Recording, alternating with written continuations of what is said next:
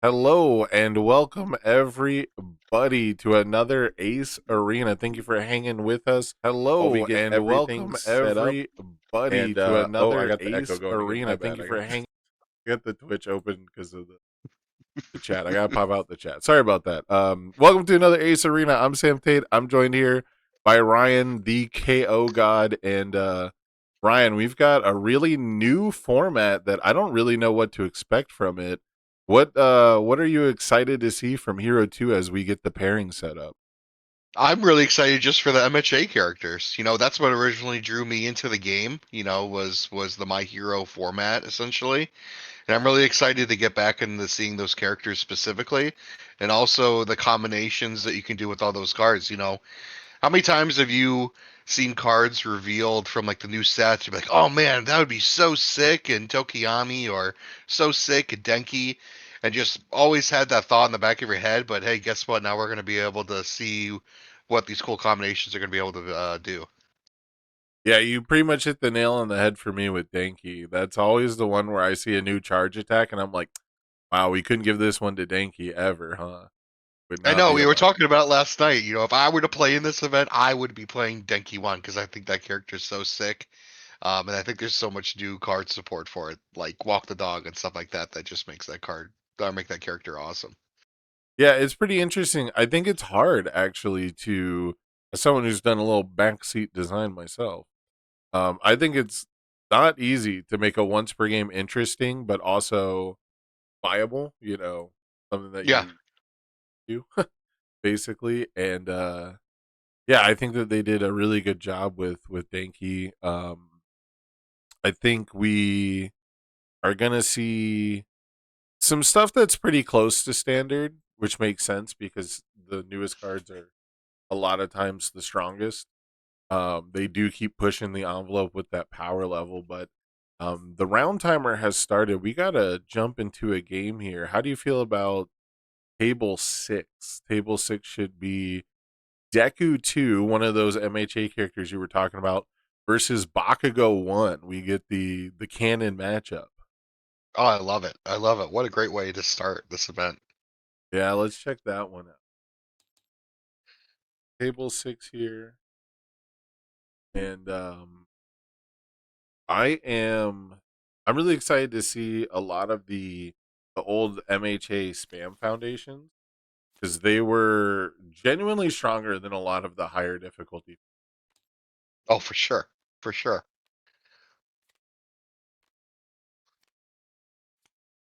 players are getting started right away, and as well they should. We're trying to have a timely tournament here on this Valentine's Day. Thank you all for joining me. If you are spending your Saturday with us, I am truly, truly grateful to have you with us. I'll say it probably multiple times throughout this tournament, Ryan. I did not expect so many people to have Valentine's Day plans. I'm just gonna put it out. Yeah, I actually, being a single guy myself, forgot it was Valentine's Day weekend. So who knew? Yeah, I don't, I'll be honest, I don't think I knew when I set the dates. I think I just said, when's Worlds? Let's do something every week, every weekend before Worlds, and thought that was a really cool idea. But today is also like the 300th YCS. So any of our Yu-Gi-Oh players who are keeping up with the Yu-Gi-Oh competitive scene are are probably there. But really quick, we've got some heat starting things off. We've got double front beatdown, enhance mill two cards, build all foundations discarded this way, and I love that it's old tech, so it says face up. Yeah, yeah, yeah. Hold on one second. I'm just trying to get into the game. Are you in the game on TTS? Is that how you doing it? Yes, yeah, yeah. I'm just jumping Yep. into the game on TTS. I don't know. That'd Oh, be I forgot. easy. Have you ever done the Ace Arena with me No, I haven't done it on I've done it with you on webcam? Yeah. on webcam. I haven't done TTS yet, so Okay, yeah, that's my I'm bad. I booting it should up right have now. I should have mentioned I should have told you the breakdown. Yeah. So one of the cool things about TTS is we know the names and the passwords, right? And we can just Mhm. jump into the games kind of willy-nilly. And I'll probably have to do that as I am also serving as judge for today's event. So I might have to drop a call with you and jump into a call with the players. And that's just how we're gonna have to run the tournament. It's a real grassroots kind of feeling here. But we have double front beatdown blocked by rejuvenating smash, and then a second double front beatdown coming down. Absolutely everything you want to see if you're this Bakugo 1 deck. Oh, for sure. This is I guess it's the Casino Bakugo, because we're doing some self milling. Casino Bakugo used to really refer to the control and the difficulty of the cards, because he would play 6 difficulty attacks alongside 1 control cards. So you kind of had the casino gambling die represented. You had everything from 1 checks, 2 checks, 3 checks, 4 checks, 5 checks, 6 checks. So you really were rolling the dice every time you wanted to play a card. And we now see 9 damage coming down from this double front beatdown. We've now hit Deku twice, put him down to 13. Hold on, I am trying to connect to this game so I can see what is going on. And I keep getting connection failed. Oh, did I do the fucking thing? No, I didn't. Okay, yeah, there should be no space on the password.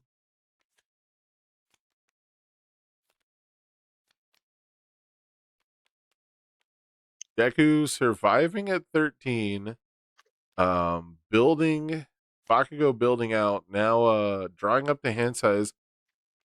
Deku has 3 copies of an embarrassment of duplers out. And because this is Deku 2, he's got the response, commit 1 foundation. After you check a copy of a foundation that is in your stage, build the checked foundation. So I guess what we're doing here is we're playing duplers, and every time we check a dupler, we could, well, I guess once per turn when we check a dupler, we can respond to build the dupler. And he has 24 of them. So there's a pretty high chance that you're going to be seeing a lot of duplers built. Yeah, I might get tired of saying the word dupler, but that's actually super cool. That's like it's almost like, I guess it's like an inverse way to deck build, you know? It's like, instead of saying, okay, what can I do with a whole bunch of duplers? It's like he looked at Deku 2's response and he said, okay, what's the foundation I can like guarantee I will hit with it? No, and there's also like different ways to build it in True. You know, you got the new daily training card, and then you got obviously new training method as well. So you're going to see a bunch of that stuff's going to be able to be built. I cannot get into this game. And then if we're on the good symbol, right? Because these are all attuned. Oh, no, it's actually life symbol main. Okay, I was gonna say if we're on the good symbol, there's good and earth both. Oh, I guess it is good earth life. There's the Momo 3 cancer creation strike, but that's not a punch. So it might not be worth it to lose the stat pump just to build more duplers. Whoa. Speaking of more pump. You know, they might have. Let me do this for you. I'll share my screen with you. If you could share your screen, yeah. It keeps failing every time I try to enter the table. They might have left it at 3 people instead of 5. Like, for the number of people who can join the room. So. Oh, it's possible. Yeah, it'll be a little scuffed, but I'll check it next time. I don't know if there's a way I can check it from the game, but if you're looking at the room, actually, you might be able to see if it says players like 3 out of 3. It is out of 5, but it's just not. It just keeps saying connection failed. Friends on Steam, maybe I can add. What's your? No, we're not friends on Steam. We could just. Well, I'll just watch it to your. All right, yeah, we'll figure it out. Shoot. All right. Okay, we missed the repeated play. That was. I guess they chose. It looks like they chose to fail the repeated. They played a repeated on a 7, and they checked a 3, and it looks like they chose to fail it instead of pass it, which. I think that's a good call. I think more people should fail checks a little more often. It's kind of funny. Whenever I see people kind of learning the game, you know, once they get just a little accustomed to it, they start to fail things that they should probably pass anyways. And everyone passes things that they should fail sometimes. Oh, an oldie but a goodie, Ignited Arrow. Oh, Respond with the Lust for Battle. Lust for Battle is probably my favorite card of all time. It's one. I wouldn't say favorite. It's top 5 for me. Damn, of It's all it's such a cool time. That's. effect. I mean, I guess I'm jaded because I've played for 10 years. So all time is Yeah. a little I different. retracted that. I think in the modern UBS era, it's probably one of my Yeah, favorite yeah, foundations. yeah. Ignited Arrow used to bother the piss out of me. I hated that card for so long. So you had to do something, It was either are you gonna take it or you gonna let him get a free attack, and just by that, we're gonna get the free attack. Well, I think what bugged me was the decks that were really good back in standard, um, could chain block, or at least the decks that were really good at blocking, were already like defensive powerhouses, could chain block so well Yeah. that the 2 speed was like negligent. Like passing the torch decks basically didn't care about Ignited Arrow. Um, Hmm. and then every other deck in the format just had to like take 8 damage from Yeah. it. And so the idea that it's a block punishment card, but it wasn't really effective at punishing the decks that need to block a lot to function, but at the same time was still so good against like the average deck, because we really didn't have um concentrated damage reduction decks. We didn't have too many single use really powerful damage reductions. Like you kind of had to do like a combo, or you were resetting to printed. Um, that was always really frustrating, because it's like, well, if I play Eraserhead, I block this for free all day. And if I play Look at anyone that. else, like all of a sudden I'm not allowed to block it. And it was like very weird to think that the block punishment card functioned that way, like I'm only trying to block once. Yes. The double unabashed manner up the mill there. And then also, if you saw, we Ooh, checked a dupler to build with Midoriya, and then blocked with the dupler to build down. that's Um, pretty sick. That's with pretty just another two free duplers on stage. yeah. Yeah, interesting to note here, Senor Pringles man here is he removed one of the unabashed, so he milled it off double front and could have built both of them, which Bakugo can then of course destroy them for more Yes. damage, but he chose to actually straight remove one to get the floating +2 to the next attack. And of course, here it is. It's Ignited Arrow. The Arrow. Deku players down to 1, and they do not have a complete block for United Arrow. So Bakugo taking down game 1. Really, I mean, if you ever watch the show, it as it should be. Oh, for sure, for sure. It always bothered me that like Deku. I feel like he kind of got a hold of maybe One for All is like that broken of a quirk of a power, because it is anime protagonist level. But it always kind of seemed weird to me that Deku could hold his own with people who had their whole lives with quirks. Like I get Yes, that and he's he's had his, for a matter of weeks, and he's already yeah, like competing even with like a some year. Like people. I understand he's like studious and he's training so hard and he's like the main character. But Bakugo like learned to fly by the time he was fucking 15 or whatever. Yeah. He was like and not just like flying. He wasn't like Superman flying. He was like jet propelled, explosion based flying. Yeah. It, Yes. he was soaring through the air with multiple ignitions. That's not easy to do. So I always thought it was kind of wild that he made like most of the quirk users like really fucking good at their quirks and like really strong at a early age. But at Yeah. the same time, I guess that's why Deku was able to catch up. I wonder if there's anything they would want to side in for this matchup. If you're the Deku player, just looking at the side. Not too sure though. Yeah, I'm not super sure on sideboarding in most formats. It's Yeah, no, it no, feels really tough because almost every card I would sideboard, I really wanted in my main board, and we just right. didn't find room for it. It's pretty rare that I have a card that, for example, I think let's talk about Scales of Juno. I think that's a great example in standard right now of a card where there's some dead matchups, but because you can pretty much expect the meta decks that are weak to Scales of Juno to show up. It's like it's a card that matchup wise should be sideboarded, but finding space in your sideboard for a 1/5 feels really weird. And then on top of that, you don't want to have 0 copies in a game 1 if you do get paired into. So it's like a weird card where I feel like I should be sideboarding it, but I can't really find the space for it, and I can't leave it off the deck list. No, I agree. And like my experience with Scales of Juno is like it is such a good card for the format, and then you also have like military airship is such a popular card where like you can like almost convince yourself to have some sort of copies of it in the main board just for military airship and how Right. powerful that asset is, right? But overall, I agree with you. There's some times where what if you build 2 on turn 1 and it's basically just a blank face down foundation, right, on a 1 div. And plus Yeah, the block is okay. It's a 3 low block, but still, I agree with you.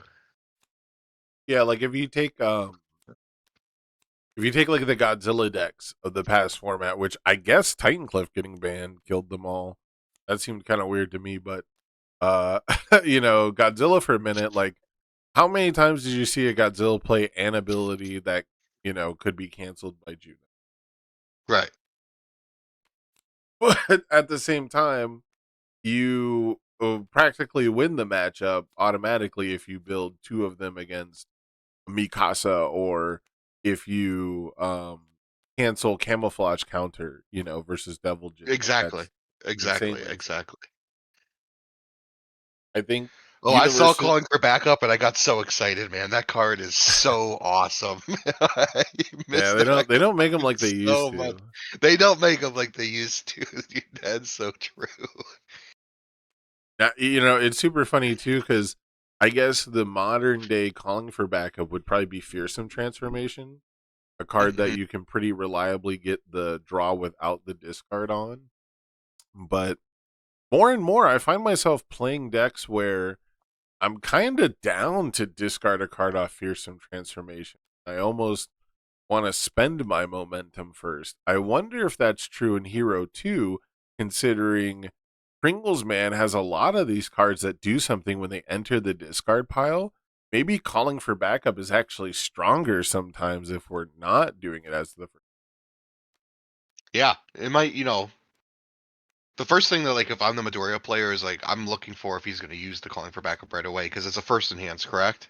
But then if he uses the calling for backup as a second enhance, and you might tilt your head and realize like why is he doing that? Maybe he forgot to do it. But then you see a powerful discard effect, and you're like, oh, that's why. Right. And right away, look at this. We got 3 duplers out, so we're making this huge. 15 damage on turn Damage. 2? Oh my, it's not that fast though. And we have seen Double Front Beatdown. Double Front Beatdown also has an enhance to reset an attack to its printed speed and damage. So Yeah. you got to be careful, but oh my goodness, 15 Oh, we is are greedy. good. He Pringles must like what's in his hand, I'm assuming. And we got another dupler being built. Yeah, Holy Dean's got cow. Dean's got 3 cards in hand. I wish there was a better way to show that on screen. I'll figure something out. TTS event because I would like to represent how many cards they're holding. But if I like Mhm. zoom it out like this so you can see that, it looks Yeah. really ugly to me, doesn't it? Yeah, it's a little too zoomed out. I don't know. What do you think? Do you think it's worth the? Is it worth the extra information or no? I don't think so. I don't think so. I think we can say it if we Yeah. need All to. right. Yeah. So we've got. I have to check myself. Okay. So 2 cards in hand for Deku. Double front beatdown, always starting things off, always what you want to start with. Get that additional ramp going. We've also got One man double, one man inferno. Oh, Mhm. everything is entering the discard pile this turn.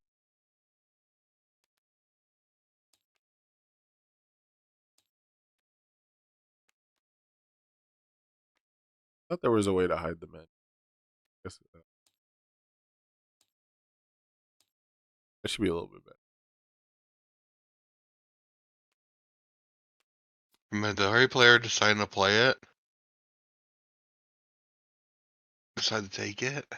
And there's good old stun grenade. Oh my god.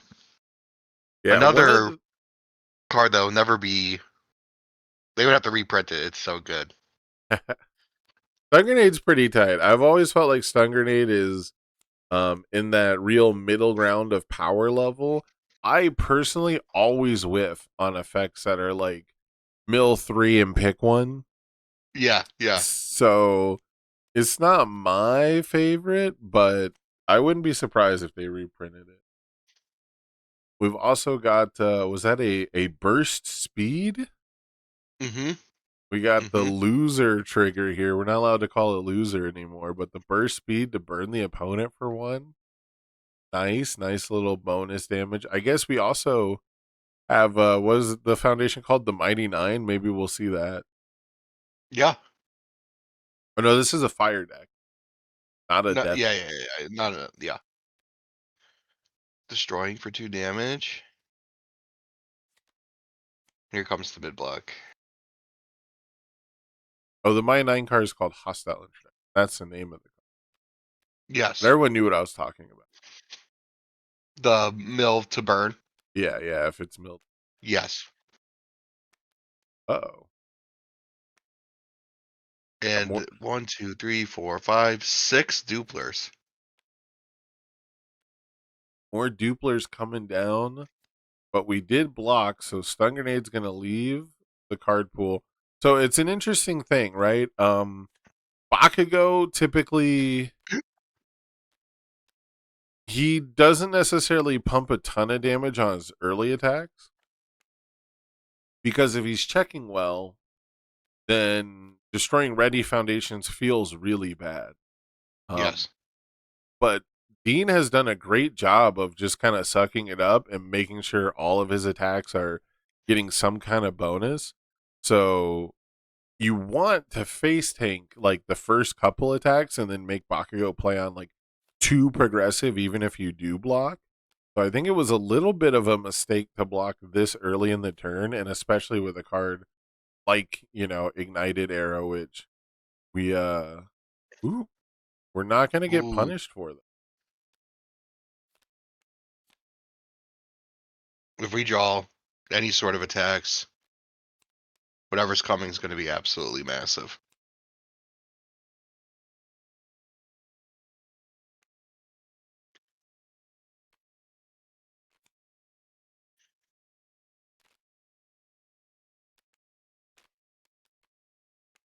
And this Midoriya deck is really big. So And well, you there is gotta a fit chance. 24 duplers in Yeah. that bad boy. The deck is a third dupler, so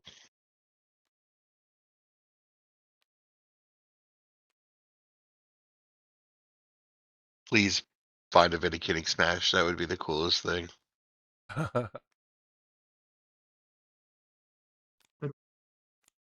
Okay. We got a attack.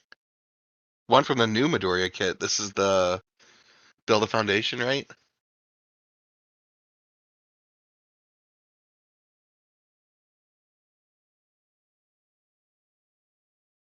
Yes, Rapid Rescue.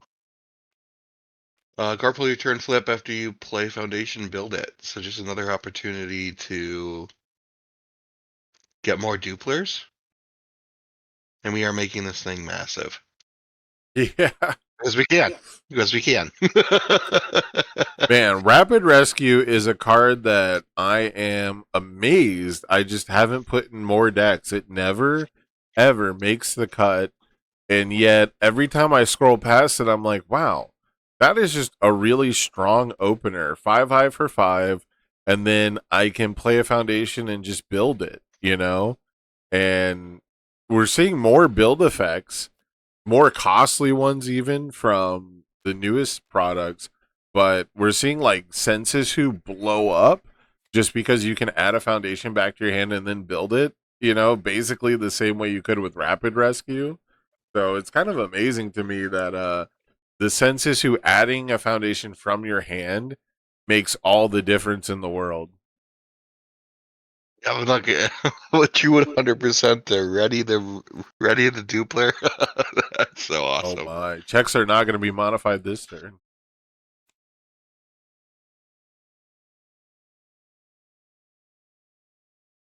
So there's 6 duplers. We have 36 potential bonus damage here.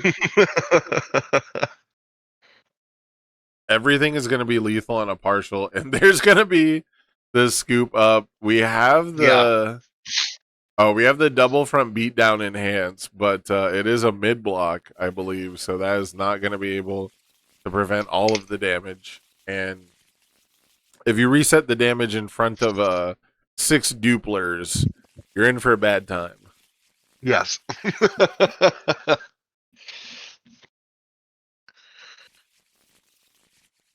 You enhance with it, and you're at 7. You're like, I'll put it to 6, and you're just staring at all the duplers.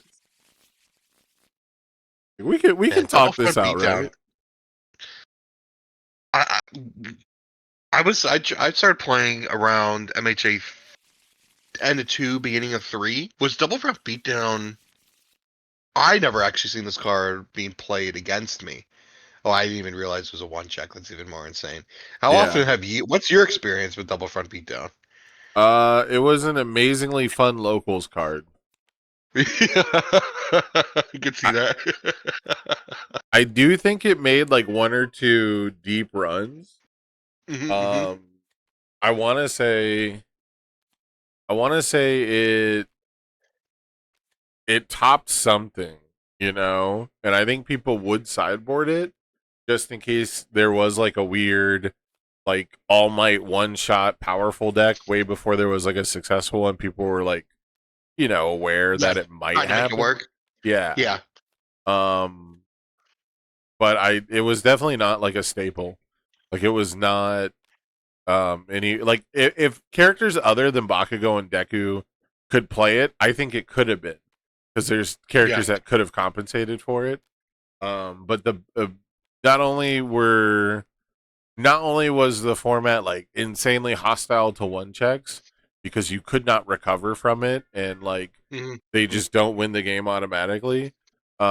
It's one of those things where the Deku and the Bakugo you had available, it was pretty much just this Bakugo who would really benefit from it. yeah. No, I can see that for sure. Starting off with an Ignite Arrow. What a good card. What's the? Isn't there like a newer version of Ignite Arrow that's not as good? Or maybe it's that Unrelenting something from. The Attack on Titan one. Yes, That's like a 2 mid Unrelenting 5. Advance. Yes. I don't think it's worse than Ignited Arrow, so much as I think everything else around the Ignited Arrows of the world have gotten way better. The big thing here is this one's a Fury, and that's what Right. Bakugo cares about. Unrelenting Advance also Fury, by the way. Oh, there Fury you go. Titan. Is it fire? It's fire attuned. Oh, okay. Well, maybe Dean should be playing that because it's 1 more damage. It's mid and it's powerful, right? Yep. With a not a bad block either. Huh, I wonder why Bakugo's not playing it. Maybe he just wants to play Yeah. the old MHA cards. Yeah. I don't blame him. Oh, I just looked it up. It has a static. This card cannot leave your card pool. Oh yeah, yeah. Man, That's why. Yeah, That's why that's why. card pool clear guy isn't doing it. Hold Yeah, up. that's why.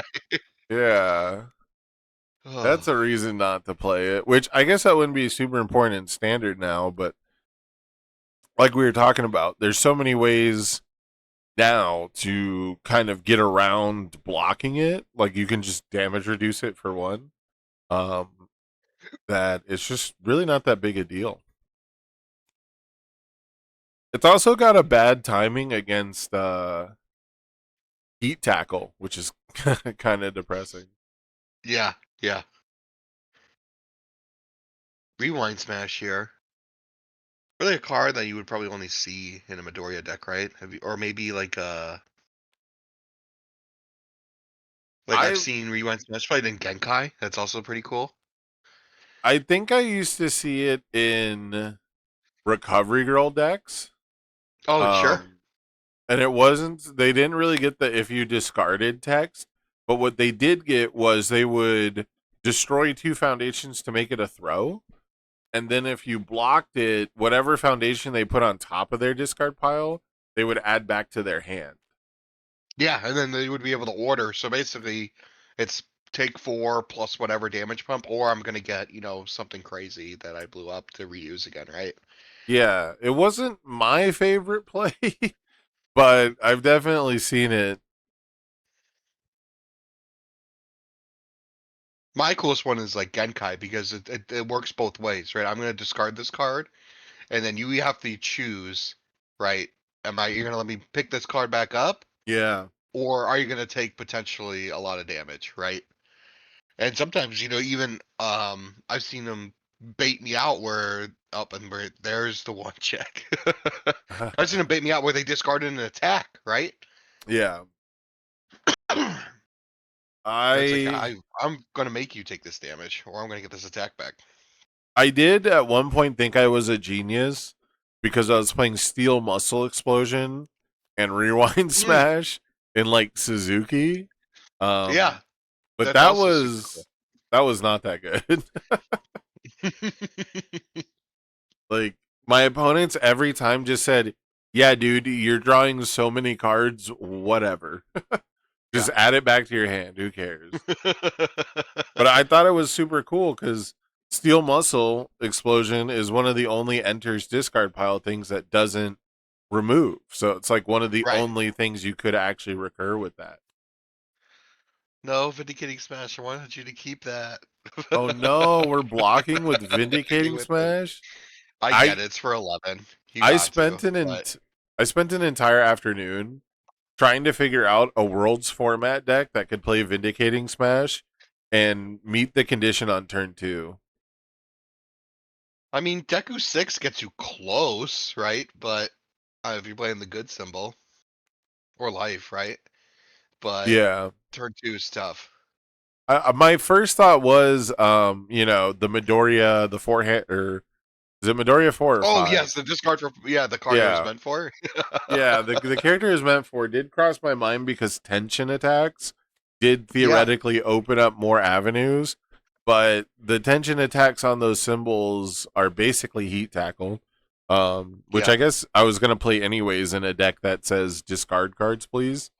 So that was kind of nice, but um, one of the one of the combinations that had struck my mind, which I never thought of duplers, by the way. This is a standard combo you can do right now. I never like duplers is so tight. Um, Yes. but the character I've actually had the most fun doing it with is Donatello, the smart Oh, one. okay.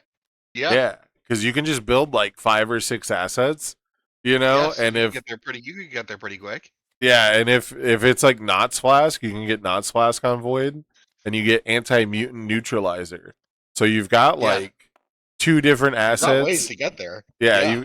you got 2 different assets that give you like 3 damage themselves, and you also have Cabal's Ruin to stack up charge counters, and you have what's the other one? You have you actually get both team hero and rival, which have different damage pumps if you want to Yep. lean into those. So yeah, I thought that was pretty cool, and it was not impossible to first attack of the game go. Here's a 15 damage vindicating smash. There's creative counter blocking with a dupler, and I believe duplers have the keyword dupler, correct? So they Oh are my able god, to, they do. you are able to build that down with that card. Oh my god, they do have the dupler keyword. Oh. Yo, if he survives here, this Deku deck is kind of genius, but I don't know if he's Yes, gonna survive I here. don't know. This is gonna be tough. We have to have a good. Yeah, we've got no Oh, cards in with no hand, cards in hand. and but Dean could whiff here. He's got to deal 12 damage, and he's Oh, only got I'm we with mill you to in the attacks. We don't stage. get to build. Yeah, we don't get to build anymore. So this is potentially the last attack. Well, yeah, if we oh man, we got the aggressive temper. Oh, commit the character. Oh, Oh, unlucky. lucky. Yep. So cool Unfortunate. though. But down to the wire, it took every single resource Dean had. The Jaw Titans bike, that's actually messed up in Bakugo 1. We need to rethink Yeah, this and the mill format. version too. Yeah, the mill version on top of that. Oh yeah. We need to rethink this format, maybe. Jaw Titans bite, I get to pick up a Jaw Titans bite. If you block it, I'm going to clear it, and then I'll pick it up again with the Jaw Titans bite I just picked up. Oh, It's man. that's not That, cool. that's pretty nasty.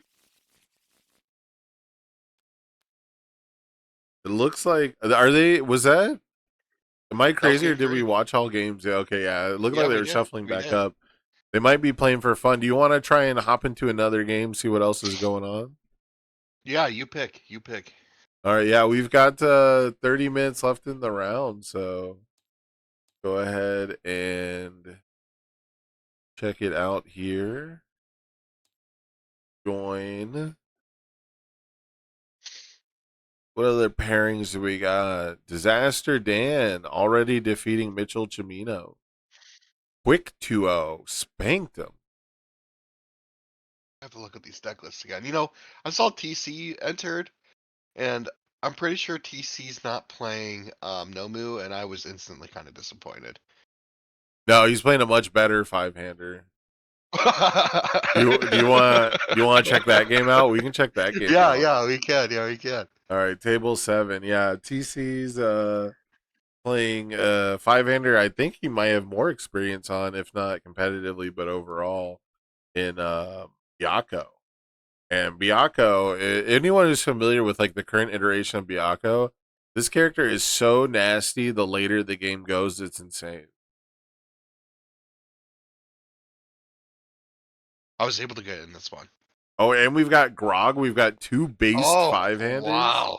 2 beefy five-handers. Yeah. It's kind of funny because I think that initially I think that Byakko is a little more based than Grog, just because Grog draws so many cards, he doesn't really feel like a five-hander, you know. Yeah. But excuse me, but Byakko is a self mill character, and I always think that self mill is kind of lame. It's always got like lame strategies attached to it. I don't know. I mean, as a proclaimed Endeavor 3 player, Oh uh, no. I counter you. Oh I no. love self-mill. Yeah. Yeah, I don't know what it is. It always seems kind of arbitrary. Like I like the flavor reasons with Endeavor, where he's got to burn bright, burn Oh. himself up. Mhm. Ooh, we see a 2-check here. The Tiger Scream punishing our delightful 6 difficulty attack, back to back 6 divs with the zero gravity rush. However, that zero gravity rush potentially become a 14 speed for 14 damage here. Yes. Maybe even more. Titanic Combat adds damage.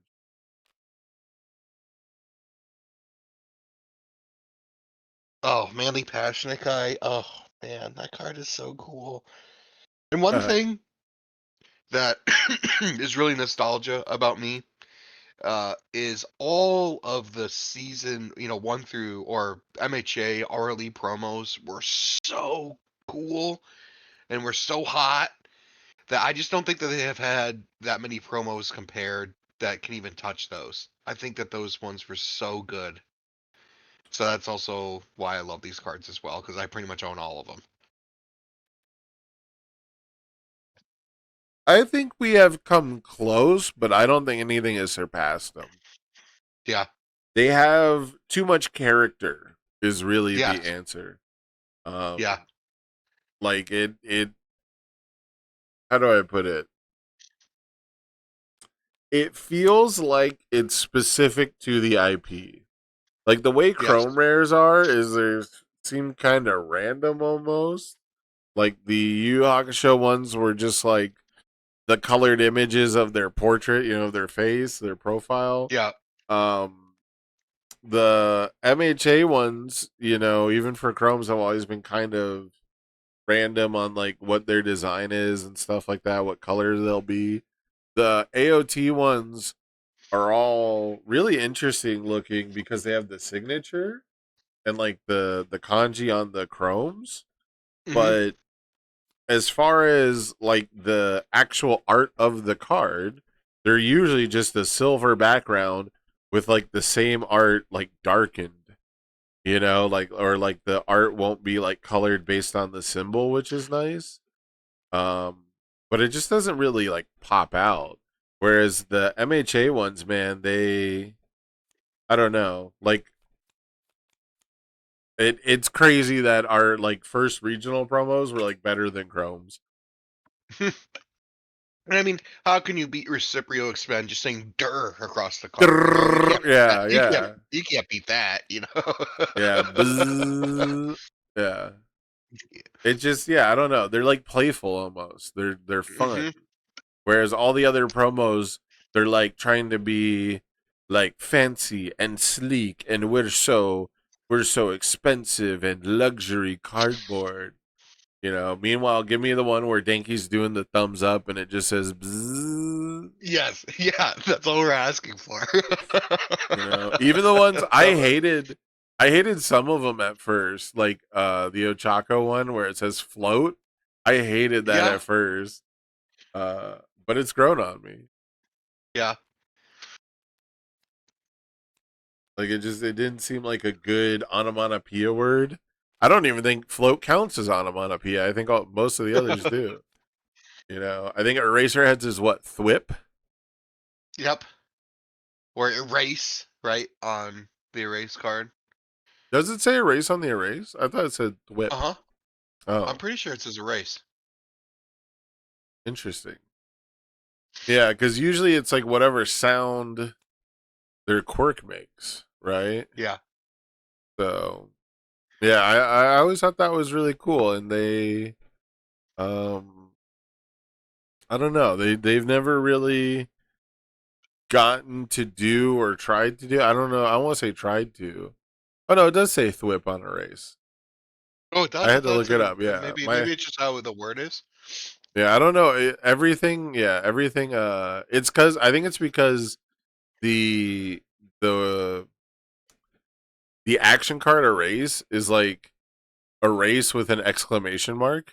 Yes, that's maybe what I'm thinking of. Yeah, That's a and little it's bit different. also in Yeah. all capitals. It's Yes. a race. Like you're shouting it. So, They um, just don't make them like that anymore. yeah, yeah. But yeah, I just haven't seen anything. At first, I hated it because like the words are like covered up, and most of the time they're not even really doing like an action pose. It's just like a stock photo of the character. Yeah. But even with that, the onomatopoeia, the colors on them, the way that the thwip text, kind of like it almost has motion to it. It almost has like a vibrating motion. It looks like a superhero bursting through a wall. Like they Right. just hit. Speaking of altar cards, let me get your opinion on this. I think I already know what it is. Okay. Where are you at with chibis? Oh, not a fan. Not a fan, yeah. I love I it's actually think the MHA ones have grown on me, but everything past that, like I think they whiffed on the chibi yeah. Sung Jin Woo. I think they could have made a way cooler alt, and I think thought maybe that was maybe a little bit lazy that they did it that way. But um, the old ones are growing on me. I don't like any of the new ones. Yeah, I don't hate the idea of chibi as a thing. I actually think chibi as a thing is kind of neat. Hmm. Um, it's like a super weird idea. It always like freaked me out as a kid because growing up like being new to anime, it just seemed like super fucking random that Yeah. they're just like that this is just like a style. Um, but I will say the thing is like there's so many different types of chibi styles that I don't know if the one that I'm accustomed to because they seemed like all pretty similar when I was a kid. You know, they all seemed like the same like little egg shaped kind of a thing. But now there's like Hmm. so many different types, and I think the MHA one kind of bugs me. Like it kind of has I don't know a weird look to them. Yeah. Like I've seen like custom like fan art that has like Looks chibi way better. MHA characters that looks really good. Yeah, Yeah. especially Chibi Fat Gum. Chibi Fat Gum's actually fucking hilarious, you Oh, that's know. cool. But like the ones we got, if I remember correctly, they have like big pointy feet or something, Yeah, you something really know. weird like that. Yeah. Yeah, and they all have like like fat lower faces. I don't know. It reminds me almost of like Teen Titans Go. Yes. Yeah, that's a great way to put it. And actually, I'm backtracking a little bit. I like any of the Foundation chibis, like Okay. Requesting Assistance, and I like the Momo and the Jiro chibi, but I hate the chibis from then we like the DLC that was all chibis. I hate all those. I take that back. Yes. Yeah, those are that's what I'm talking about. The DLC The Midoriya, yeah. chibis. Yeah, the Midoriya, the Eraser, and the Bakugo, and something else, yeah. There's a Ida attack, which it doesn't help that most of those cards are like not great. Let's Right. just put that out there. If they were good cards, maybe. I think a big part of those regional promos that people have really come to enjoy, I think a big part of it for me at least, is almost all those cards are things I like playing. I like playing Zero Gravity Lift. I like playing Electric Jolt. I like playing Erase. I like playing Wall Cling was one of them, you know. Summon Dark Shadow is like the total necessary four of if you play that character. So Right. um I think that definitely helped. It did not help that the chibi characters were all like concept albums in a fucking universe's character. You know, And I they mean, were even like the backtracking even further to just alt arts in general, was it 2023 Nats where we get all the cool attacks as promos? Um, you know, uh, Jab, Hardened Jab was one. Uh, the Breaker, the Stun 2 draw one that got banned that I paid relentlessly for just to get banned. Um, those promos were really good too. yeah. I think I will say while we're talking about good promos, um, well, I don't know if they surpassed the regional ones. I'll say they're just as good. The Critical Role stained glass art looking ones, absolutely amazing. Oh yes, I will give you that for sure. I'll say they're as good because they don't pop out the same way. They're more like it's more like they're good because of their high quality pieces of art. You know, Yeah. um, so it's like it's not so much the character in them. You know, it's not that they have a lot of character, but they are just so well done. Speaking of well done, we've got a 13 high for 11 electric moth. Yeah. What the hell? But it tells me that TC's maybe a little dry here if he's just making it that big with only one roar. But I'm sure there's a card. Oh, that's a good card. But won't be able to make it unblockable. I don't think he has a way to flip both of those cards unless I'm crazy. He He can flip one of could them. He could mill a tutoring Kirishima. Oh, that's true. That is true. I forgot about that card. I hated that card. Yeah. You could mill a tutoring Kirishima. Um which is always super annoying when it happens. However, Grog has -3 damage from that Dragon's Fortitude, one of the better cards. I used to be a big hater of Earth Grog.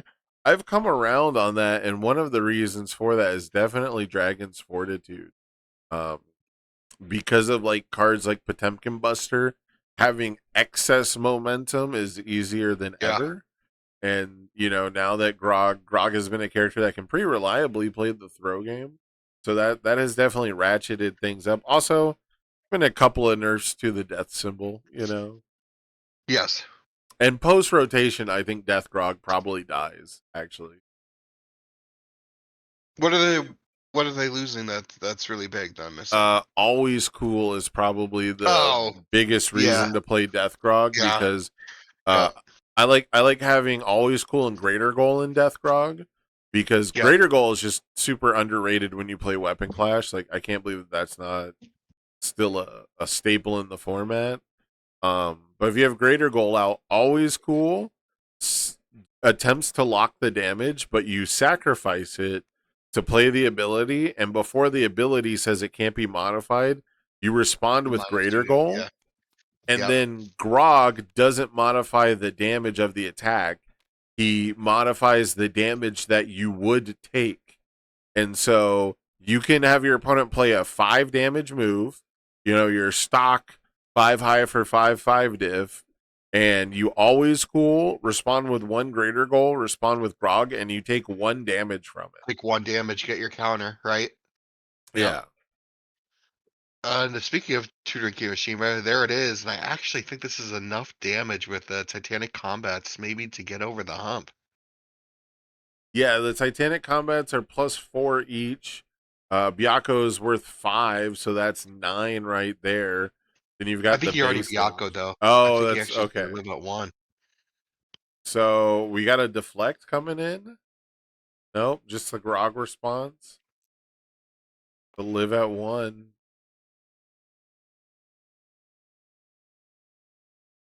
Yeah, Byakko kind of destroys Grog in the sense that -2 damage is not a big deal to him. Hmm. However, Grog surviving just long enough. Um, Byakko not that good at doing the big strings. So I think this matchup is mostly decided by who draws referee jury at the right time. Right. No, for sure. Byakko. And TC doesn't have any way to specifically draw either, so we can't like stack the jury to be able to draw, right? Yeah, I was gonna say Byakko probably has the edge in that respect, just because he can double up juries pretty much every turn after he hits 30 in discard. But we'll Hunter's see. ally with a Genghis frog in the discard pile. I saw. If we have attacks here, these are gonna hurt. Assuming that's what he's building. Yeah, effectively +6 damage to everything as long as you keep getting your counter back is real scary. I think we only have the one counter right here though. Yep. So spending it on a non-throw is a little risky.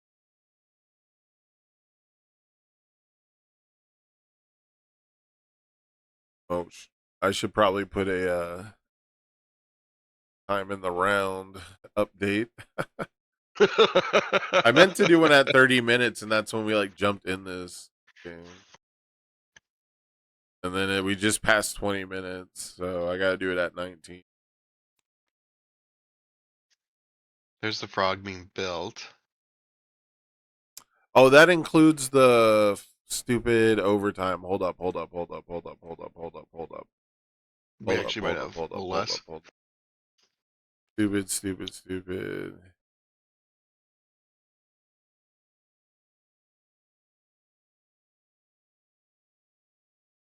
Dude, I hate that the UGN has a 70-minute time. It's so annoying that it says time remaining 18 minutes, but we started But that 52 includes minutes the ago. overtime. Yeah, Oh, we because have the throw. I'm sorry, you're doing your thing and I'm reacting to the game. yeah,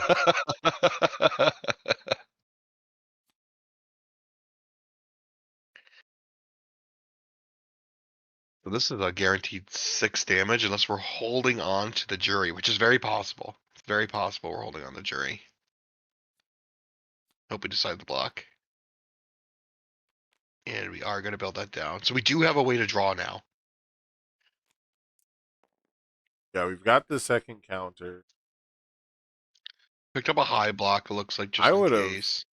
I would have for sure spent a counter on that throw right there, but here we Oh, go. unless we have that. Pop Buster. That's what you get for jumping. Actually, I guess that's Heavenly So Pop Buster. You should jump Pop Buster. I haven't played against Potbuster that much. If you jury it, you still have to block it, right? Or it'll do a bunch of damage. Am I correct? Right? Isn't that the thing with Potbusters? You still have to block it in some way. Yeah, so the idea is uh you if it's not completely blocked, it gets +6 damage. So that's if you don't block at all, that's if you partial block, it'll get +6 damage, and then it'll get halved back down to 6, which, doesn't feel great. And then your rival cannot play responsibilities during the damage step, so no Roman cancel token. And also, Sri, thank you. Oh my god, dude, for the automatic hype train 50 gifted. You're too Holy kind, my cow! dude. Yeah, he also made this a 1K like out of nowhere. So The uh goat. the actual goat of community play for UVS is definitely Sri. I actually just think TC can't deal with this.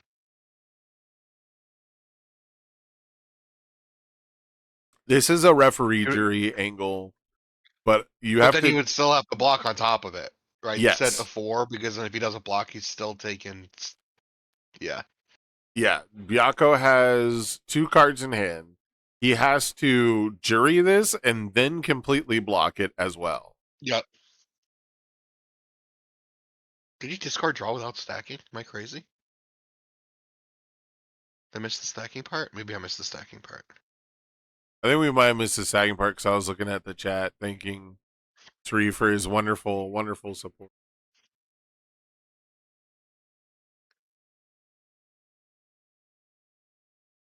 Roman cancel red to zone change is actually diabolical. That is diabolical. That's actually. Make it a low. I think that would seal it. I think that would seal it up because we pick up the high block, right? So. Well, we discarded a high block, so maybe you did change we? it Oh, to we a high. discarded. Yeah. That would be even more diabolical. Yeah. That's what I'm hoping to see at Worlds. I think If it's is plays like that. Yeah. yeah. I want to see. I want to see zone change Roman cancel specifically. Oh, you put the. Okay, here's the jury. Put it to 4. I bet it's just 2 juries in his hand now. Hey, David Toombs, thank you for the gifted, my man. Keeping the hype train going. I really appreciate your guys' support. David Toombs, of course, put up the signed Aizawa and the erases. So he also made first place feel pretty special and gave a very Hero 2 appropriate prize as well. So thank you, David. Classic David coming in second, but still not as cool as 3. But we love you, buddy.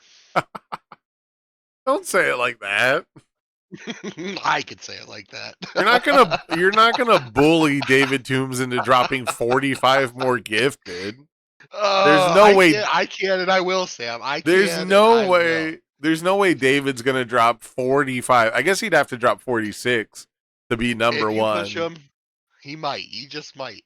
No, there's no way. David's not that competitive. I think David's okay with just letting Sri be the bigger man on this one and letting him take the cake.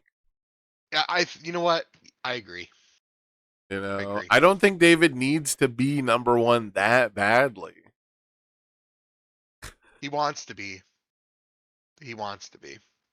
Well, I mean, if he wants to be, he'd have to give 46 more subs. But again, I don't think he has it in him. It's fine. That's cool. Not all of us can do that. I couldn't do that.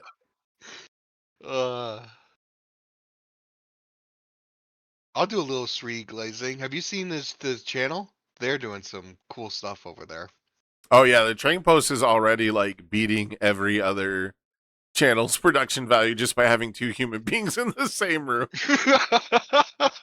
Having two human beings and like a face cam is already like is already above and beyond, dude. Oh, here we go. We Here got we the go. zone change. What zone? He's gonna make it a high because he Maybe we saw can the high. discarded high block. Okay, we're gonna make him commit a foundation. If he did the jury response and doesn't have Oh, we had the he low. had a low, the Whoa. absolute madman with Oh the my god. zone read, the soul read, if you will. Mm-hmm. That's crazy. Absolutely amazing.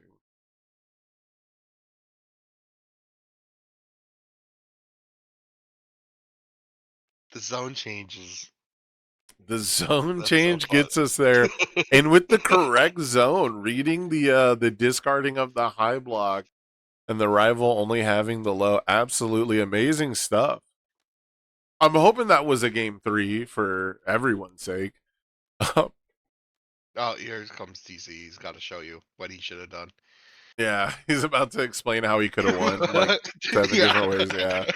Me hindsight be 2020. How he could have won. Well, you know, if I just had these 4 ultra rares in my hand and then I formed Coedma's Yes. task and I named Coedma's task to go through my deck. Yes. I would have been able to win right there and then, but I didn't. I didn't have any of that. That is gamers in a nutshell. Pretty cool stuff. We're already seeing some really, really cool stuff. In our first couple games here, we've got, like I said, 1 minute left in this round. Let me put that out to the players because we got a couple tables still going. Remind me again, no overtime. We're just doing 60-minute, right? I came in the players meeting a minute late. No, there's a 10-minute overtime. overtime. It's a normal. There is a 10-minute overtime. Yeah, Okay. normal Swiss expectancies here. Whatever you would expect at a regional, that's what I'm trying to do here. Oh, cool. Very cool. I'm trying to make my tournaments exactly the same as you would if you were playing at a regional. I want to be as consistent as possible.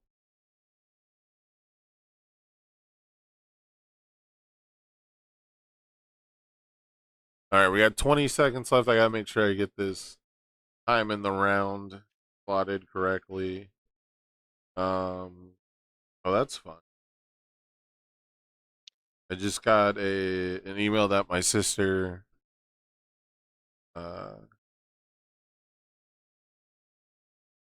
went to a Cardi B concert last night, which is the last place I would expect my sister to go. It's actually very funny thinking of her at a Cardi B concert because now I'm like imagining her sticking out like like a sore thumb. And she went like after work, and knowing her, she'd just be like wearing like her uniform, you know. It's like a very funny mental image for me. Oh, whoops.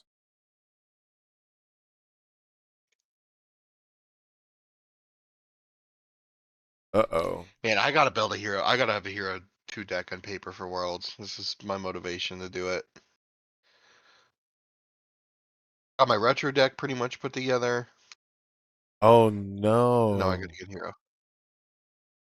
What's the UK players have issues with TTS because it's uploaded on Imager or wherever the files are hosted. So they can't play? Yeah, the card images don't show up correctly. What? Is that a UK? That's a UK thing? I think so. Nick Reagan would know more than I do. I've seen people talk about it. I thought it was like resolved, but there's something like there's some regulation that's blocking About it. images, I the think. copyright or something?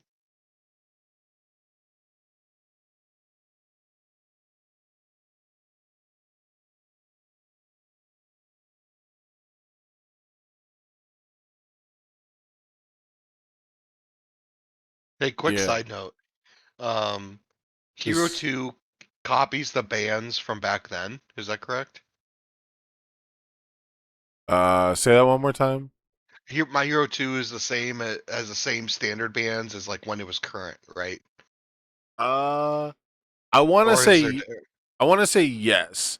They said it was, I believe, standard and spotlight were the Okay. ban lists they were using, and then they also just went ahead and they put out an article that listed like format specific bans, like Twisting Okay. Azure Inferno is not on the current standard ban list, and it wasn't on the spotlight ban list, but it is now on the Hero 2 ban list. So it's got its own ban list now. Is really the way to go. Because wasn't Ready Set Go banned? Ready Get Set Go is unbanned in this format. Hero Yes, 2. Ah, okay, okay, yeah, okay. because it was banned before, and now it's not. Speaking of that card, wasn't the play for that was just like if this card was on your symbols and you lost game one or whatever, you just immediately sideboarded 4 every time? Isn't that like the standard for that card? That's why they had to ban it because it was like too automatic. Sorry, I'm trying to troubleshoot this card image Oh, stuff. I'm sorry. I'm sorry. You keep doing your No, thing. you're good. I'm We sorry. gotta chat anyways while we get this resolved. What? Just you gotta repeat the question. Ready Set Go. The reason it was banned was it was just too automatic to side in 4 copies. Uh, uh, sh- the official answer I think was that everyone was playing 4 copies of it always. I Okay. think was what the article said was that it was an auto include, and yet it like wasn't an auto include. Um, in every deck on the symbols, and my personal opinion is it makes like no sense to me to ban Ready Get Set Go, but not New Training Method. Mm, Like that was my I beef. can see Was that. New Training Method lets player one build their whole hand easily and consistently, and then also turbo build with card advantage on the next turn. Ready Get Yeah. Set Go, your opponent could theoretically play around. Yes. Granted, assets and backups didn't exist, and assets weren't good enough to really make that like a great plan. But there was theoretically a lot of turns where Ray Get Set Go doesn't do the thing, and the only other thing it does is form remove to draw a card, which is like totally fine for a four div. So Yeah.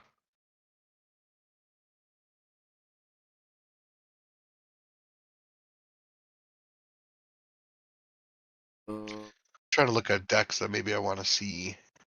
yeah, I do think that there was the symbols it had the wrong symbols. We'll just say that because the symbols it had allowed characters that were already defensively really good Hmm. to catch up, on defense going second.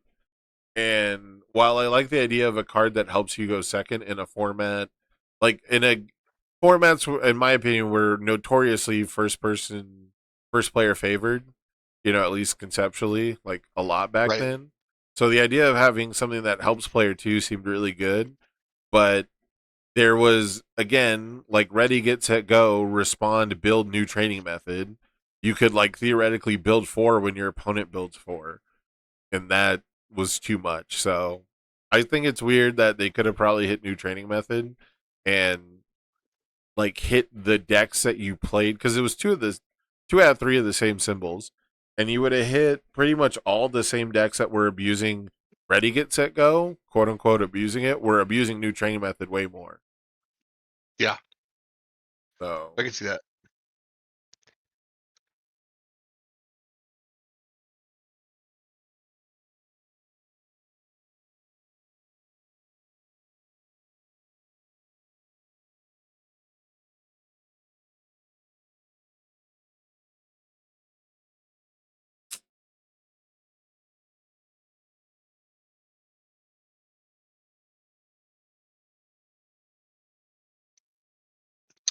So I have a question for chat real quick. Is there a card? I already know the answer. I already know the answer, but I just want to hear it from you. What card surprised you that wasn't on the ban list?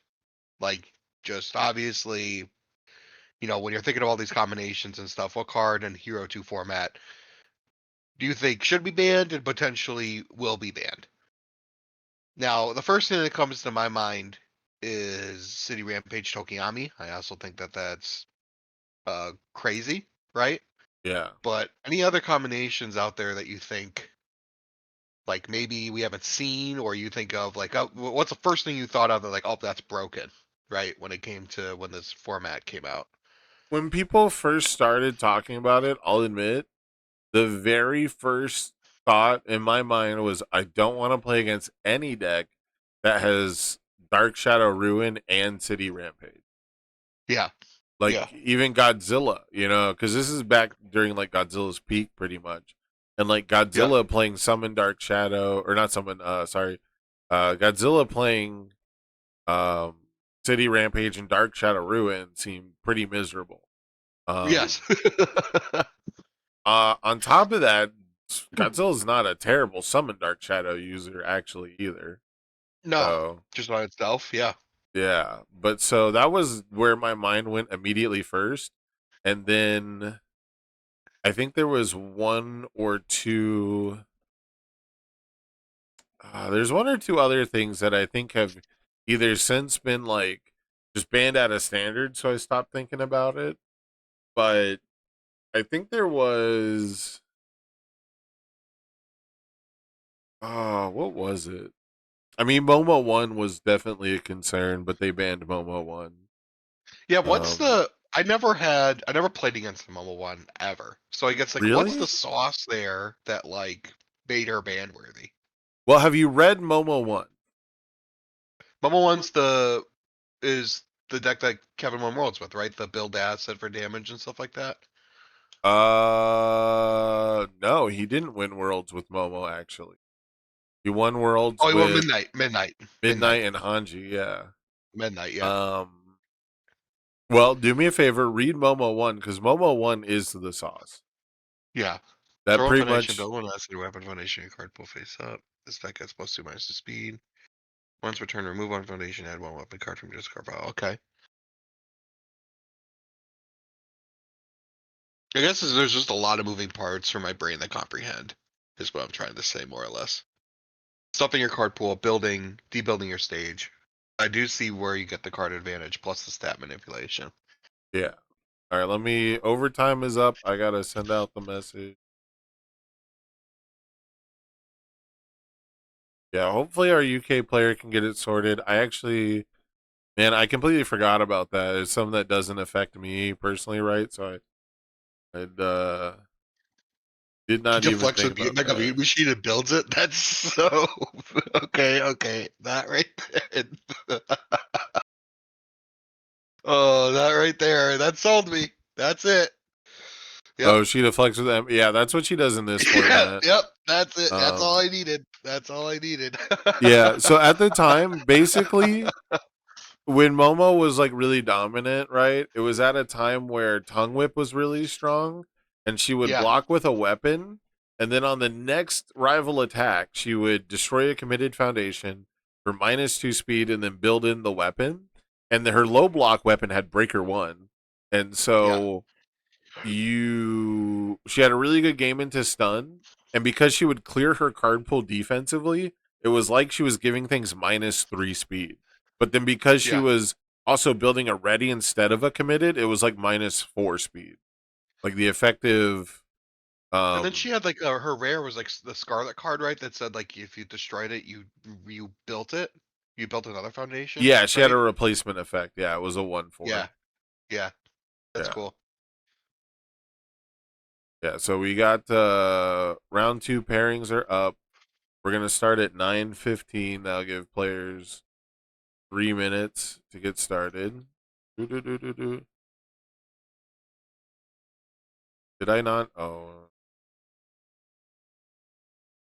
Uh, round starts 9:15.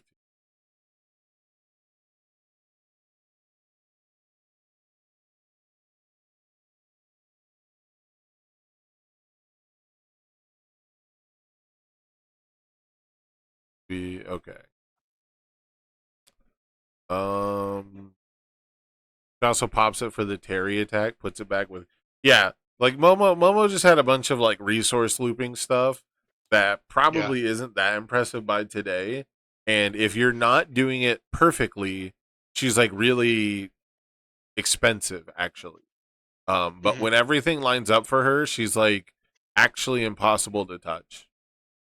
You get like maybe zone checking occasionally.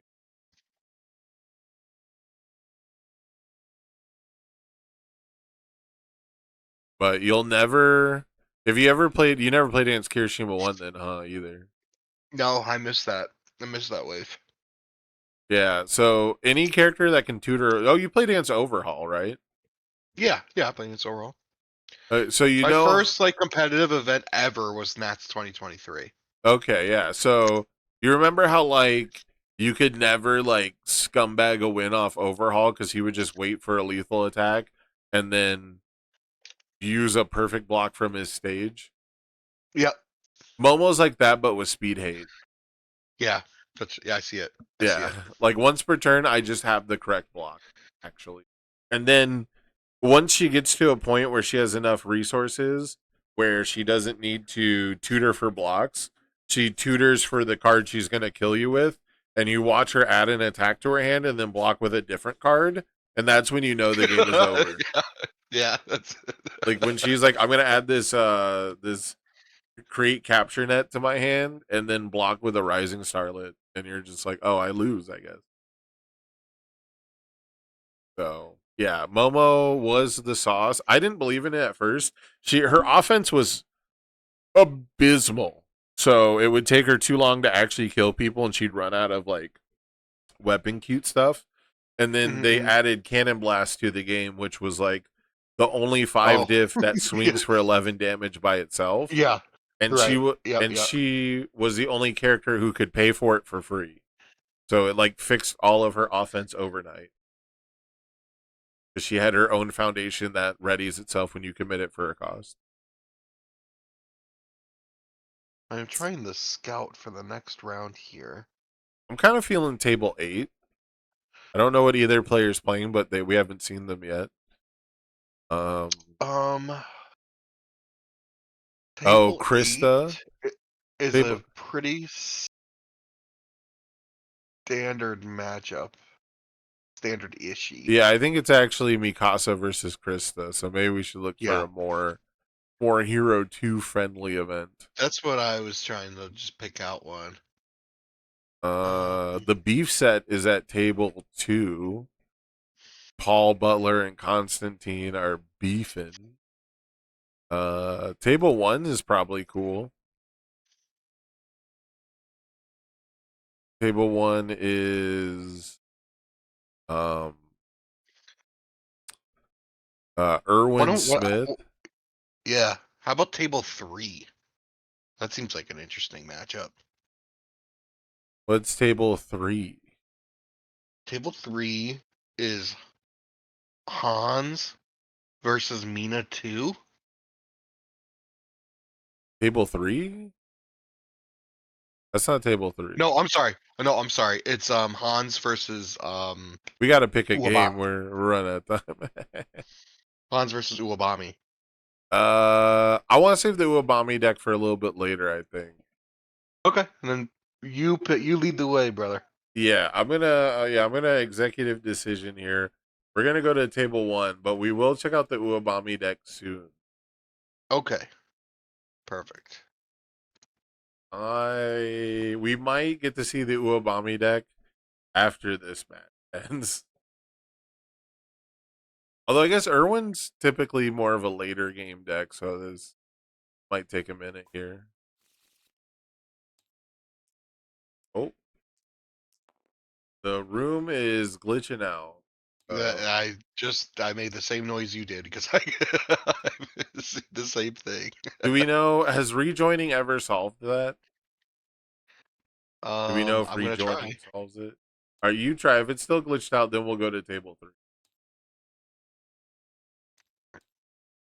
Wasn't a restarting the table fix it. What happened? Otherwise, restarting the table fixed it, but they're already doing their mulligans. It did fix it for you? No, I'm connecting still. Hold up. Okay.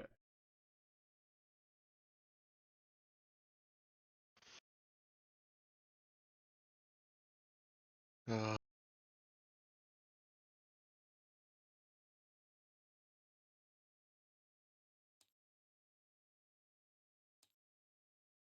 You still connecting? yeah. I actually don't even see the table anymore. Did they maybe restart it?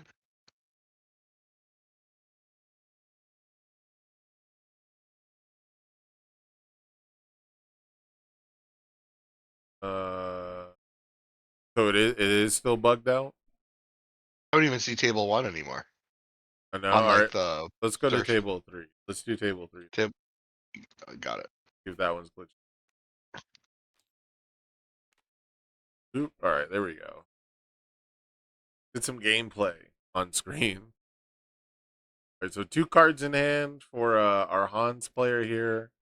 Got full grip of 6 for Uabami, which means I think Uabami probably already did their once per turn then to pick up a 3 damage move.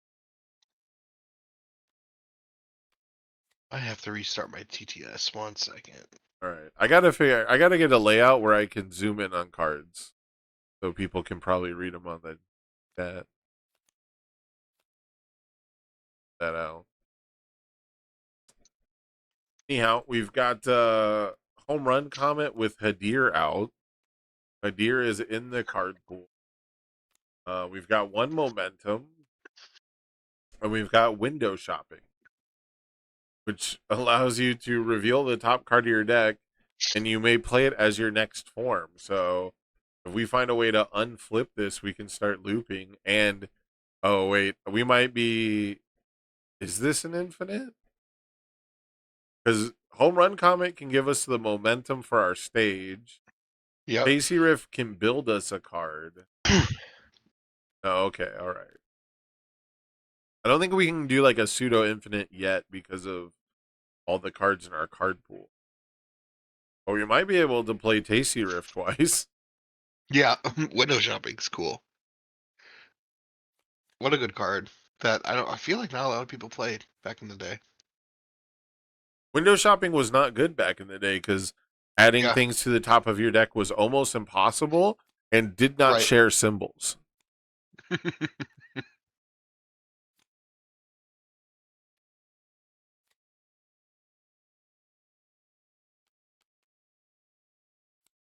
So we do have Dr. Chigaki sitting there looming, so we can, if he did a call to enhance, we can cancel it, which I'm assuming that's what he just did, Oh, but we have another one.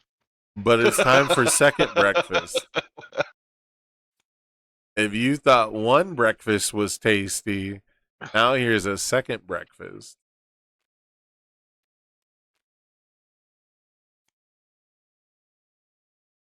Trying for the damage.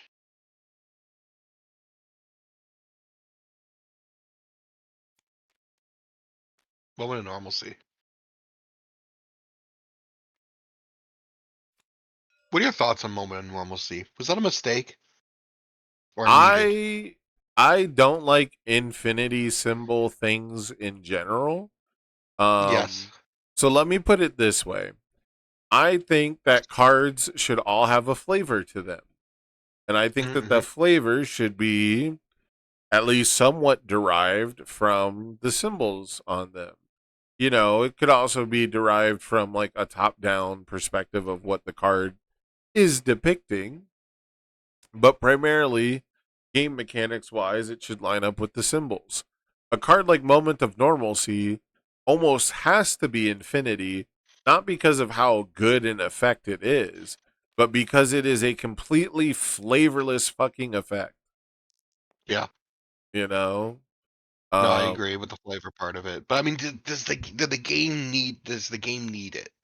Do you think like no, not at all. because Not even when I'm building my close. decks, I always throw in 1 copy on pretty much every deck, depending on what it is. You know, I just throw in 1, and I'm just like, Right. okay, I think it's just good to have it, right? Yeah, no, I don't think the game needed it by any means. Um, there was actually already plenty of resets. I think every symbol had access to some kind of reset, or every deck had access to one type of reset at least. Um, Hmm. I think all and evil both have have a fucking put damage to 0 and put speed to 1, you Right. know? And like it's crazy that those are like unplayable symbols even though they have two of the best examples of like sacrifice a foundation for defense. So, no, I don't think we needed it at all. This Homer Comics gonna get powerful 6, isn't it? And I kind of hate the fact that I also feel like I have to put one in, you know? Yeah, yeah, yeah. I'm at the It's like point, first one in, last one out, on almost on a lot of decks, right? yeah.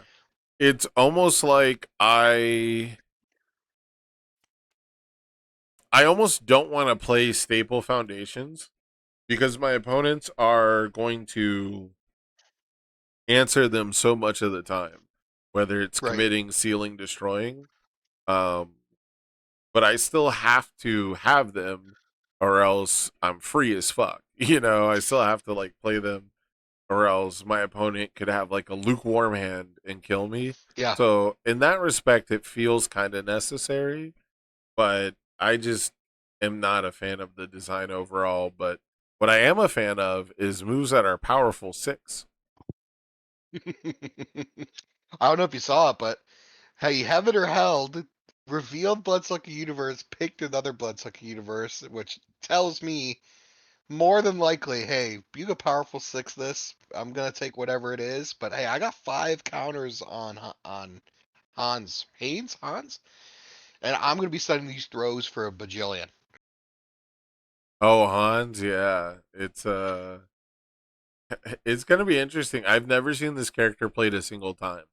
I think My yeah, people made a little bit of a hullabaloo about him because I think he gets a wall counter every time anyone blocks. Yeah, after any block is played.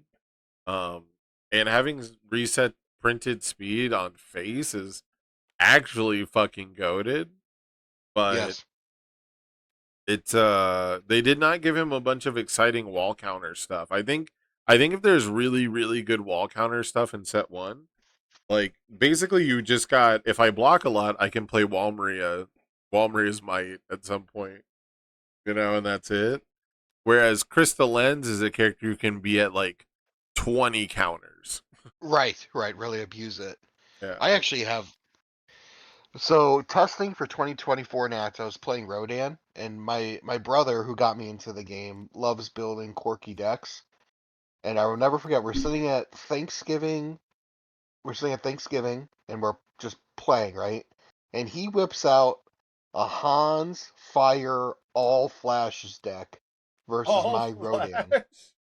Only All flash flashes, attacks? only You flashes, can and do that? yeah, yes, because it's a static. It just gets the 5 damage, right? Oh, I didn't know there was that So many flash attacks.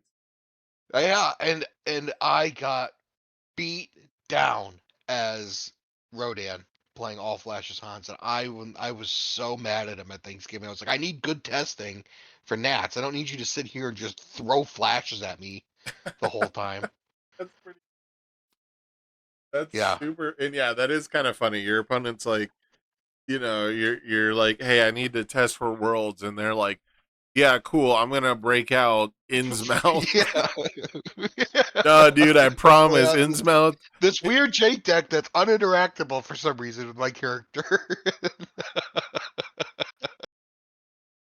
Dude has Oh, cards. Dude has cards in his deck that haven't been registered at a regional yet. no. That's crazy. Speaking of crazy, we got Bloodsucking Universe coming through with the Roman cancel purple, I think it is, to clear the card pool. I Hmm. never remember the colors. It's so I sad. don't know either. I just know they do a thing. I used to know what they did in Guilty Gear, but I'm not super familiar now because the card game has warped my brain. That and whenever I would watch Guilty Gear, I think yellow RC is the only one I would actually see get used.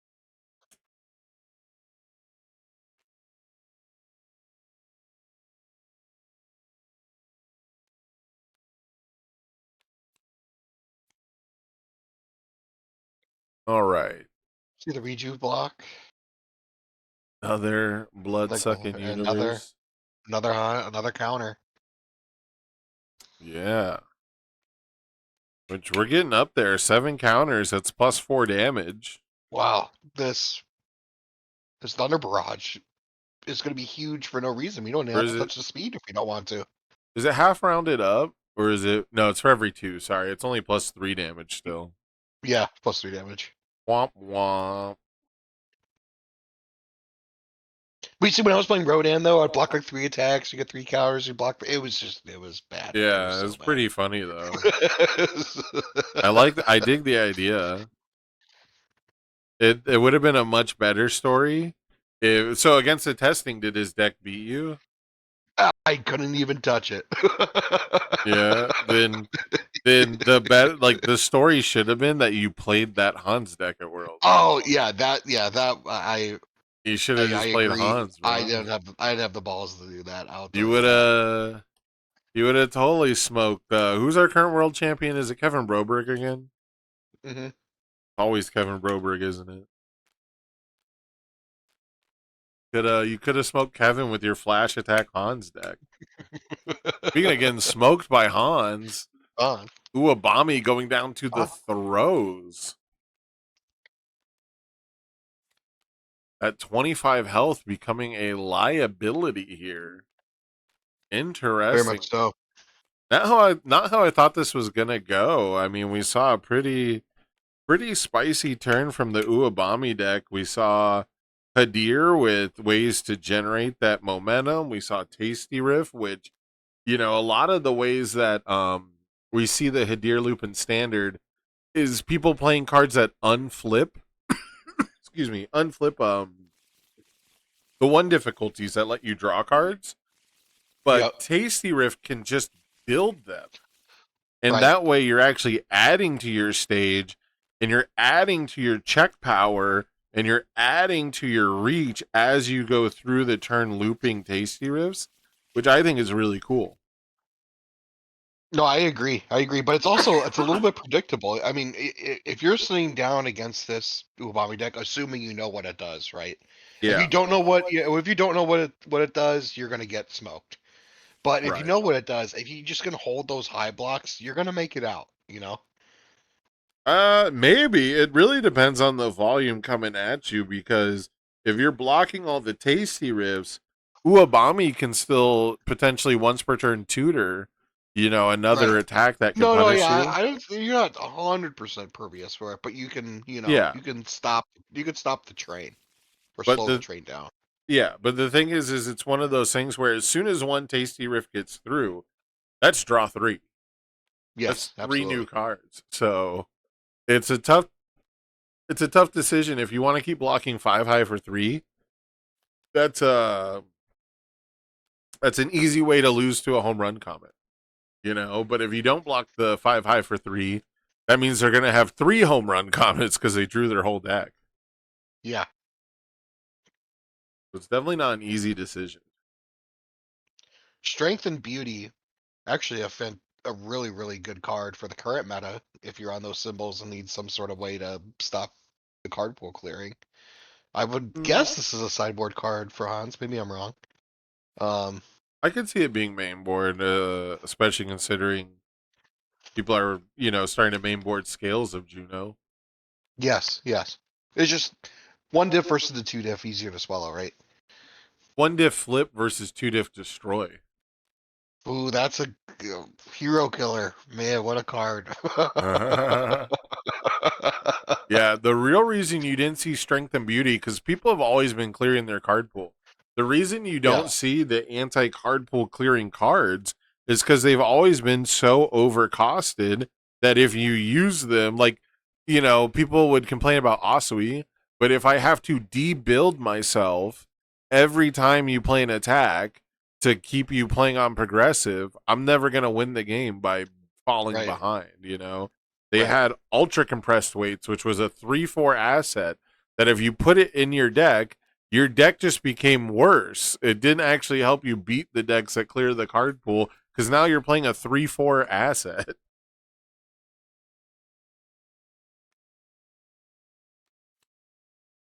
Man, I remember I was considering putting ultra compressed rates in the sideboard for some sort of event. I just don't remember what character was relevant that made me want to do that. Yeah, it's one of those things where card pull clearing now might be so prevalent that it's worth it because it might be like Right. every deck has a card you want to lock in the card pool, right? I think someone earlier was Yeah. saying Earth Godzilla did a lot of card pool clearing, and I don't remember that, but I could be convinced. I think Water Godzilla did with like dual needle lunge, right? What the hell, Yeah. man? What the hell? Yeah, you called it. I didn't even. I wasn't even trying to do Speaking that. of Duelita Lunge. What the hell, man? But I think Earth Godzilla did it with the Thorn Lancing card where it would clear a low attack, and that's where they would get spicy. Oh, okay. Okay. Yeah, yeah. Now that you say that, that rings a bell. Yeah. That does ring a bell. We did check a 2 on it though, I believe, right? Yeah. Okay. But Still though, what the hell? you did call it. Say his name and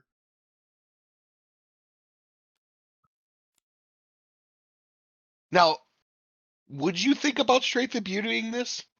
They checked a 2. Oh, okay. Wow. This so is the answer on whether or not you strengthen beauty this is whether or not they pay the 3 life. Right? We're not I'm dealing assuming with yeah, we're not dealing I'm with the assuming Dan response did. speed stuff. I mean, this is just going to be a blowout. We just picked up um a showdown. Oh, yes. Yes, see? This is what yes. Yeah, as soon We as have you Strength pay and the Beautying. 3 as soon as you pay the 3 life, I'm locking it in the card pool. Yep. Yep. Vast Strength and Release. Take them. There you go. Oh my goodness. Oh, and we're shipping it. We're Okay. plugging through.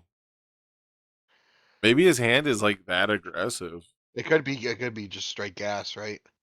Yeah, all orange all the time. Uwabami does not have the ability to add non-orange to her hand, so If you oh man, it's a gutsy call, but if you see this being played, are you consider Dr. Ichigakiing the Rejuve smash? Or is that not worth it? the draw If you two feel like is they're that far behind, yeah. so the draw two is not a bad cancel target, especially if it looks like their hand is bad, like Yeah. that. But if I'm not feeling threatened for my life, I can just cancel whatever they draw. Right. That's true.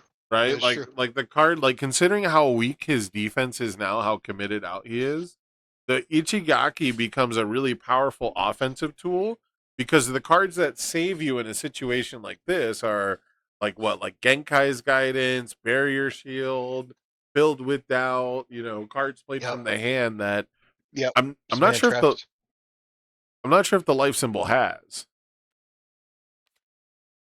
Ooh, we are slinging. We are slinging some hefty moves. I always forget that Bloodsuck Universe has the heal part, which is really, really, really good, right? Yeah, it's kind of I always forget it's counters based. So it works well with wall counters characters. Oh, Yeah. we got our own high block trick here, a Hadir Breaker 2 coming in on Bloodsucking Universe. Looks like we thought about canceling the breaker for a moment.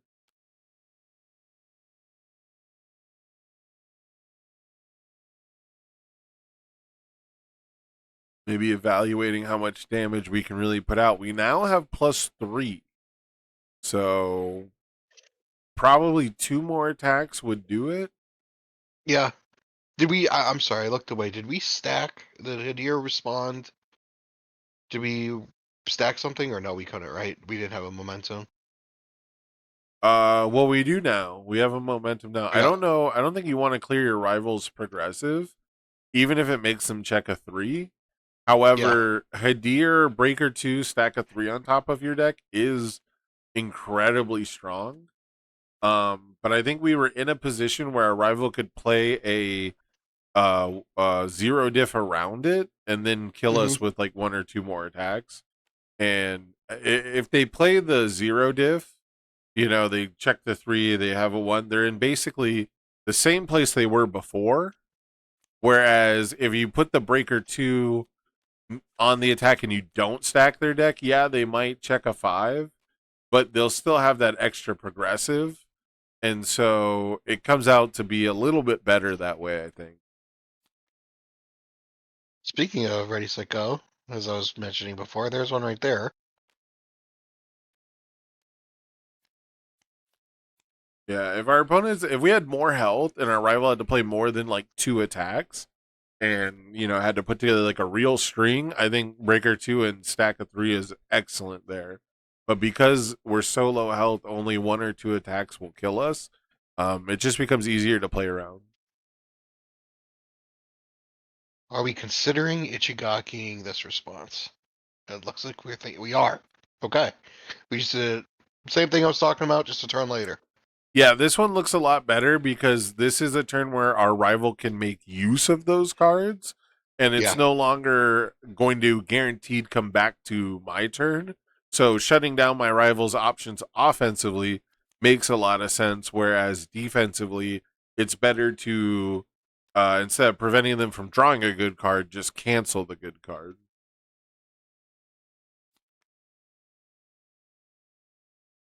Now, assuming that the Hansper is going to take this, are you going to pop Driven here? And if you are, what are you targeting? That Vast Hybrid, I think, has got to go.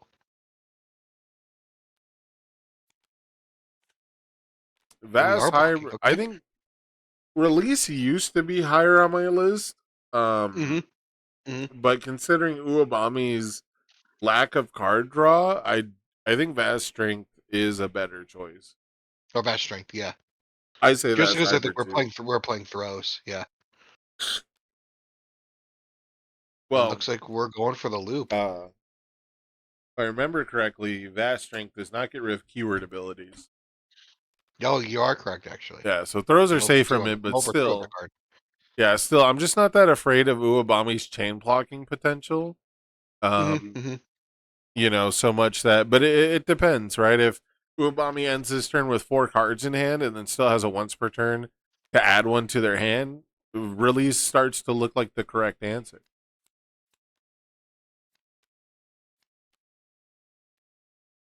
And if this Tasty Riff hits us and refills our hand, there's a pretty good chance we're going to end our turn with like 4 or 5 cards. So, um, and it looks like that's exactly what's going to happen. Yeah, I think Dan's win condition here is probably a home run comment, right? That's what we're looking for, more or less, to try to get through the 26. Yeah, there is a world where But we do have the Roman cancel though too. We got some things we have to play through.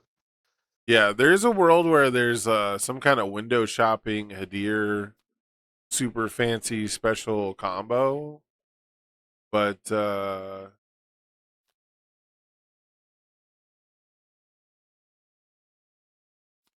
I'm not 100% sure how we get momentum for the Hadir. Like we can get one from the home run comet, so we can loop that like a couple of times, but it doesn't unflip or build the window shopping the way that Tasty Riff does. So Ooh, there's the Mighty Blitz. Get rid yep, of the 2 momentum. we're adding Hadir to the Also, it's card powerful pool. 4.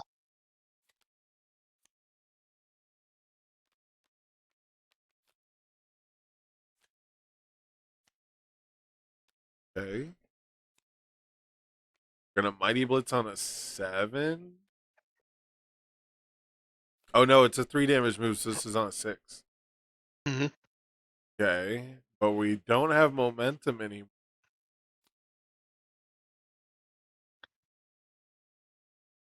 If I had to guess, this is trying to build up towards a home run comet, right? Is home run comet cards in card pool or attacks in card pool? Charge or high attacks. Yeah. So I think Hadir doesn't count because it's an ally Here doesn't low. count. It's just Mighty Blitz. Rejuve doesn't count. Yeah. Mighty Blitz is a charge, so it would only be powerful 3 because it counts itself.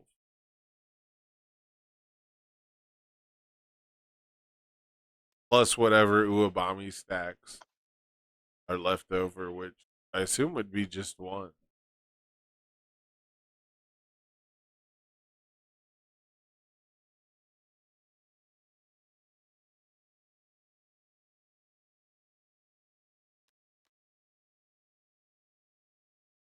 21 is a lot to chew through. Yeah.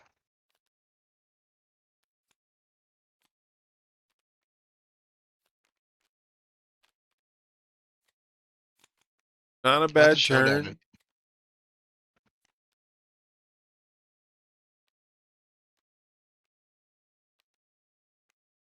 Not a bad turn for Uabami, but not particularly explosive. And Hans will return the gesture. There's a hero killer. Can't go in the deadlock, buddy.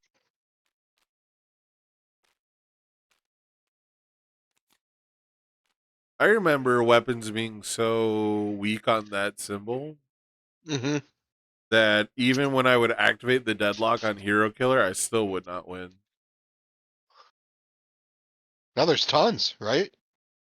Is Bloodsuck a universal weapon? No. There's a bunch. Thunderspear Getting Barrage is a weapon. getting stun 2 to set up Walk the Dog is pretty nice. Yeah, that's true. Yeah, Bloodsuck Universe is not. It's just to throw tension.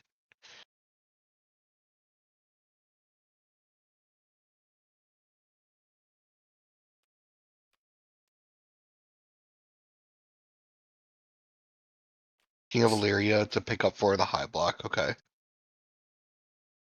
Neat little trick. High block on demand. Yep. Is it +3 high block though? I want to say it's a +2, but it might be a plus. Be more balanced as a +3, probably.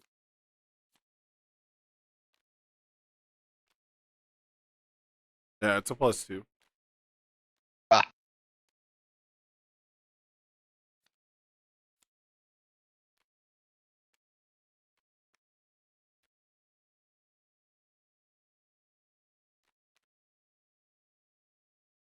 Well,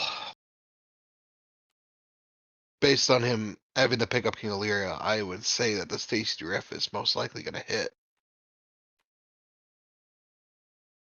Yeah. I don't know if he has a need for more than 3 counters. It's always interesting to me to see what people do when they have like 15 counters on well, applause counters on an Uabami. Right.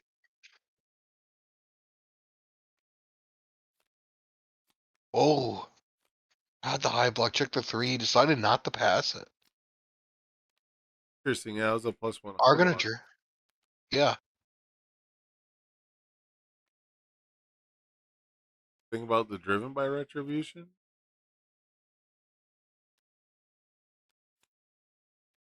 Yeah, I was gonna say I think that he built that window shopping for a reason, right? That's probably your best call.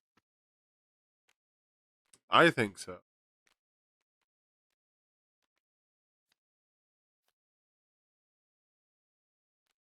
Here's the other thing that I was thinking of as well. Didn't Don start this turn in deadlock?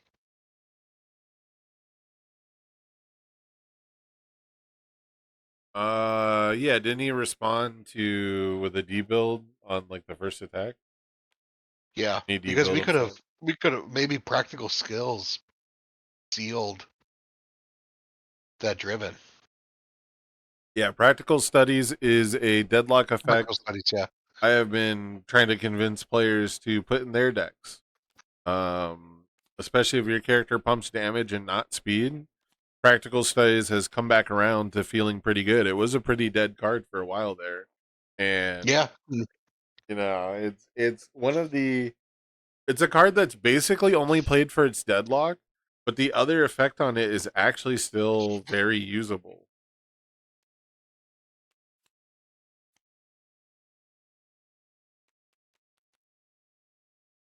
Breaker 3. Oh, the big fist bash. We're having a bash. Now it's interesting to me that Dan did not military airship a card back to hand. Yeah. Just for the minus progressive play.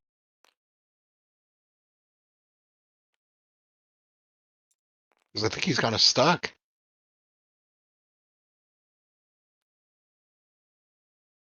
Hmm.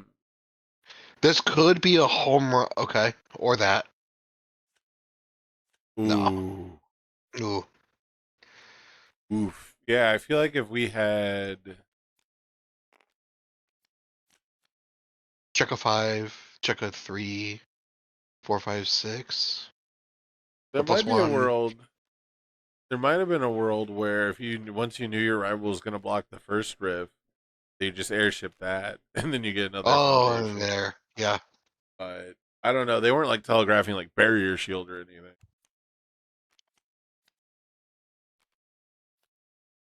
And Hans takes it. Yeah, making it look easy. Oh, I get so excited seeing Electric Jolt. Man, that card is so good. The Card's card is so good. busted. I love that card so much. Card is a busted. All right, I am gonna run to the restroom. Let me You want me as find. well? Let me Put find a game on a. stream and Say what now? no, no, I was gonna do the same thing.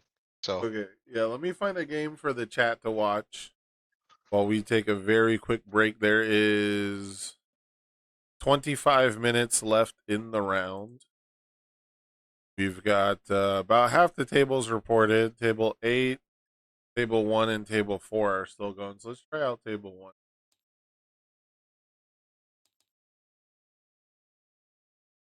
If this right, so is yep.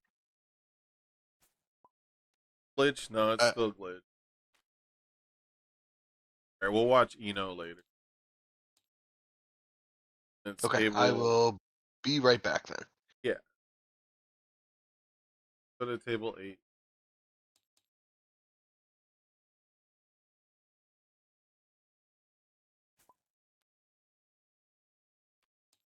Also glitching out, but not as bad. Nowhere near as bad on the glitching.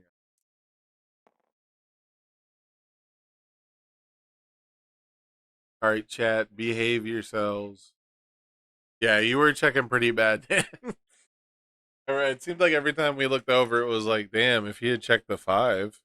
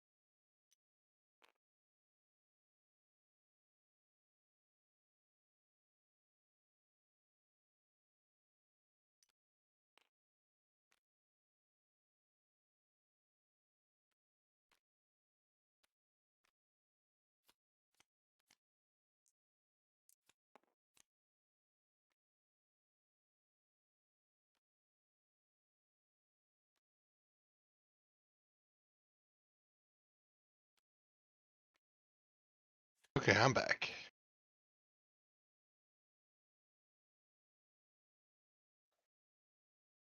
As I was sitting down, I saw Barlow stack the runaway. I had a feeling at that. Yep. Oh! Oh my. Oh! That's insane. Runaway to Konoma's task, the concentration into Konoma's task. Oh, if you thought he had one, he had two. I'm, holy cow, that was awesome. That was so sick. But hey, we're my cops before. We still got gas. It's not over yet. Oh, okay. That's GG, I think. Might still have to find like another attack because he has the moment of normalcy. Oh, yep. There's the scoop. Wow, what an exchange. I wasn't concentration. Who's seen that card for a while? Holy cow. That was awesome. That was awesome. Well, I'm so happy I sat down to watch that. Holy cow.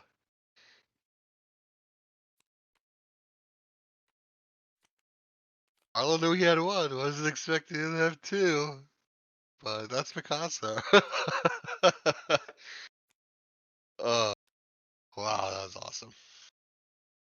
I can't tell what game this is. But if I'm guessing, looks like we're siding. So we're either going to if I had to guess, we're going into a game 3.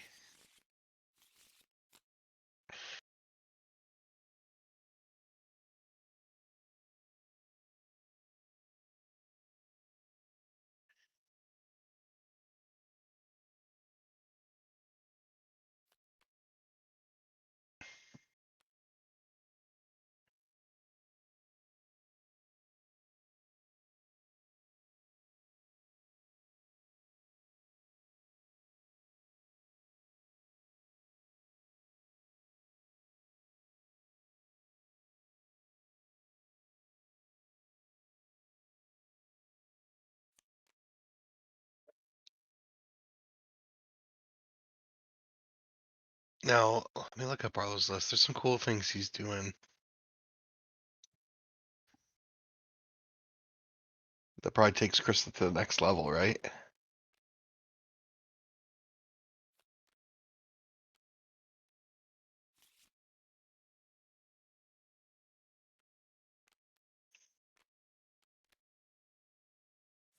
Well, we have 2 concentrates in the main. Jolt 1.3. Then Petty Squabble is probably the coolest thing, right? And then Award the Victor. Yeah. Yeah, we're doing some cool stuff here. Basically everything that Chris ever wants. But double Maria's right off the rip. That's gonna be a little tough. Only building 3. All right, I'm Oh, back. Did I miss anything super crazy? oh, you missed it. Yeah, you missed it. Wait, really? Yeah. What did I You missed miss? it. Barlow stacked Runaway with Krista to Petty Squabble to draw, right? Runaway into a Konoma's task response, into a concentration response, into a second Konoma's task. Concentrate? People are playing Concentrate? Yeah, Holy I couldn't believe it. I was like, The you gotta know he original has one at least, Koenmas? right? But then he hit him with the concentrate. I was like, oh my god, this is the biggest brain play of all time. But then it got Koenmas again. So the Yeah, runaway still got canceled? yeah, Did he yep. die from that? Yeah, basically, the Mikasa had 2 more attacks in their hand, so Okay. and he was sitting at 10 health. That's pretty Oh my sick. god, I can't believe he. it was wild. I Yeah, sat down right as the exchange started. maybe it's not worth it. I was doing some testing with a player and they have like barrier shield in their deck and it kept getting canceled by Koenma's task. And then next turn, I would just form Koenma's task because that was the one I needed removed. And Yeah, it came up, and it was like, should I just not play actions against it? And I feel like you right. gotta force him to have it. But if the fucking Mikasa is gonna have it twice over, dude, like maybe we just shouldn't try. No, I know, and I was thinking Barlow's thinking he was like he has one. Like you got to think, right? He's got one, but then to sit down and he has two. Whew, Yeah. I mean, at that was that point, wild. I might just let you successfully run away so I can form Hmm. with Koenma's task and win in a more stylish way. Yeah, yeah, yeah. But I mean, the concentration was I was not expecting that. I Yeah, couldn't no, that believe it. sounds pretty hype. That's pretty crazy. I was like, when was the last time you see someone play that card? You know, Oh, dude, Barlow's yeah. got two of a main board, which is even more crazy. Concentrate was never really meta, would you say? No, but I mean, it was it's probably like the closest thing I ever done was like some sideboard tech, right? Yeah, to like a purely sideboard card. I mean, especially since actions just weren't that played back then. There weren't that many, Right, right. and it was even harder to find deck space for them if you were trying to be uh consistent. Chad is It was saying probably just Barlow. well, Sorry, go ahead. no, no. You say what you say. Oh, Chad is saying Barlow is dead. Barlow's at full health. That's not dead. That was the game before. Yeah. Oh, maybe it was. Well, I thought this message just came through, so I don't know. Oh, maybe. Well, maybe you're right. Okay, but so like I was thinking like concentration was probably like what I would cite it in for was when capture evildoers is really relevant, right? Yeah. Yeah. Yeah. Yeah. Capture Evil Duos is probably the only action that I think was ever like fully meta, and even then, it was still constantly a combo-y thing that got banned for being too combo-y, Yeah, yeah. for being too I good mean, of a there's combo. I've I played against Chris Smith at a LC. I was Tokiyami. I built six. He built one, and I died. That's him all night three, being Yeah. able to clear, check okay, and then clearing his card pool. It was insane. Yeah, I was not a fan of Capture Evil Doers just because it made me feel really stupid for taking momentum. And even though Capture Evil Doers decks were definitely trying to generate that momentum on their own and play the form ability, it really always felt like they needed to steal yours first. Or like Right. those were the games where they really fucking went off, was the ones where they would capture evildoers twice and steal your Hmm. momentum to fuel the other one. So, Speaking of like relevant actions back then, what were where's your head at with Plus Ultra? oh, I like that card, but it's like a firm one of. Yeah, It's yeah. like just awkward enough to not play more than one of. Can All you in, do you remember a time where you resolved its? I remember plenty of times using the block effect of it, right? But yeah. I don't remember many times of using its doubling effect. I think maybe it was just because it was awkward because it was the first enhance, right? But I think in like I was a big Nomu player back then. Early iterations of my Numa, I always threw one or two in there just to make something huge, right? Yeah, I used it much less than I thought I would. I very much thought that Plus Ultra was not only going to be a staple, Hmm. but Hmm. was going to be like a win con you want to play like a few of. And so I've played the enhance on it quite a bit, but I have produced less wins because of it than I thought, is how I'll put it. Hmm. Hmm. Hmm. The the two anecdotes I have on the first enhance are: one, I played it almost maybe not exclusively, but I played it more often than anything else on Recipro Burst. Yeah, the 5 dish great card Ida by the way. card that just gets really big, right? You bump a bunch of Great card. speed. I love that Yeah. card. And speed was one of the few things you could float a big bonus on. Hmm. Um Not that I really remember having great ways to do it, but I remember like you could reciprocal extend to give 2/2 to the next one. And then I would play the stupid USJ terrain that gives 2/2 to your second attack every turn. Yeah, this is how bad we're Yeah, getting. for both players, right? Yeah. Yeah, yeah. And then I want to say there was one other response because I used it mostly in Denki, not Ida, but I've also played Yeah. it a bunch. I had a local who was like obsessed with like combo Ida, and he would play like a 4x plus ultra deck, and it wasn't very Hmm. Hmm. good. But like Ida response factors in here, But it right? got you. Yeah. Yeah. Yeah. But it would just catch you sometimes, like crazy. Yeah, like sometimes he just like floats 2 bonuses, and it comes in as a 9 speed, and you have 1 momentum to double it to 18 speed, and then 1 momentum to give it 15 damage, and you basically have like an 18 for 20, and you're gonna Yeah. stun one, so it gets one more, right? Like it's like a 20 for 20 basically every time. Hmm. Um, so I liked it with that. That was like kind of how I use it, like Denki with Recipro Burst, where it's like that one I would double the damage, and then I would just do a shitload of EX to make it like unblockable, and then spend the last momentum on like the last bit of damage. So the math on that always got funky. Yeah. Um, but I my other anecdote is I remember being really disappointed when I played in a webcam event. I think it was against Tam Cardwell actually, because I don't think I was streaming, but I think he was. He was playing Cementos. I was playing Momo, and I thought I had like a super cheeky win. Like I was up a game, and Hmm. I think I was up a game, and I felt really good about this play. And I had like exact lethal for like 24 damage with a plus ultra play, and then it turns out I was at 24 and he was at 31 or so, like full health. And I was misreading the health You're at the totals health. because, yeah, we were like second to last round or something, or maybe like the final round. My phone was dead. And so Oh.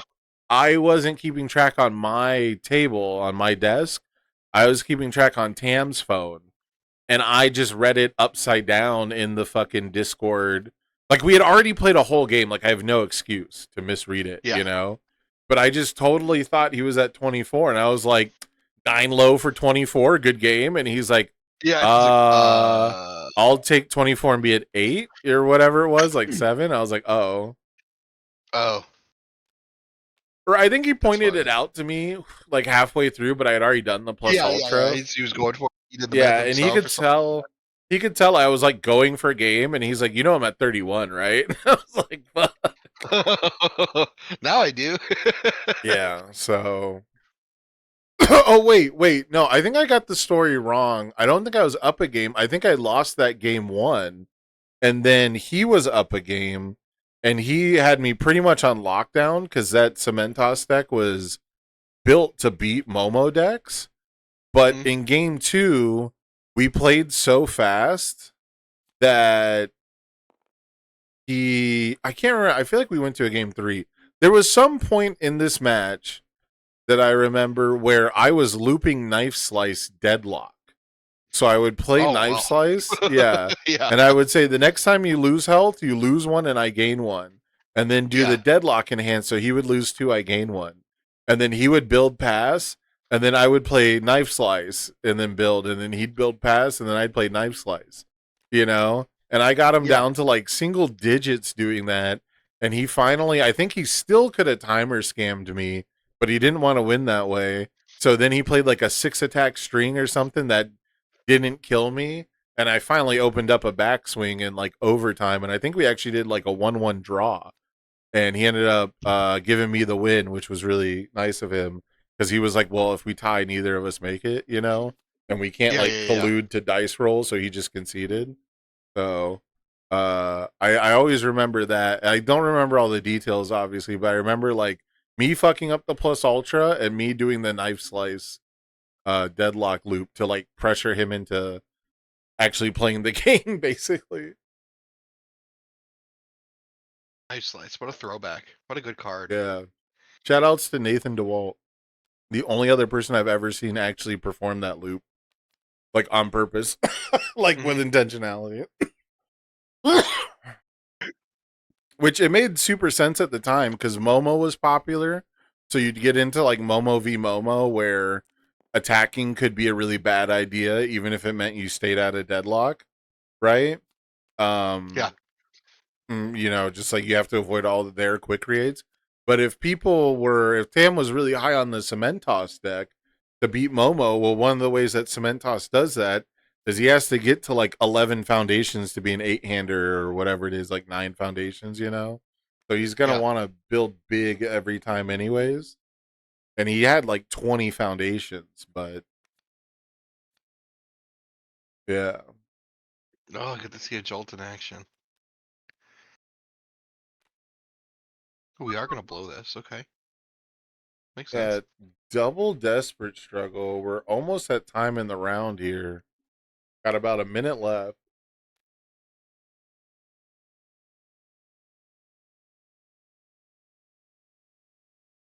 Yeah, and if I'm the Mikasa player, I'm gonna probably flip that award the victor. No, that's probably the most scary thing. Yes.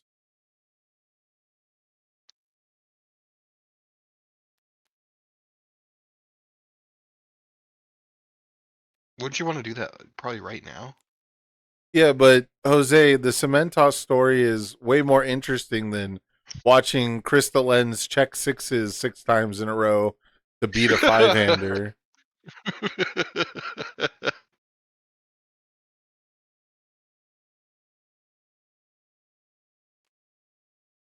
Okay, interesting. We're not gonna pop the award the victor now.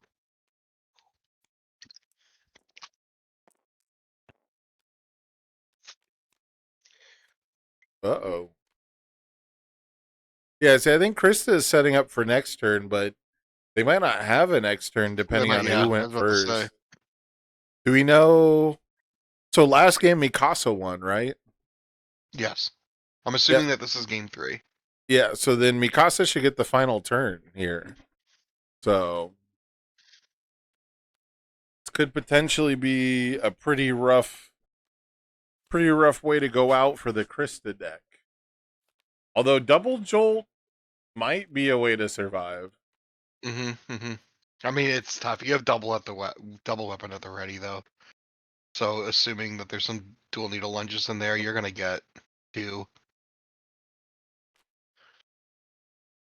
I can't.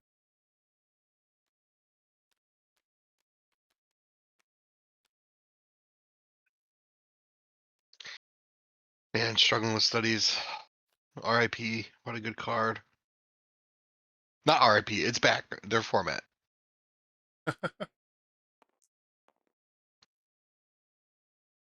So we still got 2 tables going. I think was it 2? Yeah. Looks like table 1 and table 8. So this table and table 1, the 2 tables we tried to watch. Going to time.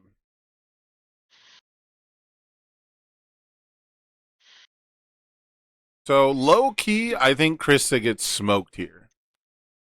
I think that, yeah, this is Mikasa's to lose. There's just way too much. There is double weapon at the ready. We've got a pushing the limit. Uh, we can double jolt the weapon at the readies if our opponent doesn't elect to use them, but that's Mm-hmm. not the best use. And I'm But probably in this circumstance just to like completely seal the game. It'd probably be smart to Smiling Death flip the petty squabble so that there's no on-demand draw, right? So um we can't get a runaway if we wanted the stack. yeah, and it looks like Outside of the long range support, that's the other way to draw. yeah, and it's 3 cards in hand for Krista. So the petty squabbles isn't like straight card draw, but it would still be pretty good. I kind of want my opponent to activate petty squabbles, at least the draw 2 part of it, but I guess the discard card to commit one, it would be really strong here. No mercy, Percy. Yeah, that card's kind of sauce.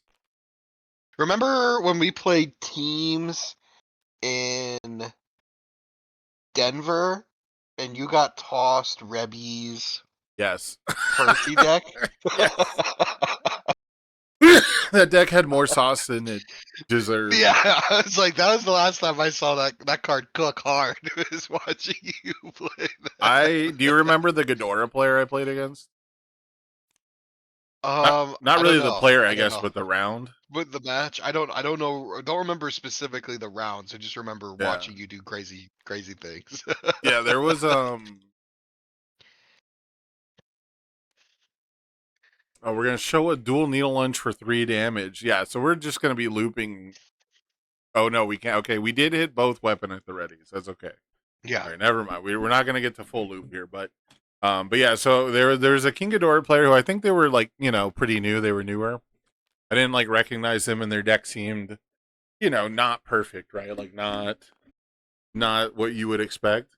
And turn 2, I managed to go dual needle lunge, pump it to 10 with science bros and bing bong Firepower. bullshit. Yeah, Yeah. firepower. Um and then I played a No Mercy Percy and I managed to get it to 10 and they checked a 3 to block that. And then I echoed it and got it to 10 damage and I turned 2 to Ghidorah on 3 attacks by just like dealing 10 3 times on 3 forms, and I felt so shitty. It was like the epitome of like we didn't play the game. Like they built 2 foundations and then failed every check to block. Oh no. Yeah. uh, that's funny. Our Yeah. team, I think it was me playing Ghidorah, it was Tam playing Jester, and it was you playing Percy. That was our Yeah. team. We're shuffling in Koenma's task. Man, if it had to be a 4 mid 5 or whatever it would have to be, No Mercy Percy should have been a 3 check, man. You Like think so? You don't think it's worthy of the 2? make the only reason it's worthy of the 2 is the inventor response, which Yeah. I don't really like as a design choice in general. Repeatable ruin foundation stuff is kind of nasty anyways. I think if So you scaled down the damage and scaled up the block mod, you would and kept everything else, it could be a 3. Like if it was a 2 mid, 4 mid for 5, like you were saying, right? yeah, 4 mid for 5 would be good. 5 mid for 4 would be acceptable, but Percy pumps speed, so like Right. even making it like a 3 mid 5 that draws a card on Echo is like fucking sugoi. Like I'm down for that. Here's the runaway. Do we have a response to it? Oh, I this don't could be think the so. big difference maker. This could be the Yeah, difference we could. between Yeah, passing all these checks and dying. because now you have to question if you're actually going to echo this, right? On a 6, check a 3, your turn could somewhat be dicey. Exactly. If we check 2 3s, we probably don't kill here. I think you. Well, I thought. You jinxed this Mikasa player. I think you still echo it though, just because No Mercy Percy is for the most of it. Oh wow, we're deciding not to. Okay, Uh interesting. oh. We're in basically the same place if we did or didn't though. Hmm. If we have a 3 difficulty attack after this, hypothetically this was better. But hey, here comes the runaway back. Yeah, The but goat. runaway. Yeah, someone I in think it chat turns mentioned. over. Someone in chat mentioned we kept hitting long range support instead of defensive cards, and this is a perfect example. Mm-hmm.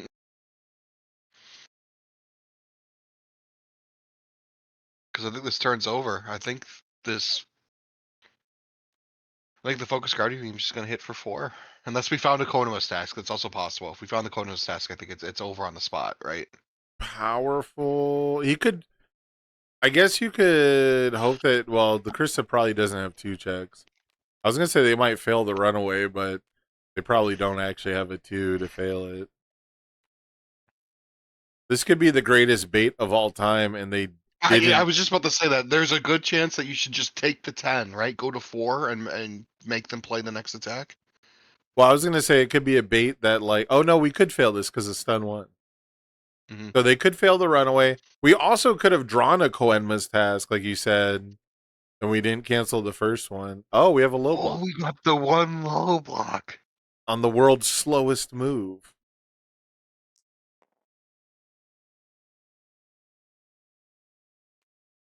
Oh boy. This is, by the This way, one. this is Mikasa in overtime. This is Mikasa playing the long game. Doing it the long way.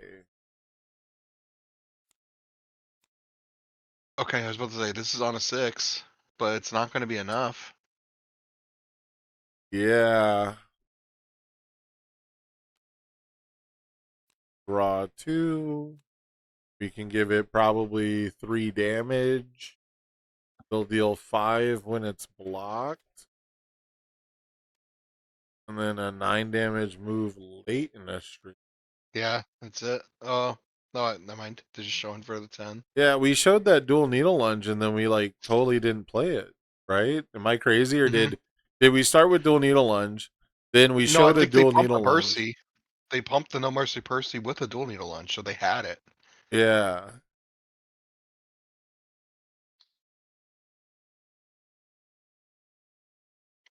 Interdasting takes the 10. I don't think that we can pass another attack unless we have the 3 diff, right? We could have the We could check a Breaker 3. 6. Check a syndicate target and be the world's greatest gamer. Yeah, be a gamer. Yeah, yeah, Luna that's to true. Harris on a 7, check a 6. Dual needle lunge on a 7, check a 6. No syndicate targets. We're not even gonna try. Well, it'd be on an 8. He Oh, had the wow. Koenmas. Going What like the? was. He drew him late. That's the only answer. He drew him late. He must have drew 2 of them before, because when... Oh, no, he blocked with it. Never mind. Yeah, he drew them late, yeah. Oh well. Let's check on the timer here. I think that's, It's yeah, got to we're be. we're at time. This round is up. We're moving on to round 3. Everyone's reported. We're ready to Yep. roll. Let me get these going. Let me get the pairings up. We're gonna start at 10:30 for the next round. And then I forgot to mention it in the players meeting, but there's gonna be a 30-minute lunch break after Swiss before top 8.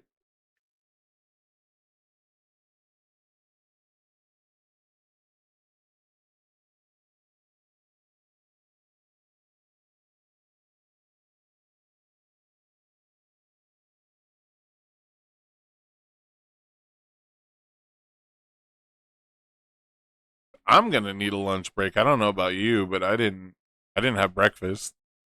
No, I rolled out of bed and started talking to you, my friend. As it should be. Oh, approve and publish the pairings. There we go. Yeah. So I'm gonna definitely need a break. Hopefully, I can sync it up. Usually, my deliveries are like way too late.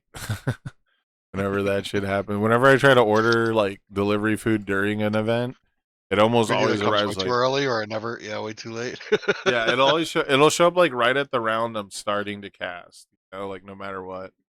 So I pretty much always like official events. I almost always try to have something already made, like in the house, and Hmm. then I'll order food like right after it's over, or like for community events. So I always like to treat myself. It's like one of the only times I really like order out is when I'm streaming something. Yeah.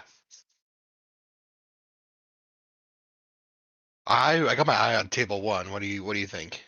Um, Or table 2? what's Pablo playing? Pablo's playing. Isn't that the Pablo, I know? Am I crazy?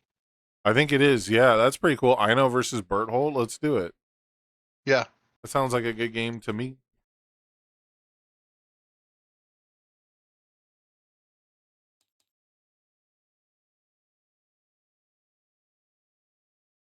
Whoops.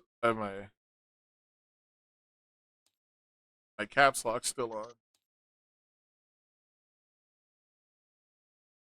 Oh wait, no, I'm sorry. I think it's Hans versus Oh yeah, okay. That name was familiar.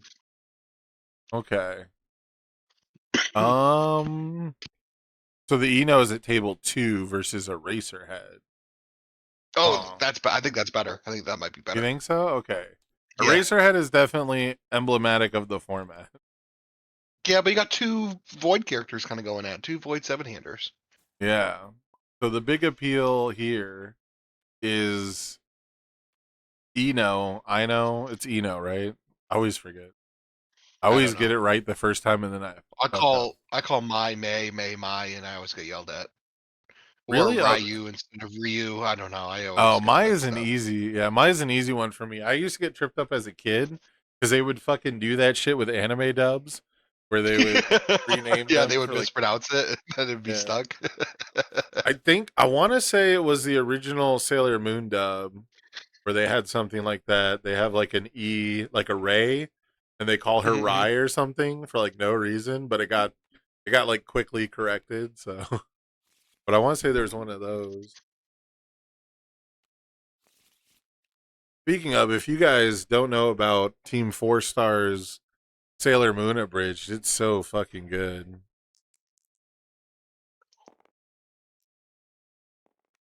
I've never Uh, watched Sailor Moon, you ever actually. watched the Dragon Ball Z Abridged stuff? I have never watched Dragon Ball Z either. Oh no, I like you am not an anime guy, huh? I am actually. I just Are refuse you to watch though? classic. I refuse to watch the classics outside the big three. I'm like a Zoomer anime in a 31-year-old body. You know, what do you want? I was just about to ask, are you like 10 years younger than me? that could solve it. It's weird for me because like I kind of got out of anime because of the big three. I didn't like any of the big three, and when people Yeah. would reference the big three, I definitely assumed that they were talking about like Pokemon, Digimon, Yu-Gi-Oh. Yeah, yeah. Because it would always be people talking about like very mainstream opinions and talking about like, oh, they're the most popular, they're the big three for a reason, and I'm like, yeah, well, the three I watched on Saturday mornings were fucking Yeah. Pokemon, Digimon, Dragon Ball Z maybe went in there, and then I didn't learn that the big three was like Bleach, Naruto, and One uh, Piece. One Piece. Yeah, I didn't even learn that until like 2022. Really, really. Yeah. For me, it was more like Toonami. So that was like a lot of Naruto. Which kind of was like where I started, but I didn't like watch it that religiously as a kid. I got more into it as I got older. Okay. Yeah. Yeah. Yeah. Yeah. See, I was like, Pokemon's really cool, and then I didn't have like a concept of anime. It was just like, oh, these are like the Mhm. new action cartoons. Like these are like the new cartoons. This is a new style, and I got really big. All the Toonami stuff was great. I got into Dragon Ball Z right when it peaked with the Frieza saga, the Cell or Mhm, the mhm. the Namek saga on. So we used to call it the Namek saga. Now everyone calls it like the Frieza saga and Cell saga. I don't know. Anyways, um, but I got right in when it was like the actual peak of Dragon Ball Z, and then all the other like shonen anime were just like all a lot of the same. Like I watched Shaman King and I was hyped for that, and then I was like, oh, this isn't that cool. And then I watched Beyblade and I was like, wait, this isn't as good as Pokemon. Oh, dude, I remember watching the Beyblade anime. I Yeah. remember, as embarrassing as it was, I was so in the Beyblade, and I would like tell my mom, I was like, "Can I put a sign in front of our house to say I'm having a Beyblade tournament and just see if people would show up?" Because I wanted to play somebody that wasn't my sister. That's pretty funny.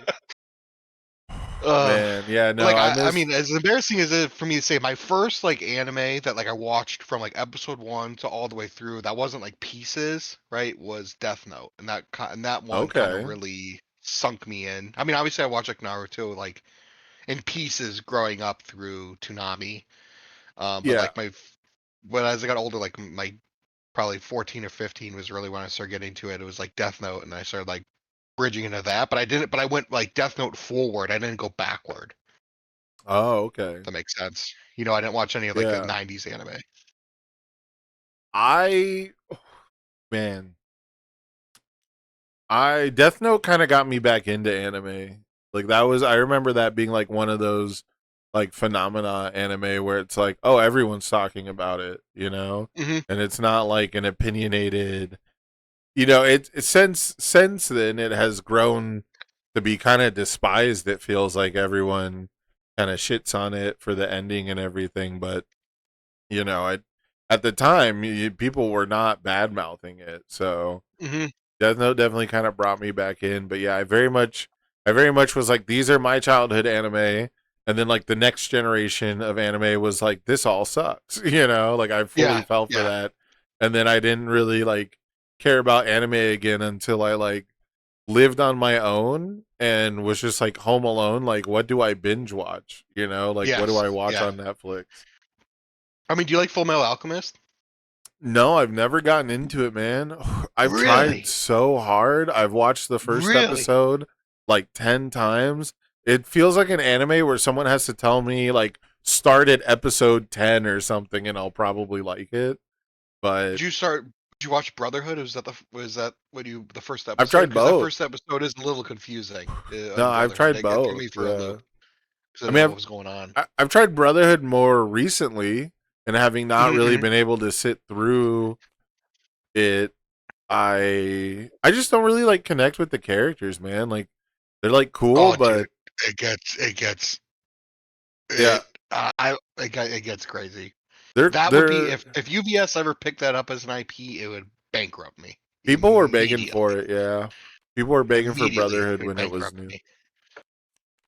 I I think the characters are like cool concepts, but every time I have the show on, it just feels like one of those anime where everyone's just talking, and like they're Yeah. explaining everything to you, and it's all magical mumbo jumbo, you know, and like, and if it's not magical mumbo jumbo, it's like a very clear, you know, this character has an attitude problem, and now he's being told to get his shit together, you know, like it's like the obvious Yeah. dynamics of the older brother was is it Ed is the older brother, right? Uh-huh. Yeah. It's like his Yeah. dynamic with every other character just like I tune out. I just don't know. Mm. It like I never get to the point where I'm like, "Oh, he's having like a cool moment with someone." You know? Oh, I encourage you to suffer through like 10 episodes if you get an Yeah. opportunity. I don't know. Cuz That I show's do think the beastly. characters Ed and Al are super cool. Let me just before Hmm. anyone takes me out of context, they are the reason that like I keep trying the show. But it just seems like it's maybe it's like a filler thing. I've tried to watch One Piece without the filler, whatever they call it, One Piece, and like that Yeah. doesn't hook me either because whenever I try to watch One Piece, I feel like I'm missing something, and it's because I fucking am.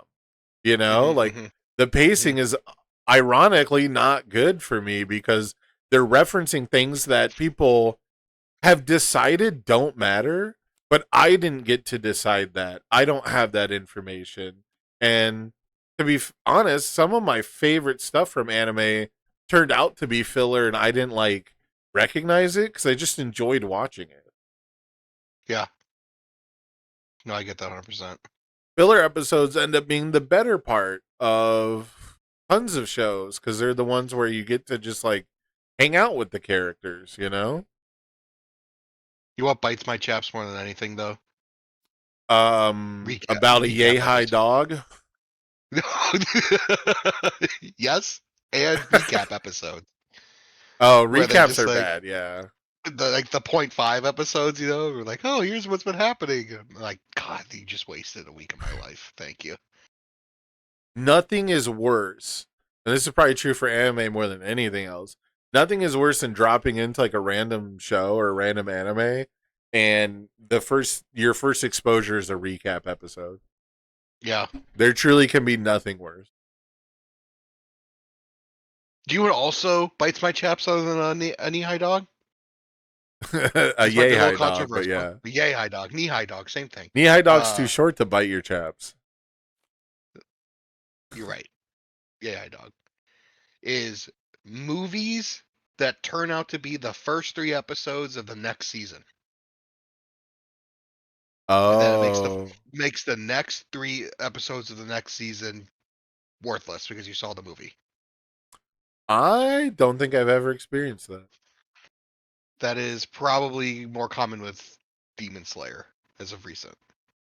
Yeah, I don't watch a lot of anime movies in general. The last one I watched, I think, was the Dragon Ball Z Broly movie.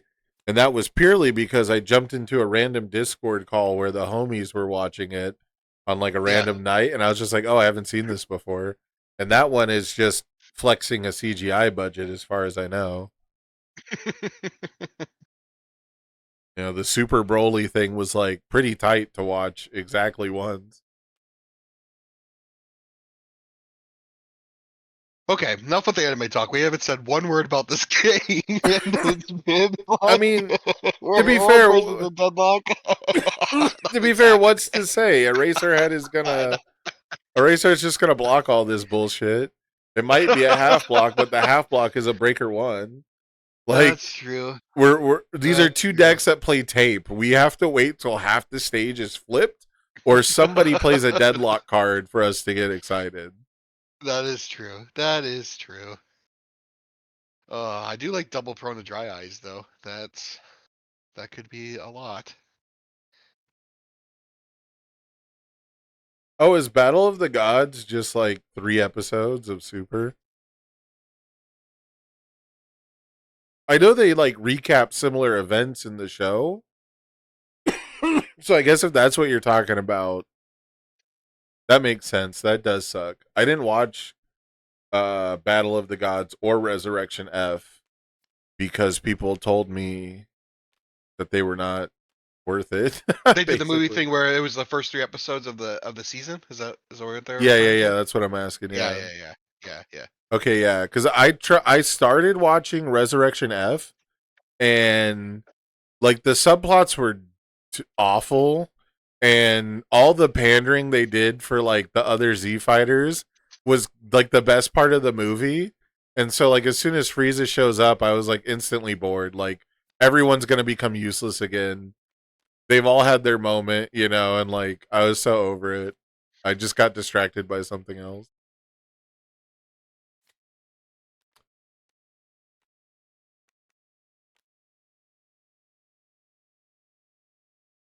Yeah, it's the same. Okay, I've definitely known of anime where they have a movie that is just like recapping like a certain arc or like certain episodes.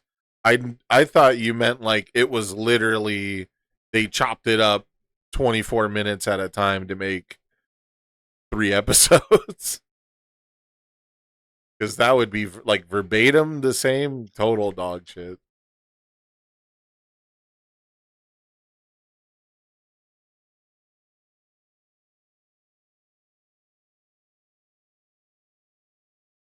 Okay. I think Eraserhead's thinking about going in. I thought you were going to say speaking of dog shit and then reference something in play. All right, Megalomania. All right, both players playing Megalomania. Very similar decks. I guess a big question in this matchup is when can you afford to erase Eno while you're on offense? You know, erase the defensive application of Eno. Because Eraserhead traditionally does rely on foundations in the stage to get his offense going because he's so good defensively. Prone to dry eyes is the void version. Brute strength is typically or greater goal can be, but usually brute strength to activate greater goal was the death versions for a lot of times. And I think prone is also on all, right? So it was you needed some kind of repeatable damage thing. And one of the things that Eraserhead had to deal with is he didn't have a 0 or a 1 diff to do it. He had 2 diffs and 3 diffs that require you to do things like discard cards. So these are going to be pretty important activations here if we're gonna let Oh wow, Enos, super explosion. That's cool. that is Super cool. muscle explosion. Get to redraw when you pick up a race. That's pretty nice. That's See, really cool. I was telling people, man, there's a lot of card draw in this format that Eraserhead gets to Yeah. take advantage of. And that is not even one I really thought of when that came to mind. So there you go. Um, Is that card also on all? It is, right? It's a Suzuki yes, card. it is. Yep. Man, my first time playing Razorhead was I did all punches, and that was like the most fun I had. That was like my first, one of my first really, really like competitive decks where like I figured out the game, Yeah. knew what I liked, and all punches was so cool. Just being able to give speed on punches, which normally not a lot of other characters was able to do, right? So Yeah. Yeah. Man. It's funny. I think when it clicked for me, I think for most people when it clicks is when you get to play something that is strong enough defensively that I don't want to say like it holds your hand, but it makes it easy to play defense. Like everyone mhm. talks about how like Eraserhead's so complicated, you have to play so perfectly, and Momo is one of the more difficult decks, and I think that's true to an extent, mostly because they're decks that take longer to play the game right. Mhm. And Mhm. the thing that really clicked for me was really the opposite. Was when I played King from King of Fighters. I've actually told this story recently in a different video. Um, but when I took King to my locals and I was accidentally winning, like I was not trying to win the game, but everything was just so potent offensively. That's when I realized like the system is open and free, like the Yeah. the fighting game, the universal fighting system. That's when it clicked to me that it's like, oh, sometimes you can just check fives and like Yeah. play really fucking greedy. Because I was playing decks where if I played 6 attacks in a turn, I was lucky to threaten 20 damage, but I was advantaged to be able to play 6 attacks in a turn. That Mhm. was Mhm. that was extreme. That was the oddity. Especially before having 20 foundations in your stage. Um, and here was a deck that was playing 3 attacks and just waxing people, like deleting 7-handers by accident. Yeah. So I made the deck to be as long game, gain a bunch of health as possible, and instead, because I included 4 1 difficulty foundations that basically add like 3 to 5 damage each, that helped a lot. I was just like murder, completely destroying people. Like it was not close. Um, I mean, some of the games were close, but like I was with a lot of other new players, right? So they were just Mhm. like, Mhm. "Oh, I've never had a 4 diff deal 8 fucking damage to me on turn 2." Like that just wasn't common. So, uh, Do you want to see I something really funny? yeah. Here, check our DMs. This is my first ever Universes deck I ever put on paper, Oh shit, you still and have my that? brother, my brother and I put this monstrosity together, and it's comical at what's in here, and it just makes it so funny to look back that this is my first deck I ever built. But let me tell you what hooked me on the game was I sat down, I played against somebody, and I played 3 Prominence Burns on turn 2 with 3 foundations, checking all the way through with this deck, and that's when I was hooked.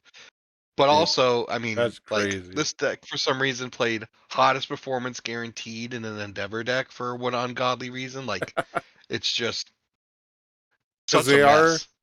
well, I mean, to be fair to present Mike, Endeavor is the hottest hero. Yeah. Speaking of hot, we've got a hot hand here. A Oh, we do. Razorhead.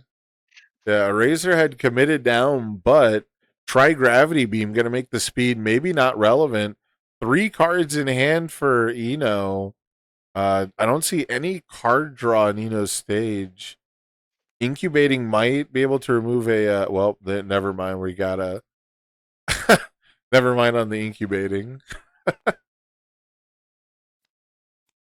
Yeah, No momentum. might be in some trouble here. Oh, the Goblin Bolt for sure has to Oh, the go. Goblin Bolt is gone. Yeah. Yeah, and was Even that though we still leave with a +1. It's a +1 mid block on that other attack. that was what Pale Rider? No, Hishay, the one that's like, if something gets 2 damage, I forgot what it is. Oh, the Hashogeki. Yeah, if it gets 2 damage, they commit a card. Yeah. Shin Hashogeki. Okay, Yes. the other Street Fighter card. And we're at Deadlock Stun 3. Okay, so this is not. Woohoo! Yeah, this is looking pretty spicy here. However, even if this one deals full damage, we'll still be 6 away. It's And got. There's got to be another one coming, right? That's the best. That's got to be the best thing you can do. oh, we're gonna try to check a 6. We do not check a 6. Bold. I appreciate the effort. However, Oh, Binding Kick. What a great card. yeah, I was just about to say, what are the odds the next one is slower? Because Eraserhead is committed. And I do believe that was probably, the half block wasn't going to help us. So the +1 block mod on a half block, not the answer there either. So yeah, that was a really solid. Um, I guess I don't even know if I'd call it really a checkmate turn, but once we get to that Tri-Gravity Beam, that really does feel like one. Um, we could maybe go back, right, and examine if it was a true checkmate scenario or not, or if Eno could choose to do something um, on the earlier attacks. But once we revealed that handman, it was over. Yep. Yep. I love Tri-Gravity Beam as a win condition. I always try to get, especially my newer players, my players who are trying to like upgrade from I like to have fun at locals to what if I made a good deck? What if I made a deck that I would say is with intentionality? So like the opposite of the deck where I accidentally win. Where's the deck where like Yep. I know how to win? And Tri-Gravity Beam is always my go-to because it teaches you how to win like immediately. One thing that I see that it's a lot of mistakes with that card is if you have like removal for free, like if you're Bionic Menace or if you're Rodan, that card is a fantastic poke just to be able to send it out, Yeah. And I feel like a lot of people just hold on to it for that effect of, looking at the card, which is very powerful. But at the end of the day, and like your average Rodan, that card could be a 6 or 7 mid for 9, right? Just as a poke. And I think a lot of Rodan players kind of refuse to do that. You're not wrong. I hold it personally because of that Deadlock Stun 3. Because Yep. I'll end up with hands where I have 2 Tri-Gravity Beam and 1 other attack. And I could go like Tri-Grav, the other attack, Tri-Grav. But that feels a little telegraphed. If you're playing Tri-Grav not as your third move, it seems a little telegraphed, even if it's like the first one. And it could be that poke that you're talking about. But it's also a +1 mid block. So it feels really easy to hold. And especially those games where I end up with holding 2 of them for way too long, if my opponent ever goes into deadlock, all of a sudden I have opener stun 3, I have closer stun 3. That's true. The big thing for me is I am truly amazed at how much that +2 damage matters. Damage pump is always integral to any discard strategy. They always make those cards like 5 damage at most, pretty much, or like way over, way expensive. Like the if you look at all the Attack on Titan cards that make your rival discard cards, especially the Titan attacks, they're always like the highest difficulty for like the lowest stats. And it needs to be that way because discard is so potent. But it's amazing to me that I've put Tri-Gravity in decks where I can pretty much never activate the +2 damage on itself. And it's always a 4 mid for 5. And it always underperforms no matter how many times I can activate the part where I look at their hand. And that blows my mind that a 4 mid for 5 that snipes a card from their hand isn't enough, you know? Yeah. Oh man, we are pumping this throw to the moon. We got the Think Fast ready, double tape. Think Fast is also a great card, unbelievable card for this character. Think Fast is a great just card. just popping the Supersonic Flight right away. Oh Yeah. yeah, we are. Yeah, we are. We're going for it. Yeah, and I was gonna mention before the incubating might have drawn us a card with a Supersonic Flight and discard from the last game right before it got sealed. So that's the kind of thing I was mentioning where it might not have been a true checkmate if we had done something like remove Supersonic to draw a card on an earlier attack, but we didn't know we had to. You know what I'm saying? Yeah. So people got to be a little careful when they use the term checkmate, but it does feel that way a lot of the time. We're up to 16. Wow. We have changed the zone on this attack like 4 times. We have like what? Eno, Think Fast, tape. 8 damage right away.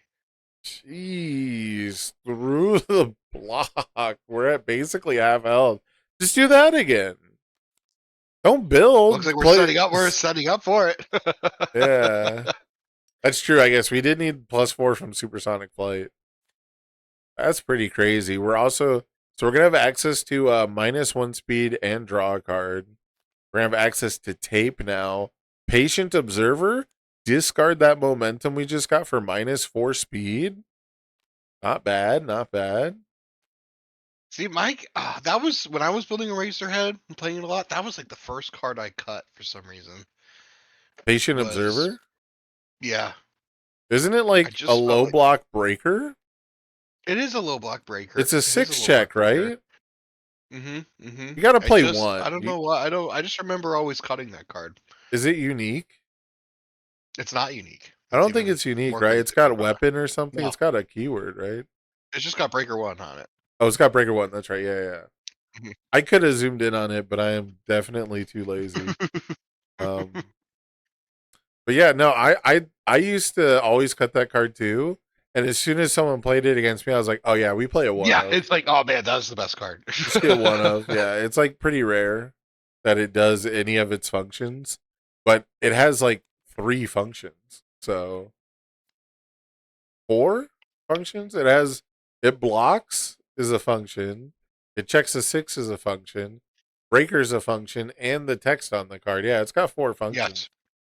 So I guess breaker and blocking are pretty tied together. So maybe 3.5.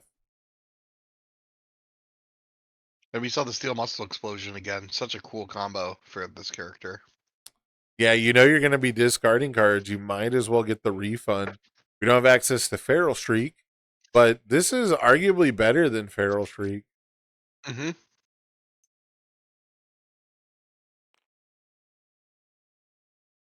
Look, I'm going to play Hong Bak, and it's going to have all the functions of Levi, and I'm going to be happy about it. I don't even know if that's the correct character. I can't say any of their names, and I will never learn.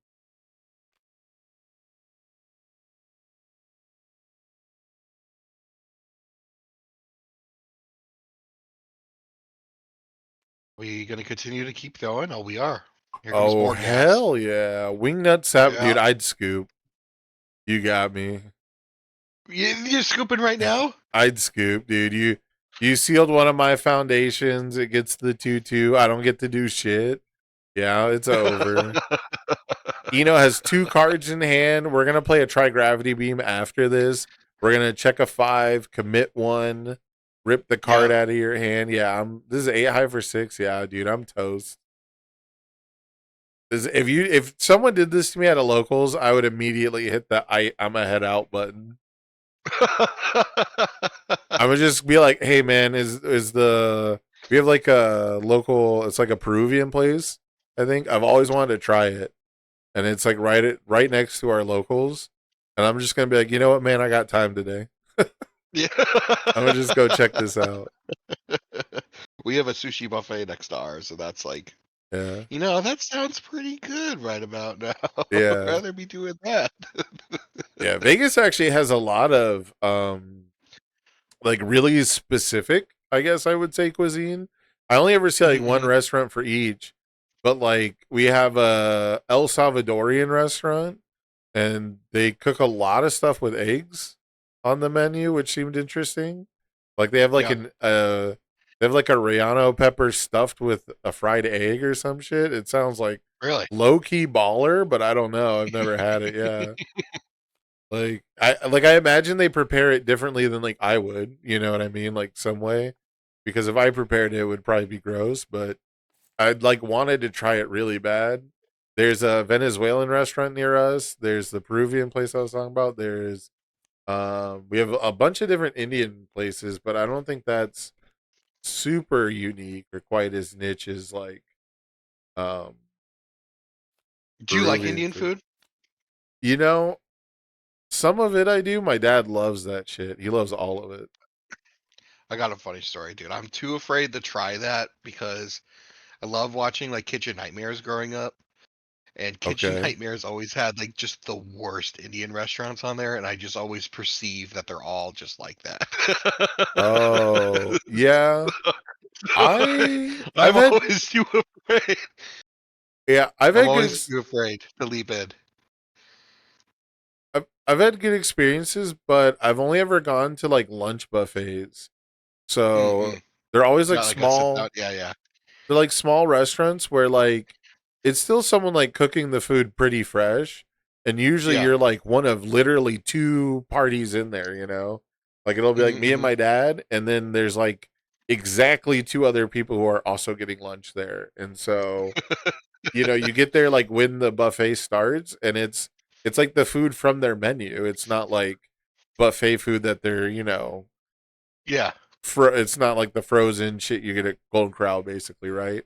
So, um it's always been like really nice, but I always try a little bit of everything. And of the menu, I end up only eating like chicken korma or like chicken paneer, you know, like really Or the tikka the masala, they're whitest like the fucking staples. shit. Yeah. Yeah.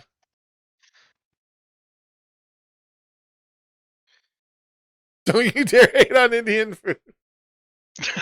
Yeah.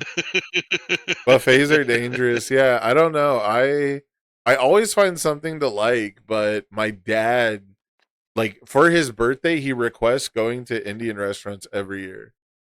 Um, there's a place here I think called the Mint Bistro that has like changed locations like a bunch of times, and every time he like finds out where it is because he likes As going it there. goes, it follows them. Yeah, and he like he'll go to like the sit down restaurants too. Like I said, I've only ever really gone with him to buffets. I think did we get?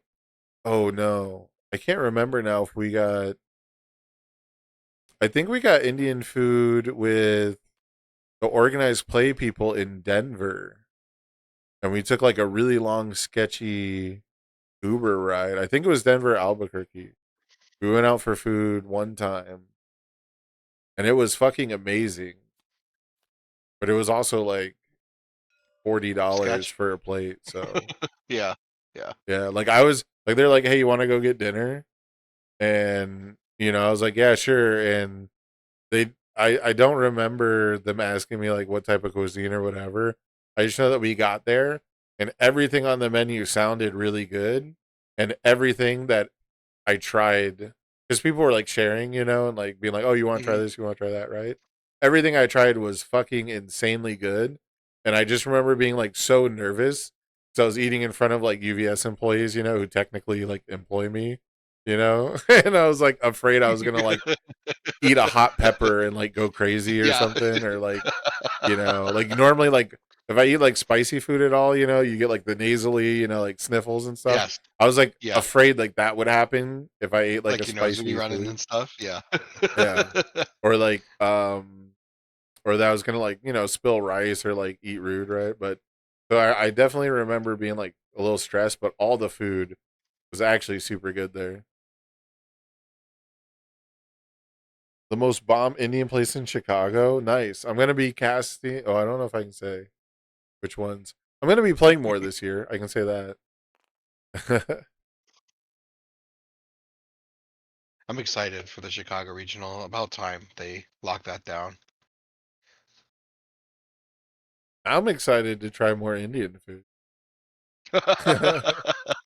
It's not that like I avoid it or anything. It's just is I'm never around, a restaurant, and like if I'm eating out, I usually want, like, I love to try new stuff, don't get me wrong, but I really don't want to waste some money. And Vegas for sure has sketchy, like, not Yeah. great, like they have like some really sketchy representations, I'll say, of Are we their barrier cuisine. shielding to prevent card draw? I believe so, yes. Interesting. We're preventing, but I believe it's Do we non-character know? effect. So you can still get the erase back. And you can still draw 2 cards when you erase. Oh, see, I think they're pointing it out now. Yeah. Yeah, I think they thought you could prevent them from Yes. getting the erase. I've done that. Yeah. And I think Gavin tanked the first attack to let them believe that. But in reality, yeah, he could always add the erase back because it's a character effect. He cannot. I had this weird interaction where I always thought that barrier shield could prevent referee jury because referee jury had card draw on it. But I think it's because of how it's sentenced or sequenced that it doesn't, that it only stops the card draw, not the damage reduction. So yeah, it doesn't cancel the effect, and it doesn't say you can't play the ability. What it says is you can't draw the card. Mm-hmm. So it's basically the different restrictions, I guess you could say. We got 25 minutes left in the round. Let me put out the.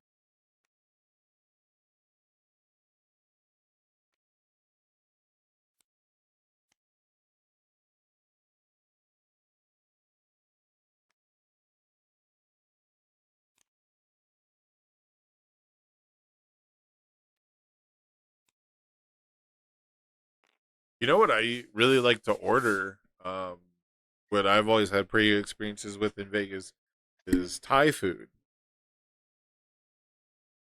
I haven't tried it. No, No. I don't know if I can recommend it to people who live anywhere in America. And I tried it pretty randomly one night. And what's crazy is the first time I tried it, I had yellow curry that was amazing, but I'm not a fan of coconut at all. And I always kind of avoided Thai food because I was told there's lots of coconut in it. And I didn't know it wasn't So listed do you as not like coconut water or coconut water flavored things either? no, none of it. Okay. Coconut, any like cocoa water, Vita Any of Coco, it, not yeah. my thing. No. Coconut smells also throw me off. Really? It was so Really? bad Okay. at one point. I think I told people I was allergic to coconut, so I would not. So nobody would offer me coconut shit. One of my least favorite things in the world is when someone takes a perfectly fine slice of pie, like a chocolate cream pie. And they I put forget like what they coconut call it. shavings on top of it? Huh? Or they put like coconut shavings on top of it or something like that? Yeah, they'll put it on top of it. It blends in with the whipped cream too. So you'll get like Mm-hmm. a slice of it and take one bite and go, "Oh no, it's in my mouth already." Like it's crazy. It's like hidden on the on the top, right? Yeah, that's one of my least favorite experiences. Uh but so but what's weird is, they didn't like list the ingredients for it. I was ordering like, this is like DoorDash 2013 version or something, it was like Uber Eats 15 years ago. Yeah. And I ordered like yellow curry and like pad thai and like wontons or like a soup, and everything was absolutely so amazing, so good that I ordered from that same place like 3 or 4 more times, and then they like went out of business or closed or something or stopped doing delivery, whatever it is. Um, and I tried yellow curry somewhere else, and it just tasted like Like coconut coconut. in it. Yeah. And I was just like, is this the? And everywhere else I go, I usually see it like on the menu, and I always wonder, did they just not use coconut, or did Mm-hmm. they use so little that it wasn't like offensive to me? Was it masked by like other stuff? Because I've come to understand that it is like a common ingredient in all of the curries, and so Yeah. I don't know. It was like super anomalous. It was like I didn't know it until I tasted it, and then I could never go back. So I don't know. Uh-oh, Oh. got a little reset action here. Maybe their table was glitched out. Well, maybe. My best guess is a player did the wrong mulligan and they didn't want to call a judge, even though they're technically supposed to. But I don't know. So I You have didn't see literally it. no fucking idea. They might have just actually needed to rewind. I'm actually Is it? surprised this is 1-1. I really thought this was Eraserhead's, you know, Oh no, homie got gauntlet. smoked. The He did one get thing that smoked. the one thing that beats decks like Eraserhead and Rodan is zone checking them. Who better than Eno to zone check them? That +1 mid block don't matter. They're all low. Yes, Dan, it's 5 Swiss rounds. Oh, we got a. Oh, they did need a judge call. All right, I will be right back.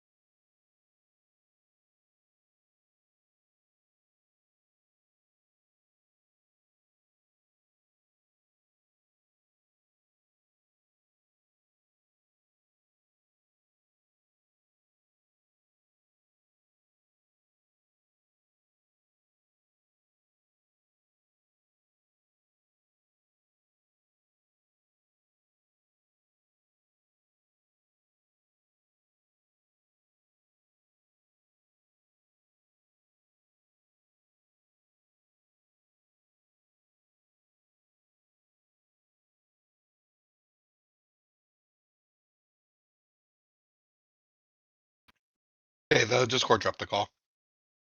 Hey, sorry guys. Yeah, we're back live. There's a few things we can do to try and resolve it electronically, but none of those fixes worked, unfortunately. But yeah, they resolved mulligans wrong. In the tournament floor rules, one of the examples that they have for an irreversible disruption to the current game is a player shuffling their hand into their deck by accident.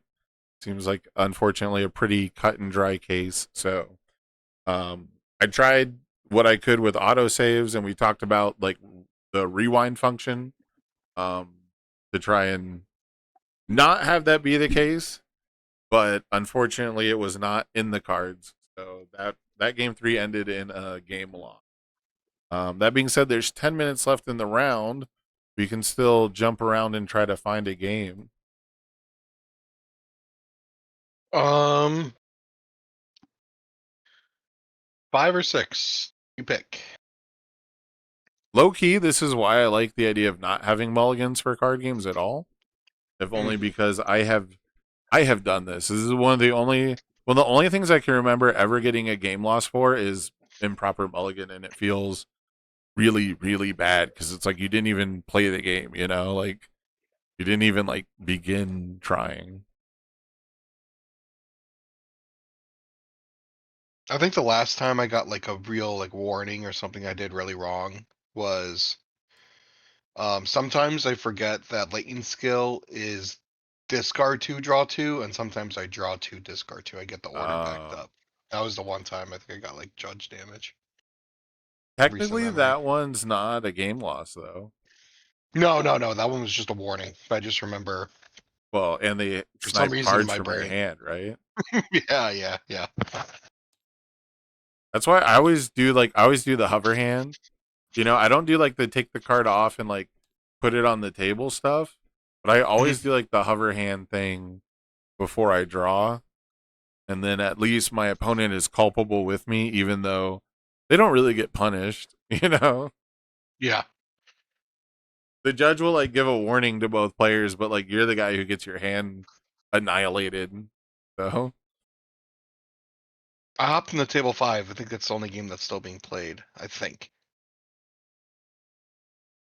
yeah, and yeah, Godzilla guy, you draw. So when you mulligan, you draw your opening hand, then you set aside the cards that you want to put back if you're going second. You set aside any number of cards, then you draw that many cards, and then you shuffle the cards you set aside back. If you go first, you just have to set all of them aside and draw a new hand, and then shuffle it back. So theoretically, you could have drawn cards that you mulligan. And this is the other thing I really hate. I really hate about, you know, the way like the whole mulligan infractions and the way the our mulligan kind of works. If I'm putting the cards back, why would I want to draw them? Like, what competitive advantage do you get from shuffling the cards and then drawing? You know what I mean? Like, it doesn't even make sense as an infraction. It's just not how the game works. So it is one.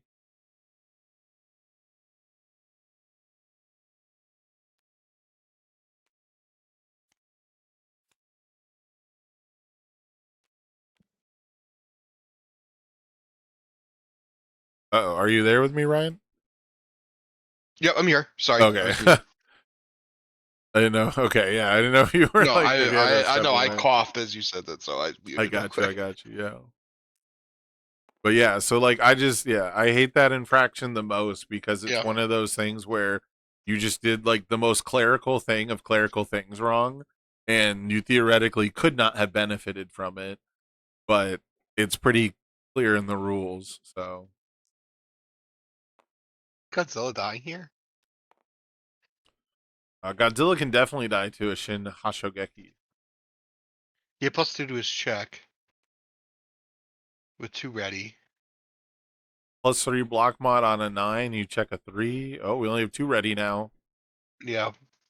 Stone Knuckles looks like it was used, or another damage pump for the stun.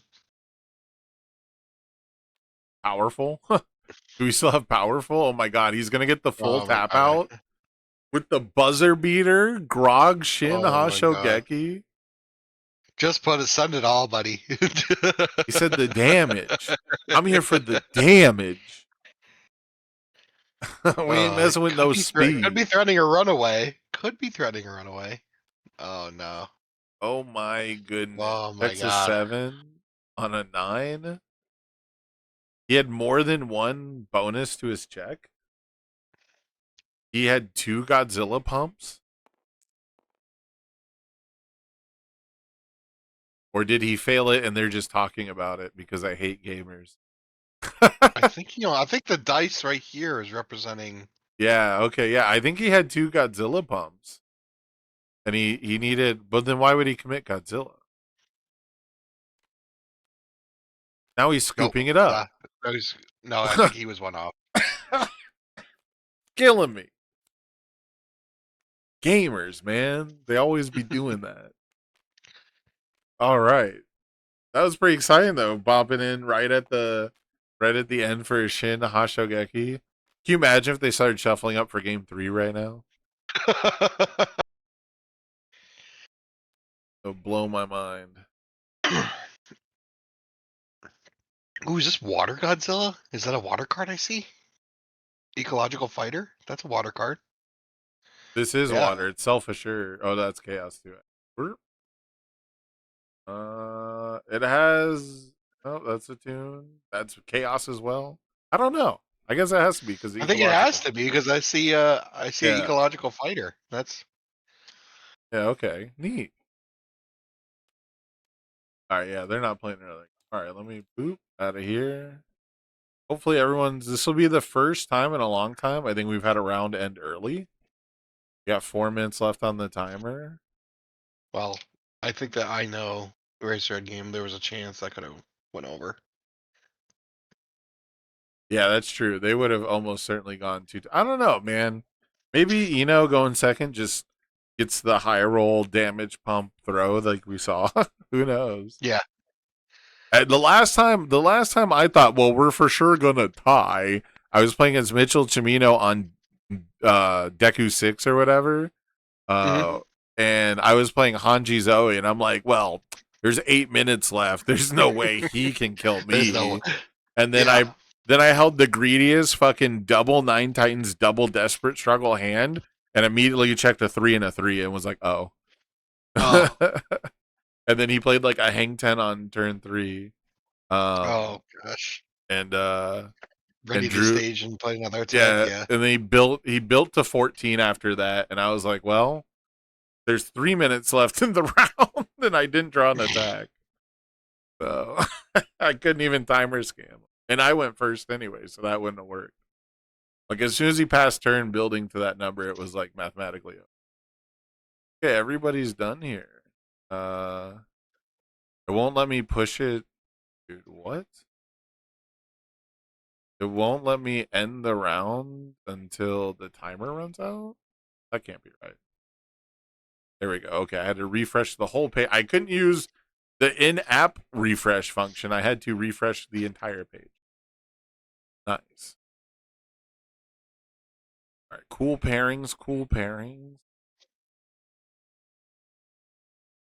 Timer will start at 11:30. We'll give him 3 minutes to get in there. What are we thinking for this game? Let's poke around. Bless you. Bless you. Bless you. And bless you. I muted myself on Twitch, but I didn't have time to mute myself on Discord. Oh, well, I just said bless you 4 times Yeah. to everybody. I was like, well, I succeeded, but we didn't quite get there. I gotta type this out. All right. Round.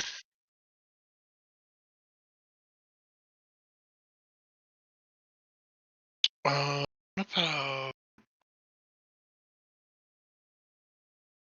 We're gonna start seeing some weird matchups probably. Just because it's such a small tournament with 4 rounds. do you want to do Hans versus Mina 2, even though we saw a Hans game? Or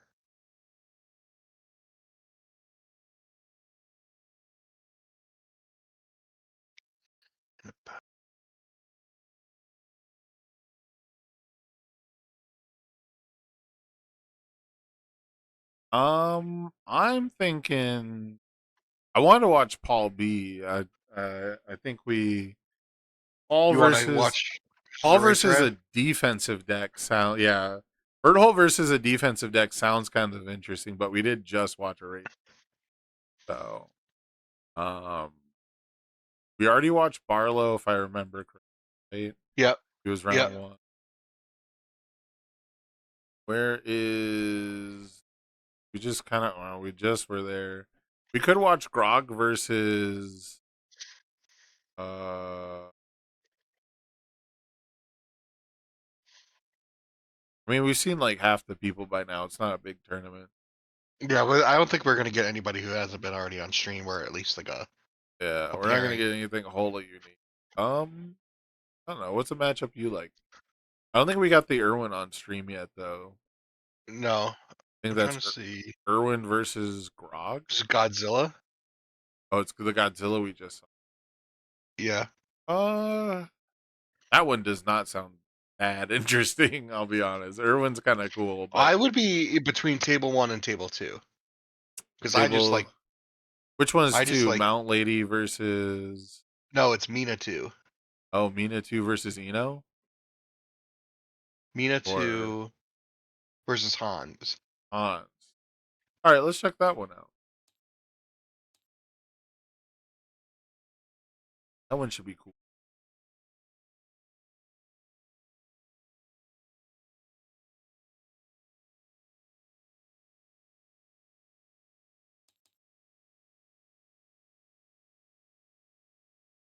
I am Man, down. Mina 2. Yeah, Mina 2. You All know what the I think of face Mina down. when I see Mina 2? Do you know what I think of? You think a price per piece? Yep, I'm thinking Phil Birch, 2024 World or 2023 World's price per piece on stream. That was wild.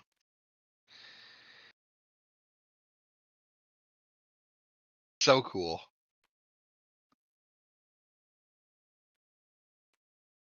Actually, my retro deck, my 2, it's price per piece deck, which I'm excited to play at Worlds. Why did price per piece become a Mina 2 thing? Is it just that Phil Birch did it? I don't know. I don't know. Does she have a way to It's flip it? I guess you can flip it in the card pool now with like acid splash or whatever. Was that legal at the yeah, time? yeah. Oh, this is a price per piece deck. I didn't even realize it. Yeah, well, I was gonna say they mentioned. I thought I just thought it was regular Mina. Yeah, they mentioned earlier that they had already died to price per piece today, and I was just like, "What is it with Mina players playing price per piece, dude?" I Crazy. guess the plan, even if you don't flip the price per piece, if everything else flips and you're ignoring progressive for all of Right, those, right. then yeah, okay, you could get a string of four diffs again. I kind of see it.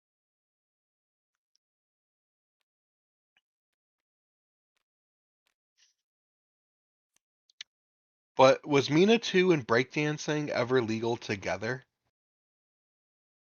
She had to be right. Was there a 1 year overlap on that? Am I crazy? Or They didn't rotate MHA one until Yu Yu Hakusho, right? but no, she's MJ 2. I think they were legal at the same time. I feel like isn't breakdancing like her card Yeah, but it came out in from the set? from set 7, the last My Oh, Hero set. it was that long? Yeah. Oh, then maybe they weren't. Maybe Because they were not. breakdancing was the Mina, it was like the Mina part of the Mina 3 kit. Yeah, that would be super weird. That'd be like mega fucked up. That'd be like so rude to do to all the Mina players of the world. Like, now that you're freshly rotated, have an above Yep. average synergy piece that no one but you can play. Yeah, true. That's why in my head I feel like that can't be right, just because it's like, why the fuck would you print that card for anyone else? But like, not even the other Minas use it that well. No, not as well as Mina 2.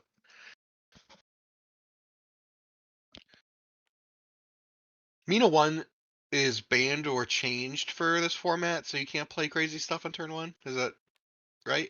Well, turn 1 and turn 2 and turn 3 and turn wherever, yeah. Because she plays something for free, right? That's Mina 1. Yeah, Mina 1 plays it for free. Yeah.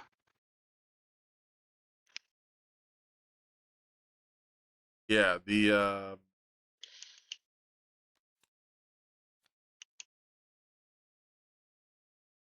I want to say the most offensive thing about the Mina 1 isn't even necessarily playing something for free, but it's her synergy with Award the Victor that makes Yeah. a loop of an attack that you already know can deal damage, right? Yep. Is pretty strong. So that's my big thing is I don't care about her playing the 13 diff so much as I care about her playing like a really good 6-7 diff and doing it Yeah. twice on turn 2 for free.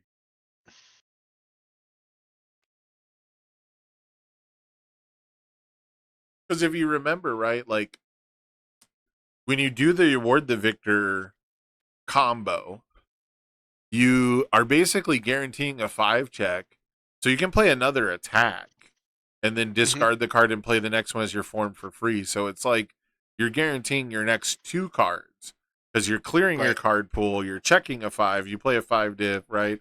So that was always my big thing is like, I don't really give a shit if it's making me flip 5. It's the fact that you're playing 3 cards for free now.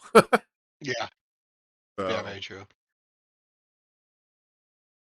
Oh, here's the burn train. Do we have more gas?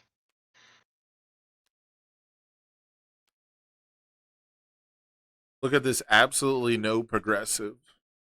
Faulty. Oh, Oh, yeah. Talk about gas. Pouring gas on the fire. I love that card. I like Go for Go the for the Win. win is It's cheeky. such a cool card. It's like Oh, Acid Corrosion Breach. We needed that Go for the Win. hmm. We just turned that committed foundation into 2 ready ones and then immediately had We to get to pick commit them. something. We get to pick something up. We get to pick up another dust assault. Probably would be my pick. Hans has 2 cards in hand, though. This isn't going to be that fast because we didn't have the momentum to give it Yeah, but 2-2. they're probably yeah. This one's more blockable for sure, unless we're just holding on the mids. But he didn't block the other high blocks. Could be faking it though. Yeah, even if you partial this, though, you Oh, end that's up a good taking one. 6. Do we have the breaker 3 today? We do. We Okay. do. I think that's the turn. Absolutely incredible. Remove 1 attack from your discard pile. After you play this card, this attack gains all keywords and their ratings printed on the card removed to pay the cost of this ability. +2 low block, breaker 3. That's pretty solid. Ooh, and we checked a Breakdancing 1. on the yep. Rough. All right, let's see if Hans can crack back. Oh no, we checked a 0. Sorry, not a 1. We checked a 0. Yeah. Crazy numbers. Well, if that last card is a price for piece. I mean, his hand.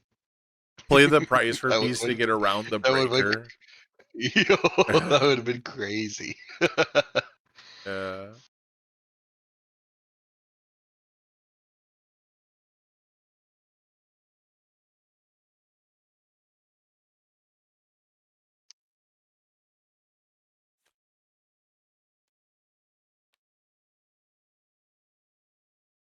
So we could Absolutely. potentially block one thing, right? If we break dancing, -2 speed, and have a decent block in hand, but it all depends on what's in the last card. We're taking it.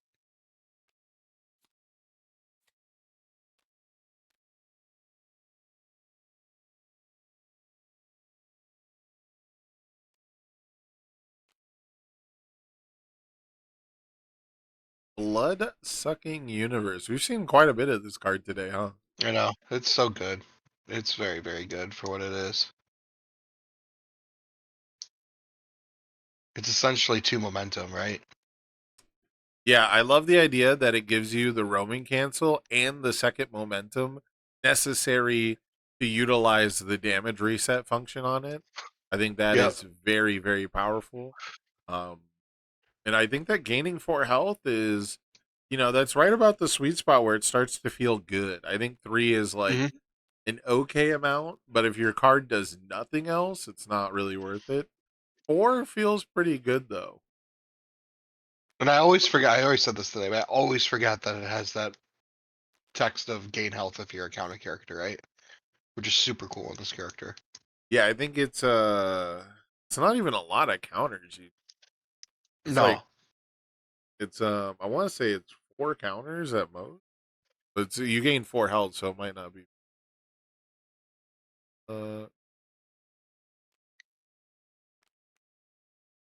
Uh, 2 or yeah, it's 2 counters. two That's or so more. easy. Yeah, it's super free. Super free. That's 1 discard in Krista. Though I will say, as cool as Order Krista is, Chaos Krista always feels better, man. Yeah. Yep. Chaos Krista is just so insane. It's like so much of the same deck, because of Attuned and Walk the Dog, but like, yeah. You kind of have to like pick your lane. Like you can do some Yeah. really cool like Heavenly Ice Piercing, that card stuff with Krista, right? And that could be devastating, or aka Time Walk Krista, right? Yeah. That people love that shit. You know what I actually enjoyed the last time I tried it was I think when she first came out and she's gotten like nothing else on the attack lineup, pretty much. But I think I remember trying like a repeated 100% smash Krista that was hmm really, really tight because you're like, all right, I'm going to check a 6 and then ready 3 foundations. And you can get pretty, pretty wacky with your stage. I was dabbling with like I wanted to play something like Krista, but wanted to be edgy and not play Krista, you know? Oh, okay. Wanted to break the mold a little bit. So you So played what I Historia? made, no, no, no. I played May 3, May Hatsume 3 Oh, Jesus. with That's Heavenly worse somehow. Piercing Ice Wall, Massive Mallet, Patrick Baby, Tavern Brawl, and I thought that deck was slow, but it was super, super cool. Can't It believe just that said character got. Breaker for is Breaker Infinity on that character, and because also you could play Fateful Decision, so it was if you had Fateful Decision, it was always Breaker 2, and if you had multiple ones of it, it was even more Breaker 2. Real quick, did you say Mayhatsumi 3? Yeah, no, 2. I'm sorry, You mean 2? Yeah, 2. I okay, got yeah, it. yeah, yeah. Yeah, I meant that. Yeah, I was gonna say I Mayhatsumi can't believe that character got 3 iterations, but it didn't. No, it's 2. It So, may have to be 2. Is what I meant. yeah, still though, yeah, it's an interesting one. Man, I really fucking hate that if you get the damage bonus, you have to cycle. Like every Yeah, time I play that character, it's like I I just never get what I want. Like I don't get it. Like I right, just I'm like I need damage pump, but I don't want to filter cards. Like I don't want to discard the card I reveal. right. They didn't even have like an abusable card that you can like reveal multiple times for bonus effects. Like I don't know why they make you discard it. Uh I But think it like was the cool thing was like playing Tavern Brawl into like Patrick Baby was like a drug. That was so cool. Because Tavern Brawl is 1, 2, 3, 4, 5, has 6 keywords. yeah, that's pretty good. Speaking of a lot, we got 9 cards in hand thanks to this wall Maria's might. Drew us 4 cards and is wearing +3 damage. So very solid stuff. We got 2 in hand for Mina 2 dot. And the Oh, +0 press syndicate zero target. lock. Syndicate target is one of them. So we will lose a health for playing it, but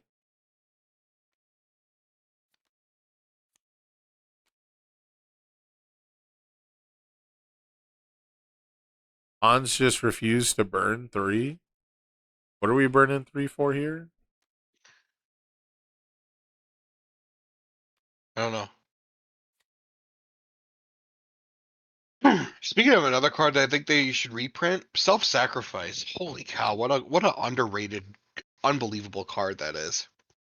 I know they kind of reprinted it with like what's that? Uh, there's that Momo 3 card, right? That sacks for damage out of response speed. But just having that one low block was so good. Oh, self-sacrifice. This one. Yeah, yeah. Yeah. The One reprint. The the best reprint spam is in the a game. +3 low for a reason. Yeah. Yeah. They I just don't also make spam like they used to. no. Oh, this might be GG's. I also think that the response damage reduction is like strictly worse unless it's exactly a flash attack. Yeah. Oh, that's true. The chat is delayed. It's worse than I thought. I thought the chat wouldn't be that far behind, but yeah, I don't know. I don't think it was I don't think it changed anything if there was supposed to be a burn 3. Maybe the Mina player just forgot to play the response. Maybe. Yeah, they might have just made a mistake. It happens.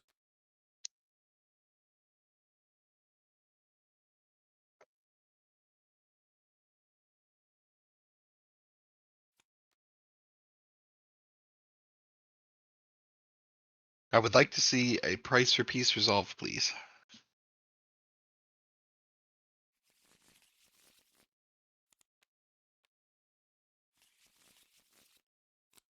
Price for peas. They say it's going down, but it's really going up. What's the isn't there a deadlock ability price for piece? Yes. At any It's card? I think it's name a fury or punch card, and then And go get it. Koenma's task your deck for it. Yeah. You get to Koenma's task a fury or punch card, yeah.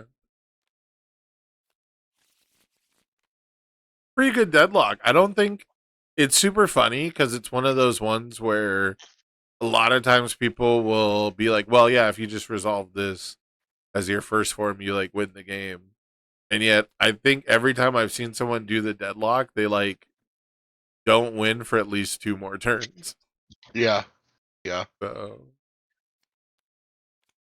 searching your deck just isn't that strong in this game. Like the likelihood It's that you'll weird. actually get more than 2 copies of a card is not great. We're not Pokemon. No.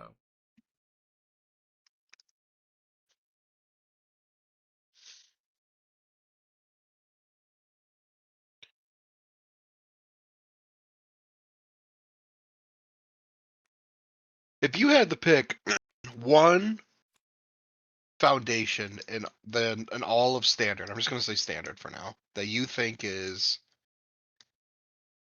bannable. Well, do you have anything in mind?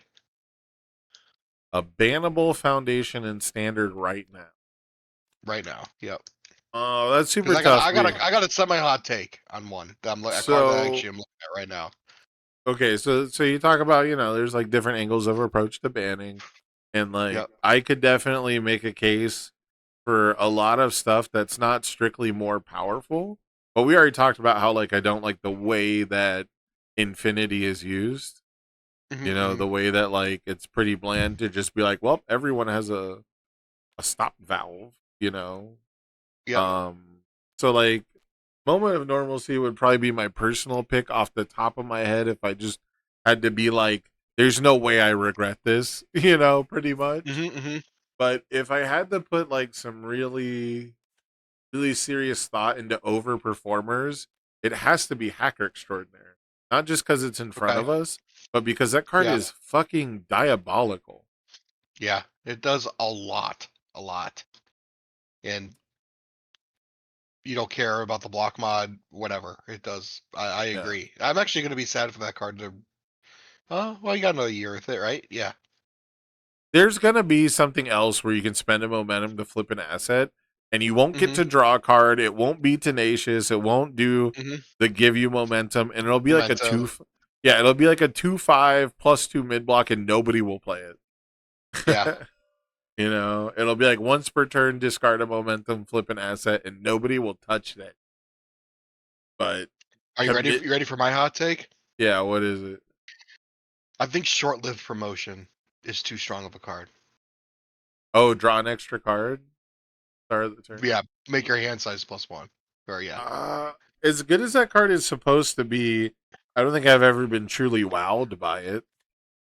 I just think, like, I was building. In case I had to play today, I was building the Denki 1 list, and I was like, man, if I can be a 9-hander as Denki, that would go so hard. And I just think it's just it's crazy How that different is it from any other 2/5 flip draw card? Like how much better is it than what do you fight for example? just for the fact that you don't need an enhanced step, more or less. But so like if you don't need an enhanced step, that's implying that we're like Mhm. under brick protection. And if we're under brick protection, say I draw my 6 cards per turn, I bricked, but short-lived promotion can save me by letting me draw 1 attack out of 6. It's not like Potentially, it's not like enhanced draw where you can get like the party started and like chain stuff. right, Like short lived right. has to then draw specifically an attack that draws cards, or you have to have other card draw anyways. I just think having multiple out is extremely powerful, more or less. It's a pretty good card. I think it's just really fair. I will say the one use case that I've always thought that makes it unique and makes it better than other cards is probably the most common use case we've seen with it, and it still hasn't like blown me away, and that's Godzilla. You Yeah, know, yeah, the only time in my head where the timing of that is really that important that it's response speed at the start of the turn right. Is if the is Godzilla blows up the board, they can yeah, build is when extra. Godzilla tries to do the once per game. So I don't know. I'm not. I think that's a problem too. As a Yeah, whole, yeah. I Zilla, don't know. it's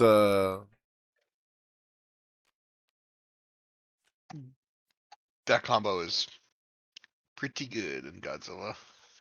yeah. Oh, I'm not just not reading the chat. I was looking at the tournament People flaming me. stream. I think we might have missed a mall day display. Apparently, there was a mall day that was supposed to go into the card pool. Is it that face down card? I don't know.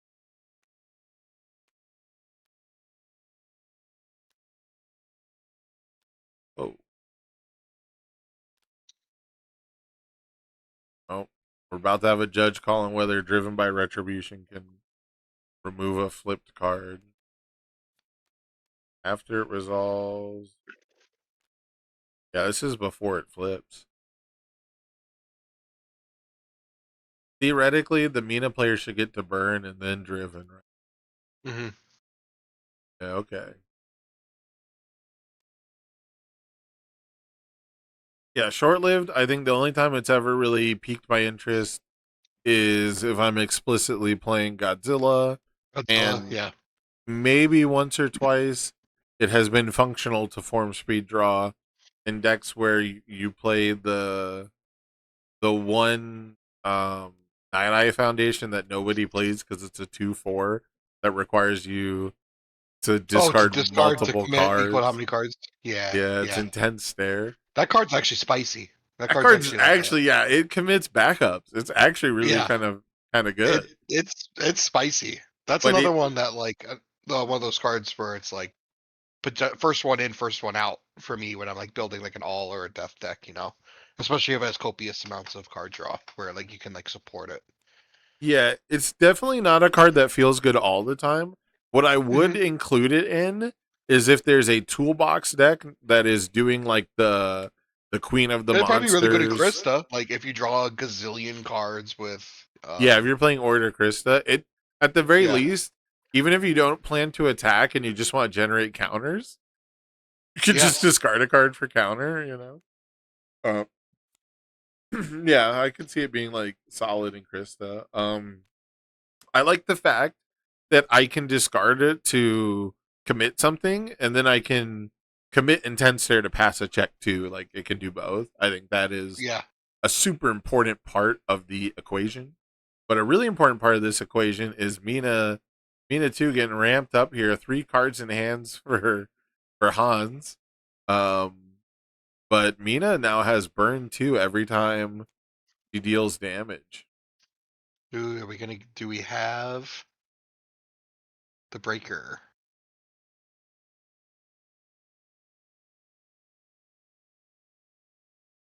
Now, this low We're zone looking has for been it. an There it is. absolute trap. Oh, I know. Normally, you feel pretty good about spamming the low zone, but at this point, it is just a breaker 3 sponge off the back of Yep. Inventor's creation.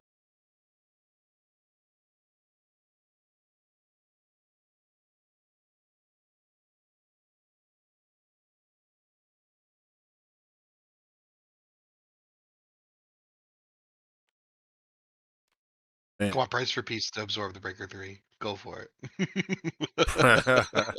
Not breaker 3. We can't do that on breaker 3.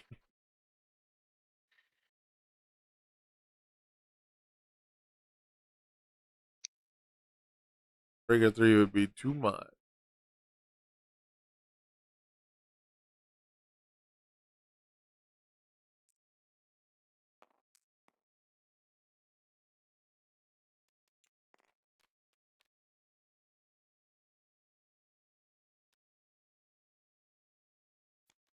Oh, wow. Okay. Interesting. Sign just to pass the turn. Pretty good. Oh, wow. Held the showdown, too. Oh my god. Tagging from both angles. Okay, this might be a dumb question. What if you showdown cancel the price for piece? Do they lose they don't lose the game, right? They just would cancel Uh the effect? I want to believe that you lose the game as part of the effect. I'd have to, to be 100% sure, I'd have to look at the part of the rules that talks about how sometimes sentences are not part of the effect, but they are like Mhm. legalese for the um like the effect itself. Like for example, the instruction your rival may do X to cancel, that's not part Mhm, of it, mhm. an ability. It lives in like a nebulous space. That's why you can't respond as if your effect made them do that action, right? Yeah. Yeah. Um so there might be a world where at the start of the end phase you lose the game is considered that, because if this is not your first form is kind of like a requirement clause, it's kind of like a conditional thing, but I want to believe that it's part of the effect. Mhm. You pretty much lose the game because you discarded your hand anyway. Yeah. For cost. Ooh, we're giving another turn to the Mina player. I also think people forget you can first form it and not lose the game. Yes. Yes. People forget that it Yes. actually is just like a first F mulligan. And Mhm. I used to value it for that and seven handers a lot. But even I ended up, taking it out because the seven handers that were really good with it, on those symbols were pretty much eraser head. You didn't really need to like mulligan that often. You usually had Yeah. pretty good card selection. Was that a common card for Death Eraserhead? Maybe in earlier builds of it? Of like that super aggro version? Yeah, like brute strengthing at a 4. Yeah. Man, Yeah, brute strength. Brute I, strength. Yeah. I definitely What were you included saying? it in quite a few all decks for the mulligan. Yeah. What I was gonna say is brute strength was the first card that like made me like understand how powerful foundations were, if that makes sense. Yeah, Like when I read that card for the first time, I just didn't understand that losing that type of resource would be beneficial. And then as I got to play with the card, I understood how insane it was. Yeah, it's super funny too. As a like, especially as a kid, I didn't play Universes as a kid, but as a kid, Mhm. I know I would have thought that sacrificing a foundation is better than losing one health. Yeah. Which that's totally the opposite. Right. Right. So in that respect, it probably would have taught me how strong one foundation. Hmm. I remember I played a card game called Raw Deal when I was a kid. That Okay. was like kind of really my childhood game. Do you have any experience with it? No. So it's a life decking game. So when you take damage, you mill cards, right? And you lose when you run Hmm. out of cards. Which I think is actually kind of cool. A lot of people fucking hate that, but I've always kind of liked that idea. No, that sounds Um, interesting. yeah, well, and it's one of those things where like when you're taking damage, you can end the opponent's turn. If you basically if you discard if you mill a block, it acts as if you blocked the attack at that point, so you stop taking damage, and then it ends the opponent's turn, which is cool. Like there's a lot of Oh, back that and is forth. cool.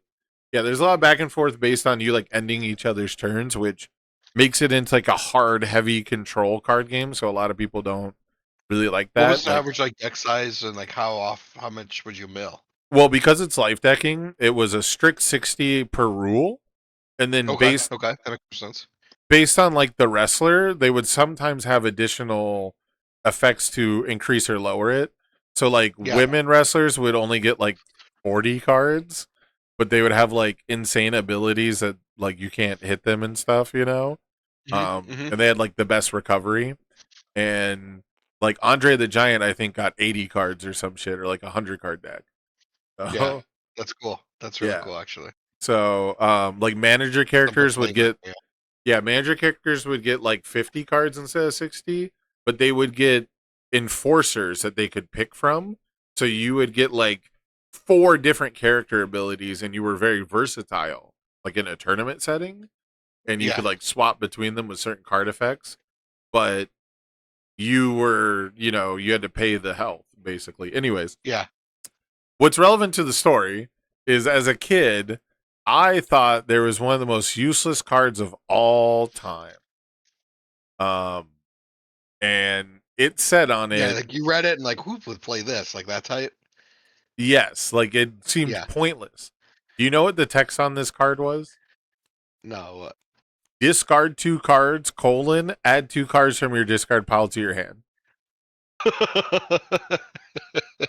I was like, why the fuck would I do that? I go down a card. I Yeah. had just enough idea of card advantage to understand I'm losing a card, but not enough to understand selection that this is me getting the two best cards in my discard pile. Also, another Breaker 3 block is fucking Yeah, insane as we tap out this for it. breaker, these breakers are ruining this Mina. Oh, Oh, we're gonna go for it? For you could real? pass it. Yeah, he has to It's on a destroy the 3. foundation first. Yeah. Oh, Oh, don't make me jump into this call by not destroying the foundation. Okay, at least he destroyed it. It's not in the right order, but like yeah, but it's okay. It didn't if change the it game state. everyone remember Mall Day is the card in the wrong order. We'll get back to it if it comes up. All right.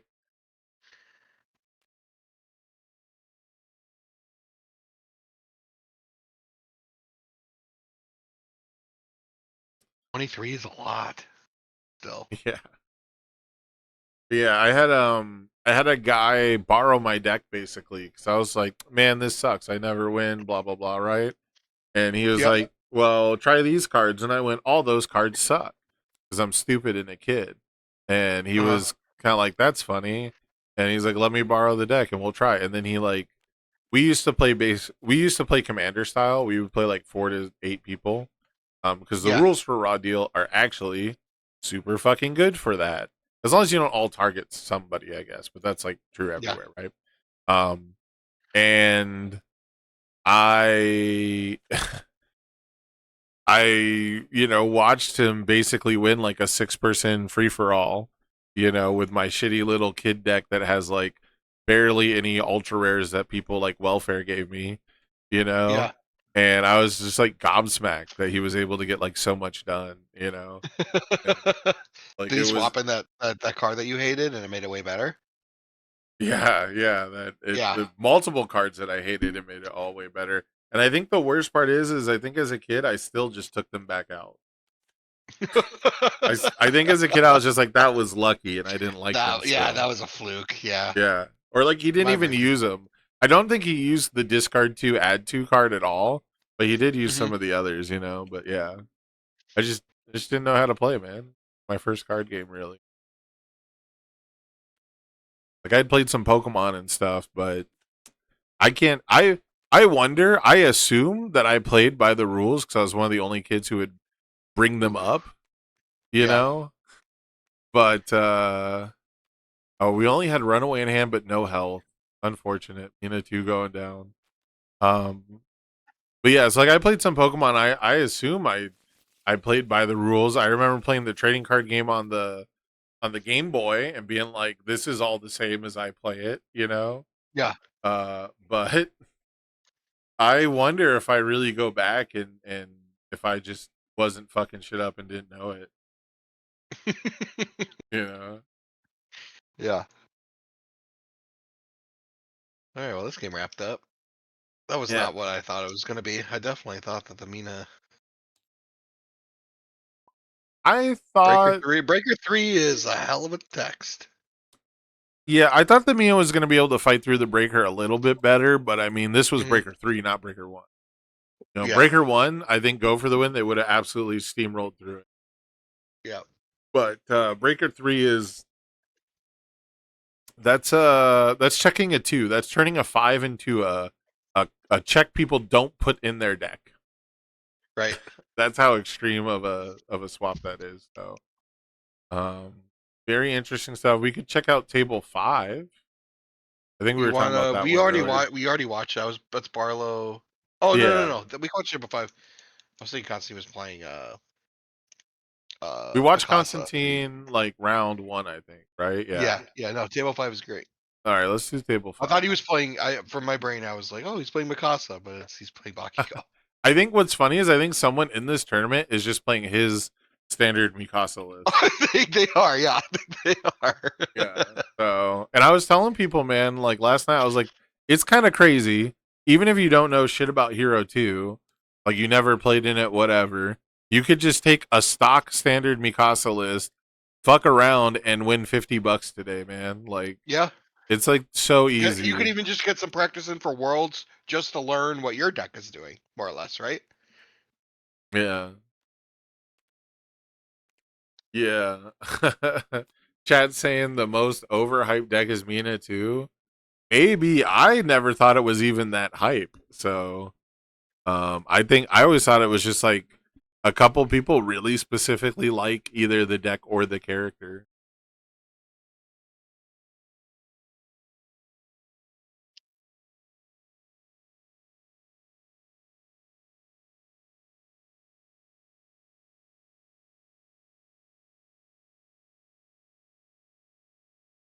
You might have to share a screen with this one. I can't get into his table for whatever reason. Are you sure your caps lock is not on? I'm positive. There's no space. There's no space. I'm gonna try capital T just to double check.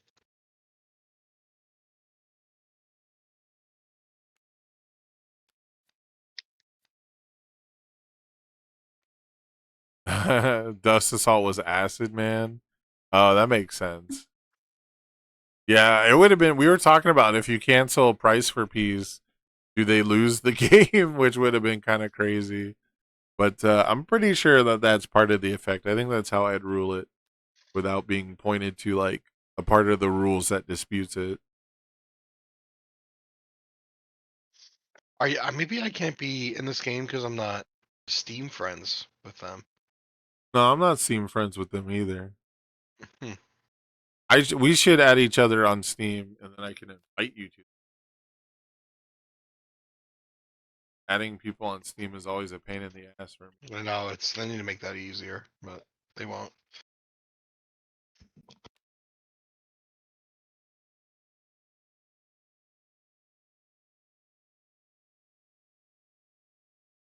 Maybe it'll be easy. I'm gonna send you my friend code.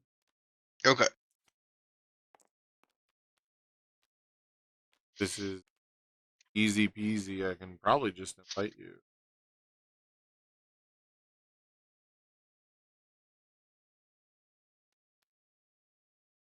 I sent it.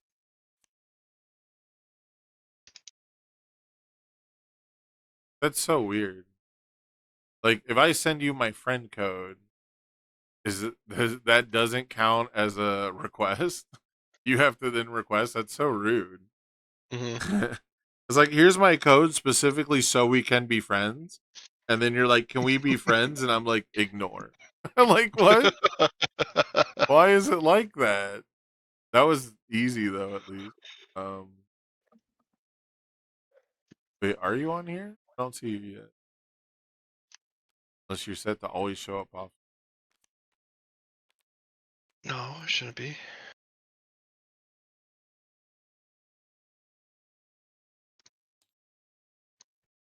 Oh, there we go. Okay. Showed up on that list. Let me know if you got the invite. I did. We did. We just saw Double Front Beatdown get sealed by Filled Without. You were talking about foundations I want to see banned. Let's talk about actions I want to see banned. Oh my goodness. Talk about Yeah, that's true. infinity. Talk about I know. flavorless infinity symbol, band-aid looking ass, fucking silver bullet having, fucking two diff, anyone can run it, bullshit. Hate that card. I still can't get in it. It just says failed to connect. That's so weird. I don't know. Maybe it's for the best. I'll share a screen. Okay. Maybe I'm it's sorry. preventing us from crashing. Because I could have sworn it also had the 5-player limit. So I know this is like not ideal viewing.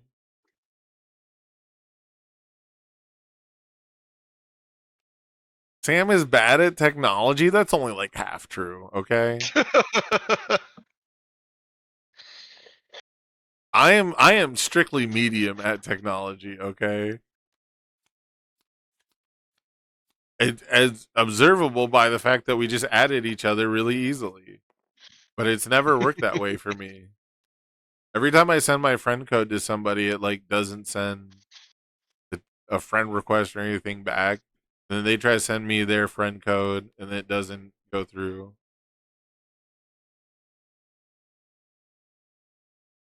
You know, if there's one card out there that trips up Krista, it's One Man Inferno. True. One of them got committed, but we're gonna keep the other one up.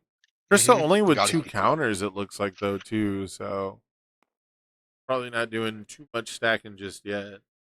But hey, every time we dump an electric jolt in the bin, that's an electric jolt we don't have to That's deal with. that's very true.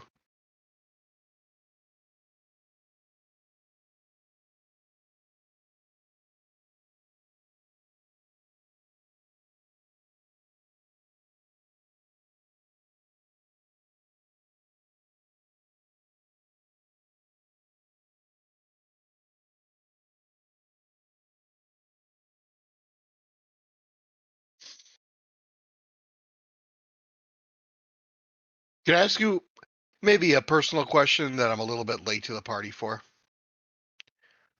Uh, It's sure. nothing. It's nothing crazy. What's your obsession with Templar? What's the story? Oh, um, it was just my favorite card when I first started playing the game. Is I guess like the truest answer. Things that add to that are the fact that like the first deck I picked up, you could basically pick Proto Man or Mega Man, and I picked the Hmm. cooler one, of course, Proto Man. Hmm. And he's a 7 hand size character, and I can't remember. I'm pretty sure all the cards at the time were like all 3 of their symbols in like the starter deck type stuff. Yeah. Yeah. And as a concept, I guess between air, earth, and fire, I thought air sounded the coolest. Yeah. Uh, and somebody, I think someone also told me it would be like really cheap to like upgrade an air deck, and they were correct. The air Yeah. commons were like way better than the others, and like it didn't really have too many money cards, blah blah blah. So they helped me like make an air deck, and the first ultra rare I pulled out of. So this is back when I think ultra rares were one per box. I might be fucking crazy on that. I could be totally dumbass wrong. One But per box. Okay. yeah, like they were like ultra rare. I don't know. I could be like totally stupid, but like we didn't have foils back then. Hmm. You know what I mean? Like I don't remember us. I think we had like foil characters in like KOF stuff, but like Red Horizon they didn't. You know, so um, like the ultra rares I don't think were foil in the Red Horizon stuff. Um, I can't remember. Maybe it was multiple. Maybe it was like two or something per box. I don't know. Maybe it was still six, and I'm just full of shit. But the only one I remember pulling from the first box I ever got, which I got for free because I paid $25 to sign up for Nationals or Worlds or something. You Yeah. know, I think it was Nationals at the South Point. There's still footage of it like on YouTube. Um, and they gave me a box, and I opened a Templar in it.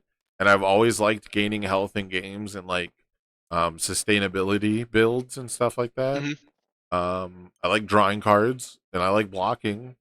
It does all three of those things, and it does it on the symbol I was playing, and like it also has Breaker One. It was, Yeah. it was just like the first feeling of power. I also in fantasy games, I almost always play like a Holy Knight archetype, mostly Okay. because It's just hitting it for you at all angles, huh? yeah, like yeah, like for World of Warcraft Classic, I was like, I should finally get around to playing a paladin as my main because I always Yeah. play like warrior or hunter first and a paladin as an Hmm. alt, and I even technically did it this time too. But um, for Burning Crusade, I was like, well, I'll Are just you playing TBC Anniversary right now? yeah, I'm leveling incredibly slowly in dungeons. Oh, Uh, I'm full pre-bis enhancement shaman you're already. So fucking ridiculous. That's the game's been out a week. that's Get a life. that's my game, dude. Yeah. I will play that game till I die to the full maximum potential. Yeah. Are you a retail player? I used to. I'm a 4X CE player that Okay. converted the classic in 2019, essentially. Wait, so But when I've did you always bounced start between playing two. World of Warcraft? When I was 12. I've been That playing World of Warcraft longer than I haven't. that doesn't answer my question. When did you start playing World of Warcraft?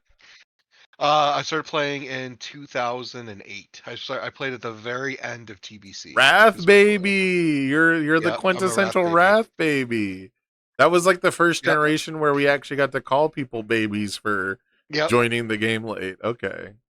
I Hey, was the have a good one. 13-year-old raiding ICC that didn't have a mic. That schemazed my way into getting into heroic ICC. Yeah, I was like a 15-year-old who was raid leading ICC. Yeah. Yeah. Also, Giving advice to divorced dads as a 15-year-old in that game. yeah. Also, shout outs to Godzilla guy 99. Thanks for hanging out. Have a good one. Um, yeah. So I played. All my friends got me into it. Like in classic, I played really bad, really slow, like everyone else back then. Hmm.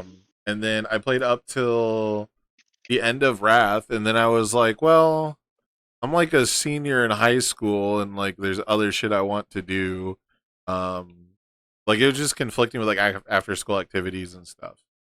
You Yeah. know, so like I quit for Cataclysm, and then I was in college and I had like my own place and I had like all this free time and stuff, and I was like, oh well, I should play Miss Pandaria because the aesthetic Yep. is tight. And Hmm. then I Well, I'm didn't. playing that too right now. I play MOP Yeah, and TBC. yeah, I don't have time to do both right now. I'm like barely playing TBC. I log in and I do like 3 dungeons and I log out. You Yeah. know, Yeah. yeah. So um, Wrath was eating graphics cards. Yeah, I remember that time. I think it ate one of mine really. But so I was late to like every expansion though. Like I never had the money when the expansion would drop. I'd always be like months late. So I never really. And then when Wrath hit, they started doing catch up content, which is like the only reason I got to raid ICC. Like I Yeah. started. I didn't hit level 80 until Trials of the Grand Crusader came out because I Oh, had really? to. Okay. Yeah. Yeah, I had to re-level because my classic account got banned because Chinese gold farmers hacked into it. sold all Yes. my Yes. I shit, remember. and Yep. when it was reported, a game master contacted them, and they were speaking like, according to the email I got, they were speaking like Chinese back, and instead of giving me back my account, they Hmm. deleted it, they banned it. Um, so I had to re-level for TBC, and I was late to TBC, and then I played a warrior named Corfax all the way from Hell yeah. like classic to the end of TBC, and then my name got reported while I was not playing the game. And when I came back to Wrath, my fucking character was deleted, and I didn't dispute it in time because I named it an NPC's name of all fucking Oh my things. god.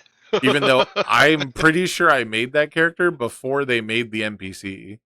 Hmm. So I re-leveled for Wrath again, and I was like super late to everything, you know.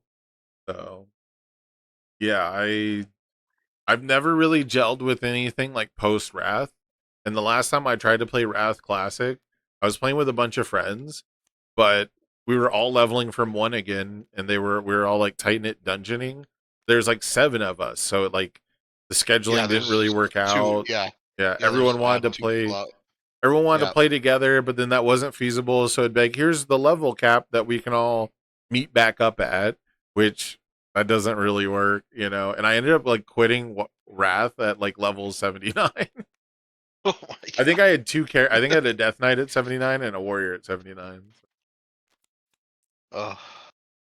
Yeah, it And was yeah. yeah, I didn't really get to play Wrath Classic the first time around. I didn't play TBC Classic the first time around because I didn't want to. I don't actually like Burning Crusade that much. Um, I'm just kind of doing it because they actually shortened the schedule on it this time, and Yeah. I'm giving Yeah. it a It's still a shot. little But more approachable. Right. it's still like so far my least favorite. And then I didn't get to play 2019 Classic because my internet was so bad. I would disconnect during combat and then immediately Put in the log queue. back in. No, no, no. Yeah. Like I would disconnect during combat. I would immediately log back in, and I'd still be fighting the same mob. And so I tried to level a warrior at first, and the whole time I was trying to get internet in my apartment, but because internet came with the apartment, they were giving me some shit about like you can only have one internet assigned there, and because there's like a Hmm. package deal with the apartments, I like can't have my own. It was all bullshit. It was like all ridiculous because at some point I did have good internet, and then they took it away. Like they realized like, oh, you're not supposed to have 2 internet here or some shit, you know. So I leveled a warrior to like level 50 with good internet, and then my internet went back to being bad, and I leveled a paladin to level 52 where I would disconnect, log back in, and then heal myself and keep fighting. And I leveled, and it was like the So most wild. it was like the most miserable shit like ever playing the game, but I wanted to play with all my friends like so bad I put up with it. Yeah. And then like that's how I was leveling like before. And then when my internet went back to being shit, I was like I can't do this again, you know, and I can't do like end game dungeons like this. Like I can't run BRD like this, so I Hmm. fucking just quit, and I didn't really get to experience fucking uh vanilla classic. So top 500 in Halo Reach from a phone hotspot. Dude, okay, first of all, Dude, that's lagging in brave. Halo is a benefit, all right? Are you disconnecting from the full ass fucking server, bro? Like, and then having to log back in? No. Being laggy in Halo Reach of all games too is like a benefit. So the bullets are what, server side in that game? Well, for classic for me, I hit the trifecta. I'm a Thunder Fury wielder, a dual glaive wielder, and Shadowmourne wielder, all in the same Ugh, character. gross. And this time around, I Absolutely. decided to play something else other than warrior.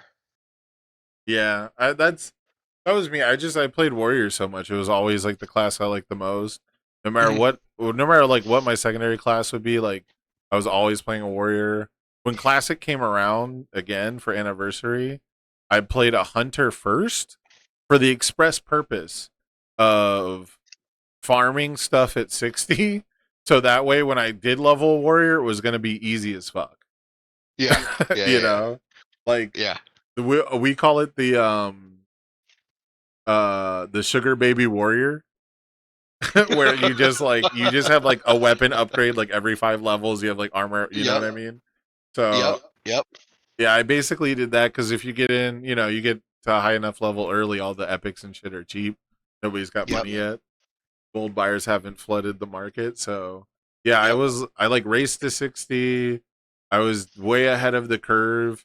I did all this mining and shit. So I didn't do like any actual profession. Well, I did engineering on my hunter, but like I had like all this stuff saved up so I could blacksmith all the right stuff. And then when I was Hmm. leveling my warrior, I was like catching back up to the people who were not ahead of the curve. And like it was so miserable because I was like stuck fighting for mobs, terrible groups. Like it was night and day between all the like no lifers who like Yep. played nonstop. Like That's me. I my guild leader and his buddy were level 60 when I was like level 48 or something. And I was just like, Jesus Christ, guys, like I'm no lifing this. You motherfuckers have made it a fucking job. Like, Jesus. Yeah. Yeah. They were I like feel that. private server people who like, Yeah. did nothing but vanilla for like 8 years straight on private server. Forever. Yeah. Yeah. Yeah. Like I know that for rated sure. molten core for no reason, just to do it. Yes. Just to do it. Yep. I Yeah. know. People are insane like that. All right, we got 5 minutes left in the round. We still got a couple of games. I think we're gonna let these. I guess I can jump into one, but it's probably gonna end as soon as I do. I'm gonna step away for a few minutes here, and yeah. Do you want to talk to? Oh, we only got one game still going.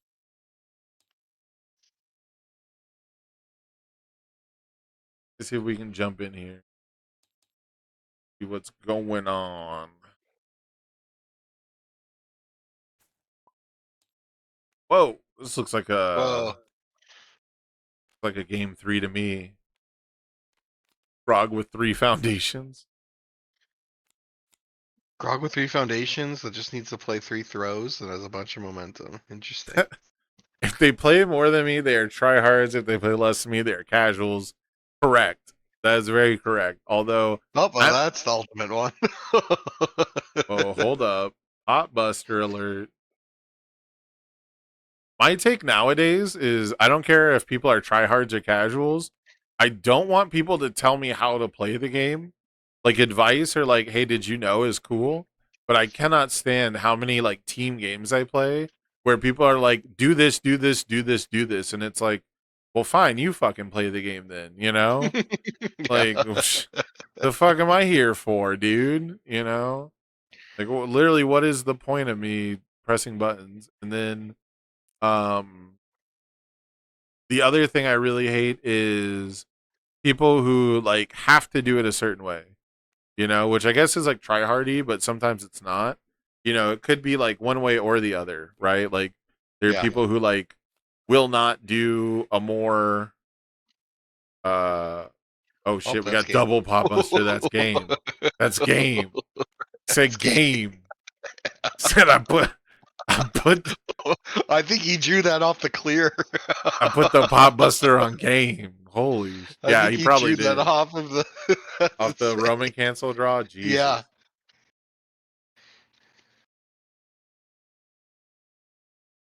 Damn, that's crazy. But yeah, one of my least favorite experiences recently is trying to do Burning Crusade dungeons, and half the people are completely undergeared, and this is their first time doing it. The other half of the people have spent the last week farming the best possible gear that's going to get replaced in one fucking week anyways, and they want to pull Yep. the whole dungeon and kill it in one big fucking go. And I'm like, your favorite streamer gets to do that because they're rich and famous, dude. We are not that. We do not have that group. All the people, especially since I played, I logged in like at the exact time and lagged out and couldn't play the game and blah blah blah and came back later. All the Yep. people who can do that and are doing that did that shit for the first like 20 hours and were done with it. Leveled to 70 in less than a day. By the time I was running dungeons, it's too late for that, dude. Yeah, no, for sure. you you are officially behind the curve if you are trying to fucking spell cleave in my dungeon group. Not that I'm like against it. I'm just saying like If it we're makes sense, not. it makes sense. Yeah, we're not the Go sweats forth with it. here. Yeah. All right, let me get pairings up. We'll pick a game and then I'll take a really quick break here.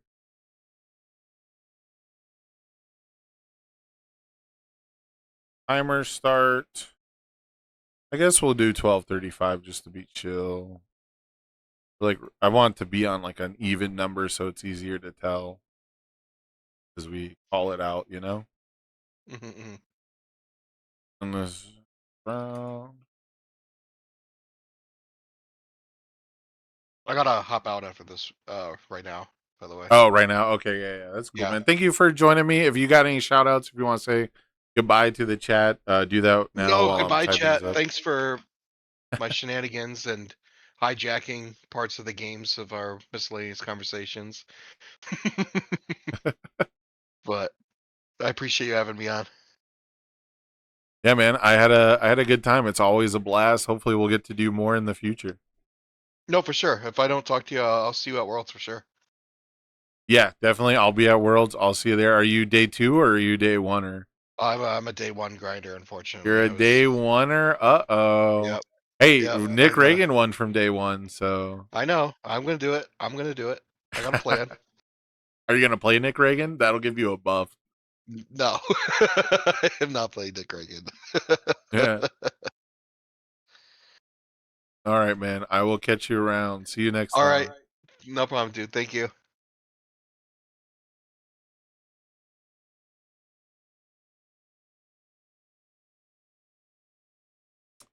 All right, chat. It's going to be me potentially flying solo here. I might be able to find a replacement.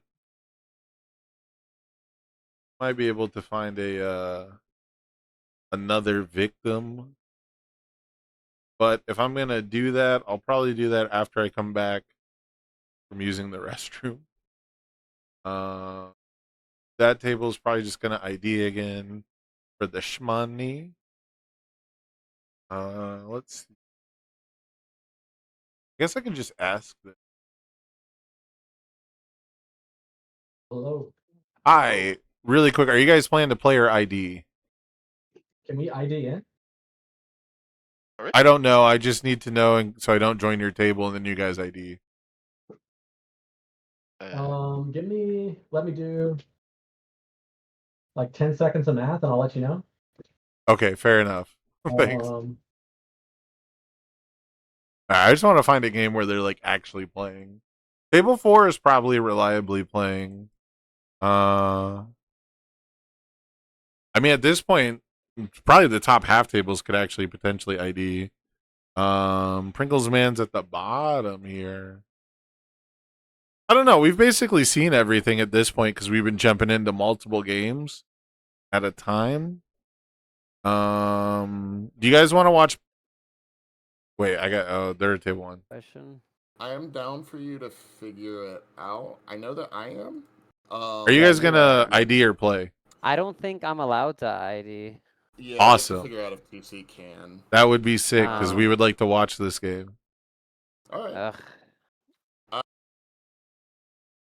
Yeah, no more IDs. Play it out, cowards. Although I'm the exact opposite. I'm taking the guaranteed like every time. I say play it out, cowards, for the content. I hate gambling. I like to take the guarantee, so we'll see. Let's see if they actually we'll see who puts a table up, I guess.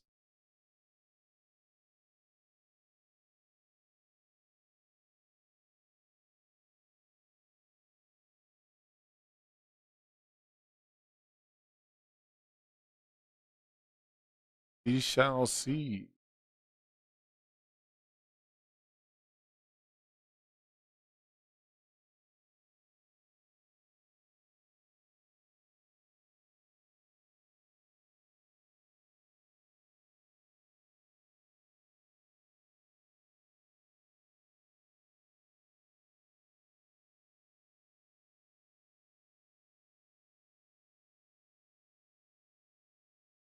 Oh, I have it set to ace 3. That's why.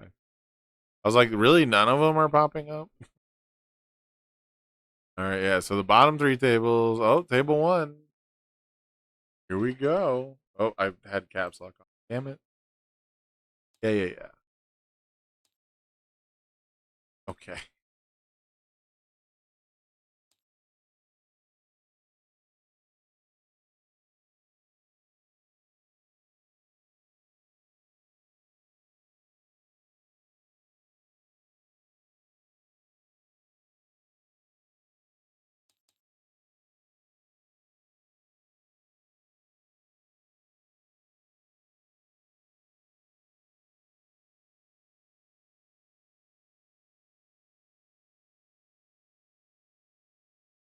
Yeah, I'm pretty sure Sri gave a gifted sub to every person who's ever watched my channel at this point.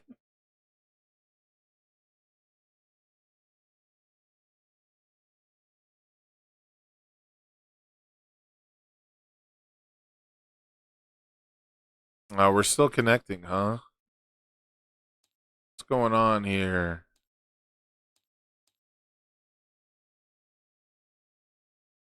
We want to watch some universes and then talk about other things over it.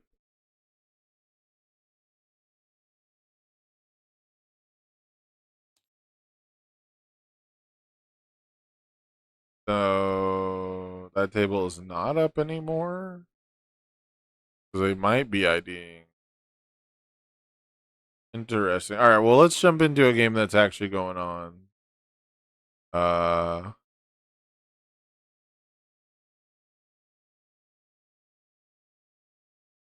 Let's go here. Let's go table 6.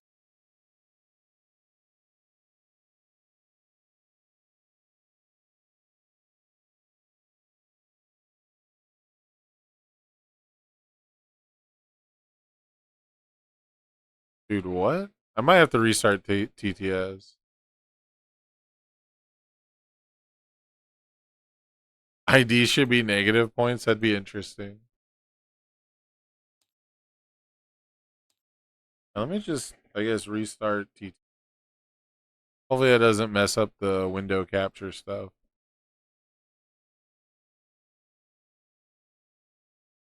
Is this, the points don't matter, yeah. I think for the next one, I think the points will matter. I think for the next unserious game show, I think I'm gonna make it a rule that the points do matter.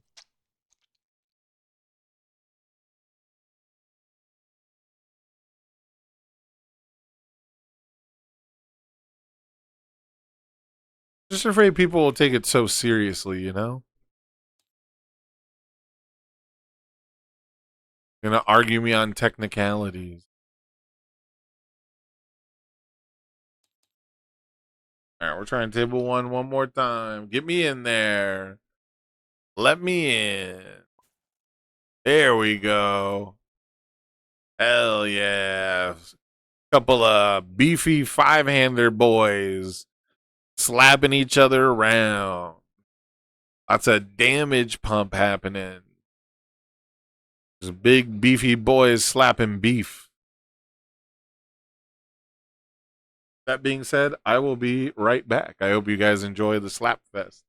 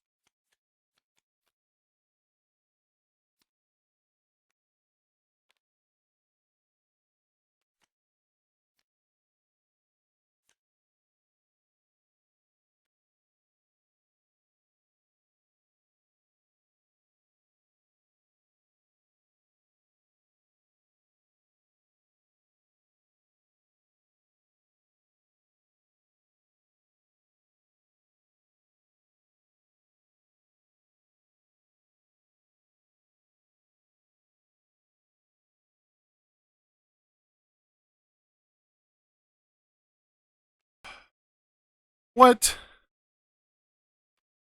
I came back and these guys are IDing, but they're playing for fun? You don't care about playing for fun? There's no stakes. Nobody wants to go to a Longhorn and get no steaks. Unbelievable. Unbelievable. I don't even know if I want to finish watching this match. What about you, chat?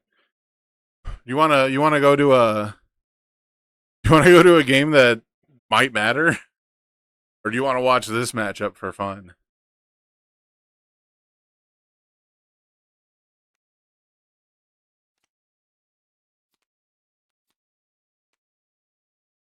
Where's Fish at a Steakhouse, exactly. Eno versus Mina. Let's see stakes. Okay, yeah, let's go to the steakhouse. Let's get out of here. They're playing for top 8. These guys are IDing. They're not playing for top 8. Oh, you mean, unless you mean, yeah, Eno versus Mina. Yeah, yeah. You did not mean this game.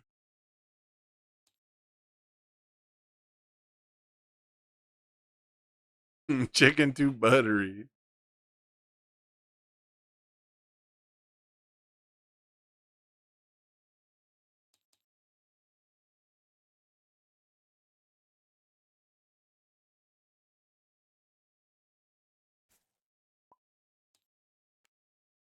Ooh. All right, we got one card on the side of Eno and 4 cards on the side of Mina. We'll see how this one goes.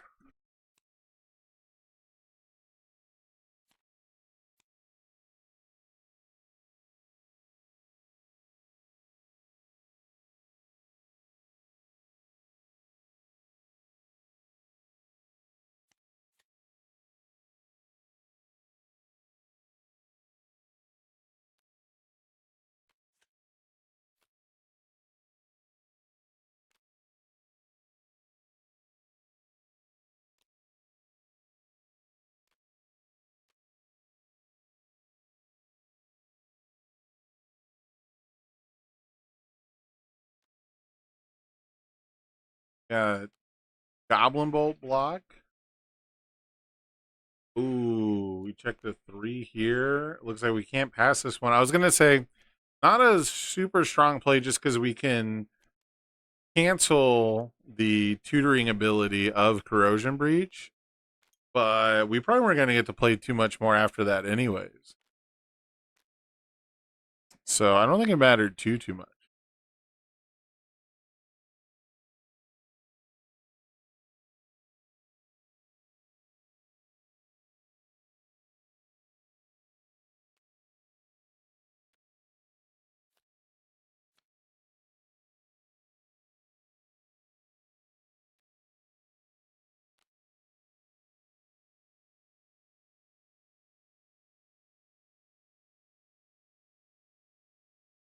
Yeah, I mean, I gotta say, from where we're at in this game right now, I'm definitely with Eno too. I'm definitely on Eno's side as well, while Mina is completely committed out, has a lower health total than Eno, and Eno's got a huge stage to produce with. I do think you are in a unique position where you can choose to do the cancel every time Eno tries to change the zone with her own enhance, just because letting them seal one of your foundations doesn't matter, right? So in that respect, you kind of give it -2 damage, but that's like not a real strategy. Saying my stage is so blank, you might as well blank it. Not a great strategy.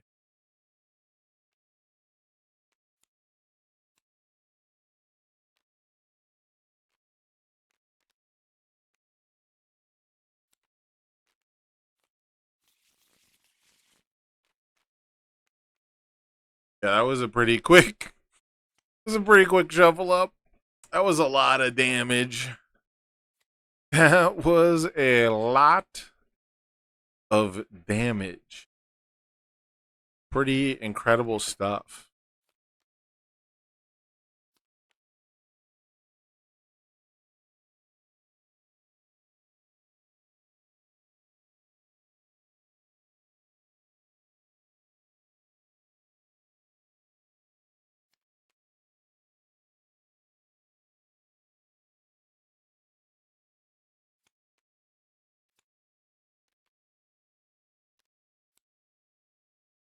Now Mina will get to go first.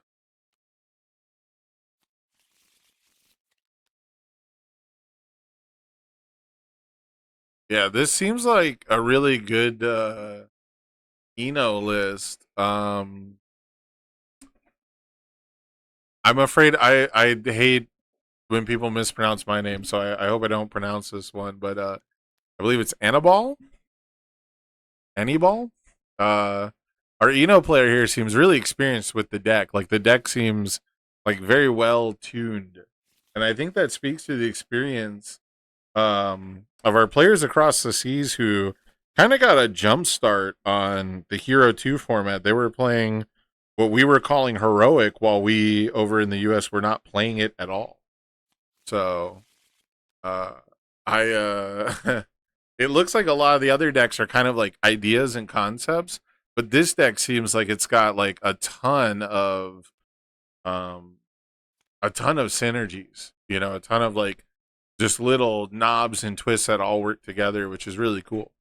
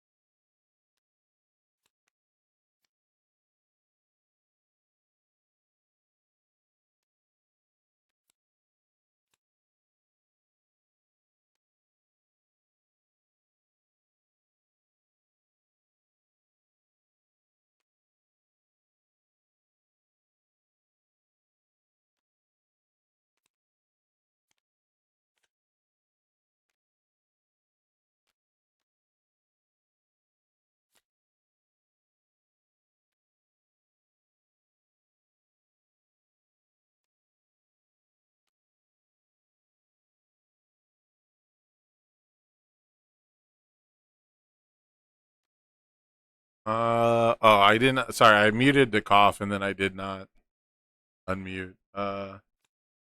So solid build from both players. Obviously, Mina getting slightly better build and going first. Oh, but back to back bad checks. One worse than the other. Not gonna feel very good here, but double always cool is going to help out a lot here if we're willing to use them on the first or second attack of the turn, which is not going to come. Most likely, I guess they could play something after this. All right, yeah, we're just going to build again. Psychic Spirit Glass, one of my favorites. One of my favorite assets that, again, you know, we were talking about first in, last out kind of a thing. It's kind of a last in because I always forget about it and then I remember it. And then it's got to be one of the first cuts just because it's so hard to justify an asset that sometimes you activate it and you're just like, oh, well, you have all the answers, you know, like it doesn't really help you like progress the game state. So, but I love it when it goes off, man. It feels so good. Like we were talking about earlier with the Tri-Gravity Beam sort of checkmate scenario. Like this is a big part of that idea, right? Form speed, saying you can't play a card from the hand is about as good as making them discard it. It doesn't, you have to do it after the discard effects though. So there is that. But yeah, very, very cool stuff.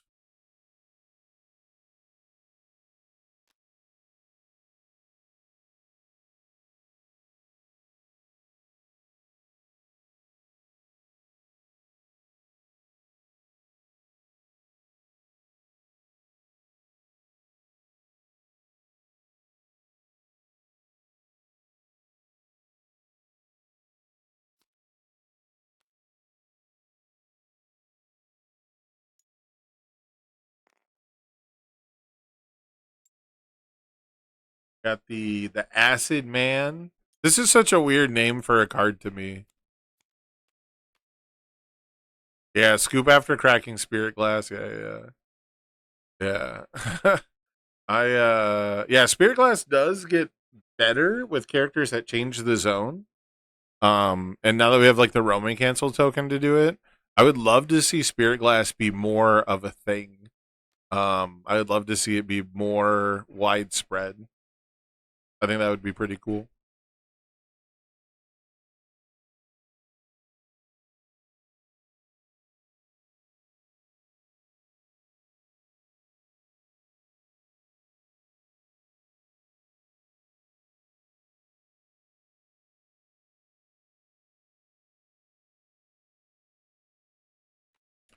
You know, I had someone play Anya Forger against me recently. I kind of reevaluated how bad I thought that character was. That character is like almost playable.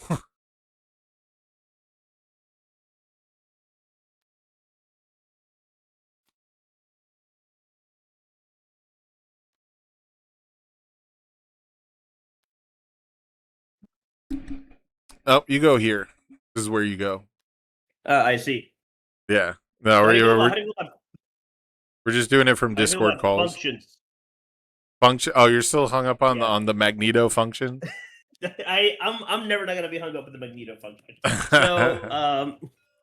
So It's what do okay. we have There's here? a Magneto function in 2xKO. You like 2xKO now, right? Oh that no, man, works. it's a dead game. It's a month old. It means it's dead. Yes. Correct. So this is regular as Mina 2. I mean, what's the irregular version? I mean, I guess. Oh wait, no, Mina 1's banned, right? Mina 1 is banned, yes. Okay, yeah. I was wondering which one it was because Mina They- 1 and they Mina 2 straight are up- like nothing alike. I know. I meant the picture. To be Yeah, real. yeah, yeah. I got you. I just So think it's what funny is- that I mean, I think it's funny how, but you know, you to each their own.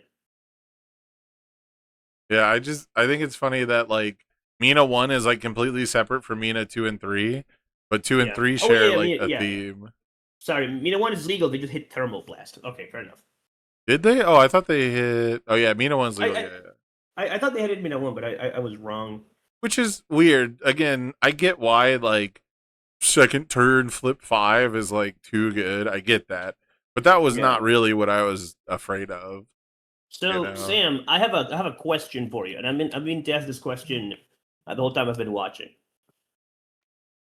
Proceed. Are we playing Eno just because of Tape Swing and the Sarah 2 diff? Is that the only reason we're playing Eno right now? No, I think it's also the Sero 4 diff. There's the one that says if the zone is high, you get 2 speed. If it's low, you get 2 damage. And Eno Oh, can dude. Yeah. Yeah. That card was So- fucking awesome. I forgot about that card. What was it fucking called? tape measure. Sudden tape shot. Yeah. Sudden tape shot. Tape something or other. And yeah, Yeah, it's just fair it's enough. like a 6 low for 12 in this deck. Yeah, it's not on the board right now, but I do think the best thing Eno gets from Hero 2 is just Sero Studiff. Think fast, right? Yeah. Like think fast goes hard. I think it's also in the rotated stuff. Void is one of the stronger symbols. So I yeah, think you get that's like the Kirishima one diff. You get to pretend to be the life symbol, right? yeah, here we've got Manly Passionate Guy, which, you know, I'm always a fan of blocking and building things. Yeah. Apparently, this Eno deck isn't playing Tape Swing, and I do think that's wrong. Right? No, I know where you're coming from because in my head it's wrong. But once you actually play the card and you start checking the 2, you would probably take it out as well. And on average, if you play it raw by itself and the opponent just lets you seal their garbage foundations, then it's just a 4 mid 6 pseudo throw. That is not that's what the worth rest it of too. that's what the rest of the support is for, right? Like if you can just make it low with Think Fast and then you play Tape, then it's gigantic. Right. Yeah, but if you've got none of the additional support and you're trying to, you know, do something on turn 2, would you rather play 5 diff 4 mid 6 or would you rather play a 4 diff 4 mid 6, you know? Why would I try to do something on turn 2 in my defense 7 hand Void character? Because Eno's really strong aggressively when the rival doesn't have many options. I don't know. I don't think that's true. I think this woman couldn't kill anybody if she had like 3 handguns. Like honestly, We've watched it kill people multiple times. I think they were playing wrong. But that's life. So Yeah, I don't know. Like I said, in my head, I think that you should play Tape Swing personally. But this Eno deck is playing 3 Eyes of Hiei and Supersonic Flight, and those Yeah. are cards you can't play with Tape Swing, at least not at, a bunch of copies. yeah. I mean, you could play the 4 supersonic. I think you can get away with that. The 3 Yeah. eyes starts becoming risky. So I love 3 Eyes of Hiei. I love me I love that a card. defensive I love that zone card. change. Yeah, force that. I love that card very So- much. But Supersonic Flight is just a freer card because it does something even when you don't physically play it, right? Yeah. Oh, actually, I guess you could get away with 3 eyes if you just commit to never playing it and just building it in with Manly. That is a way I have tried to play the game, yes. Yeah. It's not the best way to play the game, but it's one of the ways for sure, right? Yeah, I have definitely tried to play the game that way, and I've had mixed results, is how I'll put it. Yeah, I do None think of 'em- an important thing to have. None of them when good, by the Eno- way. None of them Yeah, good. yeah. Just all bad But ones it's not a mixed good idea. together. It's not a good idea. I do think an important thing to have as Eno is a way to guarantee offensive output, even when they just let you seal their stuff, right? Yeah. So like Thinkfest really good for that. A team rival is really good for that, even if the card's kind of bad in general. And I am trying to figure out what is happening. By the way, We're trying to build a latent skill on a 4. Now a breakdancing on a 5. I think I need to join the table because the Mina's going beyond what the stream can handle. Oh, yeah, I should probably. Do you know the password and stuff? No. I don't remember which table this is. I think it's table 4, but that's Yeah. like the passwords. Oh, I see. Okay. You're my friend on Steam, so I can just fucking follow you for no reason. Yeah, that's possible. Speaking of 2 chicks that are baller, everybody loves Censored Slide. Yeah. Yeah. The Mina 2's original 2 check. I fucking love that card. It's so good.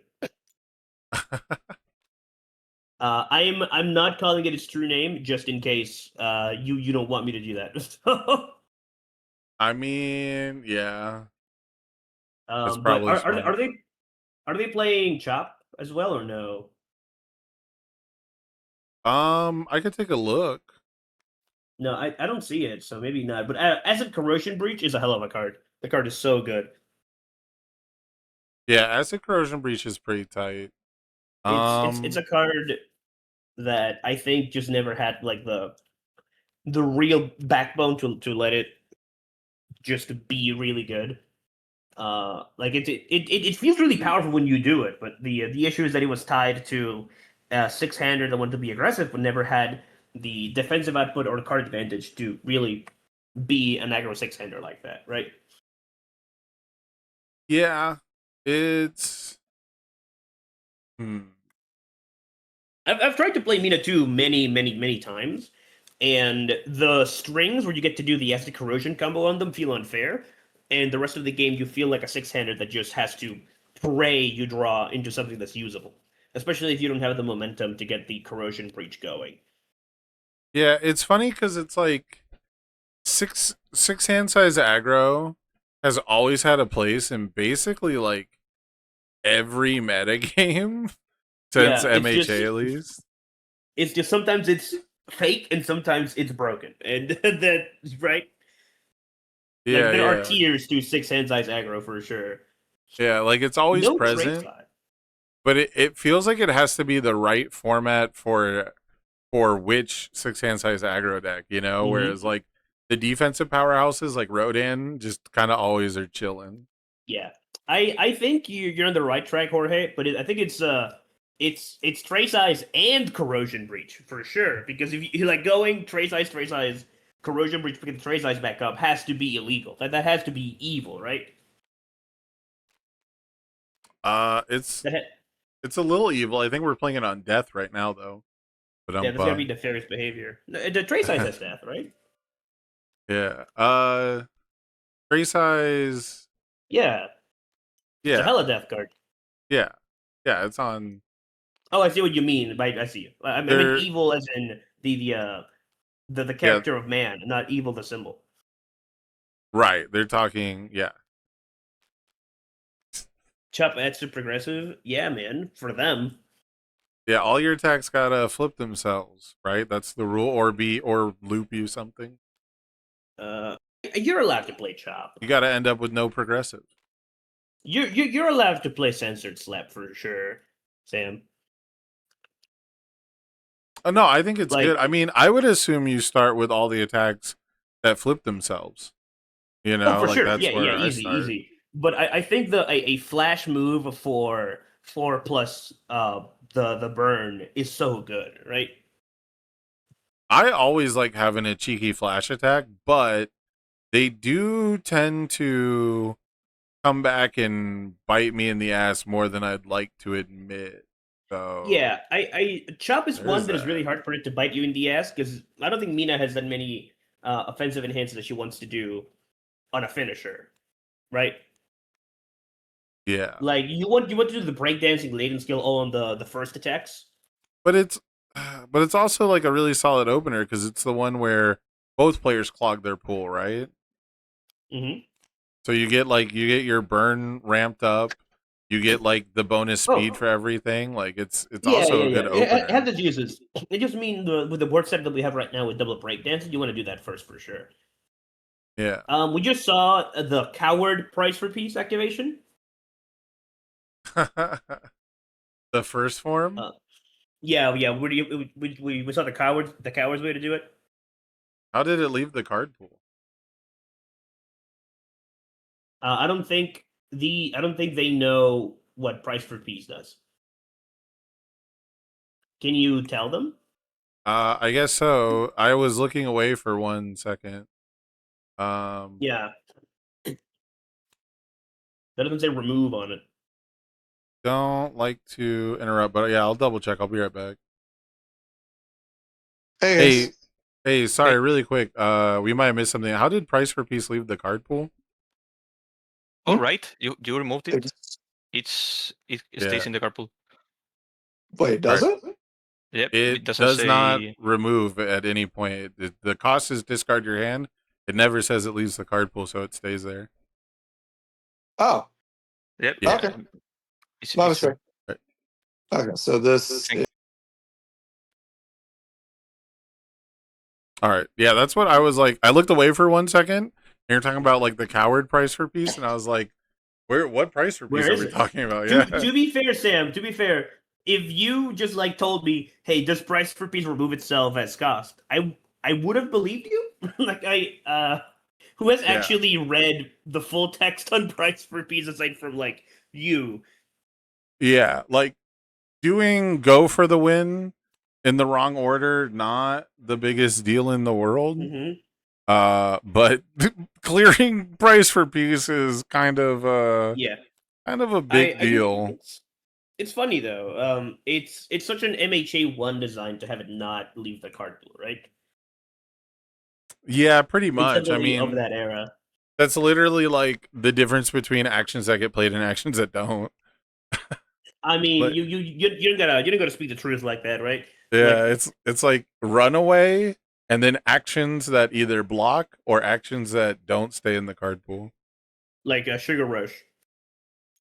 Right. Yeah. Which I can't believe Sugar Rush wasn't more of like a 3 to 4x staple, but I guess offenses just weren't quite there. As much as offense felt like it was really like the de facto way to play, like you did more on offense than anywhere else.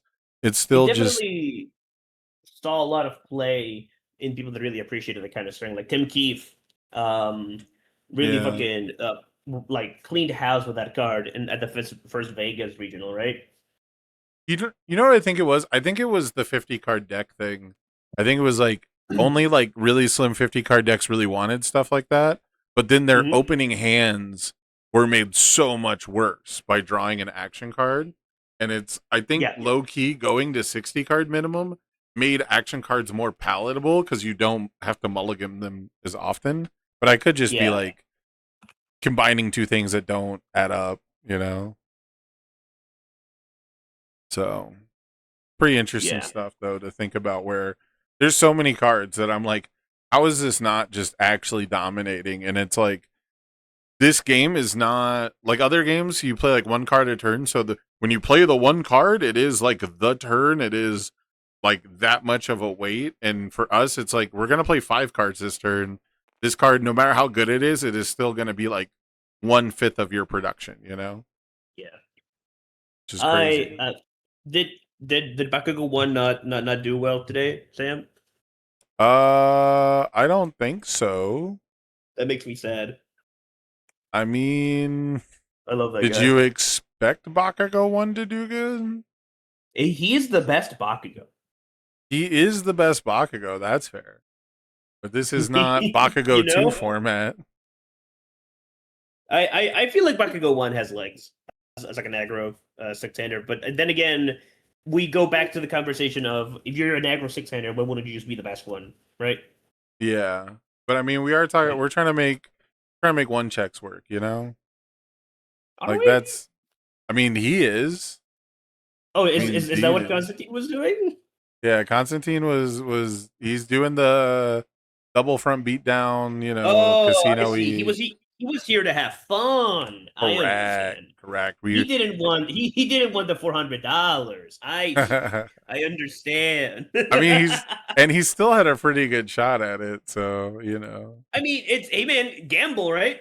Yeah. Hit that gamble. Yeah, he came here to pop off, and you know he got his showdown with Paul. If his one win was against Paul, he's going to consider it a success today. I mean, yeah. Man, Acid Man blows a little bit. I don't like this card very much. Well, I mean,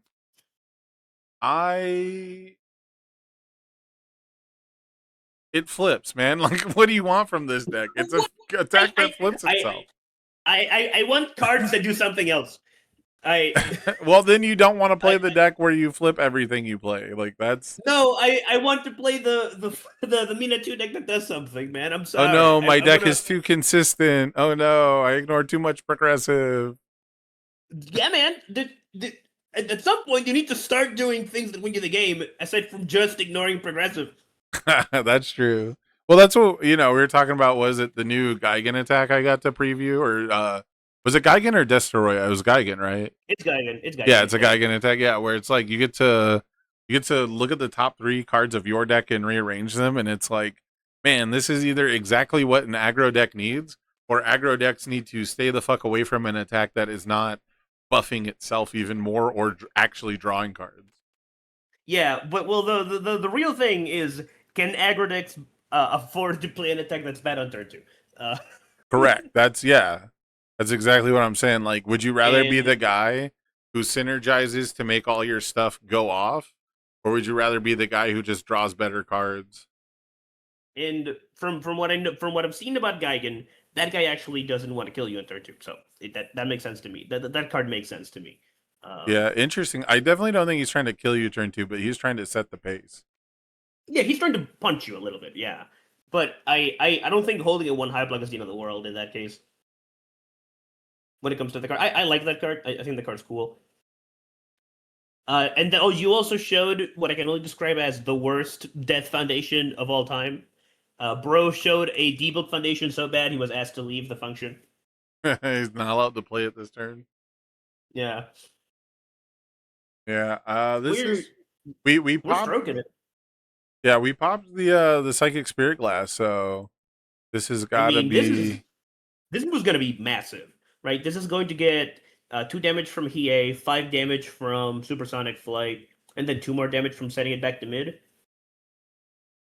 Oh, give me 1 second. I gotta fix something. I'll be right back. Talk to chat. Yeah.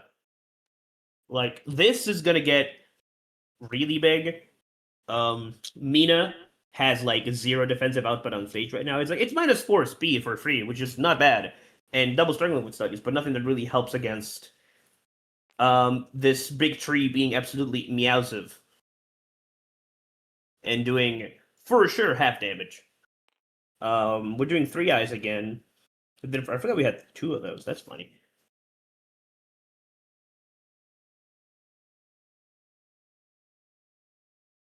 Honestly, give this -1 speed and draw a card, dude. The speed of this attack doesn't fucking matter.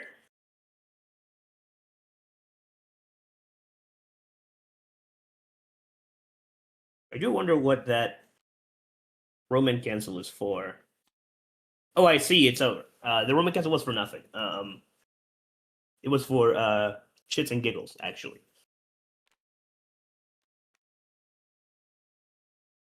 I mean, we could have partialed that. No, we couldn't have. No, wait. We could have full blocked this. Oh no, because the syndicate target. I understand. This was just raw and blockable. The syndicate target was Spirit Glassed, and then I understand. That makes sense. It was raw and blockable. That's cool. Yeah, there were just no defensive tricks for us to do.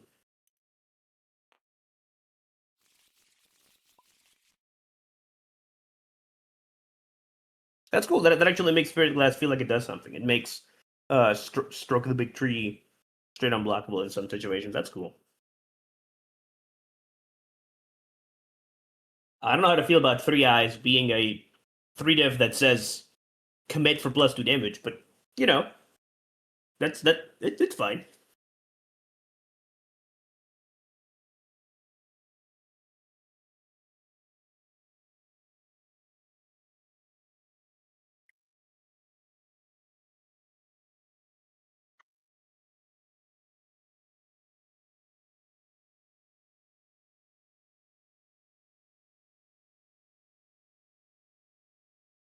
That's unnecessary, but I feel like we could have made the big tree just lethal, right?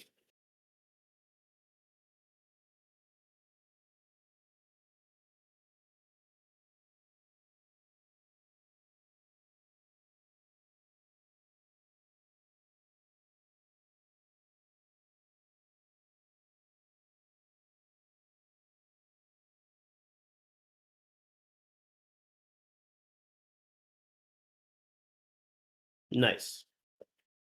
Cool. I do like me some acid Sorry chat, about guys. that. I to break up a cat fight. Who won? Not like the cool '90s one, like 2 actual cats. No, yeah, like two real life straight up cats. Yeah, two literal cats. Yeah. Did I miss the end of the game, huh? Stroke the Big Tree unblockable because we Spirit Glass they're only low block and they can't partial it because it's Stroke the Big Tree. Left them at 1 into just a throw, yeah.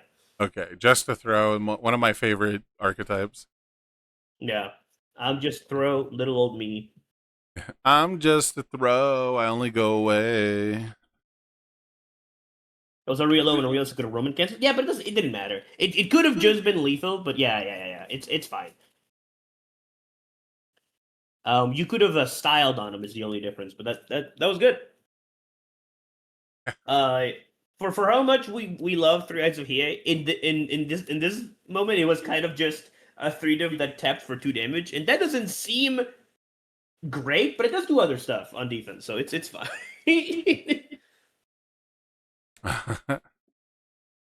Yeah, I've been really excited by this Eno deck. It's really taking advantage of the format, right? Like we've seen some stuff that's pretty much a standard deck plus, standard deck plus good zeros, good one Is it divs. running tape? Yeah, like I'm 90% sure I saw a tape. Yeah, tape is in here. That's good. Yeah. I think you got one he's more. playing the funny one. He's playing the funny one. My favorite Eno card, Shin Hashogeki. Yes. Yeah, we saw him tap somebody out with that, I think. See that, or was it? Yeah. It's a hell of a one of. There's quite a bit of Hashogeki going around in this tournament. People Kinda funny. people be liking the Shin Hashogeki. I think an Ino is a very solid one of for sure. I mean, when you get it going, like anytime you have like a repeatable damage response, right? Like you get to do it more often than enhances. So that's pretty Or cool. if you pre-order the new Godzilla set with your power tokens. Yeah, you get the power tokens, yeah. Yeah. Hey, also, if you sign up for your pre-release before February 27th, you get them bonus loyalty points. Speaking of Godzilla promos, Zoom in, zoom out. we gotta chill that a little bit. Keep forgetting to update the round. It was round 5. Yeah, I think Hashogeki is a solid one of. I think if you play 2 of it, it's a situation where it is kind of just like a 5-div mid that's a little too blank. But because it's only good once you have the setup. I wonder how good Yeah, it would setup's be. great. I wonder how good it would be if you had, like, let's say you're like a 5-hand size character, right? And you've got like a lower health total, like 30 health, and you have the ability. Let's just say it's only once per turn, though, but you can basically splice all the abilities of one attack onto another attack. You know, how tight would it be to like splice Hang 10 onto a Shin Hashogeki, and then you just keep giving it like 1/1 with different effects? Like if you had, like if you had like a repeatable response, like if you had like heroic lineage, I mean you can only ready it once with Hang 10, but still you get like 2 heroic lineage triggers, which is 4 damage, which is stun 2. You know, you want to believe so hard, you know. You just want to be yeah. a believer. And it's like heroic lineage is responding to you getting a speed bonus, right? Right? You're trying to make some kind of eldritch machine. Always. Yeah. That card is probably really scary with the new Godzilla, right? That he just accumulates a bunch of power tokens over the course of the game, then plays it from the discard pile for free and stuns you for 1 billion, right? Yeah.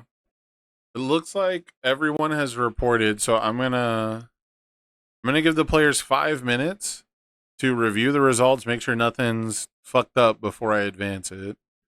What have you seen that's like surprised you so far? That looked cool. I'll say that it was a little surprising. I didn't think it would be as effective as it is. I mean, I get it. Yeah, it's yeah. It makes sense to me. I think the biggest surprise is it's not a bunch of set 1 characters. Like no Jiro. It's probably a surprise. No Jiro. No Jiro was a surprise. That character was like a fan favorite and competitively viable, and you could play it in different ways. Didn't Mitch play? I thought Mitch was here. Yeah, I think he played what did he sign up? It was not a Jiro.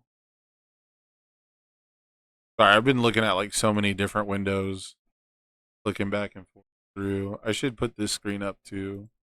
Because we're technically going to our lunch break. I want to give the players a minute to... Let me type this out.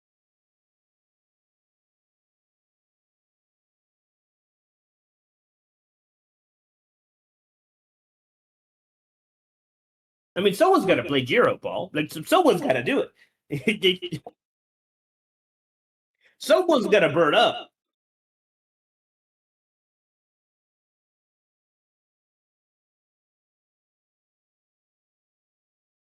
Yeah, I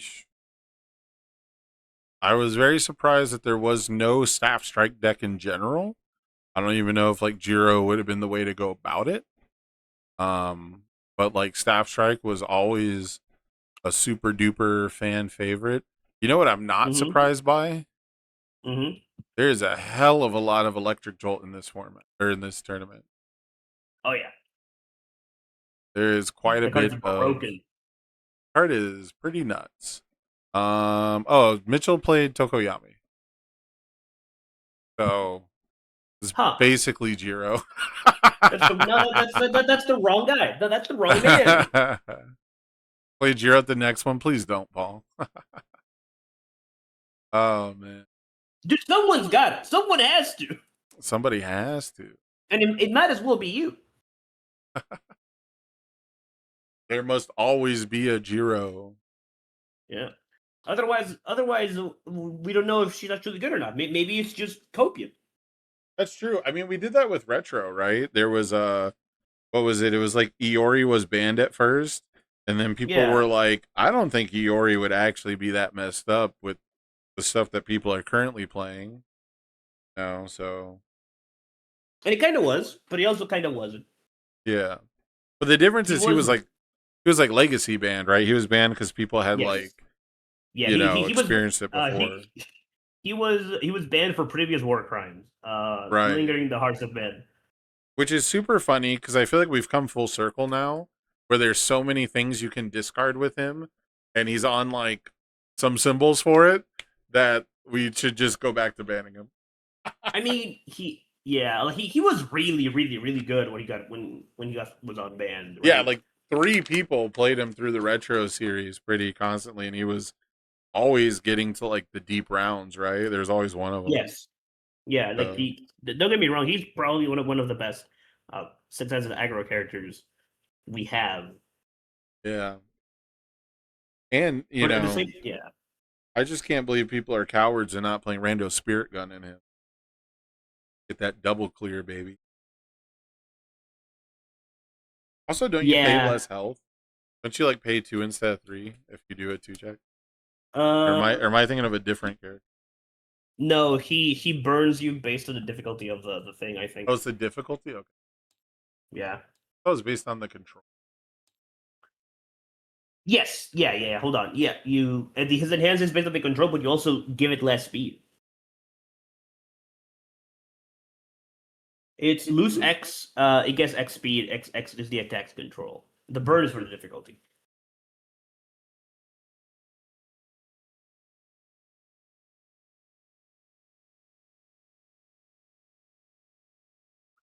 Paul, you're a 5-hander. Of course you ought to lose to a Eraserhead.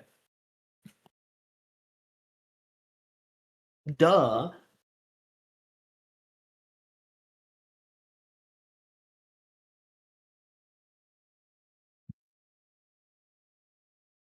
All right, so we're gonna have a 30-minute lunch break while the players go over the results and make sure that we don't advance a tournament that has a mistake in it. Essentially, so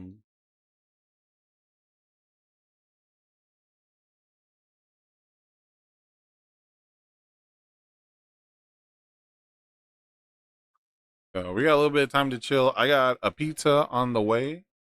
I got a stuffed crust meat lovers, basically. They call it the Meatza at Domino's. And I got a Wisconsin 6 cheese. So I basically got a meat lovers and a cheese lovers, and I'm gonna sandwich them together to make like a papadilla. Eat it like that. Nice. I call it the best of both worlds pizzadilla. I can't call it a papadilla because that's copyrighted.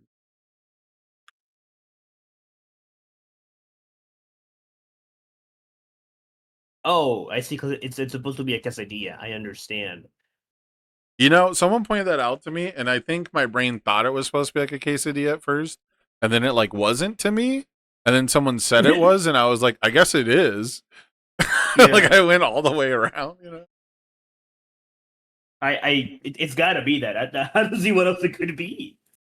Yeah, I don't really know why though. Like, it's not like it's. I don't know. I don't know that. I don't know that. I think it's because it's aggressively not a calzone, so it has to be something Correct. else. Yeah. Like, I guess in the sense that it's cheese, it's like bread folded over cheese, but like there's the other stuff. I don't know. It doesn't read as a quesadilla to me. I'll say that, but I'm white, so I'm not allowed to judge. I don't know the actual definition of a tortilla or a quesadilla, so yeah, I can't really say. Paul's downplaying Bert too. Jesus Christ, he's downplaying chat. Get his ass.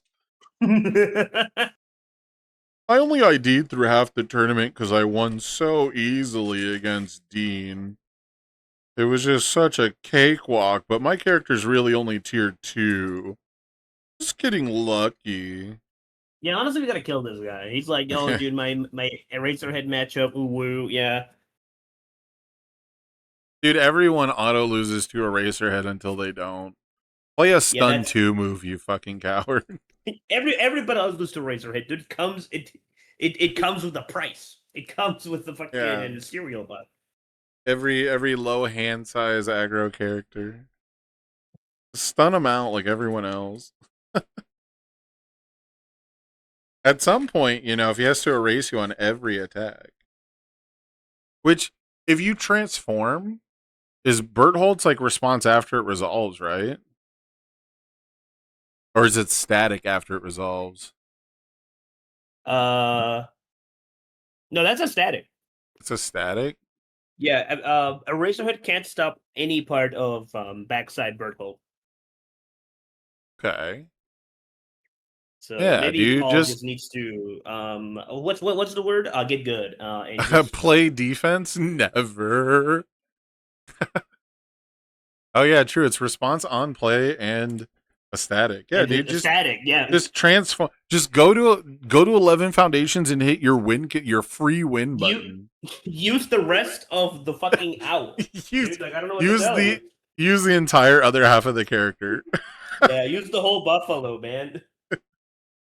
I don't know. It's a pretty good deck, man. I get where you're saying they did nerf the character out of like triple S tier down back to Earth. And you probably didn't build the deck to like go to 11 foundations because why would you? But No, that is I an think option. The thing is, Paul built his deck to be entirely on front side Bert, Right, that's what I'm saying. Yeah. and I think that's what a Ben Shoemaker would call bad deck design. So, Maybe. Paul, you do have to die. Maybe. We do have to kill you. It is a little wild that they had to basically nerf both sides of Berthold because they were like, well, we didn't expect people to be killing on the front side of Berthold so much, even though he fucking draws He's to and latent skill. discards to every attack. Yeah. Yeah, he's latent skill for free. Yeah, and has, you know, like actual damage pump most of the time. But they're like, yeah, we didn't expect you to kill people on the front side. Yeah. And then they were also like, well, we didn't expect people to survive you being on the backside, but they still nerfed the backside. Yeah. Anyway, welcome to the Lunch Break of Ace Arena, where we give matchup advice, I guess. Yeah, I guess so.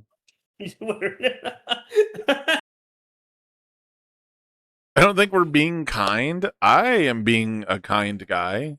I'm being a kind of guy, at least. If you come to Sam Tate for kindness, no, they don't know, Jose. I'm nice to them. You're nice to them. I'm nice to the people who watch the stream. Yeah. What the fuck, man? I'm even, believe it or not, I'm even nice to the people who come up to me while I'm eating lunch and while I have a sandwich in my mouth, complain about the current tournament that I'm casting. I'm even nice to those people, actually. That's powerful. Yeah. I've just decided one day to be nice to people. It's crazy. You know? And it just doesn't apply to all people. Yeah, it actually just applies to everybody. Believe it or not. Wow. They don't have to be special for me to be nice to them. This man have no enemies. You read Vinland Saga. Yeah, that's pretty much where I'm at. Like all the time, you know, people have tastes, and like I'm not. Don't get me wrong. I don't like everybody. I don't love everybody, right? But like, you know, all the time, people are just like, you know, oh, that guy, fuck that guy, and I'm like, oh, I just got done talking to that guy. You know, I just spent an hour hanging out with that guy. So it's, yeah, I don't know. This is what it's like to have no enemies, Chad. Yeah, and I'm just like, oh, that's cool, man. I I didn't know that you hated them. Someone did that to me. I legit spent, I think, 2 fucking hours at Atlanta just talking to Broberg while we were watching like the finals or whatever. and then like as soon as I leave, I like joined a different group. Like we parted ways. We joined a different group, and we were talking about like the current finals. I was like, oh yeah, blah blah blah. Broberg said this, and immediately I've never heard anyone just be like, oh that guy sucks. You know, like immediate frame zero. I was like, oh, I guess everybody's got haters, man. Even Broberg. Yeah. That's crazy. Cool. That I can't believe anyone hating Kevin Broberg. That's wild. Yeah. What is there to hate about Kevin? That he's Well, it's just that's what I'm saying. Like, it's one of those things where it's like you can't account for taste, and you can't account for other people's experiences. You know, and Yeah. I'm just constantly stuck in that place where it's like, well, they're not shitty to me, you know, and they're not like actively shitty to you in front of me. So, like, it's one of those things where, like, if it was someone who I was watching just like bully and be shitty to somebody all the time, you know, obviously I could get that, but I don't know, man. I used to be somebody who very much like cared that other people felt the same way about someone as I did. Where, you know, it's like we have to hate the same people or we can't be friends type shit. And it's just like, it's too many people for that. Like that's it. There's too many people to like There's just too many have this giant web board connected names of like, well, this relationship here, this relationship there. Yeah, we blah, de, we blah. can't go everywhere with a fucking board to tell. Right, these are people Yeah, that it's like. What about you? motherfuckers are out here like playing Persona in real life, trying to figure out all the different relationships, Yeah, figure out you this know, social. to make sure they get like the best possible experience. And like, I'm old. I'm old, Yusuke. I'm old. All right, looks like we got ourselves a handsome little bracket here.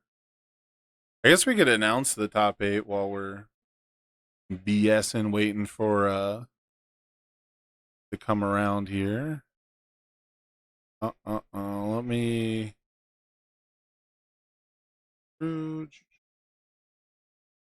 Yeah, so your top 8 of the first ever Hero 2 Ace Arena. Let me get it on screen. That would be really cool. Where is it? This one? Hell yeah. Oh, that didn't work. Wait. Hold up, wait. Gotta bring this all the way up. Yeah.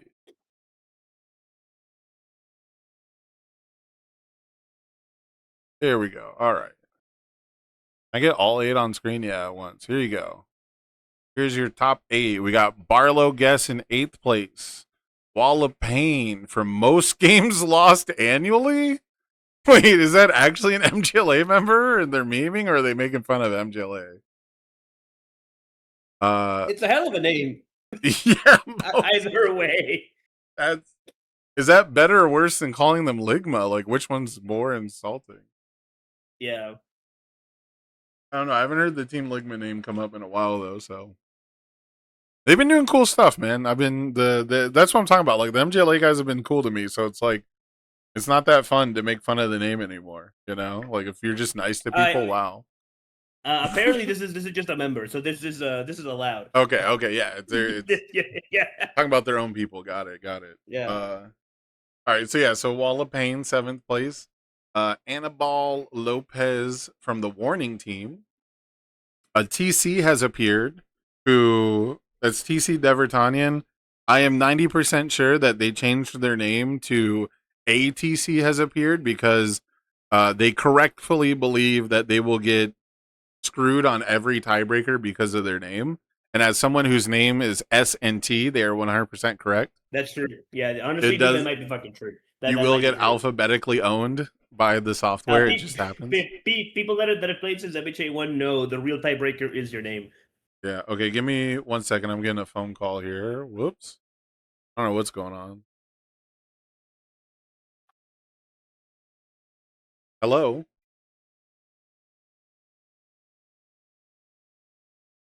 Oh. Uh-oh. No, I'm not. Let me. Yeah, give me 1 second. Let me make a phone call and I'll get right back to you.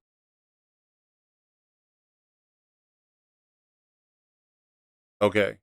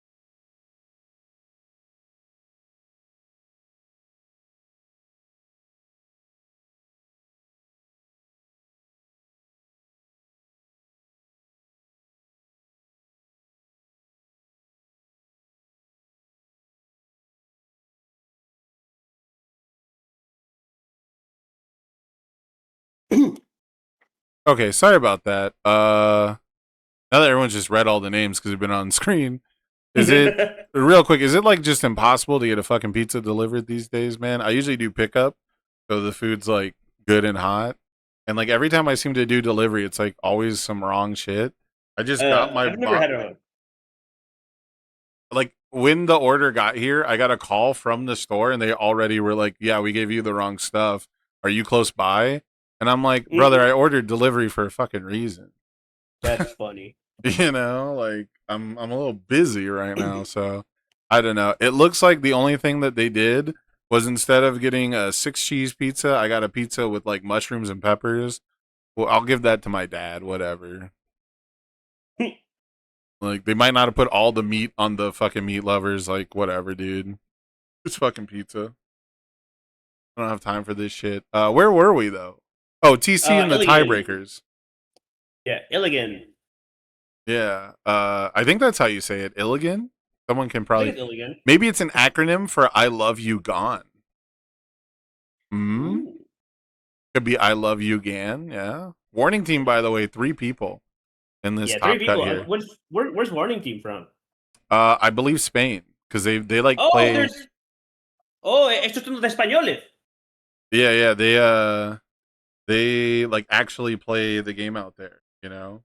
I know. Yeah, I saw. Hostia. Good job, guys. That's cool. And then we got straight up Pablo. Pablo Fraile. Warning Team as well. Then Paul.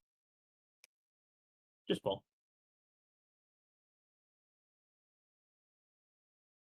Second Yeah, team, Paul. they've been playing it like I guess they just called it modern there. Do you guys have a name for it? They're in the chat. Do you guys have a different name?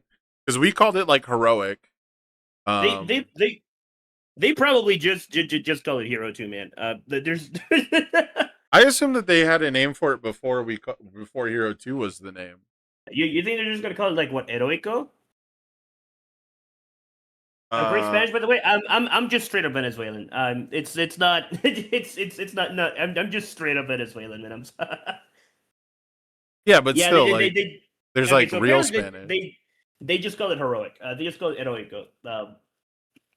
Okay, yeah, our format. There you go. We called it our format before. Yeah. Well, it's your guys' format today, man. You got to take down Gavin and Paul Butler. But all right, I'm gonna let you say the third place name then, Jose, since I don't want to pronounce it wrong. Pablo Fraile. I assume it's Fraile. I can't see where the accent goes. Oh, that's true. I have to guess. I assume it's Fraile, but it could be Fraile if yeah, I got it. That is Paul Butler. Yeah, Paul Bootyman Butler from Coping with Cardboard. Still the best name for a team in our current era. And then Luchuga's Gavin Kale, an online all-star, showing up once again, looking for that $400 dues. The Eraserhead man himself. Yeah, we're about 15 minutes away from Top Cuts getting started. That's probably the exact moment my food will actually get here. So now that we've had to have someone come and take it back, very fun time. Very fun time. That being said, chat, which of these matches do you guys want to see? We got a little bracketology for you here. So we've got. Let me pull up the decks, and then I can sort of look at what we're gonna be watching here. Because Barlow versus Gavin is Barlow on Crystallands. Oh, I'm getting another phone call. You take over for me. Can you scroll down? Can you scroll down so I can see all of them? Yeah, let me. There we go. Is that better?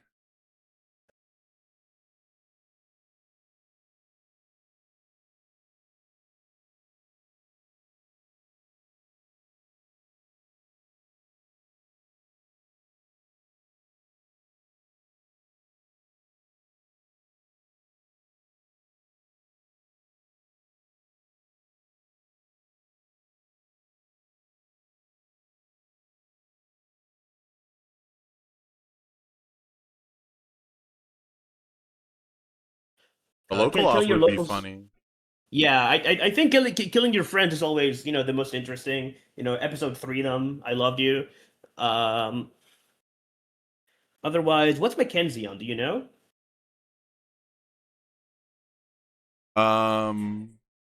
Mackenzie is on. Let me just look this up.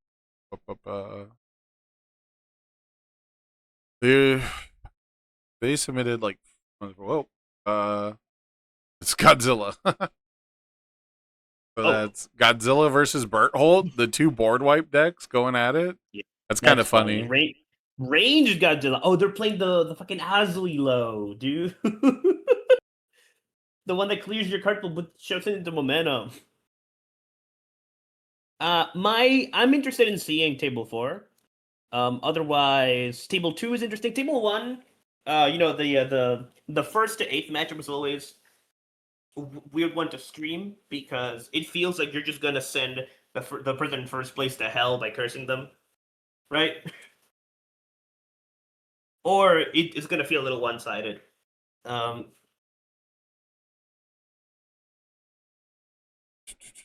Oh, dude, Godzilla with Frigid Heatwave. Hold up. Yeah. Ranged Godzilla, yeah. Yeah, it's Ranged Godzilla.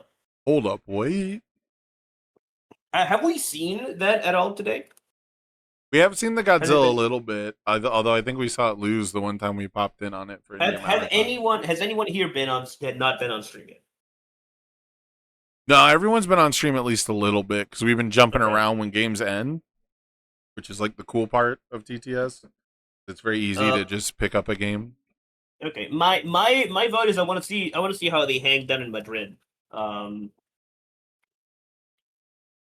Yeah, I like table 4. Table 4 seems pretty cool. I want to see what happens when you root for Barcelona. Yeah. Yeah, I think. Alicante. I mean, listen. I had to pick. I have to pick the recognizable name. All right. Yeah. I do remember it being in Alicante. Do you root for Barcelona though? Is that that's the important part? I mean, I've never really followed Premier League. I followed like World Cup type stuff. Not really. Okay, who do you root The for? last time I was really into soccer was when Germany beat Brazil like 8-1, and I had always played the Germany team on FIFA because they always had really tall players, and it was easy to win the contested headers. Yeah. So. Okay. I'll come clean to you, Pablo. I'm not a football fan either, so we can just shake hands on this one. Madrid is trash. Okay, yeah. I mean, a little bit, but that's life. Yeah, My mom watches a bunch of Spanish like game show television. She watches Pasapalabra a lot, which is like a show where you just have to like guess a word for each letter of the alphabet, and they give you weird clues. Oh, that's weird. Yeah. It's honestly, it goes hard. It's a good game show. It's hard as hell. It's a good game show. Man, we've been hard pressed for good game shows for a long time. It feels like, It's a good one. Maybe they just nailed it like before I was born. Because I used to watch The Price is Right all the time in the morning. Love that one. Such a stupid game show, and yet it's always entertaining. And I thought like, oh, it's probably just Bob Barker because he was always like big game show guy and beloved. But even if you don't like I don't really like Drew Carey like that much, but he's pretty good at it, man. Like he's doing a good job. Like it's still like Drew entertaining. Carey. I liked Whose Line Is It anyway, so there's that. Well, yeah. Oh, you know what? That's fair. The Drew Carey show is not good, but aside from that, But so yeah, I used to really like Price is Right. I used to watch Wheel of Fortune, Jeopardy with my family. Who Wants to Be a Millionaire was like cultural phenomenon, And then something happened where like every game show just became like really shallow and quick to the point, and it almost feels like I've started to root against people. Like I don't want people to win, Yeah. Like I want to see tough. people it's lose. Tough because one of the best game shows still on right now is Jeopardy, but Jeopardy is quick to the point on purpose. Like they never get to finish all the questions. Yeah. Man. I've watched a ton of Jeopardy with my dad. At some point in my 20s, we started watching Family Feud, but it was definitely not because the game show is good. So no, it's just because the people are fucking crazy. yeah, it is a vessel for Steve Harvey to make fun of people. Yes, like for sure. And for you to make fun of the general population when they say that which animal would you like to have in your house? Number 4 is dragon. Yeah. Yeah, that's why I like the Feudiversus stuff. I'm excited for Feudiversus, dude. Oh yeah, Feudiversus is good because people are like, oh well, the correct answer is this, but the community is way too into Bakugo to answer that, so they just. Yeah, I am super duper excited.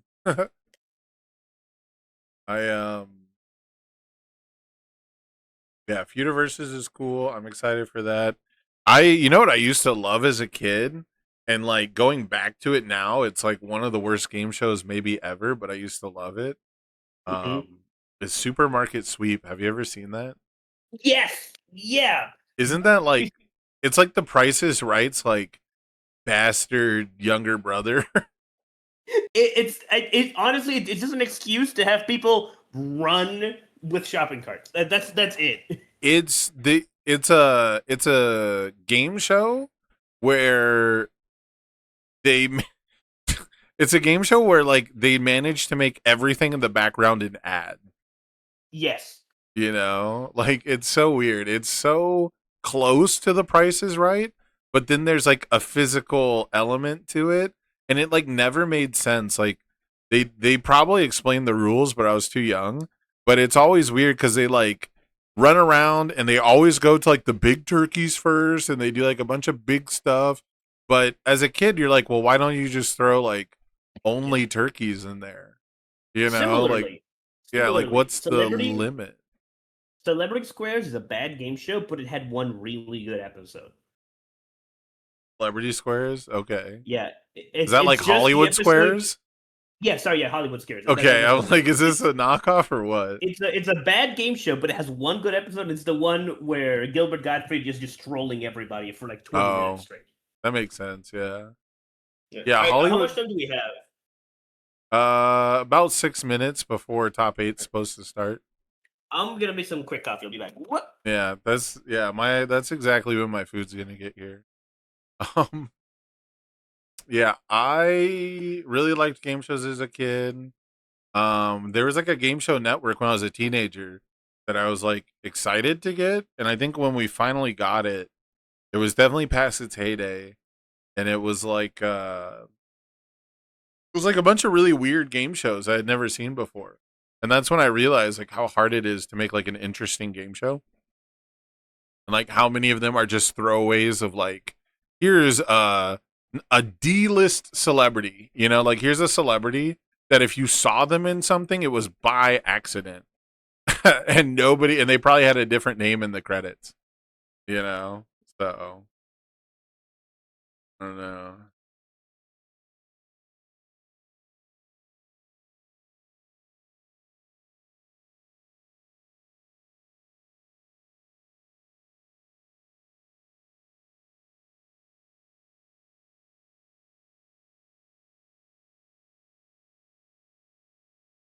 Gotta manage the timer. Whoa.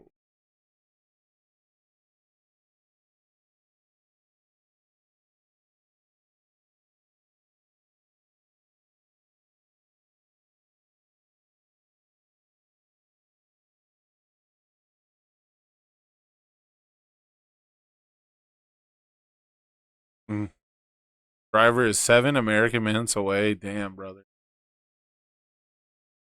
That's probably about as far as mine, actually. I would not be that surprised if they show up at like exactly 2, but we shall see. It's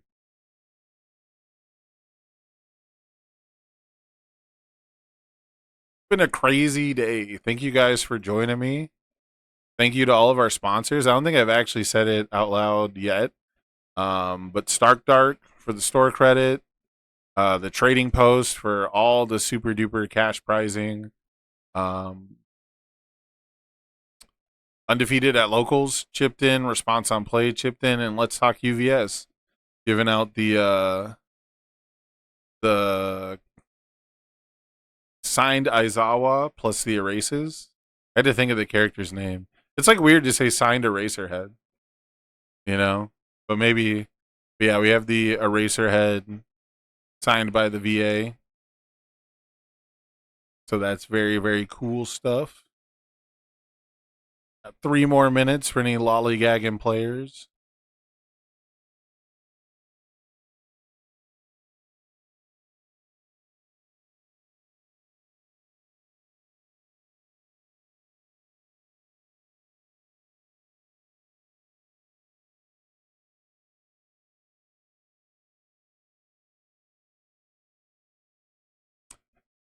Did I give away the Guilty Gear box you gave me at Buffalo? That seems like a loaded question. How much does the answer yes or no matter? The answer is I turned it into prizing for the 3v3 tournament.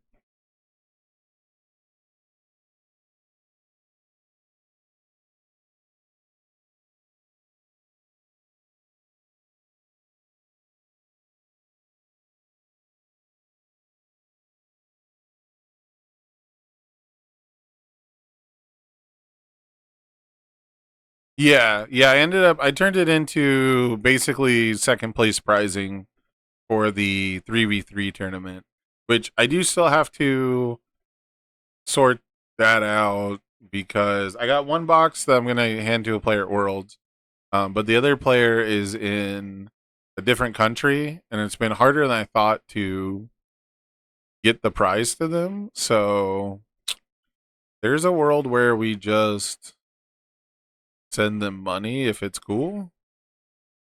So we'll figure it out. But yeah, it's been harder than I thought. Normally for like the UK players, I just go to Card Goblin, and I just like buy them a box from Card Goblin and put their shipping info in, and then that way I don't Is have it- to like ship internationally. Yeah. You just buy it from over there. Right, exactly. Like it's so clean, dude. It's so easy. Yeah. Is it too anti woke to say I don't care about the Invincible fighting game? Are we allowed to say that? Is this a safe space, Sam? You know, it's tangentially UVS related. I'll allow it. Because I also don't care about the Invincibles like set. Is that too anti woke? Am I allowed to say that? It is a little. It's a little anti-universes, I guess. I was just never into Invincible, man. I don't know. Yeah, I am. I'm not that excited for the Invincible fighting game because, so, for a long time growing up, right? I fully get why this shit happens because growing up, I was always like, man, wouldn't it be cool if we had Street Fighter, but it was characters from my favorite other video game or TV show or whatever. What if we right? made a game for me and just for Yeah. me, huh? And then you discover like Marvel versus Capcom, and it's everything it's cracked up to be. But I feel like after 2010, crossovers have just been like slowly going downhill, you know? And then it went from being crossovers to just being like anything with like a shared IP. And it feels like Yeah. game design in general, like video game design, it's not taking advantage of the uniqueness of the properties. It's just being like, okay, this character will inspire the same game mechanics and effects and everything that you see in everything else. Like I don't know how else to explain it. Like it just I'm not excited for the Invincible fighting game because I've only seen like the first 2 seasons. I don't know if there's more. Or I think I'm like a season and a half in, whatever. And it's like I don't think I'm gonna play the game and feel like I'm Spider-Man. You know? Yeah. That's just kind of where I'm at. Like I'm like the Power Rangers fighting game, surprisingly fun if you can do anything in that game. Mhm. Which means you're not playing against another human being who's played it before you. But Mhm. it doesn't feel like Are we they're starting? yeah. We're going to the Okay. room right now. We want table 4, No, right? but yeah, that game is fucking crazy, right? Like that's the actual thing about that game. Yeah. But it just it doesn't feel like Power Rangers. It doesn't feel like they took advantage of what Power Rangers brings to the table. I'm honestly surprised that they did include like Megazords and like the all the Zords, I guess, all the robots. But like Well, they there's a good implemented them reason for really that, right? badly. There's a good reason for that, right? That game isn't actually a Power Rangers game. That game is an FGC game with a Power Rangers skin, right? That's what I'm saying. Virgil is in the game. Virgil from MVC is just in the game. Oh, well there you go. Yeah. So They got the guy that voices Virgil to voice their Virgil function character. that's next level, I guess. Yeah. Yeah, but that's what I'm afraid Oh. of. So it's either that extreme or it is the extreme of the Hunter I almost said Hunter X Hunter because I've never actually seen it. But I've tried to, but the Hunter x Hunter fighting game is like the other end of the spectrum, Yeah. right? Where it's like maybe and not necessarily even like, oh, it feels like Hunter x Hunter characters, but in the sense that like it's not a super FGC game. They made it for like fans of Hunter x Hunter, and Yeah. it's not working out. It did not work out. They didn't make a good Ooh. version, so I don't know. Hans. I've never seen Hans. Oh yeah, he's been killing it all day. That's interesting. Okay, I'm hyped. Okay, so Hans has the legendary Garrison keyword. Yes, the only Um, one, right? Yeah, after Black and Spade, you get a wall counter. Your tech gets 1 damage for every 2 wall counters on him, maximum 7. Okay, the casual 7 damage 6-hander. And then he has a return to printed speed commit. Okay. So,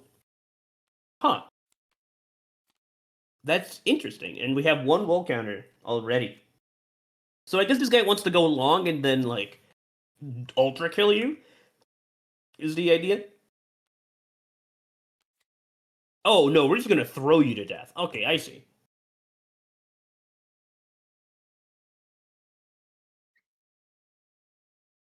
Hold on, chat. We are seeing one of the best throws in the game.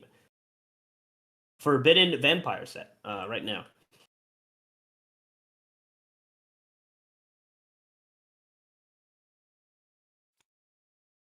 We are firing the MHA1 Classic, the original one diff that just draws your card for no reason. I know that the fire symbol lost a lot the day that Ida's one diff rotated.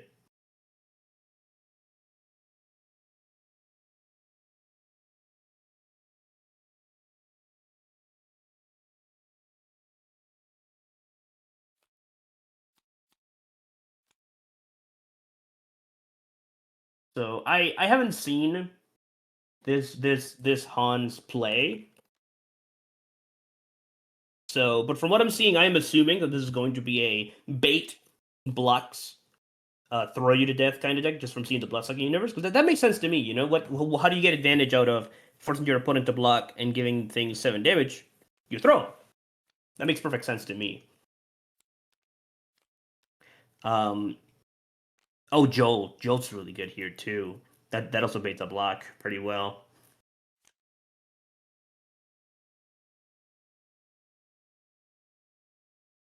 I mean, we built 3. We got an attack. We held 3 cards to block with. I don't think we had to do that. I don't think Eno's offensive output on turn 2 is real in any way. So, All right. Sorry Yeah, about that. My food finally showed up. I respect the play. We Bloodsucking universe them. They didn't block it, believing that denying the counter is more important than. Huh. Actually, Okay. hold on. Let me do the math here. Bloodsucking is for 5. If you partial it, you take 3, and then Hans gets a counter and Grog gets a counter. Everybody wins. yeah, I guess it was the difference between taking 5 and 3. So it was only -2 damage, I guess.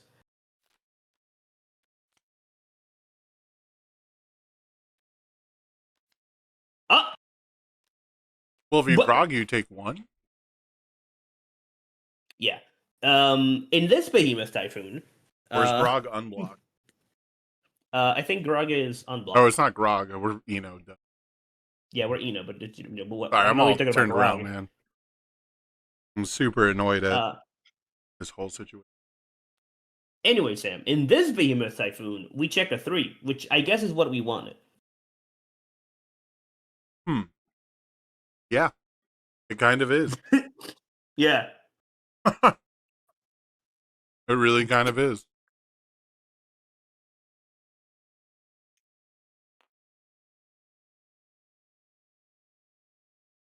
But it only really functions as stun too, so it's not that powerful. And it looks like, did we not respond?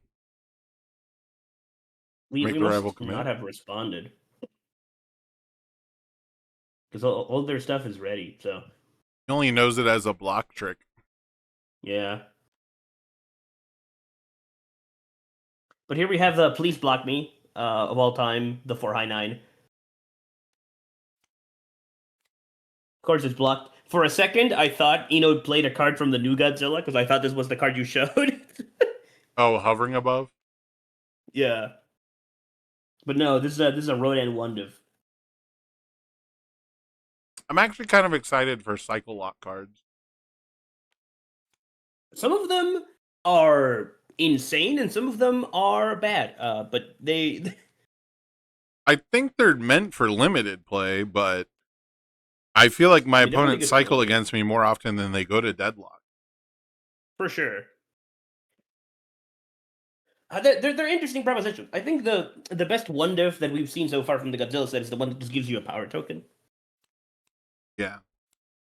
That card seems crazy. Oh, I see. We're just this is just Hans doing their best Nagoriyuki impression. Kinda. I think this We are is going just to send. I think Go this is ahead. just how 6 hand size order aggro operates. And Hans isn't I really mean- aggro. It's just his like 6 hand size order offense. What we're gonna do here is kind of raw evil. We are going to echo this, pay the momentum, and then the momentum is a Bloodsucking universe. So this is going to become Bloodsucking universe, and we are going to tension. Yeah, Um. that's pretty sick. Oh no, we would spend the Roman cancel. There must be something else we want to copy. That's pretty good. That's that one would be pretty good if you copied it to keep it 100. You might have another blood sucking universe too. No, I checked. It's Oh, it's not that. I would have definitely gone for the bloodsucking, but this patchwork is pretty good. Huh. I think we just value tension too much in this house, but that's fine. I did think it was a little weird we got rid of our tension, but if we're Mhm. gonna get one back and we're not gonna use an offensive functionality of it, then I guess it's. Or if we do use the I- offensive functionality, it's all the same. Yeah, but the bloodsucking universe was for sure better than this. This is my only issue. Yeah, but maybe he wants to And have this- momentum during his next turn, and he thought the risk of, like, if he spends the blood sucking and then has 2 tension, 2 Roman cancels, but then this would be a throw, so I don't know. This would be a throw. If it gets blocked, you would be able to clear it and draw a card. Like a deck that gets this much tension, that I don't think really cares about having momentum or not that much. Yeah, it just goes to show there's so many different avenues in this game. Mm-hmm. See, it gets full blocked here. We can clear it. We're probably not gonna, but I think that would be the correct thing. Might be nice.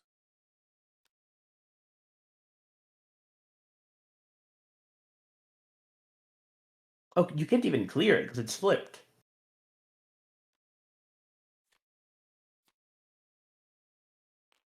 Yeah, that's how that works. Well, we have our defensive Roman cancel set up still, so Yeah, but we all in all, Hans is racking up the damage bonus, is still at full health, and has Yeah. full defensive resources aside from like self-sacrifice. Oh, absolutely. But we would have dealt damage otherwise, and I do value that. Yeah. This is probably a turn where goes for a poke. With this setup, I mean, 2 cards in Tape swing. hand. Tape Swing would kill here. Yeah, maybe. No, with the Spirit Glass, I think Tape Swing would kill here. Yeah, 2 cards in hand for Hans. We could definitely see an early poke, and if the rival commits to, using 1 card in hand, Psychic Spirit Glass will potentially say that they can't play the other card in their hand. And then it's just going to be down to their stage and the Roman cancel to keep them alive. Yeah. Of course, the real issue is that I'm wrong. Tape Swing doesn't kill here because we have the reduce damage to 3 button available to us, right? Yeah. Which is like Borat would say, very nice. Yeah. I just don't think Behemoth Typhoon is supposed to be here. Is that bad? Is that wrong? Am I? Is that a crazy thing to say? I'm not That's an not like expert. a good card. This guy has won more games with Hans than I probably ever will. I can't judge. Oh, absolutely. That card's not good. Maybe it is in Hans. Maybe, man. Maybe. Look, it's working I for doubt him, and he didn't even use the ability on it, bro. That's how good it is. That's how good it is. We don't know that if you tap to play as an attack, it doesn't work. In this Behemoth Typhoon, we just choose to not Roman Kiss. In this Behemoth Typhoon, alright, we have the best one diff from Guilty Gear. Armor clad Faith. The theme of all the people that love to hit Heavenly Potemkin Buster the moment they see the other character flinch. What's the input? Is it a 360? Is it really a 360? The Behemoth Typhoon input? Yeah, is it just a 360? No, it's a quarter circle, but it's in 8 different directions. No, Behemoth Typhoon. Heavenly Potemkin Buster. Oh, yeah. Heavenly Pop Buster is 720. It's a 720. That makes sense. Yeah, it's two full rotations. This I'm pretty sure. Yeah, I'm like 90% sure it's Guilty Gear is a double input super game. Yeah. That's hard to do in reaction. Yeah. Is that a hero killer?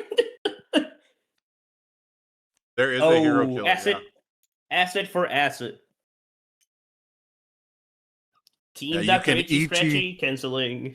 Yeah, you can team Dr. Ichi, get the hell out of here. Yeah. Does Faith in the Walls do anything? Was in your stage? It does not.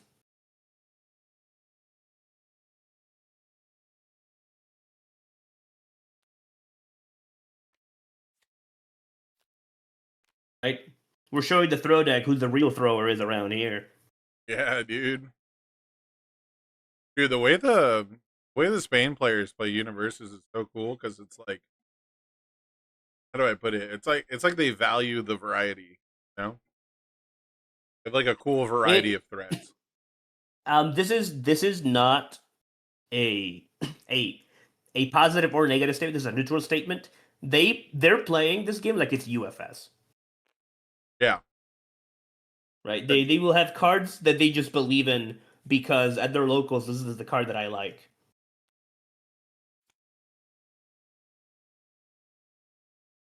I mean, the positive spin, right, is it's the cards that work. Yeah, exactly. No, for sure. Like the our old UFS was crazy because you would get paired up with someone and they could be on the most weirdest tech you've never heard of. Because it's someone that you didn't talk to, that you didn't know existed, and their grow deck is playing cards for serial killers, right? Yeah, I vaguely remember not seeing anyone else play Dream Thief. And all the Vegas players were on Dream Thief for life decks. And I think death decks. And I don't think anyone played evil back then. But like a Dream Thief I think was a 4 of. I think the list is actually online. I can probably check it out. But I played some number of Dream Thief in my Dimitri decks, man. And like everyone would just kind of look at it and go, "Oh, so it doesn't cancel?" And I'm like, "Bro, it does something better than cancel." Yeah. Okay, so this is an interesting setup. Eno's holding 5 cards in hand. But we don't care because we're just throwing. We're just playing throws. If this doesn't get Armor Clad Fit, it does. But what do you get? What do you hit, Sam? You throw. We still got our attention, baby.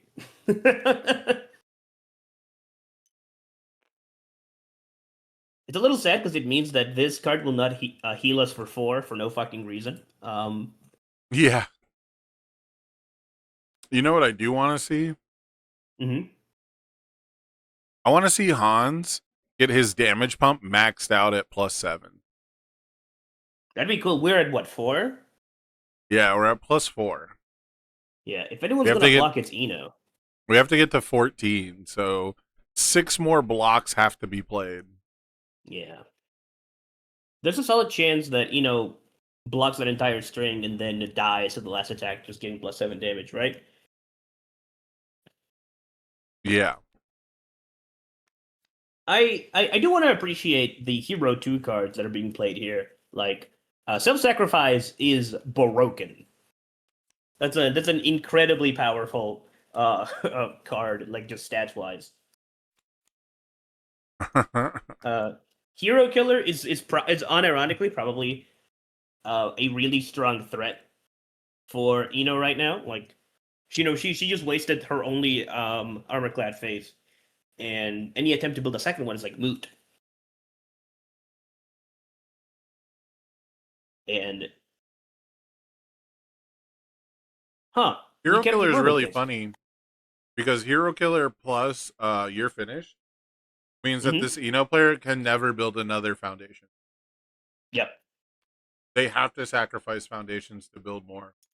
And the only card that does that is a card that sacrifices itself for a speed reset. Not exactly you wheeling and dealing. Mm-hmm. But yeah, Eno's gonna. Unironically a little hard to kill right now. Yeah. I We wonder, gotta is cancel there the a, Romans. is there a way that Hans can forcibly build a foundation into Eno stage? Not with the technology currently pressing. I do not believe. That's one thing I'm kind of sad we never really figured out with younger Taguro, man. That could have revived the character if there was like a Mhm. way to play defensively and like kind of poke and push everyone into deadlock, because we used to do that Yeah. with was it Skull Fortress, the first one? Yes. Yeah, the first one. Come Skull on, man. Fortress, Press. the one your girlfriend hacker. told you. Yeah, up? not to worry about. I really want them to press the button on this hacker extraordinaire because this Roman cancel doesn't do anything otherwise. Okay. Why did we do that? Was that a ready foundation? No, it was a committed one. Okay. So I was gonna say I misplayed Illyria the other day trying to add ready foundations, but Why they did have you- it has to be committed. It has to be committed. Why was the So- point of doing that? There wasn't any point in doing that. We're just letting them build it again.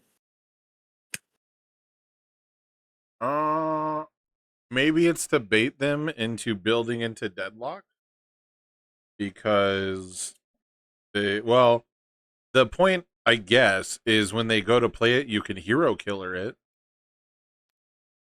So But it was does- already committed, right? right, but now you can get rid of it permanently by destroying it when they build it. Yeah. Ooh, we got 2 counters out of this one. Let's go. Ba, ba, ba, ba, ba, ba, ba, ba, ba, ba. That's tight. We're up to 11. We're Sudden- close. Yeah, sudden Hey. tape shot. Block with this guy again. Block with Visions of the Survey Corps again. Yeah. We'll get to This card 14. this card's mega cool.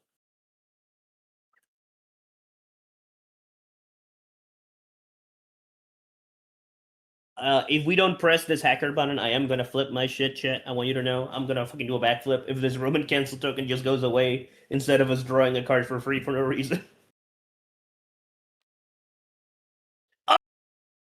I love the Spanish.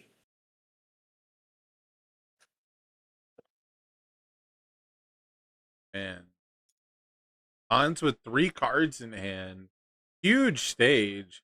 But all of a sudden, there's some gaps starting to appear, some cracks in the armor. Yeah, our stage kind of doesn't do anything.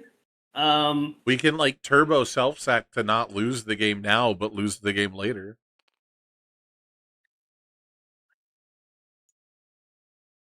But you have to start self-sacking pretty early, right? Yeah. That's what made self-sack so good, was you would end up at like 10 foundations and half were committed, and you would just like Mhm. turbo your stage away on every attack, and then you'd still have like 5 left, but your opponent did, an entire attack's less damage over the turn. Yeah.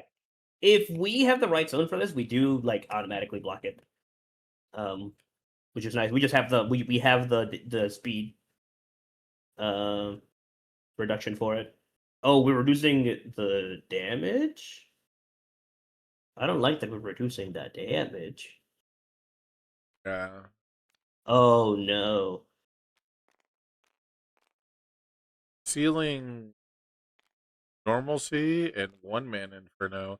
I like Chad's Yeah. idea of sealing Hero Killer so you can build armor clad. That'd be again. good.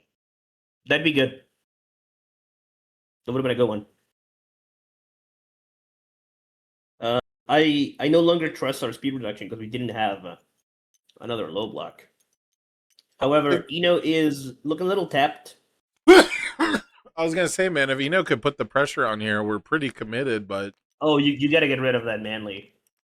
Oh, you got to get rid of that manly. It's just easier to get rid of the manly now than to get rid of the other thing. It's cooler.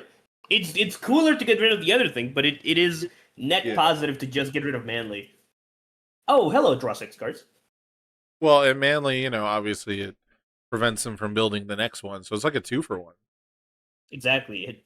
What's up, draw 6 cards? How you doing? Holy shit! It's not looking good if you are the player. Yeah, that sure is draw 6 Labao.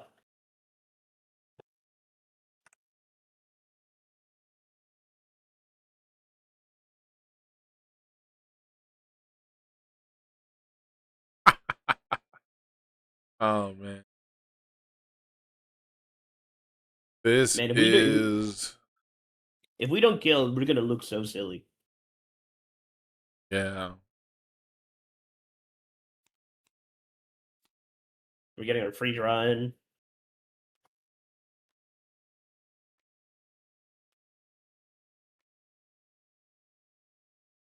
We have no momentum, so we can't really do any of our funny tricks at the moment. We have 1 million momentum. We have 1 trillion cards in hand. Patient We Observer have- is discard 1 momentum, Minus- right? Yeah, commit, Yeah. pay momentum minus 4 Commit, speed. discard 1. Yeah, not repeatable. Yeah, it's like a bad version of the Jetta 2 div. Yeah, we were talking earlier about how really what makes the card playable is all the stuff besides the text. Mm-hmm. Yeah. No, yeah, I heard you. It's 2/6, whatever. Goblin Bolt. Goblin Bolt is nice. That might do something. Bloodsucking Universe. Tension is not a blitz ability, and neither is Throw. Yeah. Tension might get canceled here. Ooh. Thinking about it. Tension is a blitz, yeah. Tension is a blitz, yeah. Yeah, the wasn't- Roman meant cancels are not. I meant the response. The response to gain health isn't a blitz ability. How long do you think before they break the rule and they put blitz on a card that's not an attack? I don't think they'll do it. You don't think so? You don't think they'll ever do it?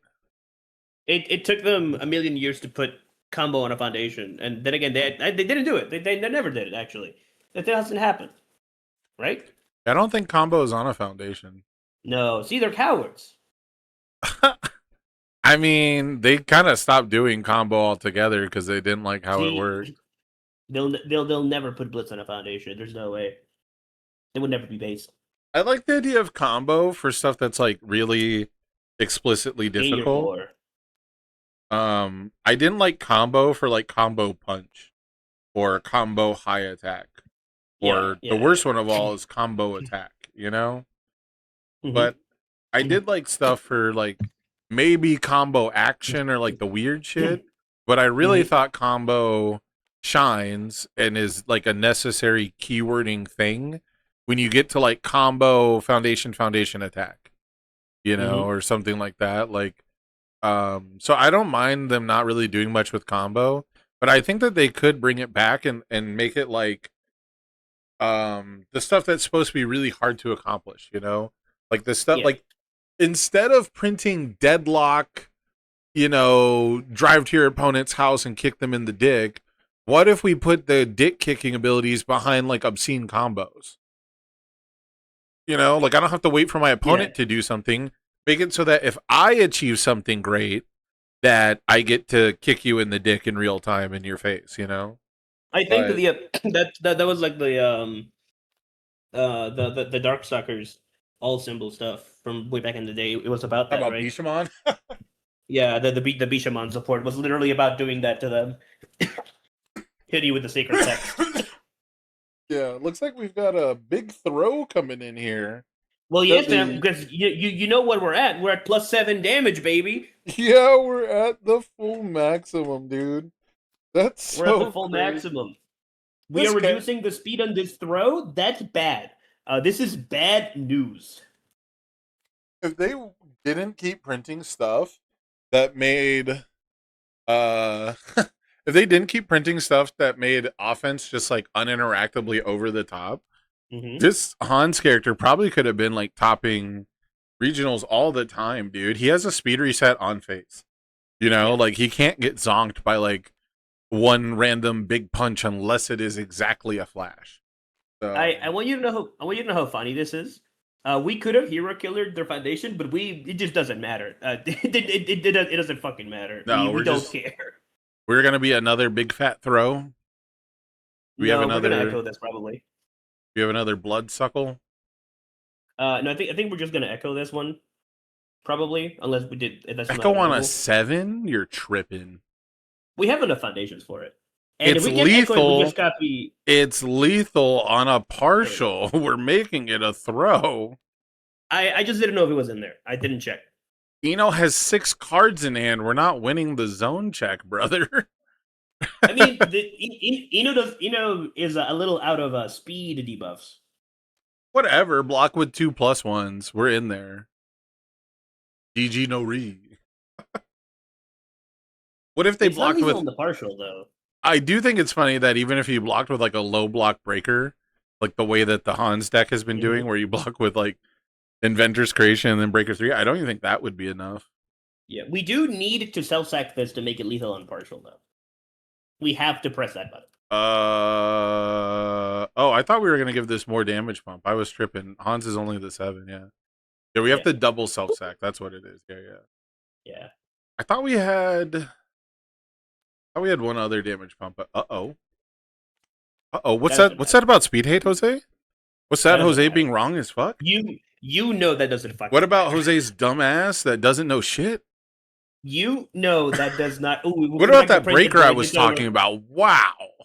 We put it back to printed, boys. It's over. I mean, you get to block this one, but it's a throw. Yeah, I mean, yeah. Like what?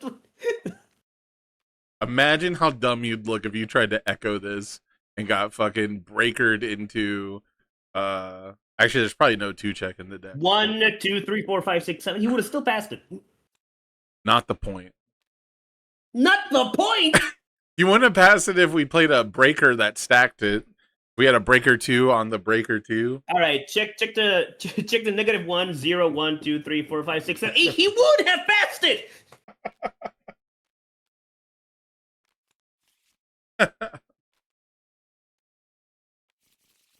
Is there a breaker 3 on Void? That feels like Void should have one.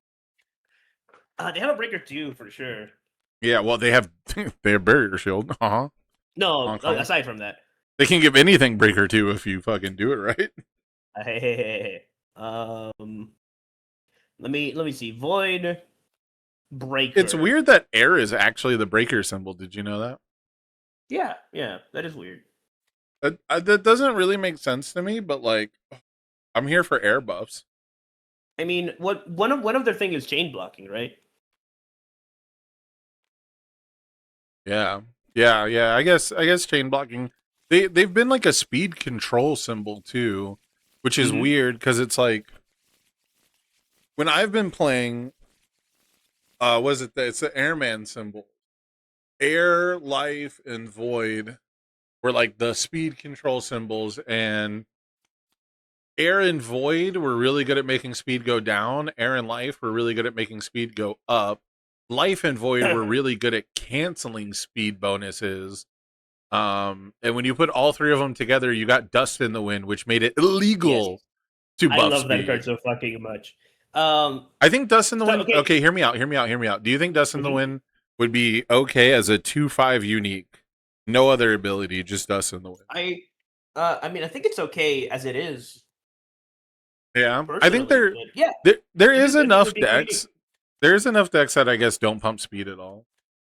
I think it would be a good unique if you give it a deadlock. That does something. Yeah, I don't know. A lot of people used to really complain about Dust in the Wind, and they'd basically make it seem like offense is like undoable into it, you know? But back in the day, you basically never had a deck that was only pumping damage until I want to say Battle for Power. At least not in the decks that I played against a lot. which is base, right?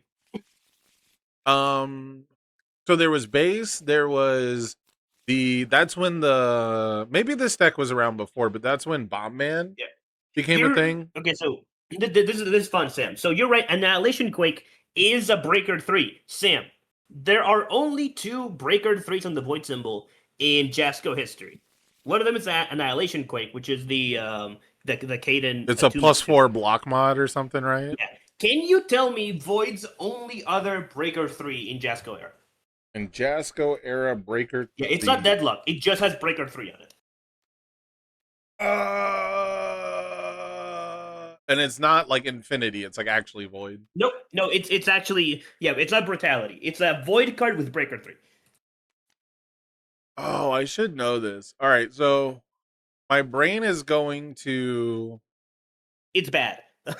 Yeah, my brain is going to. It's like a blank card that maybe has like No. a deadlock, or it's like a blankish attack. Oh, no, kind of it's like got Annihilation text. Quake, huh? It's got text. It's got stats. But I mean, like blankish, you know. Mm-hmm. God, I feel like I should really. It's not Brutality because that's the Infinity one. Yeah, it's not Brutality. That's a and bad build from Eno. It's not a Dalsum card, even though he had like some freaky breaker stuff. Is it a DLC card? No, it's before No. DLC. Before even like the old Jasko DLC, not just MHA. Mm-hmm. Is it not a Bebop card? It's after Bebop. After Bebop, yeah. So, is it a Street Fighter versus Darkstalkers card? No. Because that's Someone said I Feel Violent, but that's the Deadlock one. Yeah, that's Deadlock Breaker 3. Is it a? It's not a Voldo card. Is it a Reptile card? Nope. Yeah. Is it a Shenghua card? No, but I can give you the last. This is a Breaker 3 0 mid block. Oh. I was gonna say I think it's a 0 before, but I was thinking like a 0 high action. No. 0 low. No, 0 mid. It's a 0 mid block. Oh, 0 mid. Oh. Yep. 0 mid. We're in like after Bebop pre 2020. Is it a Mitsurugi card? It is not. Man, Eno is not building well, but we're poking. I'm gonna be so mad because like I for sure know this. I for sure know this, and I'm gonna be so mad. Is it? I played this card before. Is it an action card? Nope, it's not an action card. Not an action. It's got to be an attack then. Yep, it's an attack. I can give you one last clue. It's an ultra rare. That's not actually that helpful. I kind of knew that one. Breaker 3 low block, not an action. Mid. It's a mid block. It's a mid. Mid. Okay, mid. That's where. Yeah. Plus 0 mid Breaker 3. How do I not know?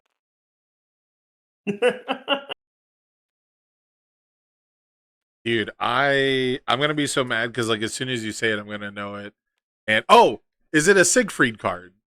It is. It's his fucking ultra rare that Great Earth Divide or something. No, yeah, you're close. It's Deep Scar. Yeah, it's Deep Scar. It's Okay, Earth yeah, Divide, Deep Deep Scar. Scar. Yeah. Yeah, Okay. Deep Scar's a fucking Breaker 3. Deep Scar. Damn it! I did know that, and just was completely off the train because I was not thinking mid block for sure. Mm-hmm. Okay, nice. This bad. has been a weird game so far, by the way. Eno went first, but they have built horrible. This is turn 3. So this is turn 2 for Hans. Yeah, both players you could say kind of bricking up. Not in like the traditional sense, but just in like the not getting a lot going sense. Yeah, Hans is doing pretty good, honestly. They played.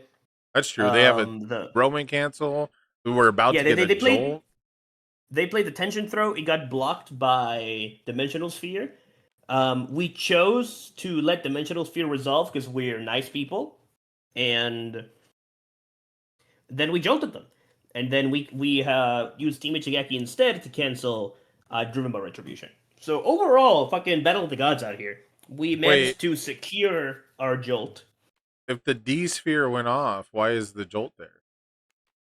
No, the D-sphere went off on what do you call before. it? Okay, okay. On Bloodsucking Universe. Gotcha. And then we used the legendary blue Roman cancel to freeze this armor-clad Faith. You love to see it. And now it looks like Hans went first. D sphere on Big Suck is a true combo. Yeah. You know, you don't want to be sucking This on won't D load. spheres, all right? Not on purpose. No. But I have never read Historia Sector. if you know your opponent is all about sucking up the universe, you might as well whip out the D sphere.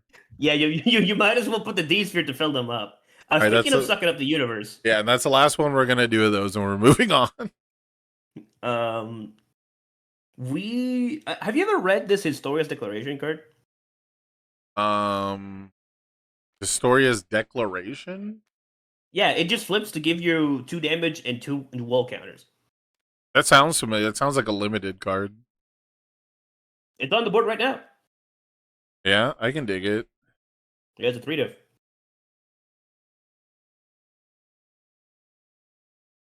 I think we're gonna get D-sphered again, but you're not allowed to care about things like that. So we're just gonna flip this to get ourselves some damage.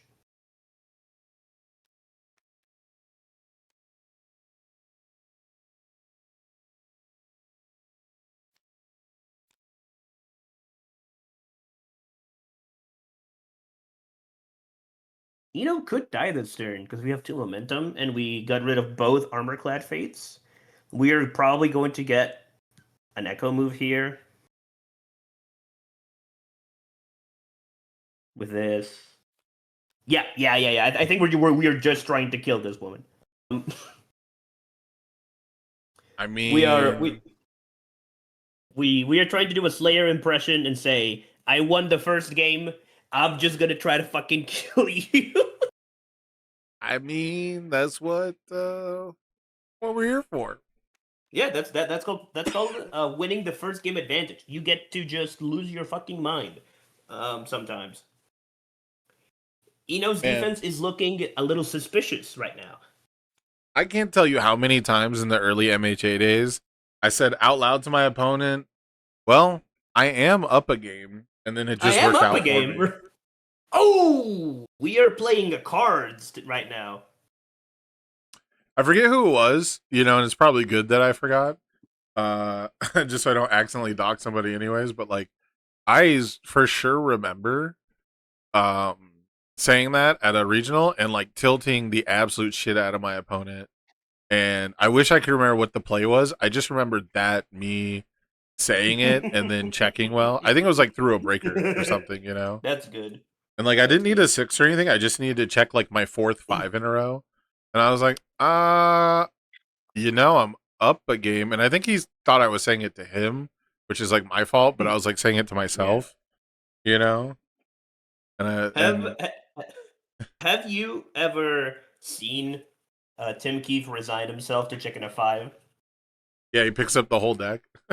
Yeah, where he was like, well, if I check a 5, it's over. And then he just fucking slams the top of the deck. Yeah. Check for emphasis. All right. Oh, so we just revealed Echo. We just revealed Thunderspear So Barrage. I want you to know the depths of despair. We picked that up with the Hawks action. And I thought we were gonna play it next. No, we played fucking Patchwork Baby next. So we already knew, yeah. Yeah, we're trying to kill this person.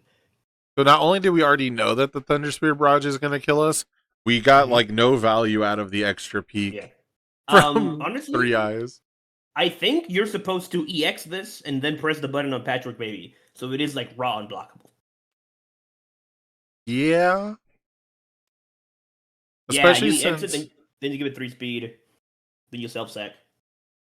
Yeah, the lower you can reliably get your rival's health total here.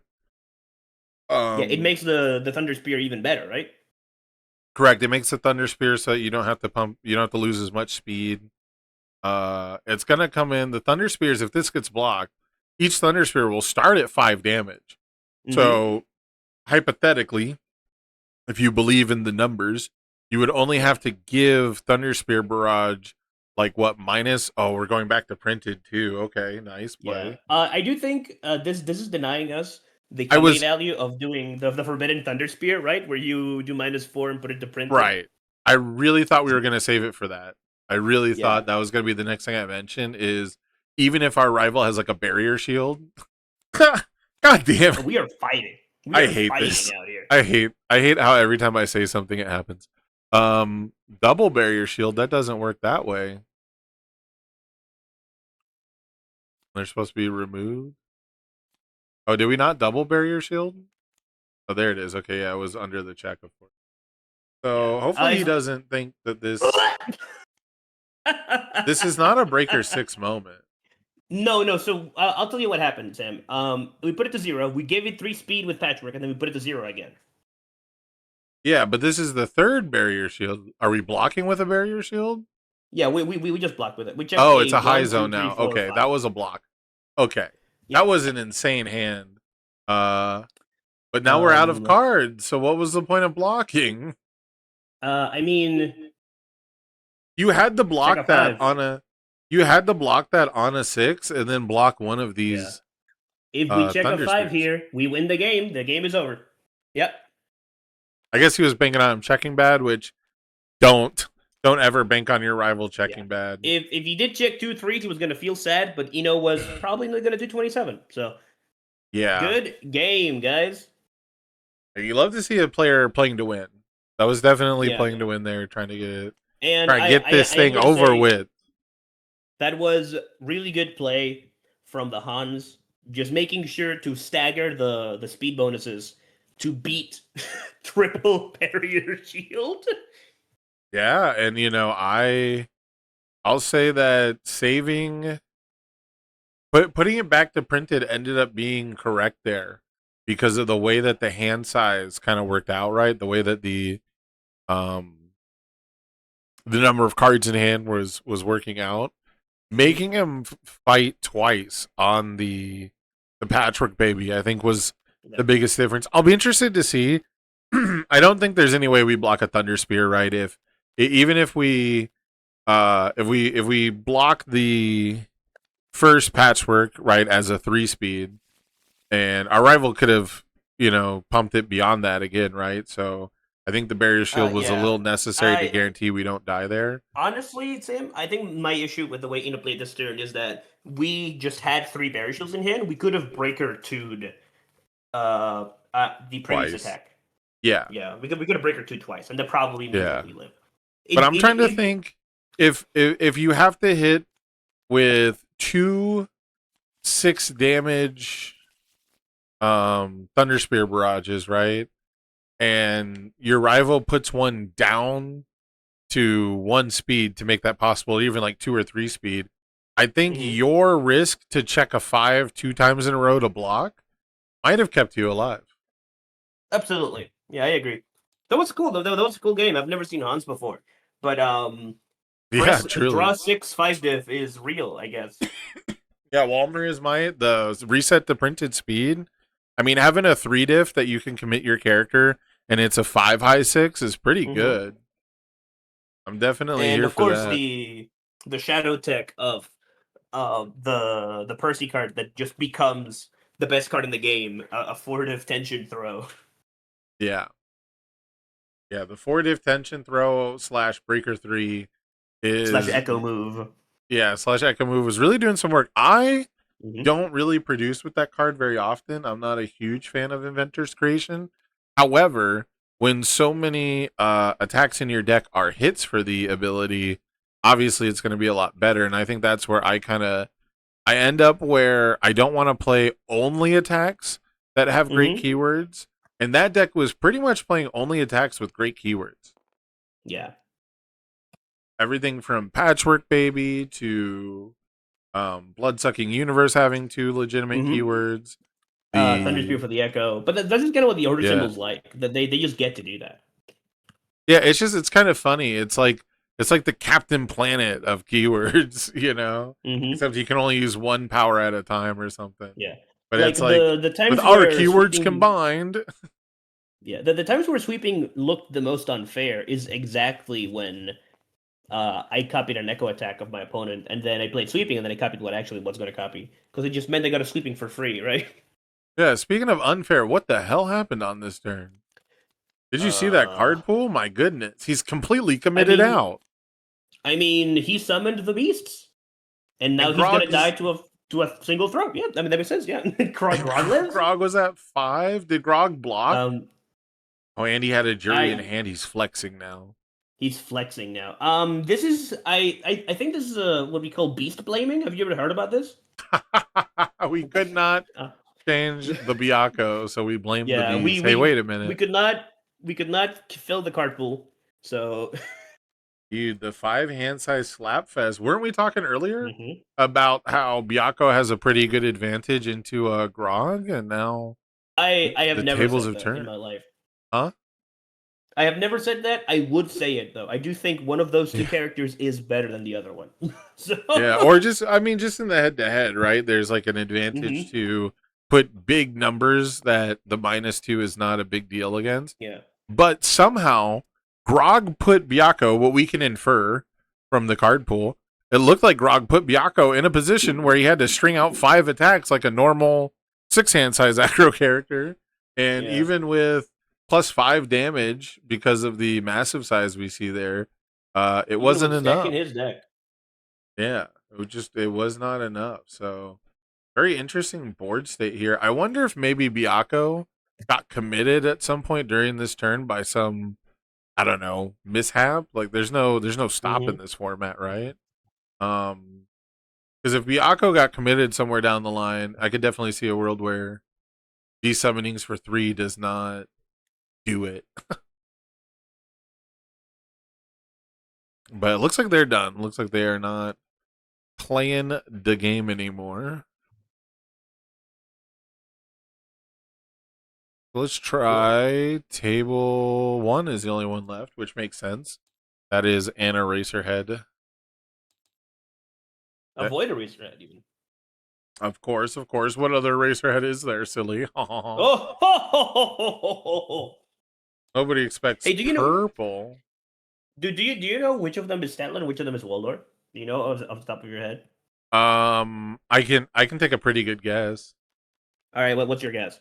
The short one is Waldorf. Yeah. Yep. This is Yeah, a pretty that's good true, guess, yeah. One of them has eyebrows, the other one has a mustache.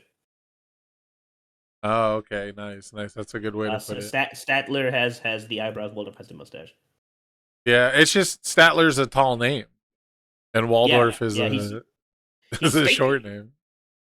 Yeah, that's pretty funny. Man, I was thinking about them recently too. I forget. I think about them what- all the time. Honestly, Yeah. dude. I'm never not thinking about them. Yeah, I forget what the context was, but it was. I think I was watching like some old Shakespeare stuff, and they were talking about how like the rich people would sit in the top part, and I was like, that's kind of weird because I feel like that was reversed in movie theaters in America, where it's like the segregation and stuff. They made the poor people sit up there. So I don't remember. Maybe Krista doesn't have it, but I feel like not canceling this race is crazy. Oh, because the Incredible. We need the momentum to kill. We need I powerful guess. more than we need Krista. Krista's suppose. not committed out yet. Has double inspiring song, and Eraserhead has no way to sacrifice the loss of consciousness in the stage. Mm-hmm. Right? That's an armor-clad faith, I believe. Yeah. Yeah, and we're gonna use Yeah, that to may- probably may- get rid of powerful right here. Maybe I just don't know what Krista does. Maybe Krista just doesn't care. I don't think so. How is Krista like stacked on cards? 4 Yeah, cards? no. Now that I'm looking at the board state, I don't think Krista gives a shit. And then Eraserhead, I believe, has 1 card in hand. Sometimes it Yeah. glitches out and stacks the. Yeah, That's- Razor has 1 card in hand. If he picks up a race and blocks with it, he's gonna have 2, but then he's going to be a piss baby, unable to do really anything. Yeah, this is like you have to block, you have to draw 2, you have to hope it's a complete block, and then you have to hope that you draw an erase. Mm-hmm. Or else Krista will play. I feel it in my bones that the next attack played is going to be a walk the dog.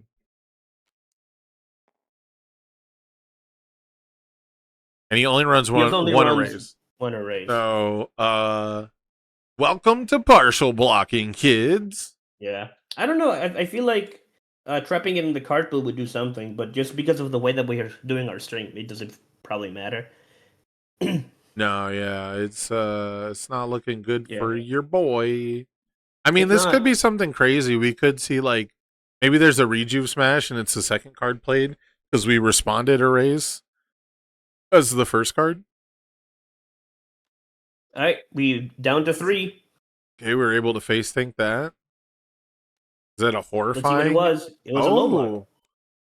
Oh, it was an attack I've never seen anyone play besides fucking Nomu or not Nomu. Who's Yeah, the one? rivet stab. There was one character who committed a foundation for 3 damage. There was somebody on these symbols who I think could just commit. And then younger Toguro liked it actually. Because he would And we're probably just give building. it 3. We're just not killing him today. Okay. Interesting. So that erase saved his life. The ability to prevent walk the dog from target drawing saved his life. Yeah, I don't know. Maybe I'm dumb, but I feel like if we just cancel that, we win the game. Yeah. Right? Yeah, you just have incredible display. Okay, yeah. Okay, that's what I'm saying, Paul. Like, I don't think Krista cares at all. I feel like Krista cared. Like, what do you mean? Interesting.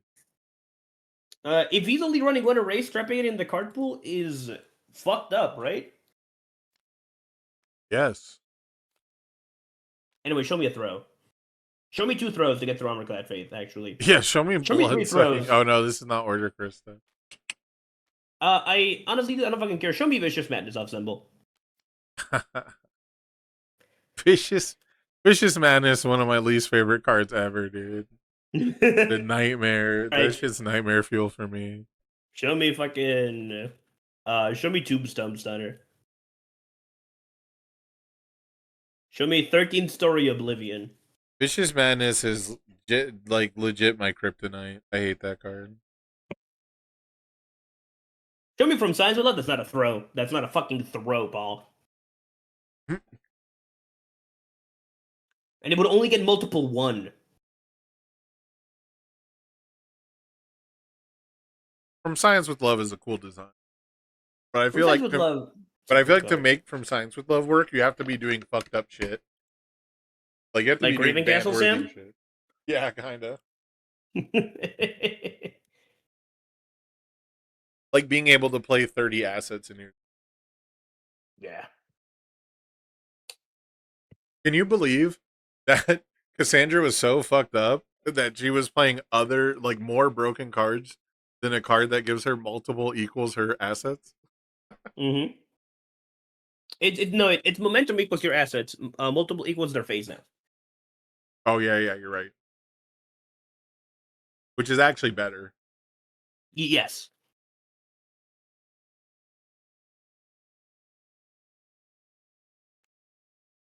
They're like, we need to put a 2-check on that one. But Shield Big Bang, that's a 3-check, baby. It's a 3-check, baby. Sign off Fine, on show me that. Life Force Threat. Life Force Thread. That is a chaos thread.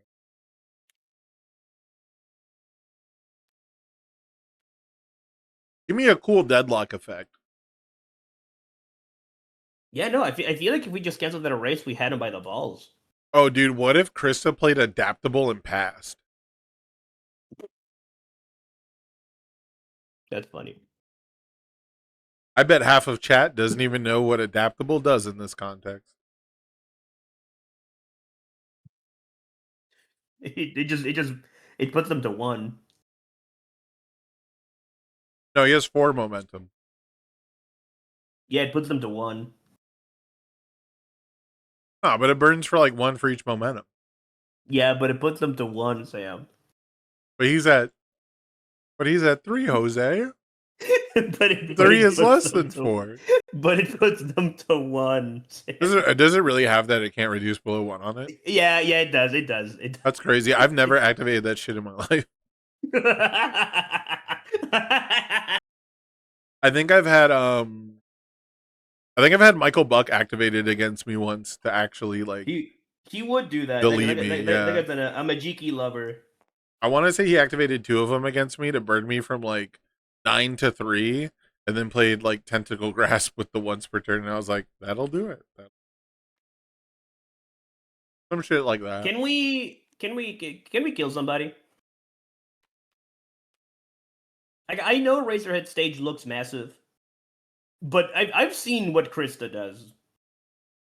But theoretically, if Krista plays an attack and just cancels a race, they can stack and draw with Horrifying regardless of what attack that is.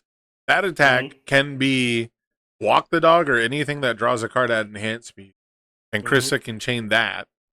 And because we have Don't Do This and we're at 12, we can activate our ability like 5 times. Assuming we don't add any stun.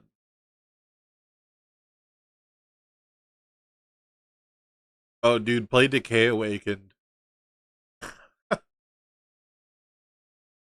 That would go hard.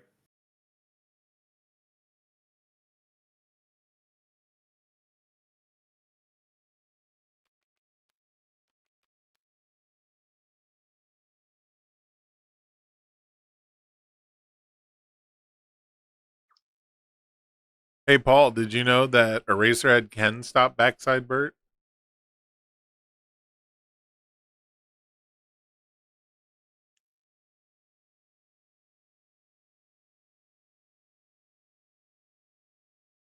He just has to play Megalomania. You're not Jesus. We are build 1 passing. Hell yeah. This is my kind of UFS. I wish it wasn't. Going up on a Tuesday. Got your deck in your stage and it's Tuesday. On my turn? Yeah, man. He gets to play reversal and then Oh no. Eraser can't stop you on your turn. Go crazy on your turn. No, I can't. But he can seal the shit out of you with Megalomania, and then you'll be fucking sorry. 5 to reversal, play the stupid Alice in Wonderland action, get Megalomania you on your turn, yeah. This is exactly the type of UVS that got us Unyielding Destruction. No, it's not. It isn't though. Krista could have won the game the other turn. I'm pretty sure. Like I'm almost 100% confident. Yeah, but the average UFS player would not win that turn.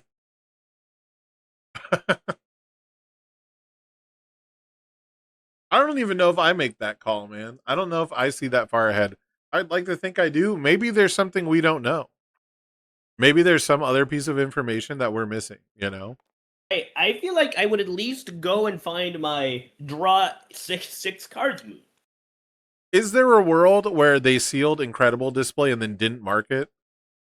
You know? No, because they only have 1 erase. Yeah, but there could be other effects that seal Incredible Display. I'm just saying, in a world of infinite possibilities, you know, only like 1% of them you're right. Give me 5. Regardless of any... No. Give me 5. Give me 5%. 5% of what? 5% of those I'm right. Give me 5. Don't. Well, no, dude, it's don't like give me infinite. 5% of infinite's a lot more than you think. I feel like we could have won the game that turned a lot of ways. Yeah, but you gotta think of all the realities of all the infinite possibilities where UVS isn't even a game. UFS has different rules. UFS has different cards. Attack. He gets a call. He has to leave. Yeah. We're actually really cool, awesome otter people that can swim underwater for a really long time, and we hold hands to stay warm. I feel like the otter would have killed. I'm sorry. That's actually pretty good. The otter would have killed. I want to make that into a t-shirt, and it has just as little context as people imagine. Yeah, I feel like the otter would have killed. I think if I put in an order to like make merch out of that, by the time I get the email back that it's ready, I will have forgotten what the context is. What? Yeah, what the fuck that was about? Like, what the fuck is the otter, bro? What is the Please tell me chat? this What is is Universe's. chat? Who is the otter? Yeah. I miss the old all symbol. That shit was ass. You know what I mean? Yeah. The old all symbol was so bad, but damn it meant something to me. Kinda. I used like the old all symbol because it seemed like a plucky. It seemed like a plucky symbol that was trying to win the game via a little bit of card draw and a little bit of damage pump and like something kind of wacky, you know, just one little wacky part of it, whether it's like a combo or it's, you know, counting a certain keyword like Scorchwheel type stuff. We You were know, just like about Satoshi to- support. We were just about to incredible display, flip, get a momentum, and I was about to lose my fucking mind Yeah. after the whole debacle. Yeah. I don't know. But elasticity does cancel stun and gives you a momentum. That is Oh, text on that card. I like elasticity a lot, actually. I like Yeah. playing that It's card. good. I don't know why we spent counters to stack Eraserhead's deck when he had Botons available, but like, you do.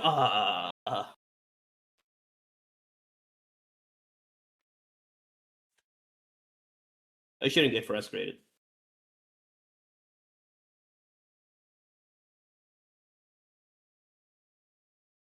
I like this Mount Lady card. Have you read it? It's pretty good. Number 23 Pro Hero. Yeah, it's a pretty good card. The card is like insane in Chris.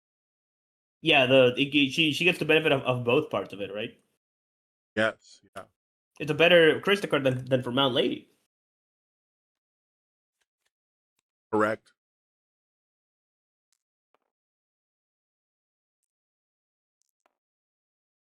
You know what I'm starting to believe in, Sam? We're in like one throw. Like for no reason. Just like having Dude, the one. players from Spain were on it, bro. The Alicante players? Yeah, they were I'm fucking starting on to it. believe. I'm starting to believe in Alicante. We had the fucking blueprint with Falling Skies, and we strayed too far from God. If I ever kill somebody with my one-off throw, I'm calling it the fucking Valencia attack. The Valencia attack? Yeah. Really, it's an option select, right?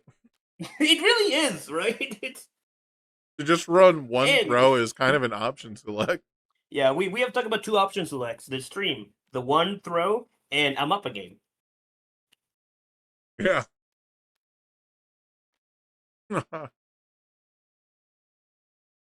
Uh-oh. Uh-oh, we stunned a prone to dry eyes.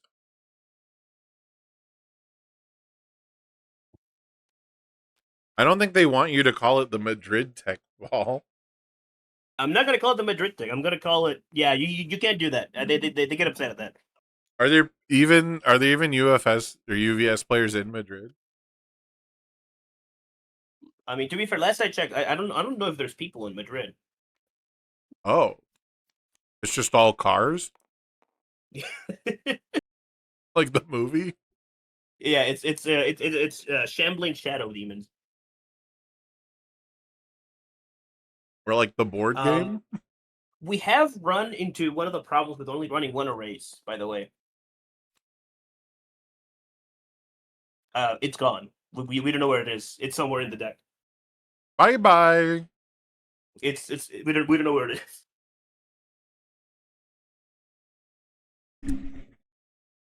I understand the reasoning for it, but like erase is just like a good card, right? One of the things I like about playing the other eraser heads is that if I just raw draw erase, I still can respond with it. Yeah, it's just like a good card to have.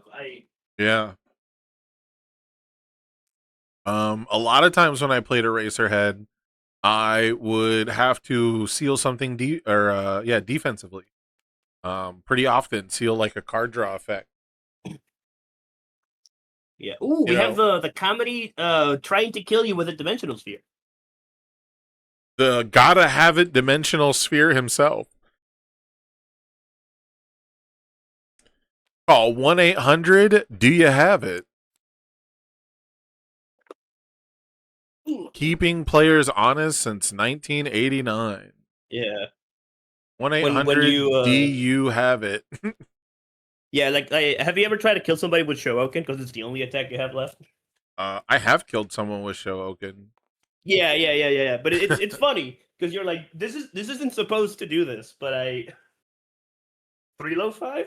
I guess it wasn't my only attack. It was my first attack. And yeah, they just were like, oh, I only have high blocks. Yeah. Or mid blocks or whatever. I guess the more appropriate one. Have you ever killed somebody with precise blow? Oh, I don't think so. I'm not a precise blow gamer. Yeah, I have self-respect. I killed Mike Lowe with a precise blow for 13 after he Shangwa windmill punch multiple 5'd me, and I blocked it and reversal with precise blow before all of his face down copies could resolve. I have definitely tried to kill people with precise blow. It has never worked out for me.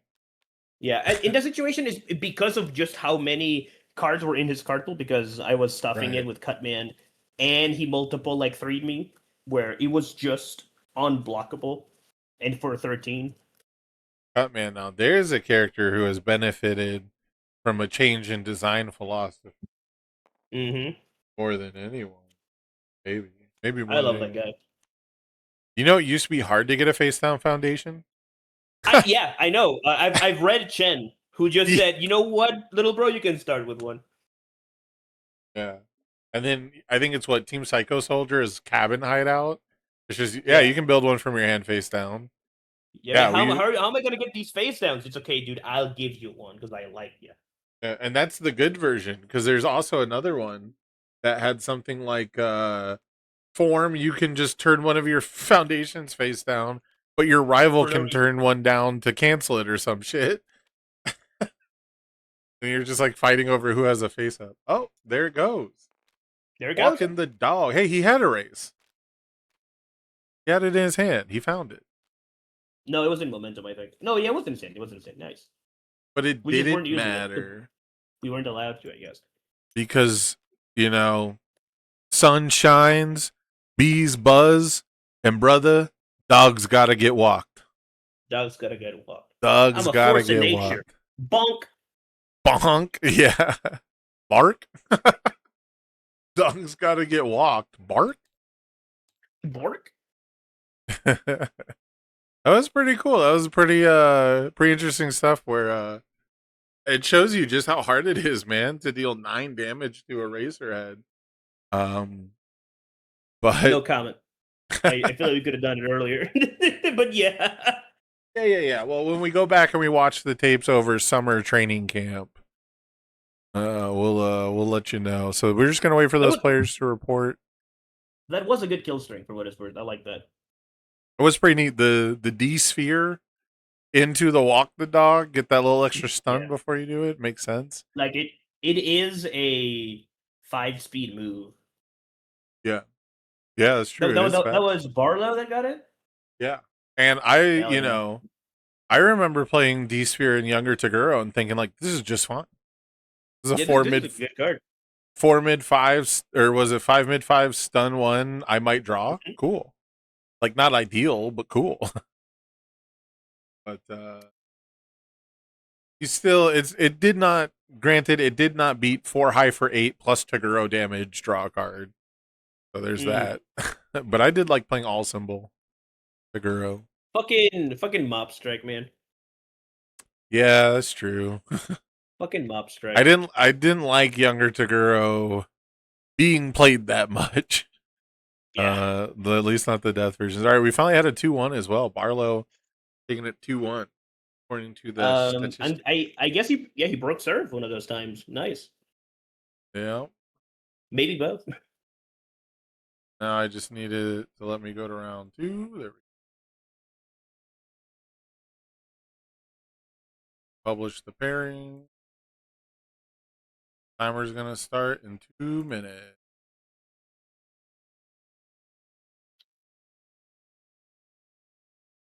We're in what, top 4? I believe so, Captain.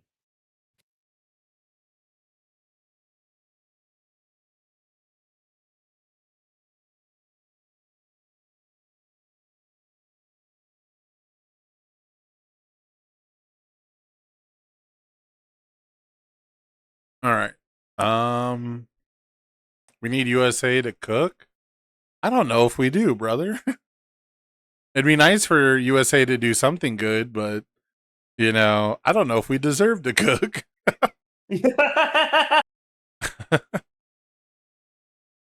I'm kind of excited for other people. Yeah, I'm kind of over it. I'm kind of down for other people. Yeah, I should probably update the round timer. Yeah, We're not I'm on kind top of over 8. it. Somebody clip Paul's balls. Who's this man? Kill him.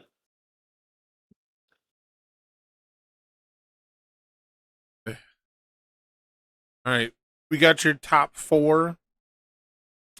It's Barlow versus I Love You Gan. That's what I'm going with, dude. It's too funny. Mhm. And then Paul B with the CWC versus what's the name, Jose?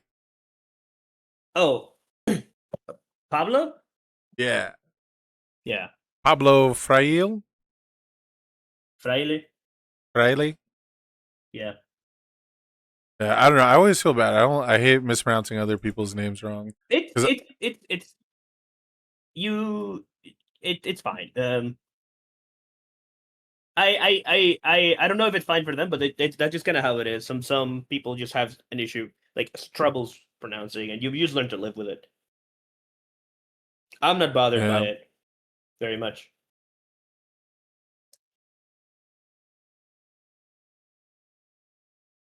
You know, people are usually You can not do- like ill-intentioned. They just it's hard sometimes.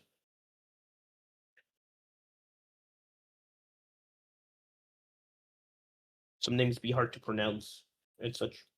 Yeah, I remember when I was a kid, it doesn't bother me anywhere near as much as it used to. And especially not like people like I'm not gonna see all the time and stuff. But you know, my name got pronounced Samuel like all my Mm. life, you know. That's funny. And again, I don't even think I really should have cared that much as a kid. But you know, being able to empathize with the fact that other people might feel that way as adults, you know, I just hate Mhm. I hate mispronouncing people's names. But it's genuinely fucking hard to, especially if you're monolingual and as bad at fucking English as I am in the first place. You just gotta hate like dude, I'm Samuel from the Bible. Yeah, well, I mean, I think we did do that actually when I was growing up. Yeah, you ever heard the Bible, dog? That's where I'm from. I'm from the Bible. There's 2 different Ace 2s. Uh-oh. Like the devil. You guys are in different rooms. They're goofing off. Good luck, guys. So what should we watch? Should we watch Barlow, who we just saw finish off, or should we watch Bert Holt versus? I want to see Bert. Yeah, I want to see okay. Bert. Also, I think it'll finish quicker. That's what. Yeah, if I had to guess, yeah, Chris the Yeah. Lens, dude. That is a deck that plays with its food, like in a good way, but it does. Yeah. Jorge, are you Jorge or are you George?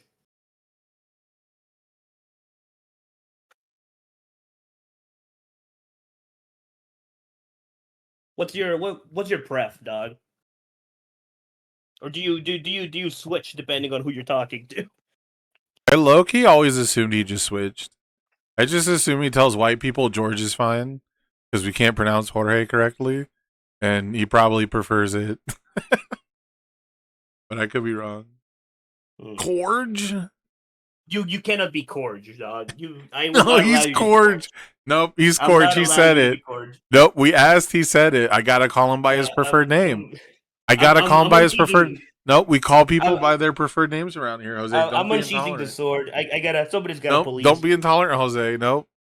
You Nope, prefer he's George? Corge. Yeah. He's Corge now. He's the master Corge. Corge is a hell of a Warcraft name, by the way. Corge, yeah. That's like a 90s pro wrestler name. Here he comes! He's from the depths of hell. It's Corge! Corge sounds like someone that loses to the Shockmaster. Exactly. That's what I'm saying. Or the Yeti. It's this Saturday. Your favorite cowboy singing his sweet, sweet blues is going to take on Corge, the master of hell. Who's going to win the hand of Delilah in marriage this Saturday? Not Delilah. Yeah, dude. Delilah's like my favorite. I don't know if it's like overly southern, but it's like my favorite, like old-timey southerny name. Mm-hmm. Your school gave you an award and they put Corge Ranger. Ranger. Oh my god, dude. Now he's a Super Sentai? Dog, I love Corge Ranger. Corge Ranger. Anyway, we got Bert over here. Oh my god. Can we pronounce it Corgi Ranger so people are super confused? Oh shit. Dude. Oh, we got some action from Bert Holt early in the game, unsurprisingly. We're playing Duel. good cards today. Yeah, Oh, we Double just, Needle we- Lunge.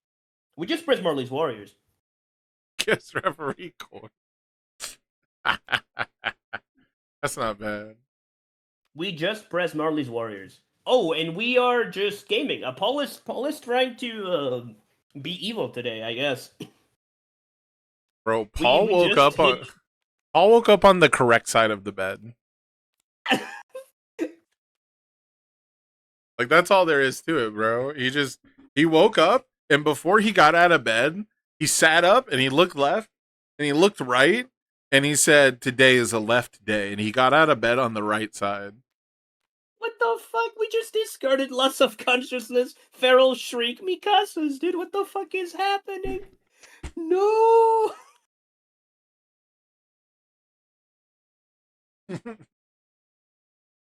We're playing what used to be the Christopher Brownlee special is now tech that everybody plays. Focus, the Graviton Beam. Yeah. I mean, attack that clears itself. Because this is Mikasa by any other name, bro. This is just another rose. I mean, absolutely. This is Mikasa with fire on it, but I really like this card, just in general. I think as an aggressive tool that just has a 1 high block, that like I enjoy that kind of thing. This is a move that I would play in like Gaian or something. Oh, we got the big old stop sign. Gonna hit him with the breaker 3. He says, "Slow your roll, 5-hander." Nah. You don't get to do that to me. Nah. We don't give a shit. We don't fucking care. No, We don't he's fucking playing a care. 5 diff? Oh my. We checked the 4, dude. We checked the God, 4. We don't bro. care. Oh, we only had -1? We had -2 because we're on Marley's. Oh, we're under Marley's. Okay. Okay, so we checked the 3 because it was breaker 3. Oh Yeah, that's still way better. That's a non-failable situation even more now. Okay, all right. The Marley's Paul. Warriors on turn 2. Oh my Here comes the boom! He's not stopping, Jose. He's not stopping. He's not. The last card in his hand better be solid. Better be good. It's gotta be another breaker, but I don't even see how that would work. No, I'm talking about Paul. We just kept blocking him. We're tapped out. Yeah, that's true. Yeah, Paul doesn't have any Another- He doesn't have any actual card advantage though, so this is the last card he's got in his hand. Yeah. Where did I go to momentum? Oh, and he's gonna pass the turn. Oh, I Okay, see that. that was pretty exciting, but it wasn't anything over the top. I mean, Hans managed to block twice, saved himself like 18 health there, potentially lethal health. But The now we're Breaker gonna 3 didn't do anything, but it was still fine. Yeah, but it was still fine. Now, we are going to get some of this back because we have at least 2 counters on our character.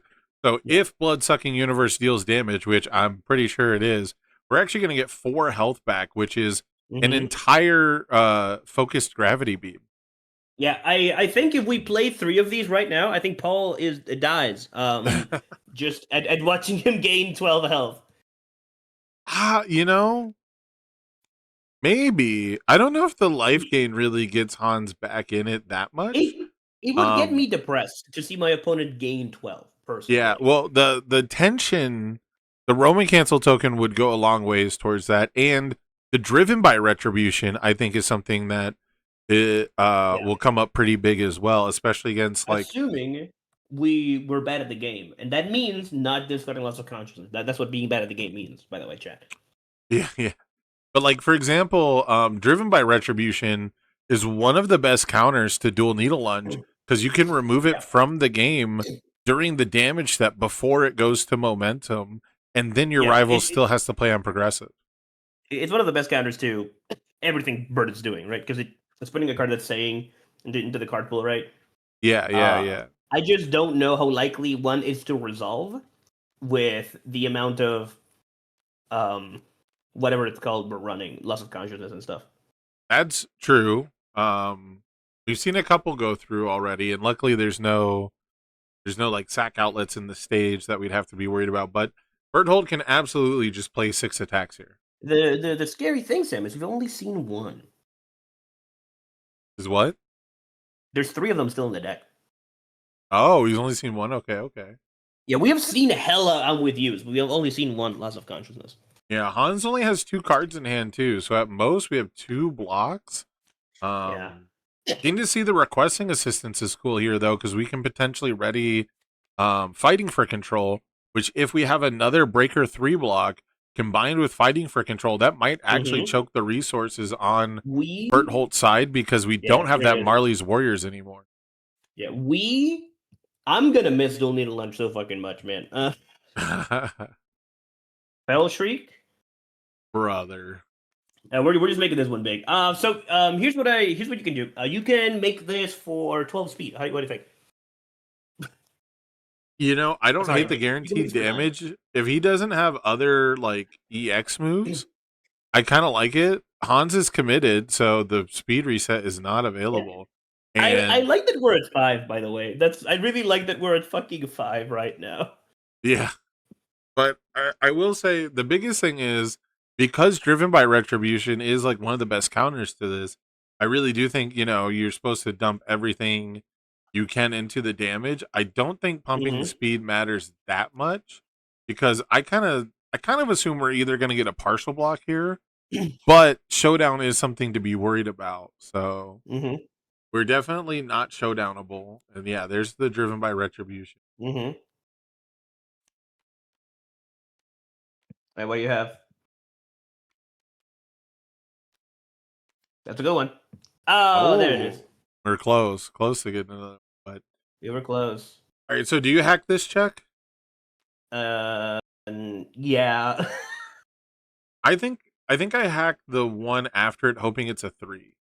I hope we try to make the 5-hander. Never mind. No, psych. No, you. So the reason you hack this one is because the more he activates, the closer he is to just getting sealed. That's it's so annoying, dude. Like every time I'm like, okay, you should do XYZ blah blah blah, is, you know, especially defensively, as soon as you play against a loss of consciousness deck, the answer becomes use everything immediately. Just fucking do it while you can, you know? Yeah, it becomes do it while you can. It's so annoying, actually. It's one of my least favorite things to play against. Shit, we're playing good cards now. Hold on. Hold up, I'm gonna sit up in my seat. Let me hold on. Dust off the Cheetos crumbs. Nitro, I love Nitro. Now that's an attack you can set your watch Stop to. this starting Feral Shriek! Somebody stop this man! It's getting pretty ugly. So this is going to say our next attack gets powerful 2, and this is going to deal 6 on its own immediately, right? So basically, that's a solace. Basically, anything we play is going to be lethal on a partial. Unless we're like Mhm. mega unlucky on the drawn discard. Another gravity beam. Oh baby, this smells like lethal. Yeah, it And sure it is. is. Yeah, it sure is. Oh, okay, all right. Still had Oh, all okay, these. all right, calm down. Calm down. Chill out, Paul. All over here, like, oh, I had all these. Yeah. Have you ever heard that song? Which one? Do you know what I'm talking about? Still had all these. No. No, you've never. Oh, dude, it's so funny. I think I included like a clip of it in one of my meme videos. I didn't know about it until I started making videos in like 2022 or something, and I was like 14 looking for years ago. stuff. Yeah. It's like hella old. I think it's older than that. I think it's just when it was uploaded to YouTube. It is. It's a fucking Magic the Gathering diss track.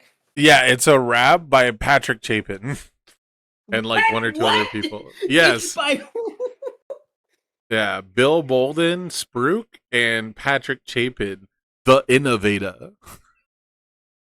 Not looking good. Down to 2 life. Your mono red burn about to stick in the night. Yeah, it's a product of its time, bro.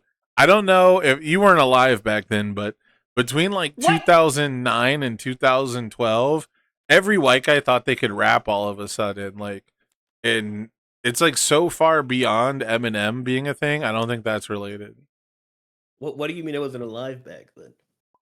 Well, yeah, I mean, I know you weren't like born yet, so What the fuck are you talking about? you weren't like consciously aware of the world yet.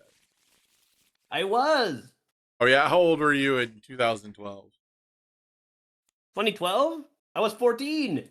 Yeah, trick question. Everyone died in 2012 and we've all been in hell since. I was 14 when I died. Yeah, fact check that one.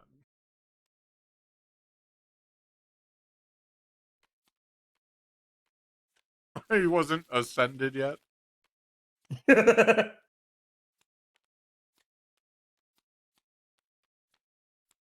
Oh, we were trying to check a 6 on that one. Oh shit, we're building good cards now. Brute strength alert. Wait. Holy shit, dude. His foundations just get like better and better. Or his Yeah. cards get better and better. The more we Yeah. play, the better the cards get. Did you see that he was about to play brute strength on a 4 and then chose not to, and then he checked a 2? Oh brother, this guy's He saved his life right there.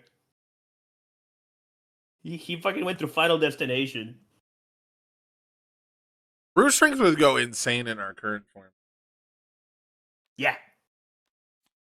Oh my god, can you imagine Brute Strength during the Immortal Shapeshifter days? Hiya. That would have been epic. Honestly, God the Earth symbol needs it.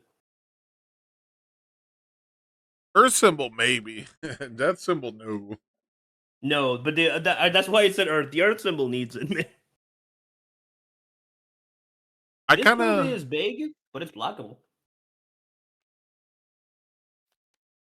3, 4, 5, 6, I don't think- 7. Yeah, you just do it. I don't think I like Brute Strength because of the excuse me, because of the health loss more. Mhm. I really hate pay 1 health, get 1 stat. I really don't like that. It's not that it's like Mhm. offensive or too strong. I just don't like it, you know? It just seems Mhm. like I don't know, not a nihilistic approach, but it seems like one of those things that's like obviously free when it's free. And it's free Mhm. like every time you would ever need to activate it, you know? Mhm. I don't think anyone has ever lost because they paid 1 health a couple times trying to win the game. Like it's just not realistic. I've seen it, but not in the way you think. Oh yeah. Where somebody pressed the button on brute strength and I gained 12 with 3. Oh yeah, Victor Death, okay. 3 If death. they misplay this fucking shit out Yeah, of it. yeah. My favorite was I don't think I ever had that from a brute strength. I always got that from other people activating excited for blood. Mm-hmm. Where that thing has a cost, baby. Yeah. It's like I would always take damage on purpose. And then they're like, oh, cool, I'll activate excited for blood and like I'll pay 2 and gain the 4 back. And I'm like, well, when you pay the 2, I'm gonna activate 3 of these some bitches, and I'm just gonna gain 12. I went from 7 health back to full on Toga against Jacob Johnson, I think, because I managed to like play a throw or like one deadlock effect on a knife slice against him or some shit. Or no, actually, he probably just blocked. He probably just blocked and burned one up from Toga, and I just immediately fucking like flipped 3. Whatchamacallits, Excited for Bloods, and he put me right back down to like 7 or 8, and then the next turn I gained back up to like 14 or something, and we were just like looking at like the health total pad or some shit, and it was like, Jesus Christ, man, What a scam. it's all over the place. By the way, look at this pedestrian Wilmaria's Might. It merely drew 2 cards. Merely. Yeah, the pedestrian turn 2 Wall Maria. Yeah. Pot of Maria Greed. Oh, Pot of Might? That's not bad. That's not bad. Pot of Might. Pot of Might's nice. Pot Maria's Might? No, that's not good. Don't call it that. No. Dude, this fucking Hans deck has been just tearing it up. Love Creativity of Pablo. Creativity of Pablo sounds like a broken foundation from fucking Shadow War. Sounds like a Kanye West album. It does like a Kanye West album, sounds like a Shadow War foundation. Kanye West. I love the creativity of Pablo. Yeah, dude. It's so weird. I keep forgetting this character's name because I've never seen anyone play it. I think I saw it registered one time, the first regional, like when AOT dropped, and then like never again. Maybe there was a point when the Elder Taguro deck was doing like the one-shot combo. I think people like kind of, people like me kind of trolled and said, "Oh, you could just play Hans," Yeah. But like this deck is fucking doing it, man. I keep thinking of the little German boy meme because his name is just Hans. Yeah. And I think it's Like, it's probably supposed to be pronounced like Hannes or something like that. But I think so, probably. But it But says, "No, that's- little German boy, don't go into the weed cave." yeah. So funny. Yeah, because I'm Alright, probably Jen, we have pronouncing it top- like Hans and Gretel, and I don't think that's Yeah. right. That's probably But- not correct. But what is correct is playing Nitro Ignition first. Card that's gonna We're leave gonna your card pool. discard. We're gonna discard some good ones. We're gonna do some good ones. We have Sealed, Strength and Beauty, which is good tech against the Clear My Card Pool deck for sure. And we're tapped out. We're tapped out, and we are going to do Evil today. Yes. Not gonna be nice today. No.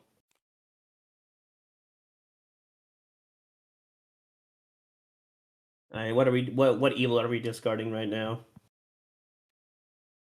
We're gonna clear a card pool completely. Okay, we're just discarding 2 regular foundations for 2 damage. This is 3 high 6. How much do you think we care about the momentum, Sam? I think we probably want exactly 1 in this. That's my. Okay, so we don't clear the Nitro right now, is what you're saying? Correct. Yep, that's exactly what he's doing. Yep, we are getting 1 momentum. Want to have 1 momentum because you've got the powerful 3 on Focus Gravity Beam, and once you get your opponent to no cards in hand, which I guess that won't really happen, but you can zone check the shit out of somebody. Well, Sam, we're getting 2 momentum actually. Ooh. Oh, fancy schmancy moment. Fancy. Committed the Brute Shrink though. What's that about? I believe it got target committed by something, right? That got committed by Pablo. We committed. Jolted. I'm with you. That makes He more got jolted. that makes more sense. Okay. I keep trying to make sure I'm staying on top of timers and stuff. Yeah, it got jolted. Jolted makes more sense. I just know I looked up and I looked down. And it was too. Yeah, our Paul. It was honestly a very intelligent sequence from both players. Paul's first enhance was Brute Strength to destroy Loss of Consciousness, and then Pablo's first enhance was Jolt Commit Brute Strength. Okay, yeah. That makes that makes perfect sense. Double Marley's Warriors. Still Marley's Warriors, but poo-poo PP defense. Yeah, not loving that. Not stellar, but he is up a game. But he is up a game. Yeah. We are going to draw 4 with this one. This one's a little more bourgeoisie.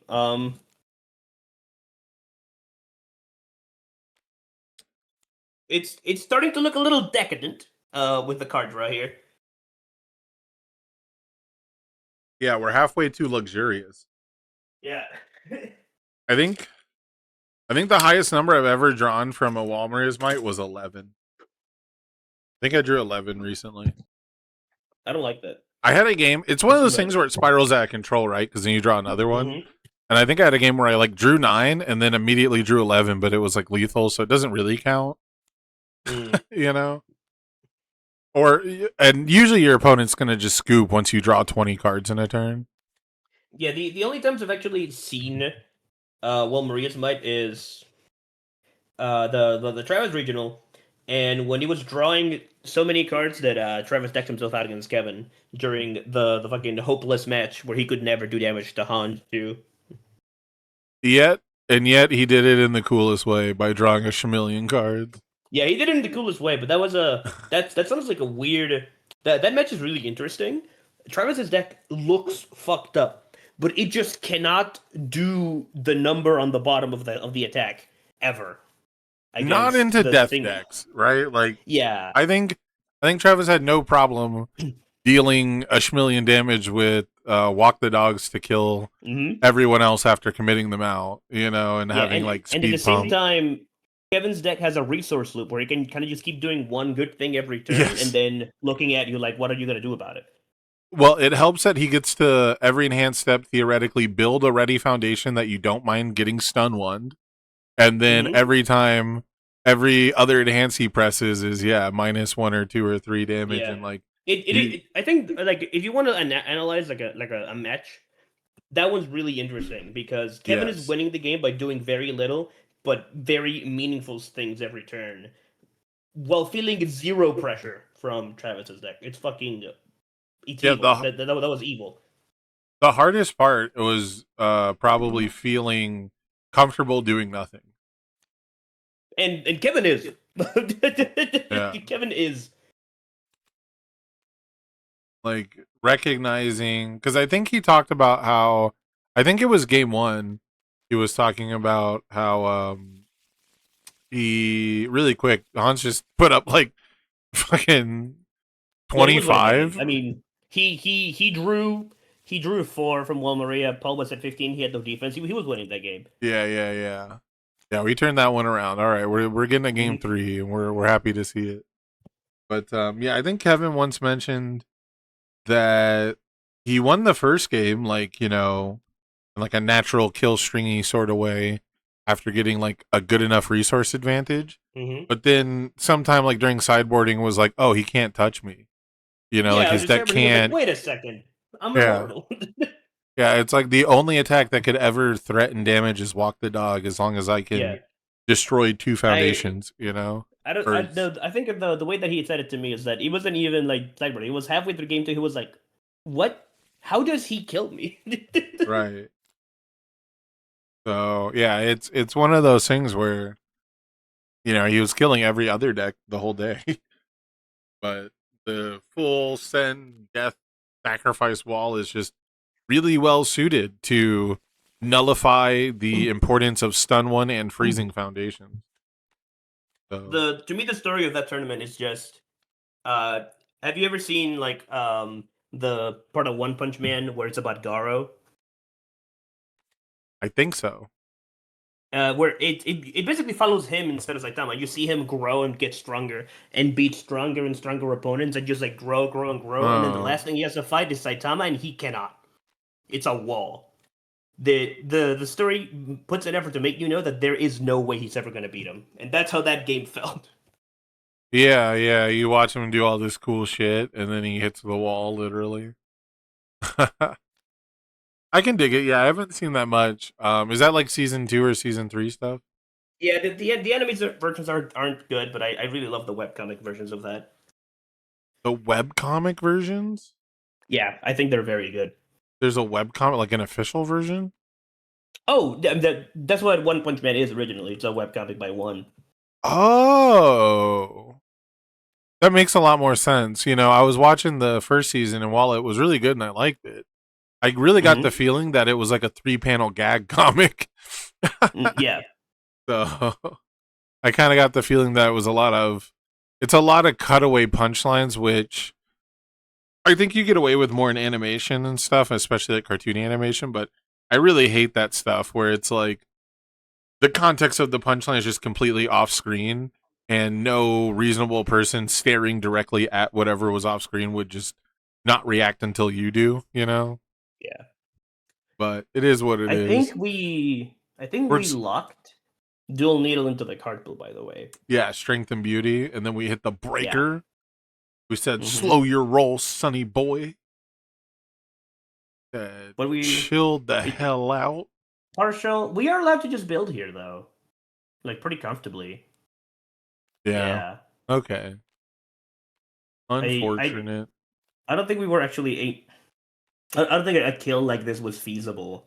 And we had a pretty good build here, which is good. One of the things that was really good from Pablo last time was King of Illyria bouncing Marley's Warriors.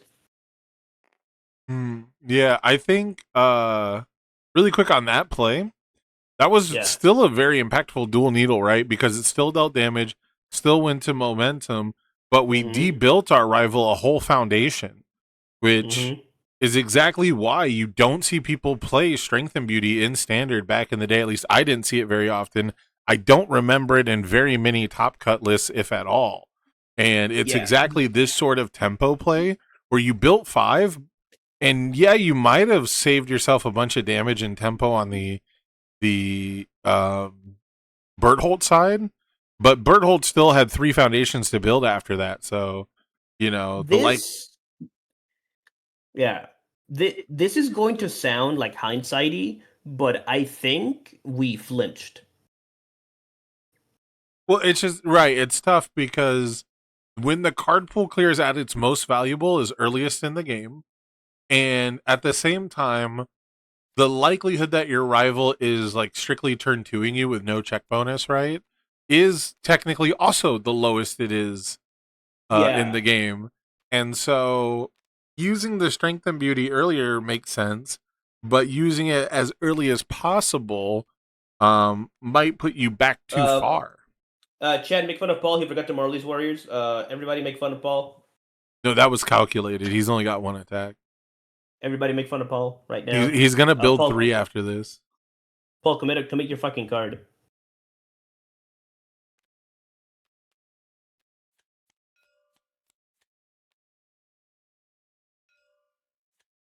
Did he really not commit a card to play it? Yeah, he did not. All right, let me jump in there. No, he did. He just did. He just did. Okay. Yeah. I was gonna say, let me correct stuff that we know is wrong if we know for sure. Yeah. I don't know. I feel like we might have flinched a little bit, which is reasonable. This thing's very explosive, but. And that's what I was saying, right? Like that's why the Dual Needle was so impressive. Still, yeah, it was still so valuable, and it's just that's been the whole issue. Is they printed ultra compressed weights. It's a 3/4 that you have to sacrifice to do the same thing. We have Strength and Beauty. I think there's one other one that was Great Buckler, which is an enhance, but everyone thinks it's a response. And you can cancel it by just having one momentum. And now we finally have a good one, which is Juno.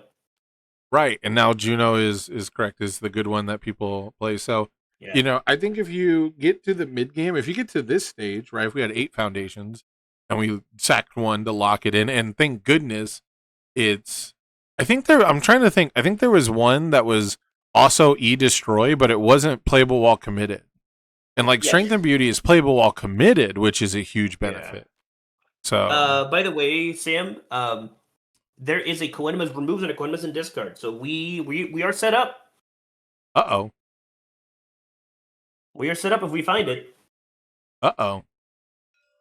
But are we going to go digging? We still have a Botons we haven't activated. We still have a Botons, but we might have something more meaningful than Botons, which is attacks. True. to play. Now we are We gonna got have a to one lose. low 5. We do have to lose a card here to be able to clear this, but we've got 4 Yeah. left in our hand. Now we're digging. Protons. Yeah, now we're digging. Oh, we're and sealing. we're sealing. We're sealing tricorder, which is a -2 speed button.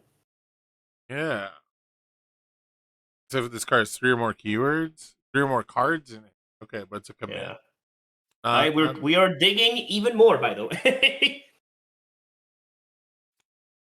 The dig continues. We got a blitz draw and then a vertical activation. Yeah, tricorder scan is pretty neat. It's a versatile card, but a lot of players are allergic to anything conditional. So, Yes. but what if my opponent plays down to 2 cards? You know, like, oh well. Oh no, here comes more damage pump. More Oh, damage pump. and we're gonna And the get elbow. the elbow drop from the top rope. Yeah, we are scamming cards out of our hand. Bert Holt scam. That's redundant. Mm-hmm.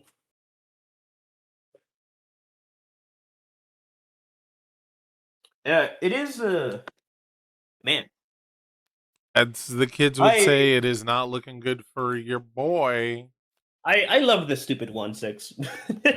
I love. Ah! Ah! It's over. Uh-oh. It's over. It's over. It's Uh-oh. over. Well, you name Coenmas for yourself. Unplug your controller, dog. Unplug the controller. It's pretty over. I mean, It's pretty over, guys. I have seen and I have failed from roughly this position before, but Hans only has 1 card in hand, and you gotta believe that. And he's gonna get something obscene for sure. Oh, he didn't even name Coenmas. He named something else. Oh, it's just named. I see. Lethal Slashes. He's just gonna grab the other Coenmas, I guess. No. He just has the other Coenmas in his hand. Oh Watch this. yeah. No, never Okay. mind. Never mind. Interesting, dude. Interesting.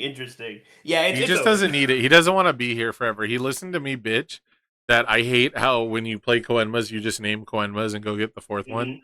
And he's doing it for me. Yeah. Oh. Yeah, big GG. Yeah. Yeah, we got the 2s out of our deck. We are gonna play a string so massive we might even cycle.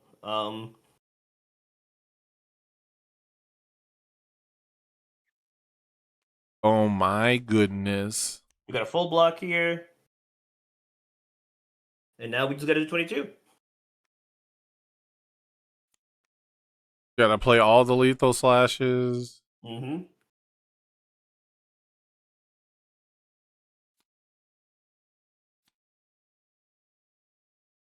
Overall, pretty well played game on the side of Paul. I mean, both, really. The Hans deck has made him work for it. It made him basically Coenmas. You know? Mm-hmm. If Yeah, Coenmas... absolutely. If getting Coenmas tasked isn't like the biggest fucking high roll in the format, dude, I don't know what is. I do think Paul won this game of making him flinch. with Yeah. the strength and beauty. But I am really impressed by this Hans deck. This is fucking awesome. Yeah, I don't know for sure, if only because considering everything else is the same, Mhm. he just has strength and beauty this turn. I don't think the one progressive changes anything so far. No. Be especially because of the Coenmas. I agree with you entirely. But maybe that plus holding the breaker 3 does something there, right? Right, It's hard to yeah. say, though. The breaker 3, oh, that's true too. The breaker 3 could also be considered part of that because it was a partial block. Yeah. The only thing I didn't like about that was it was a partial, so it was still going to go to Mhm. momentum. So locking it in the card pool. Can this motherfucker stop drawing cards? Like we Is- get it, dude. Yeah. Yeah, he's had enough too. We get it. Well, You draw it's also lethal. a All right, congratulations, Shermillion. Paul. That was an evil string. That was pretty messed up, man. Yeah. Onto Paul's that string, gonna- he put all of his malice, his will to dominate all life. Yeah, Paul showed up, but see, Paul's playing a villain deck. Paul's playing a villain that we've already tried to take out back and eliminate, whereas Pablo is playing a super sick cool deck that we've never seen before.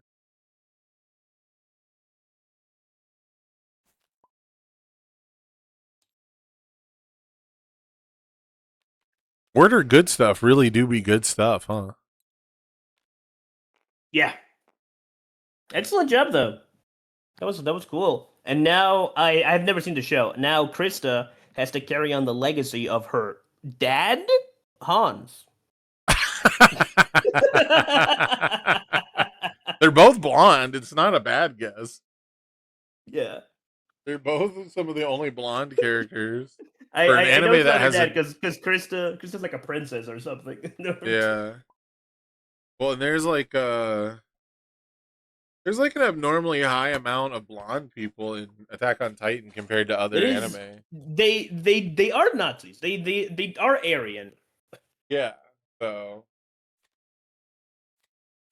pretty funny.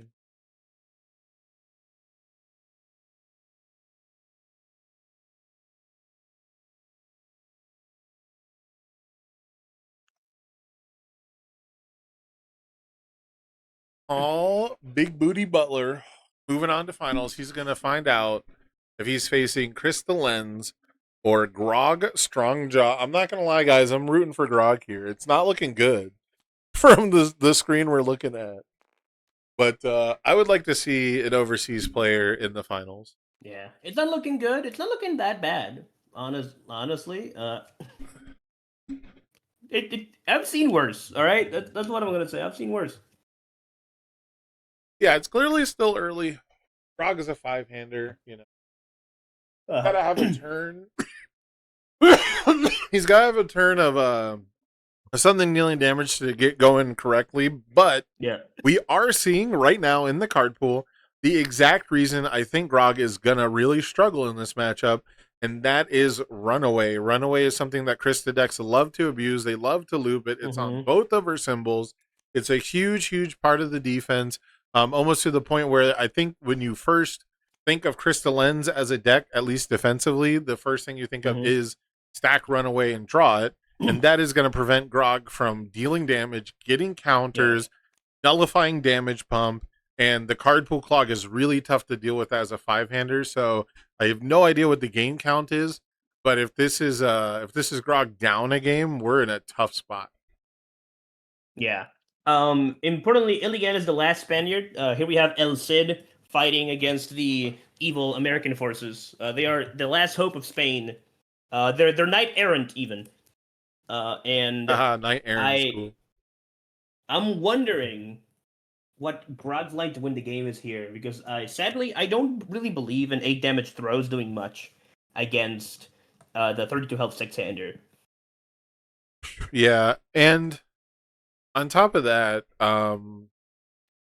it's, how do I put it?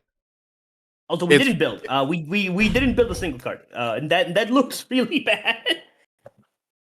Yeah, it's also really bad to give the chaos symbol free momentum, which Grog basically does. Yep. Yeah, we're gonna block this one to save ourselves 3 health, which is cool. Yeah. By the way, Paul, when I saw the Koenma setup, and when you played it, I literally screamed in terror. So The actual jump scare. yeah, you fucking jump scared me. Oh boy, walking the dog. Yeah, the thing that man, I wonder what Grog's hand is, because we built nothing. We didn't build a single foundation. Waterfalls, flowers petal, and dogs, they gotta walk. They gotta walk.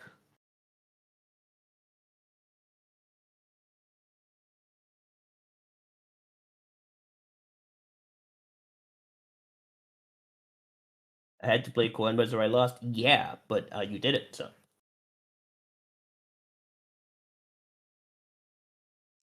Do you think people will be happy when Walk the Dog rotates? I'll be. I was pretty stoked for this card when it first dropped, I'm not gonna lie. It's just too. Go ahead. I thought it would be more fair, though. It's just. I want to keep believing that no, you really need to be in like a stun gimmick to make it work. But no, it's just so generic. It goes everywhere, right? Do you know what I truly believe would have fixed the card from the very, very beginning? Hit me. If it was a 4 diff and it gave you a bonus when you played it as an attack, equal to the number of committed foundations your rival has. It would clear up all the weird rules bullshit with it in the discard pile. It would prevent it from being a city rampage attack. It would prevent it from being a Godzilla attack. And it would fit more. Yeah. It would fit more in theme with the chaos symbol's check bonus identity. And then you just wouldn't make it a powerful 3/6 low 6? No, I mean I would do that too. Oh, then the card you're describing is broken. What are you talking about? Well, I'm It's just saying. a furtive. It's just a furtive. What are you fucking? You removed the downside from the card. Oh, I see what you mean. Yeah, you're right. I mean, make it an 8 diff that you get a check bonus to. Make it an 8 diff. Not. I'm just saying, don't reduce it to a 4 diff. Yeah, the rules weirdness is rough. Sorry, you're right. I did say 4 diff. I meant make it an 8 diff. Yeah, you were just like, what if it was Hitler? It's like, I don't know, Sam. What if? No, I meant like just leave the difficulty alone. Yeah, But it's still functionally, it still functions as a 4 diff. Just you get a check bonus, and then rechecking, bouncing it back to your hand becomes more of a reliable defense. You know, it would just, it would make the card more interactable without making it less impactful. And that is how exactly I would pitch myself in a job interview to Universes Games. My problem is that it pretends to be like a stun tribal payoff, but it's really generic. It's really good. Like it's probably like a little too good. It's really big. It's really fast. It has powerful 3. Like I can't build decks on those symbols because I gave all my Huapta dogs away because I was never going to play Order. And then they released Peak, which was a cool Order character, right? Like I just don't have Huapta dogs. It turns out you commit foundations while blocking the first fat ass move. Yeah, you know? foundations will attack you, right? I agree. I also thought it was going to be like, oh, well, you have to play Deception Dagger with this. And it's like, no, I'm just going to play a 4-low for 9 that draws me a card. Yeah, and because it's a Dark Tournament ultra rare, it is prohibitively expensive. Yeah, that's true too. So they tried to do the everyone was so happy. Oh, they're reprinting Walk the Dog, and then they made it like a $40 get a single copy thing. Dude, that yeah, please don't bring that up. I don't even want to talk about that. So I feel like I have to because that's the problem with Walk the Dog and Ice Sword Execution. They're prohibitively hard to get. Like and Weapon Clash. Weapon Clash is a $10 rare because you can only get one of it in each box. Yeah, that's true. The last time I think I remember sending somebody a Yu Yu Hakusho Dark Tournament box, I think the only thing they pulled of note was a Weapon Clash, and they were stoked. Yeah, they're like, I want a free $10 card. That might have been out of stock. Are Weapon Clashes out of stock? It might be out of stock. You know Harness Undeath is out of stock? Really? Or I should say when I check TCG Player. I don't know about Rochester or anywhere else. Why? Maybe Card Why? Goblin. But What's with Harness Undeath? this is a cool card from Critical Role, and it's a secret rare. Oh, I play it all the time, but I don't. Why is it out of stock? Who's buying it? I don't know. I think it was just a cheap secret rare. Like it was like $10. It's a good card. Yeah. You can basically have a win condition for your deck for like $40, and that's pretty good in the card game space. Yeah, I play Harness Peak all the time at local, so I get it. I also think It's out of Harness. stock. I think Harness is actually really cool as like a 2 of. I think you actually don't need 4, which is part of what makes it so appealing. Is that people can? I think you do better if they're cards that a lot of people only want like 2 of. They're probably more likely to buy it. You know, more people are more likely to engage, and that's how we make the marketplace more interactable and approachable.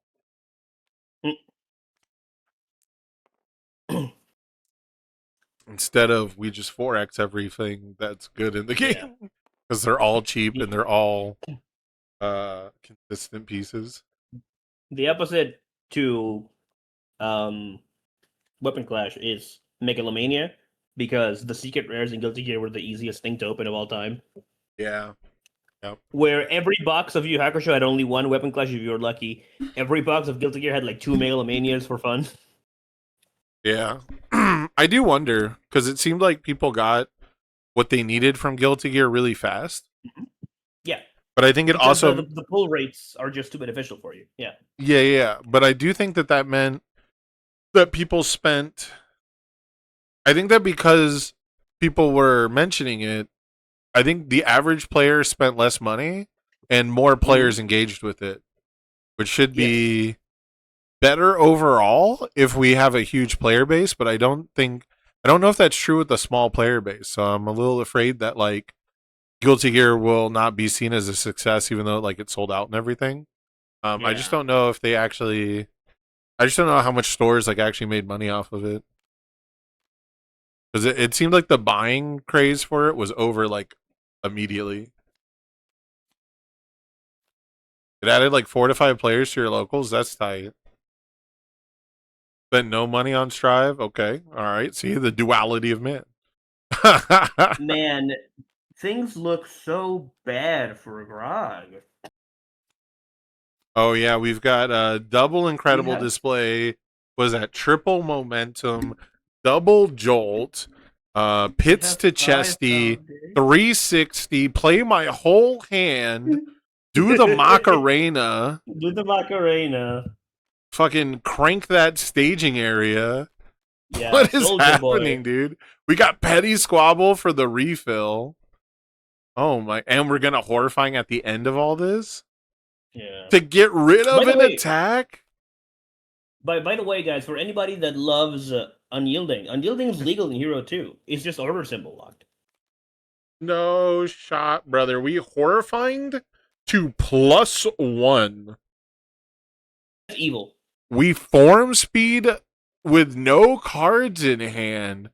That's evil. dude. You gotta punish that disrespect, Grog. Come on. I don't think he can. Now, What is he walk- gonna do? Do you know what you do in times like this, Jose? You walk forward. You speak directly. You lean forward. You go straight into that electric jolt. You call every bluff on the table. You are all in at all times. Honestly, yeah, but the only thing you can do is press buttons. Play whole hand into Petty Squabble is fucked up against a 5-hander. Like, actually against a 5-hander, that's so rude. It's pretty tight, though. It does mean that Krista can't, like, fuck with your checks the whole way. I've always been kind of underwhelmed at Krista's ability to make the rival check bet on their own turn. But I guess players just, like, recognize when that could happen and don't walk into it. Kind of like how we checked the 4 here and we're about to walk into double jolt, get fucked. Okay, guys, we are not supposed to play Shin Geki though. That we're supposed to play something else for sure. No, we are actually. No. We just have to sacrifice for the cause as our first enhance. And then it gets committed, and then we get 2 of our other foundations jolted for fun. I don't think we did sacrifice first, unfortunately. No, we didn't. Oh, he's hitting the stun 2 deadlock card, which was also a valid first enhance, I guess. It was also a good first enhance, yeah. I guess that one would also have been tight. I just think Shinesha Geki is bad in exactly this circumstance, you know? Hell yeah, brother. Chicken pot pie. Tight. I actually have a chicken pot pie in the freezer. But I got pizza today. For me, it was pizza and grape soda water. Oh yeah, he has Sparkling Petty water. Squabbles. His hand size is whatever the fuck you want it to be. That's true. Yeah, Petty Squabbles is Lamau, yeah. I love that card. So I wonder, I think I would have gone for the damage in stun 1 over commit myself to give this attack stun 2. I don't know if commit a foundation to give stun 2 into double jolt is actually a valid take. But Or into recycling the Mineta action forever deck. Right. But doing sacrifice for the cause first is putting pressure on your opponent. It's at the very least bluffing. You know, it's walking forward, calling every bluff, and yeah, forcing them to use the droll. Because for a second there, it looked like the Krista was like, well, I don't even have to commit sacrifice if I can just block this and take nothing, right? Or if I'm just going to run away, like, what's even the point? And Yeah, Petty Squabbles, just good to draw to. Did Petty? We could have discarded a card with Petty Squabble to commit sacrifice, actually, right? Yes, we could have. When he activated, or if he didn't activate it, we couldn't. So maybe that was the reason not to. He did not activate it. No. Yeah, so that would have been interesting to get like one extra commit out, and the Petty Squabble would be a straight draw two instead of discard draw two. That is But correct. if you have to wait for your opponent to press the button, maybe it's not worth it. You know. Yeah, I don't know what we do into the Master of Running Away.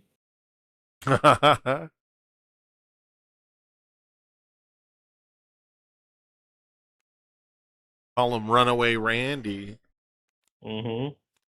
He's always running.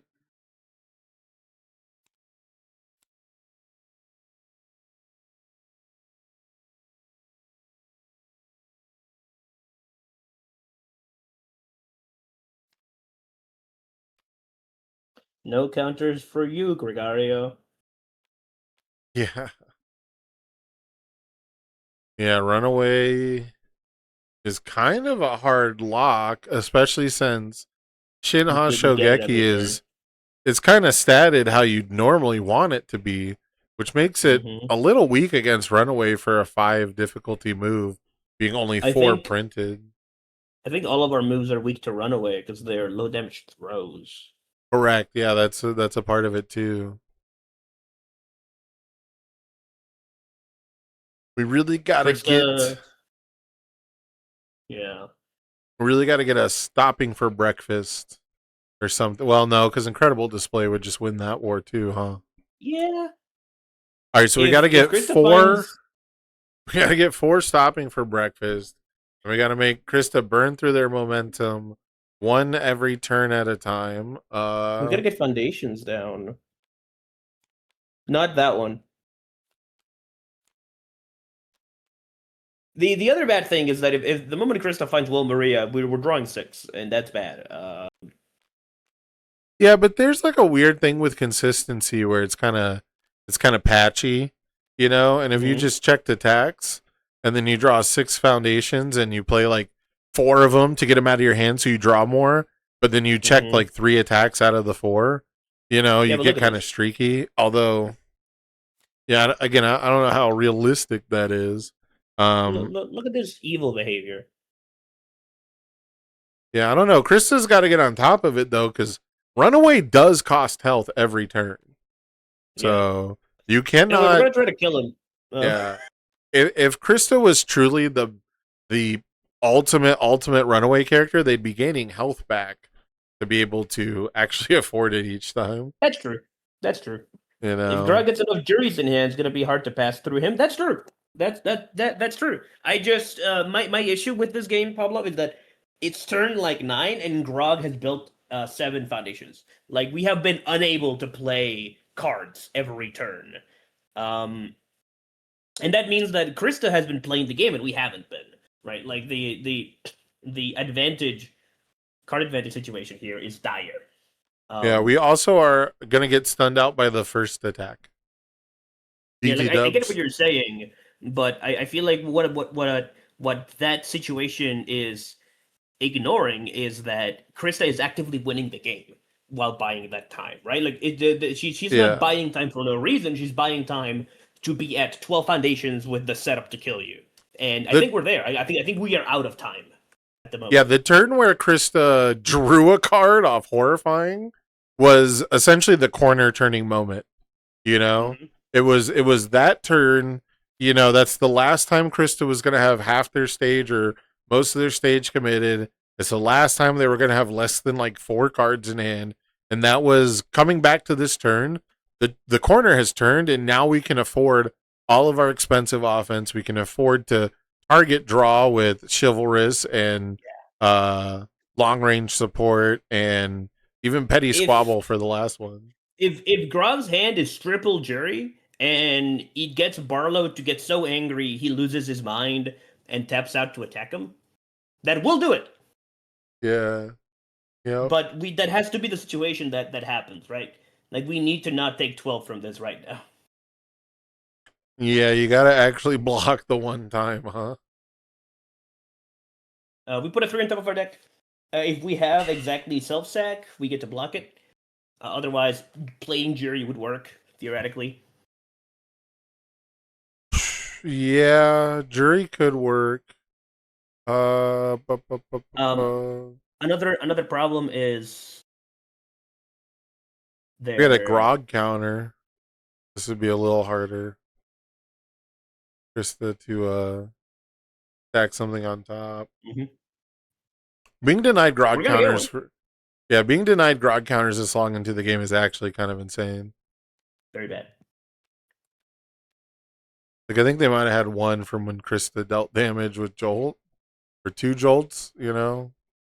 Oh wait, this is unblockable. This should be a 5-speed move. Yeah, we've got number 23, so... Yeah, this is unblockable. This is a 5-speed move. I mean, +1s exist, sir. There's a 3 on top of our deck. I don't know if they do on this symbol, but... There's a 3 on top of our deck. Yeah. No, there is. It got stacked there. It would... Well, we I guess if we Jury, there's the card in the card pool. Woof. I mean, playing Jury here would be pretty good. It would be pretty good. All right, we're taking 12. Woof. Yeah, and now Chris is gonna stay 1 card ahead of the stack, right? Never mind, we're taking 10, easy. If you draw a card, every enhanced step, Krista can just stack a 3 on top again. Mm-hmm. So Will Maria took a Will Maria. This is the Draw 7. Yeah, this is the ideal Krista Lens endgame. Basically, bonus speed, stunned out the rival on the first attack, targeting both players' discard piles, stacking the top of the deck. And the rival has no ability to manipulate the top card of their deck, basically. Like, we do. We can draw it, but because Krista because we didn't get rid of the card that was previously stacked, it means we are 1 stack behind. I just said that. Yeah. I just said that Krista stays ahead in the stack. You didn't say it in enough words. You should have said more words.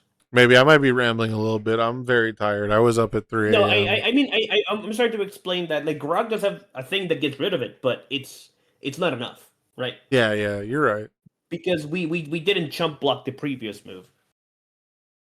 Speaking of mimics, I saw a parrot singing death metal the other day. That was tight. That's hot. It was like mimicking its owner, who's a death metal singer. That was cool. 7 low for 5, super duper unblockable. Getting double don't do it is. Yeah, it is doing 3 damage. You know? Yeah. That's what I was afraid of. But I mean, we did draw how many cards? No way we didn't find another 1.3 million. Or a Walk the Dog that just comes in for 18. Oh, dude, this Grog player is probably super tired too. Yeah. We didn't even talk about the time zone difference this whole time. Ironically, I bet a lot of gamers would like the start time to actually be like later. Like, I remember Andrew Holder used to always talk about how tight it was. Yeah, he loved doing like the overseas time zones because he's like, yeah, I'm awake at 11 p.m. Like, this is sick. And I used to like it for the most part too if like my schedule was synced up. I think once or twice my schedule wasn't really synced up. My sleep schedule is really bad because it basically every couple of days it just shifts forward an hour, and I just sleep an hour later and I wake up an hour later, or it's an hour earlier sometimes, like in its streaks, and it just changes a little bit, and that's really bad, I'm told. This, by the way, is a crazy jury to hit for no reason. Being like, oh, I don't have it into the jury right now would be so funny. Yeah, and it has to be jury because of the stacking issue. So this is. Waiting this long to play jury is that what? Oh my goodness! The jury is in, folks. The All right, jury never is mind. in. This is evil. This is the masturbator. We can't deal with this. This person is too far ahead. Too many dimensions ahead. They know too much. Oh my They know god, too that's much! it!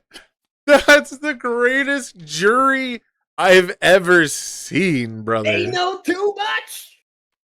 That is the greatest referee jury I think I've ever seen. It's Megamind.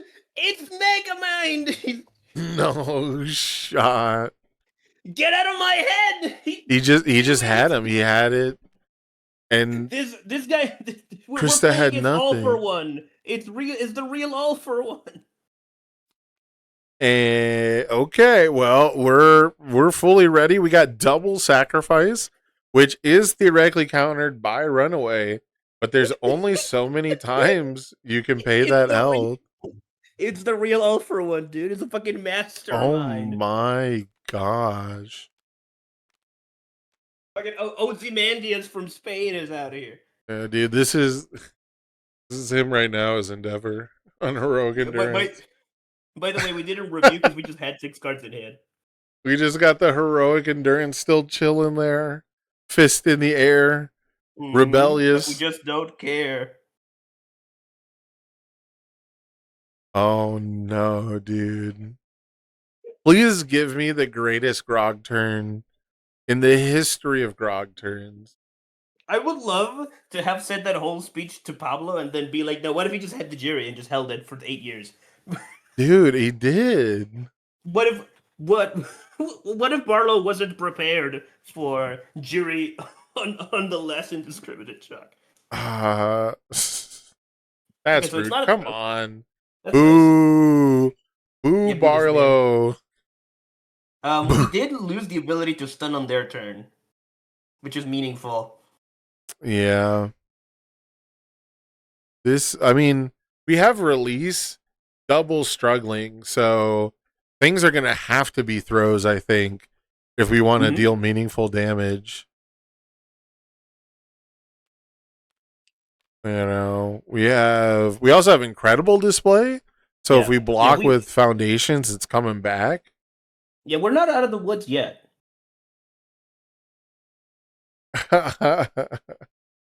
He said, boo, Barlow let him win. Kinda, though. Actually,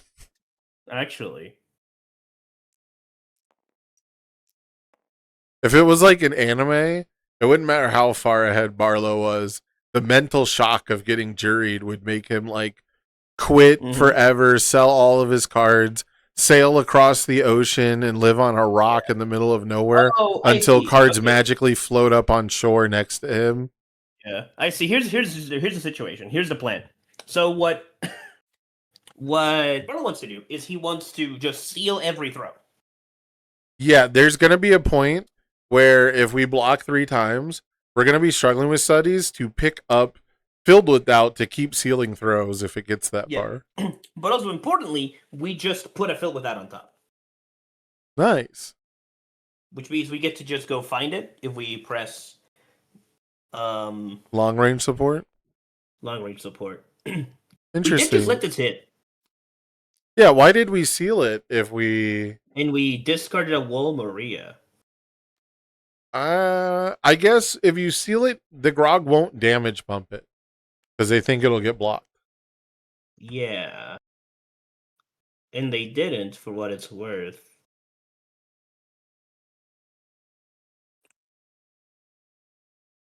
What the fuck is happening?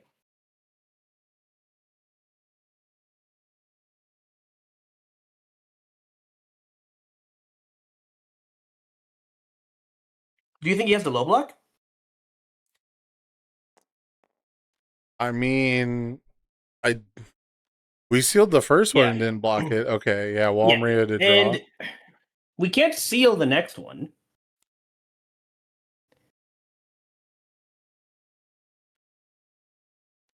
What the hell is that? I've never seen this move in my life. Well, it's a cool card.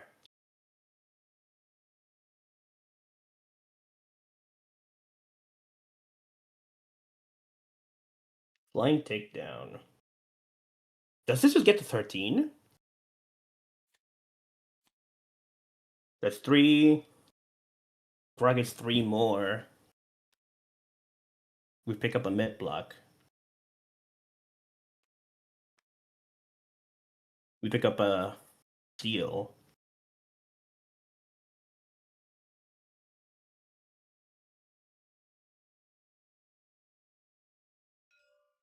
So we do have a throw coming through.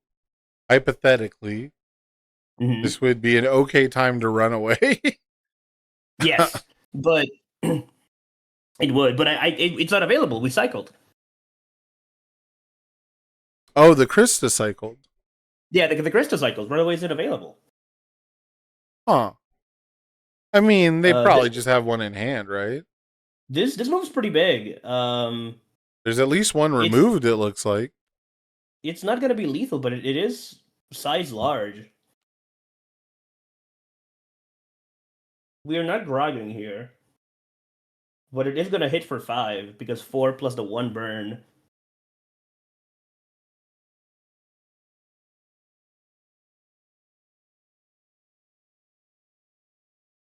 I think this is honestly a good target for sacrifice for the cause. Even if it gets petty squabbled. Have you ever seen this card, by the way? Only in like 5-hander throw decks. Yeah, like have you ever seen Maybe that only thing? Grog. The only throw I've really seen recently is like in like the last year and a half, maybe, is the takedown. Was it the 0 diff or 3 diff 0 speed? Yeah, close combat tackle. Close combat tackle. That's the one. Yeah. Yeah, to be fair, the card's really good. Like The card is committing a solid. back-and-forth Yeah. asset. Yeah. That was like Okay, the we last are- time. The last time we convinced everybody to just like run one throw. We convinced them to do it because it was a 3 diff. So it was like, all right, Yeah. fine.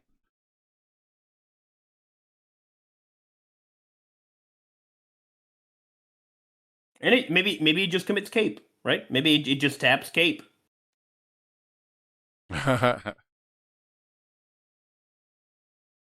Or it Yeah. taps what is it, scumbug or whatever. Yeah, at the time it was definitely Cape for a while. And Knott's Flasks would kind of get hit by Yeah. it, which is like, good enough. This move Pretty- is doing 7. But I think the last time I saw it was really before like the true rise of the backup decks, like the Yeah. Zeeks of the world and stuff like that, and the Hanjis of the world, like pre-Nine Titans era. Mm-hmm. This move is doing 7. Oh, wait, that's so smart. That's so smart from Grog. Okay, so I think Krista was trying to hit Grog with the Petty Squabble scam, where because Grog has 2 cards in hand, they were trying to make them discard their last 2 cards to draw 2 foundations that got stacked. And Grog then pressed the Grog button freely, because it's like, if you're going to do that, I might as well have a card so I can keep the card I actually want in my hand.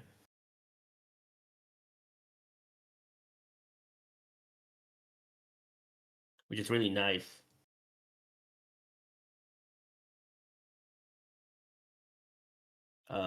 This is now doing 8 damage. Which is crazy.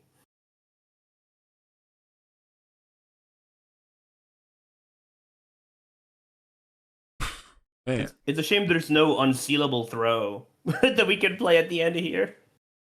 Yeah, an unsealable throw would be kind of crazy. You got 2 cards left for Crystal Lens.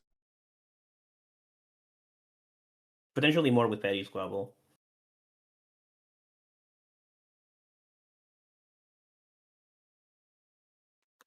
This is definitely a situation This is a tough defensive and offensive turn to navigate right now.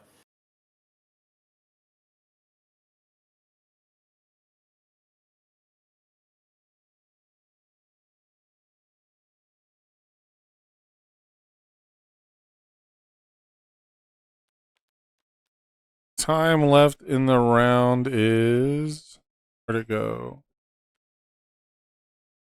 Okay, we take 8. Ooh, ooh, ooh. We're at 5. Where did I put this?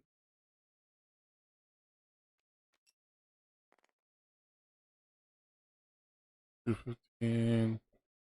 Oh, we're at 15 minutes in the round. Mm-hmm. Thank you. Good call out, dude. George is on it. I guess it's 16 minutes, but yeah. I forgot these were timed. Paul has been sleeping for so long. Yeah, true.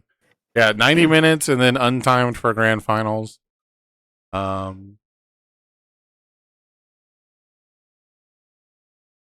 I think the last card in hand is a seal. So we could bet on no, we can't bet on that because Krista gets a target draw something. We can't bet on the off zone. Yeah, as long as Petty And- Squabble is still Mhm. activatable. Although so the token on it I assume has to be the discard to commit something, right? Because our Mhm. character's not committed. Duh. Yeah, that's we what makes that committed, one. That one's not even once per turn. Tokoyama used to abuse that. Yeah, we Yeah. committed. Oh, God, it's been Okay. so long since I've seen Petty Squabble. The way you can sequence that card is so sick. we committed the second sacrifice for the cause. Yeah. Oh man. Yeah, so seal into target draw is pretty good. Also when you check the filled without, you might hit a runaway, which I guess now Mhm. doesn't actually matter if this is a printed 5 damage. Mhm. Which it is. Okay. Dude, Krog is making this comeback. Yeah, So we have moved beyond runaway. We have successfully beaten runaway. you know what Krista's 2 cards are too? Oh, I must have missed that. I was looking at round timers or something. Do we? Because the last thing I saw was that Krista stacked the Will Maria and then checked it.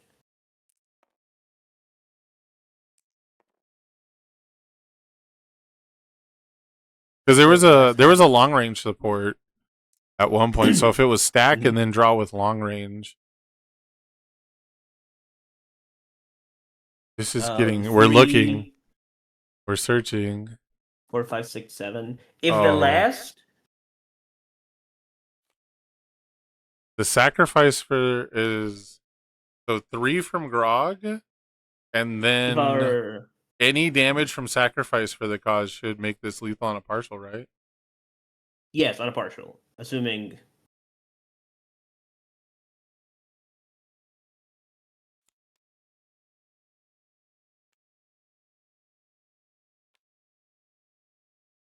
So if the last card in our hand is the 3-div throw and we check a 5, we do win. Well, I mean, I think we just win by. Oh no, this is sealed. Duh. Sorry, it's a little tough to keep up while looking at all the other screens. Yeah. Draw 2, and then Yeah. we press Grog draw 1. This is crazy, dude. This We is could- this is good. This is Is I'm believing there it. Earth 6 check? Give me an Earth 6 check that might be in this deck. The Ryukyu blank one. Yeah. Number 10 Pro Hero, I think it is. Yeah. The 0 I diff. believe Oh man, 3 diff throw to clinch it. That'd I be believe in that. Don Quixote. It's like, what is it? It's like a $100 difference. $100 throw. $100 throw. $100 3-div. Yeah, I got the release for the check bonus. This is not failing. No, it's not failing. No. We have borderline infinite foundations for release. Yeah. Maybe not infinite. Maybe it's more finite than I thought. Oh, Come we're on, man. counting. Come on, man. Uh, Come on. I don't even think it kills, sadly, because it's just out of damage. But yeah. Oh, all right, oh, you all would right. have checked that anyways. Okay. All right, all right. All right. That was a really cool sequence. Wah, wah.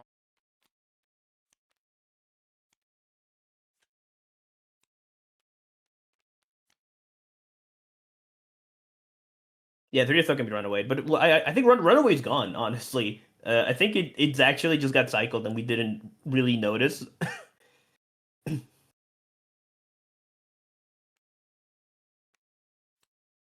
That'd be a good move, but it does 4 damage.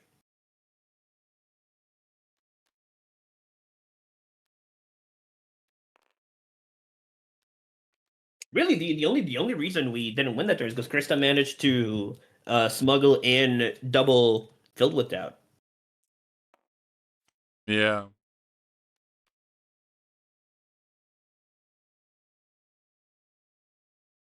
Grog has decided this move is going to do 4, and they're happy for it. They don't mind. Oh man. I mean, Chris has so much to work with now, right? Between you'll never have a ready foundation anyways. Like we weren't even close to having a ready one, but you weren't going to. And if anything hits long range support, I guess we don't have the best target draw, even though we do have some. Some of it's still risky, but I still think you stack here and kind of tell the opponent you have to block my 6/6 or not take damage from it, or I will target draw, which I don't know if Grog can do, man. It would have to be like jury deflect move. Is there like a deflect 4? Not that they're playing. Yeah. That's a weird stack. Oh, to cancel Jerry. That's funny. Hey. Yeah, Lubin filled with that was very powerful.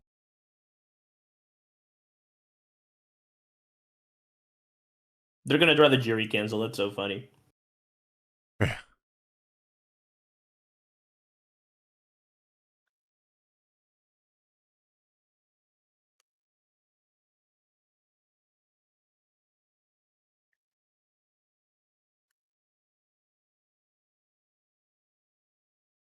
Let's see Endeavor fist bump -2 damage. Is that what that does? Sorry, which one? Oh, here it is. Whoop. The Endeavor card. Yeah, that is flip from mine. No, it's remove -2 damage. Okay. Remove for -2, so that plus a deflect could do it. And we take 2. And we get a counter. We basically oh. I was gonna say Oh. we really want to make Krista pay extra for this to draw an attack, but it's not gonna happen here.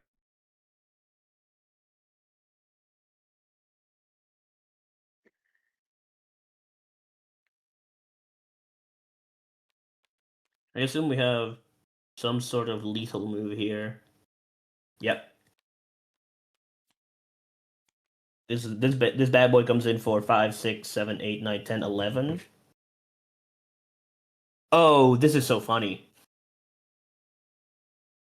If we if we deflect 2, we live at 1.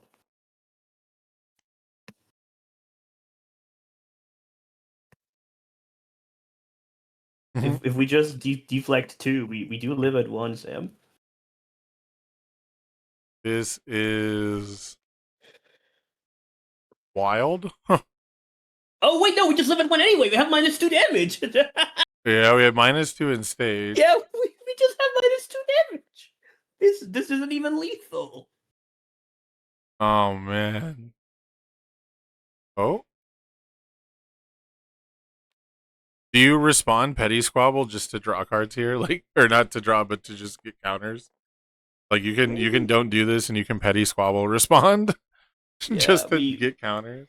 We are gonna find something else here. Literally anything. Just get literally. Yeah, that'll do it. Yeah. Oh yeah, that's better. That is better. That is a better move to get. Stack of 3.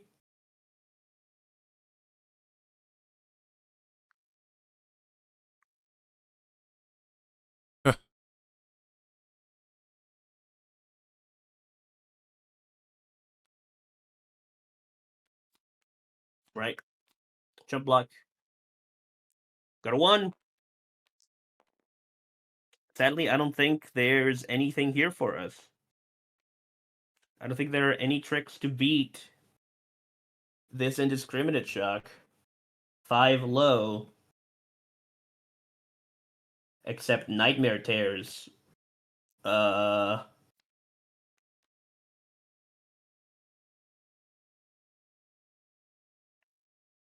No, you can cancel Deflect for sure. You can for sure cancel Deflect. That won't do it. Nightmare Tears will win here though. Nightmare Tears. Yeah, Nightmare Tears will win. Yeah. They're not legal. Nice, nice. Yeah, not a real card. What an interesting game. That was crazy. Triple indiscriminate for fun. That was a game, man. I thought it was gonna be over way sooner, but that turned into a real roller coaster of a game.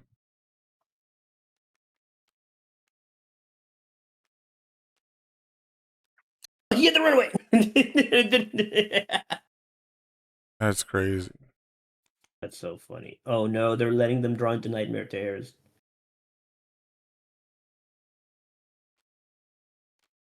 Nice. Very well played.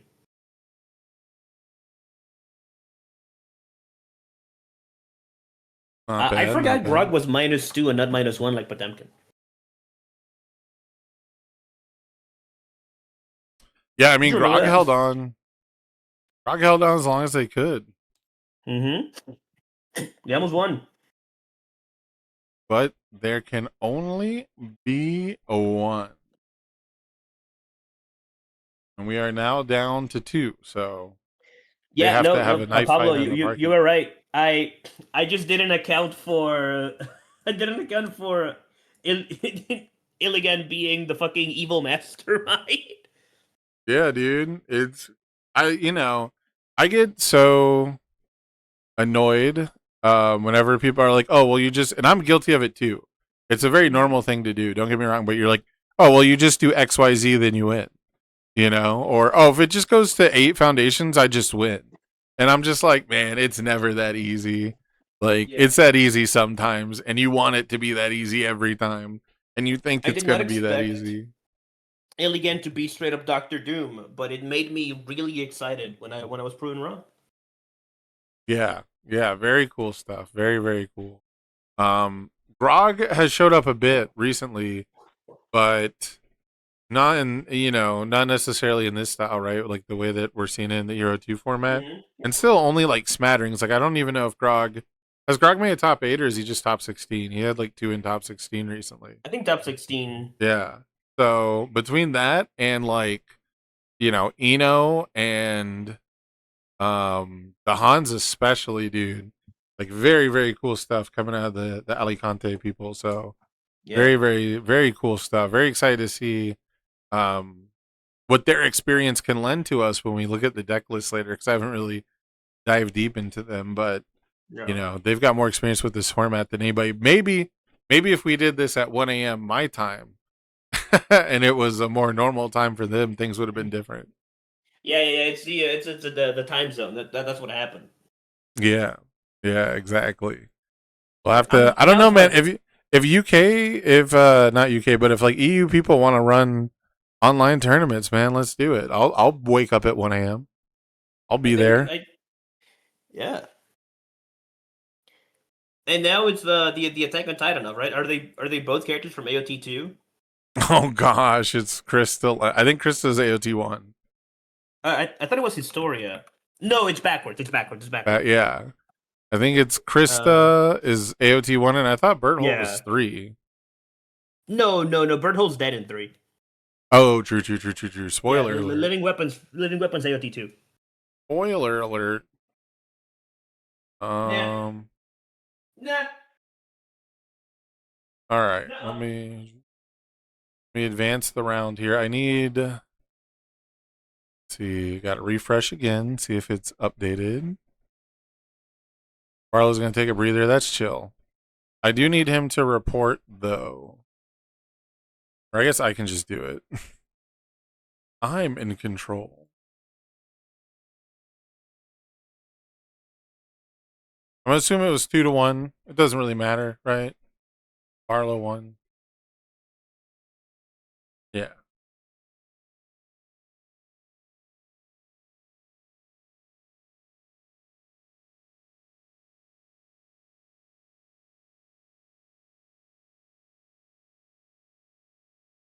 I'm gonna get some water. You figure it out. Yeah, everything's pushed through. Finals is untimed, so I don't have to start a timer. But I would very much appreciate it if players could be ready by 4:50.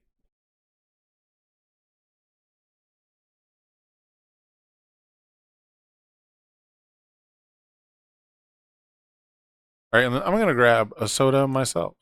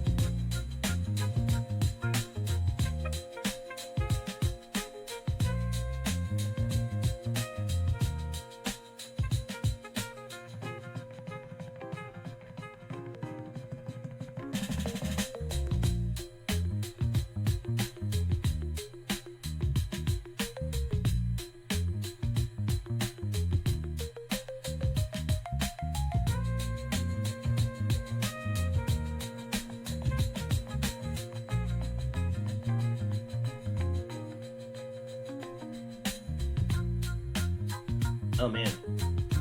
Buenas noches, Pablo. Descansa. Que la pasen bien. Send me your Hans deck. Let's just set it to Paul so you can send it to me. That shit was awesome.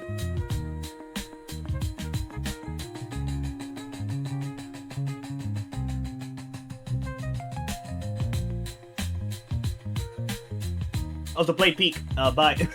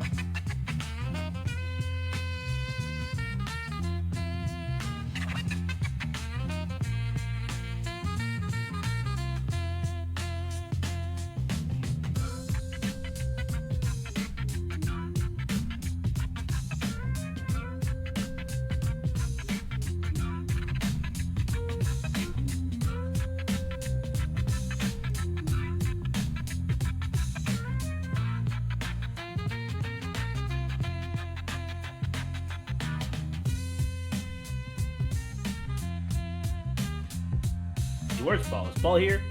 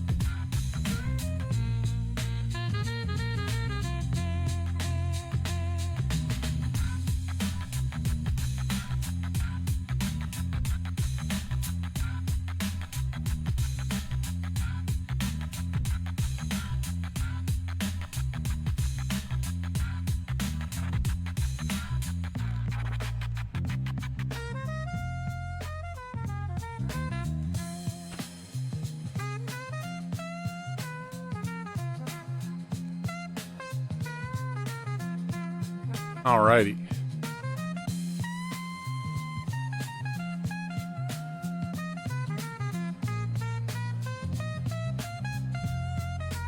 Where am I? Here we go. Ace 1.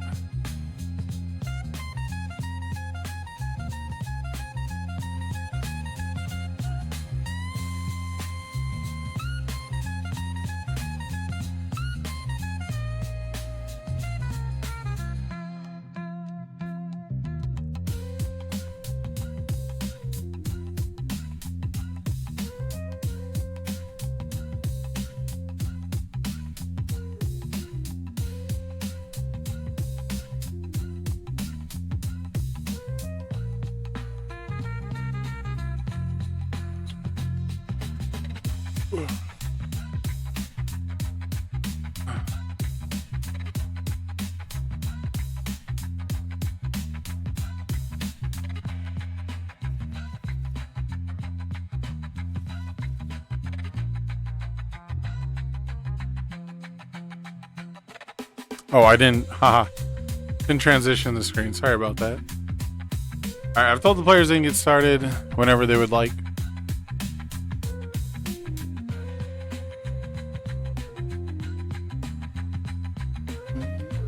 I'm back. Hey, yo. Alright, who you got? Krista or Berthold? Berthold's going first, baby. So, all in on Berthold. Nah, that means he's cursed as fuck. I'm going Krista for sure. Krista, the that means queen of the backswing. The bay with the runaway. It's got to be Krista. I don't know, man. We just checked a 2 on the 2 and a 3 on the 3, man. That's pretty good to me. That looks pretty good to me. We did build 3 useless cards. Hold on. Hey, how are they useless? They got Mikasa's face on them. Yeah, but it's the wrong Mikasa's face. It's the discard me please Mikasa's face. Actually, I guess Fellow Shriek has text. Technically, yes, actually, which enables more feral shrieks. And it don't stop coming.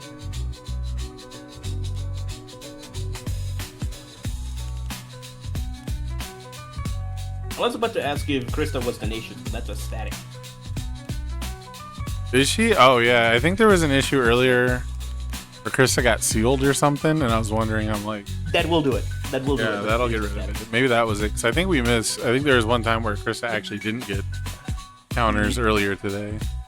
Speaking of fellow streaks. Oh here it boy, is. dude, the We're beginning unironic. with- The unironic bench press in this deck has me wilding, dude. The only dual needle procs this, I think, fucking bench press. Brute strength. Or brute strength, right? It kind of counts as -2 damage, I guess. Yeah, brute strength will also do it. Let's be fair. Oh, okay. Yeah, yeah. Brute strength is also in the deck. Yeah, yeah. Mhm. Kicking it old Still- school style. Yeah, still, it's a little sus, right? Mm-mm. What happened to this move? What did it do? No damage. What happened?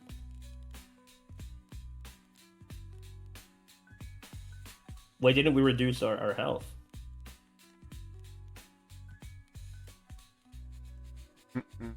Mm. Eye block coming in. There it is. This card's crazy, right? Lethal slash. Yeah, lethal slash is like we saw Shield Ram was pretty good and said fuck combo. We hate that keyword. How do we make Shield Ram without the combo keyword? And the answer was make it a 2. Yeah. So this is really funny. The only card in our hand is a high block because we put it back in our hand with Incredible Display. So Paul went and then just played a low attack. Yep, here's the low. Which Pretty is fun. solid. We're discarding Dark Ward and Airship. Oh, Fuck no Airship. damage pump. No damage pump. Just one low 4. Yeah, does that mean we have Indeed. 3 attacks left in our hand? Oh, I think it does. Why didn't we discard the Wishing Ward to draw a card? Didn't we discard the Wish card? What does he Or know Wish that I Heart, don't? not Wishing Ward, stupid. Different discard to Yeah. draw effect. What Retro does brain. he know that I don't? Yeah, why didn't we discard the Wish Heart to draw a card and then remove that card, even if you're not going to get the damage bonus? Oh, our hand is all gas. Our hand is only fire? We could have discarded double Wish. No, we drew one of them. We drew one of them. Yeah, I think they were staggered, yeah. Yeah, we drew one of them. This is Okay, we getting, checked the... it's getting kind of gross. This is getting kind of funny. This is... This the is hand the- size is going back up, Jose. Yeah, it is. It's going back up. What's happening? It's going up. We got damage. We got damage. Damage on your damage. We heard yo dog. We heard you like damage, so we put damage on your damage. Yeah, we blocked a 6 damage move. Now we're gonna Yeah. take 8. Down on 14. If it comes down to like an exact lethal situation, a little bit of patience could have been the difference maker, Yeah, we have gravity beam and a momentum. and a momentum. So this is potentially for like what 9 if we get the correct discards. We do get the correct discards. I mean, he might just be dead. I might have been bullshitting earlier when I said Krista's gonna backswing. Yeah. Only one more card though. It has to be an attack, and It has to be an potentially, attack. Berthold Powerful. might have to hit on the enhance for +2 damage. Yeah. Remove it. Remove it. I mean, oh, no. If he's thinking about not removing it, that means it's not. yeah, he's Yeah, but- well. It's not yeah. even going to momentum anyway, so why wouldn't you remove the nitro, right? We're out of gas. Mm, We're out. that's tough. That's pretty good lead though. That's know, pretty good toward- lead. Tortoise in the hair. That's a pretty good lead, but slow and steady wins the race. That's what they say. What's the saying? It's like something steady is fast and fast is steady. Is that it? That doesn't sound right. Something about going steady and then, is faster than having to stop. Anyway, Barlow, play your turn. Yeah. Have fun. Go ahead. Okay, so it looks like the last card was just a brute strength. Okay. Honestly, dude, I would have just given up on blocking. Like just build the brute strength. What is he gonna do? 31? Did we drew that Nitro Ignition after the end of our turn? Yeah, we got hit by double horrifying. Oh, it was double horrifying. Okay. Trying to keep it. Thought maybe we like feral shrieked into one and then it got committed. Okay. Yeah, Kristen needs to play pretty much perfect. You can maybe partial block like one attack, but everything else will have to be a complete block.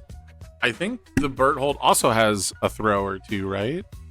He has like a flying I'm not takedown or sure. something as well. Birdhold is a little out of gas. Nah, he'll be fine, dude. If I can be genuine with you. I would prefer if you didn't. Oh, we're gonna draw an additional card off Shriek. Mm-hmm. And Krista does have, like, now that they actually drew cards and stuff, they do have the capability of chain blocking pretty effectively.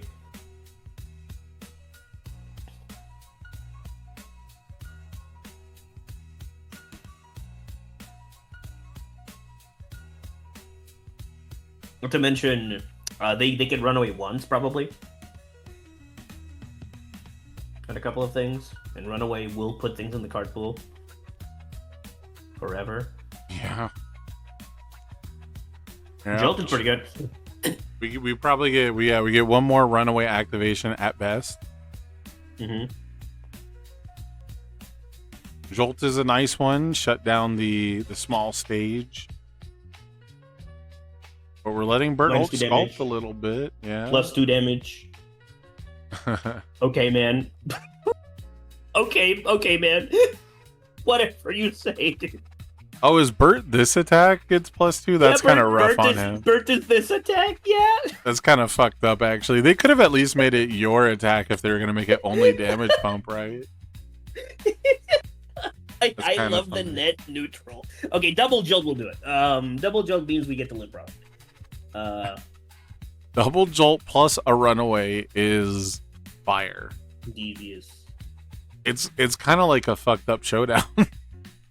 Yeah. Double Jolt and then stuff your pool. It's like a half block showdown and then some. As far as playing perfect goes, drawing double jolt is what I would consider playing pretty perfect.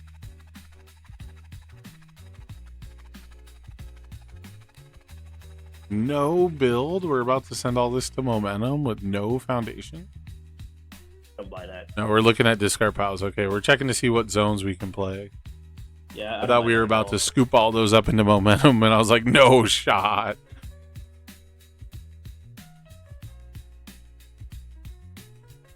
Although, you know, it might take a lot of cards to defend on Burt, but I feel like 6 is a little overkill. You know, you could maybe like go down to 4 cards in hand, especially since you got struggling. Mm-hmm. The main thing is we don't Okay. have target draw yet. That does count. No, guys. And- If Barlow does build to 9, Paul can flip to backside purple. It's 11 now. Bert's 11. It's 11 now? It's 11 now. They nerfed They- both sides technically. They nerfed everything? Yeah, it's 11. They took the fucking kid? Yeah, unless I'm like truly losing it, which is possible. DNL's a good start. I barely had it to begin with.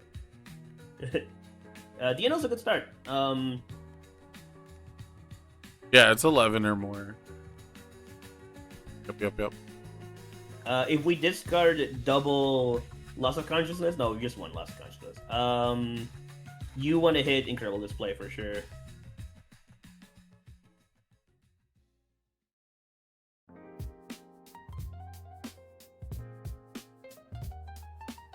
Do you want to hear a fucking evil interaction? Response after you negate an opponent's ability, their next check gets -1. You're so funny. If ball discards, Name the card. Feral No, you gotta Shriek- name the card. I gotta name the card. Okay, what Yeah, was you it gotta again? name the card. What was it again? It's response after you negate an opponent's ability. It's not verbatim, I'm sure, but after you negate your rival's ability, their next check gets -1.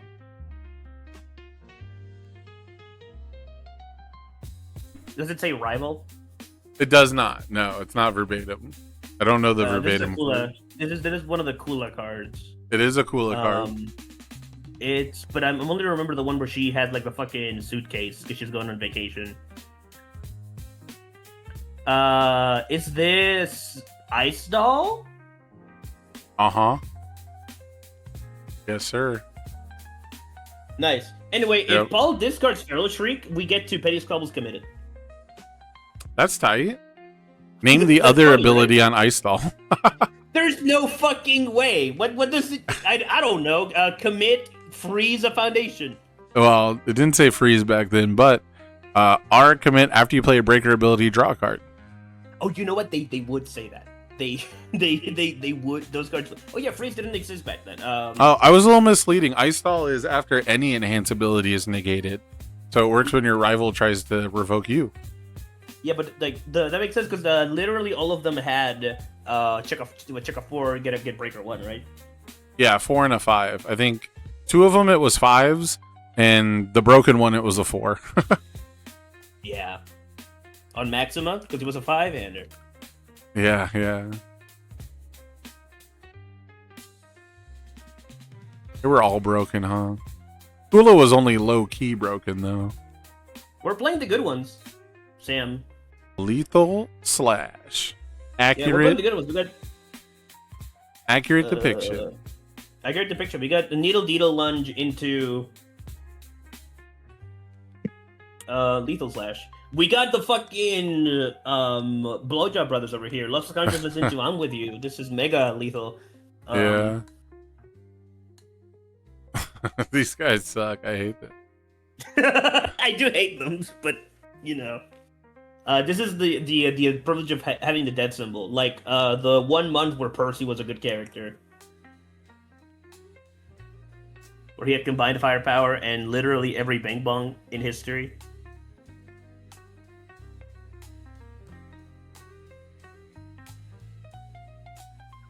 There is a lot of cards that could be played here that Krista just cannot deal with. Another needle lunge that just get EX to the moon would be too much to handle here. I mean, Taking a 3, but you can't. It's too much to handle here. I guess 7 is to the moon now that you don't get to Yeah. ready release. Man, I really thought committing release instead of incredible was a mistake, but I guess it doesn't really matter because you try to cancel Yeah. the loss of consciousness, right? And it's kind of the same And as you know the most important thing about dual needle lunge? You can't run away. It's too big. Now it is. Yep. True. True. We are gonna get to struggle though, and struggle indeed. so- Struggling is accurate let's- right now. Yeah, struggle is accurate. Let's do the math. This is 7, 9, take a 5, 6, 7, 8, 9. This is passable if we stack a 5 for sure. Also, I feel like you should just be ripping off the electric jolt like right now, right? Like, am I crazy? Yeah. Like, Yeah, there's the like whole- no whole thing reason to doesn't- wait.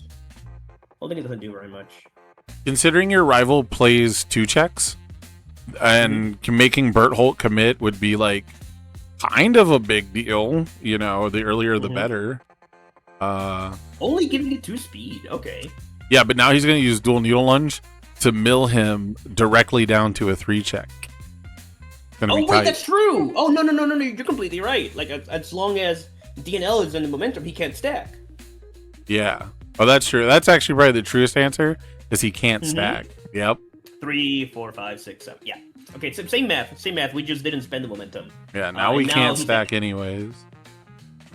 and now he's dead too. Nitro.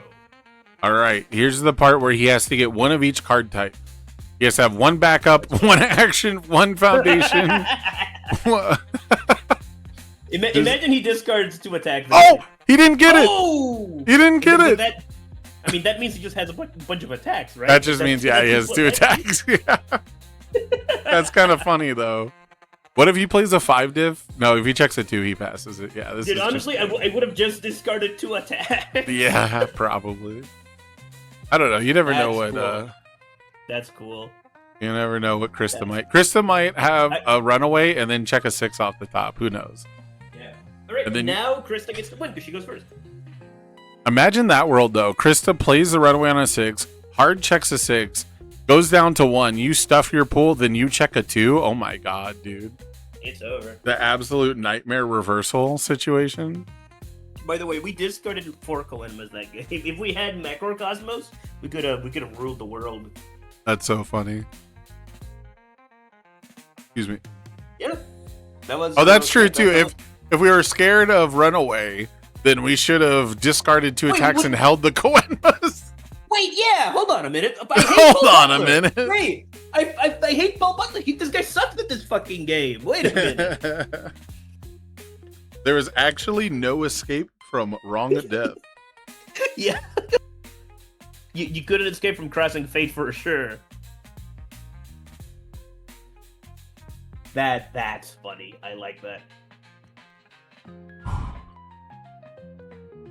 Yeah, it might be a commentator curse situation, but I think Bert going first because he had so much pressure, right? Yeah. And so what? How do you feel about Bert versus Mikasa? Mikasa is obviously better in a couple of ways, where it's permanent card draw. He gets the benefit of all of the when destroyed, build foundations, destroy them stuff. It's more damage per each attack, right? I think guess it's Bert pretty- just gets to do it without setup. It's really a difference, right? I think it's pretty close. Bird, obviously, much more consistent earlier turns, which is like the huge appeal. Yeah. And I think any deck that's playing Dark Shadow Ruin can definitely just be like slipping in City Rampage and go like full greed mode, which is something Tokoyami was basically already doing, right? Like, I think some Tokoyamis would play a little Jolt here and there. I'm trying to remember what 4 diff the Chaos decks played when it was like dominating Nationals. You're supposed to say which it was time. the one that ready to card. The one that ready to card. I don't know if you remember it. Oh, Freezer Burn. Yeah, Freezer Burn was one of them. Jolt, some of them played. And Ice Storm. The Ice Storm because it's a 4/4 breaker 2 with a It's deadlock the that's breaker meaningful. too, yeah.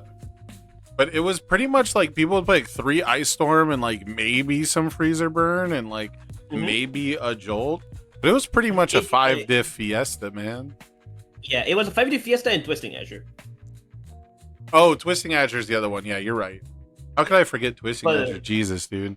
That character Yeah, was but always the- ranked. The guy was always strength, but the rest is like Crow and Frog, which is that's a 4 diff. Let's be real. Let's be honest with ourselves. Well, right? and that one's banned. I was gonna say, if you reinstated all of Tokoyami's tools, he's probably a little better. The fact that he's had like 3 cards banned out of his deck or some shit. Yeah, Which- dude, the Broken Zero diff, Crow and Frog, Twisting Azure. Yeah.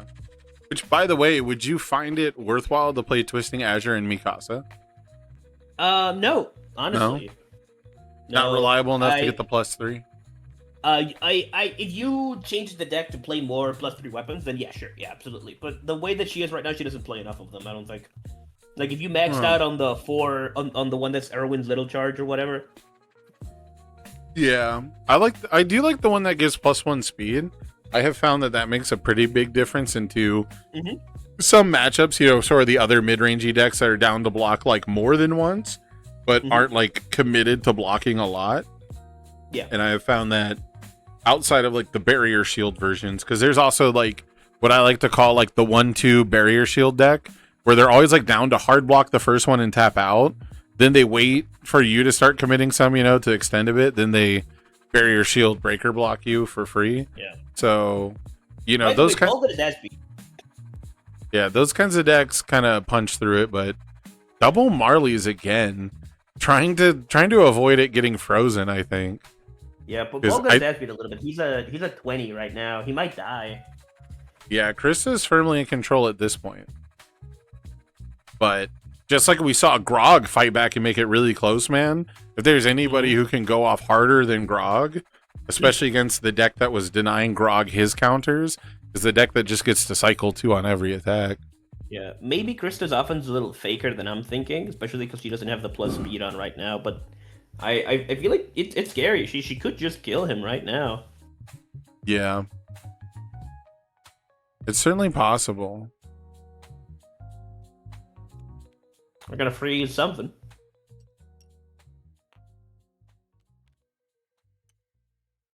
God help me, I'm gonna freeze something. Yeah. Yeah, because last time he had the 2 Marley's Wars, I was kind of joking it's redundant. But then he got one like committed and frozen, I think, or something. Got one like committed out, so. Yeah, not so funny anymore, huh?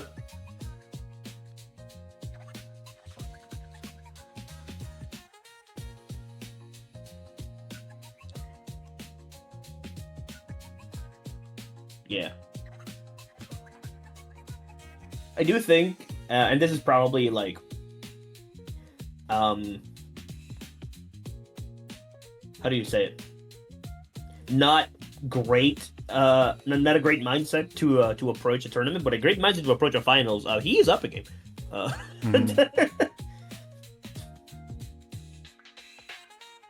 So I think Paul is allowed to play a little greedy with these lines. Oh boy. Camina el perro for 12. Walk the dog for the value play here. We could I mean, theoretically. Yeah. We Oh, could- no. Is it for 12? Yeah, it's for 12. We could theoretically stack here, and the next walk the dog would be quite lethal. Yeah, this is big.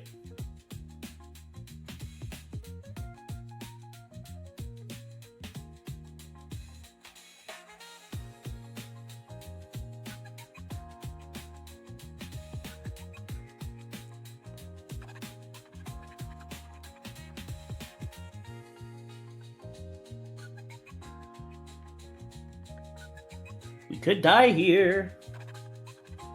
Not only could we die here, if we miss, we're at 32, so who cares? Right? 32 runaway access right there. Mm-hmm. But at the same time, Jose, me win game now. Me have 2 momentum.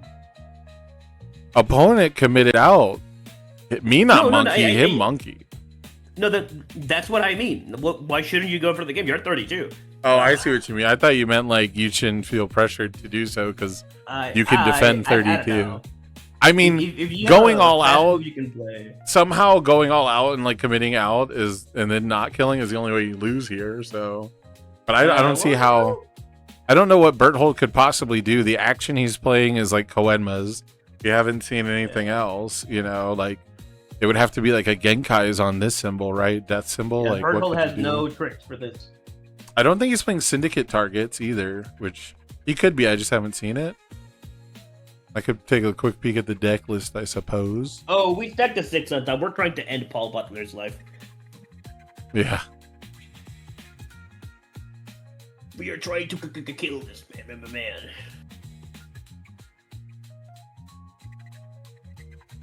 We're at 2. Walk thy dog.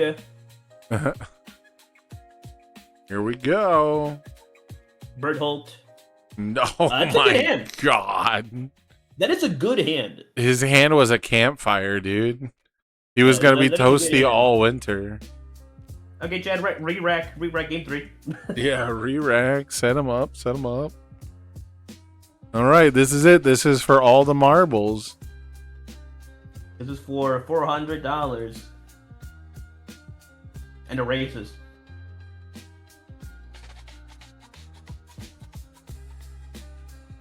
Here we go.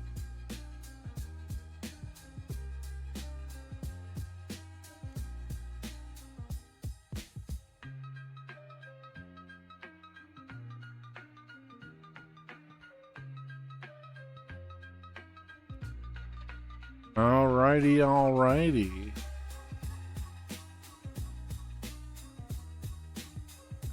ladies and gentlemen.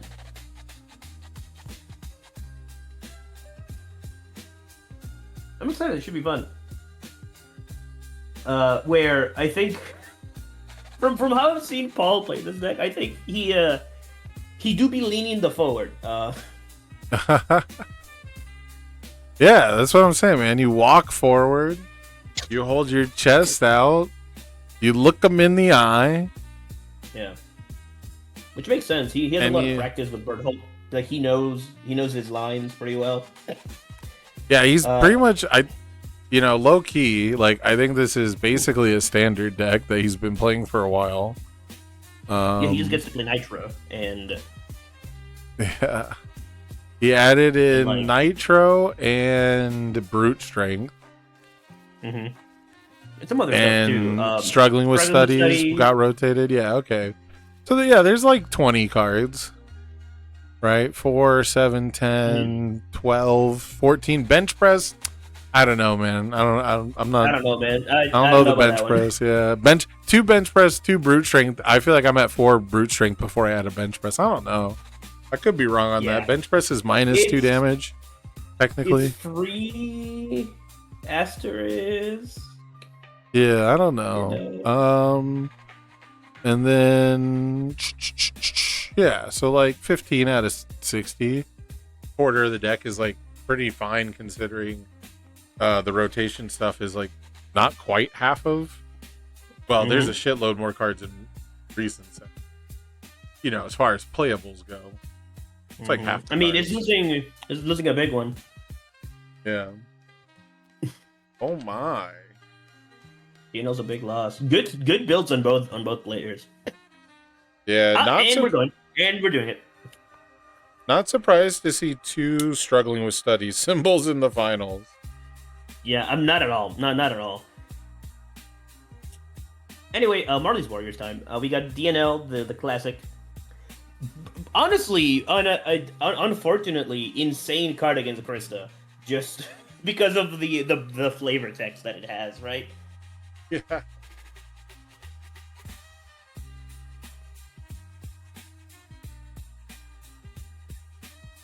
Like if Bertle was the kind of person to John's, and he isn't, you can literally blame it on DNL just accidentally being here. Right. Did we just double seal? Oh, we just got a double loss of consciousness. Yeah. Oh no, Sam.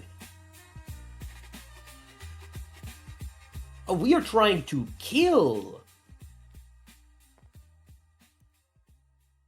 All right, Brewster has been tapped out.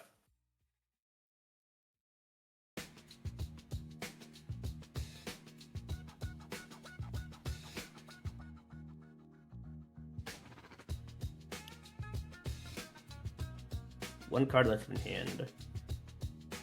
It's a high block. Takes a 3, 4, 5. Just a momentum. And then we just have to have fun, right? DNL, chicks a 6.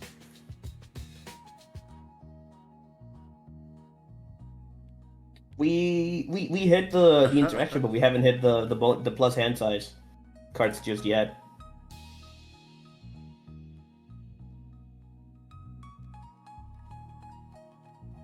Oh, never mind. There's one of them.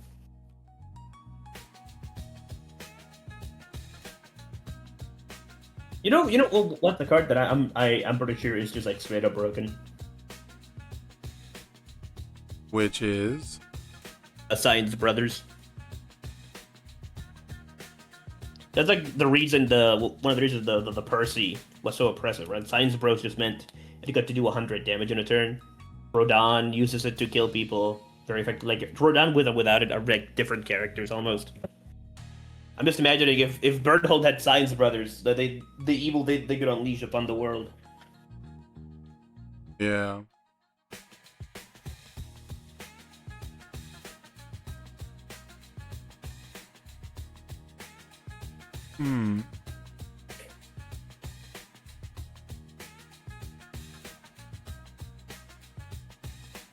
My monitor unplugged itself for fun.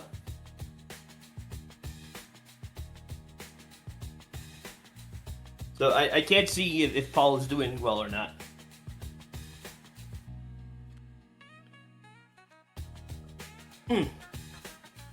So let's think of it as the attacker here. Ooh, that was blocked.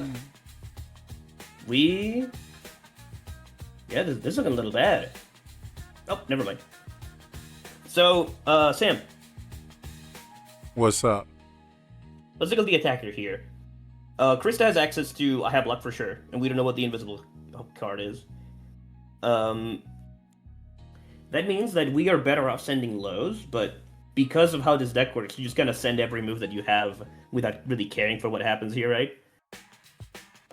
Yeah, I mean, we're pretty much at the point where Chris is gonna have enough counters and enough foundations that you can essentially turn the corner with like one wall Maria's Might. So I think you gotta send. Yeah, I'm just thinking that we have been able to block like 2 moves. We're gonna block 3 now. Yeah. Because unless you check a 3, this block is guaranteed. Yeah. Historically, not putting speed on many moves. Yeah. See? Yeah. We have guaranteed block 3 opening moves, and they have been pretty big. I think there's the only EX move in the deck too is the dual needle lunge, and that's our only 2 momentum. So with Chris at full health, we're really looking to exhaust the hand and get some powerful in there, which this is a great way to do it. 1 card in Krista's hand, probably not going to block the Nitro Explosion Ignition. We learned that back in Orlando 2023 that sometimes you just take the Nitro Ignition, man. It's also probably too fast. Why do you have to do this to Nate? Why do you have to do this to Nate specifically, man? He's not watching. Funny situation. This move is too fast. It cannot be blocked. Yeah, 5, 6, 7, essentially. Oh, and here we go. We're gonna print more momentum. Yeah, this one. Yeah, this is good. This one could be blocked by a +1 high block, but at that point, Krista would have to be like God's gift to gaming, basically, to have +2 high, +2 high, +1 high, and check them all perfectly. I do think blocking this means you die to specifically Walk the dog. Gravity Beam. Oh, Gravity Beam too. Yeah. Gravity Beam for +9 damage. Woo. So that leaves it's a Fury. Oh wait, I thought we were gonna clear the Nitro. We went for the extra moment. Oh my God, he's cooking. Yeah. He is cooking the thermal grenade. The only thing I'm afraid of here is, by the way, 5 cards in hand. The only thing I'm afraid of here is putting it all on Gravity Beam, because Gravity Beam is too slow.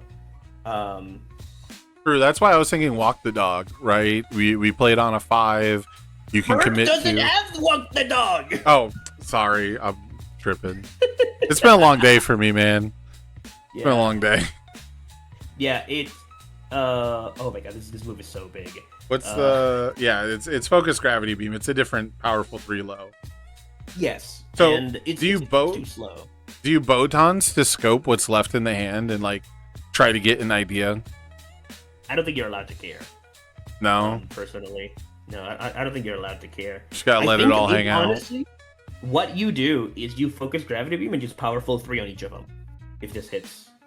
Soul no, we're gonna... Oh, I see. We are saying block this one. Yeah, I gave this one powerful too. I like that. It's a little less damage, but the math is gonna math. Oh, it hits. Oh, a high attack kills him. Is what they just said. Oh, a faster high attack. Yeah. This is looking pretty good. Looking pretty good. We're going to draw 2. We're gonna discard 2. This could be the final form of the tournament. Attack! Attack! He that did man's it! okay. He actually did it! Oh, Krista could check a 6 on a runaway blind. This is unblockable. Runaway on a 7, check a 6 blind. This is unblockable. Yeah. No, that's gonna do it. Good job, Paul. Congratulations. Oh my God. Oh my God. Dude, he always has the grossest hands anyways. He was gonna Koenma's him. There's the Koenma's in discard. He was going to Koenma's. he had one in remove too. Damn. Yeah, he was going to Koenma's. That's so gross, dude. That's so gross. This is the most had all D's deck I've ever seen in my life. Dude, yeah. Hold on a second. I gotta link something to Paul. Hold on. At Paul. I have the video open. Still had all these. Yeah, this still had all these clips. Yeah, dude, that song is crazy that it even exists. Congratulations, that was a very well played aggressive turn. That was turn 2. That was turn 2? That was turn 2.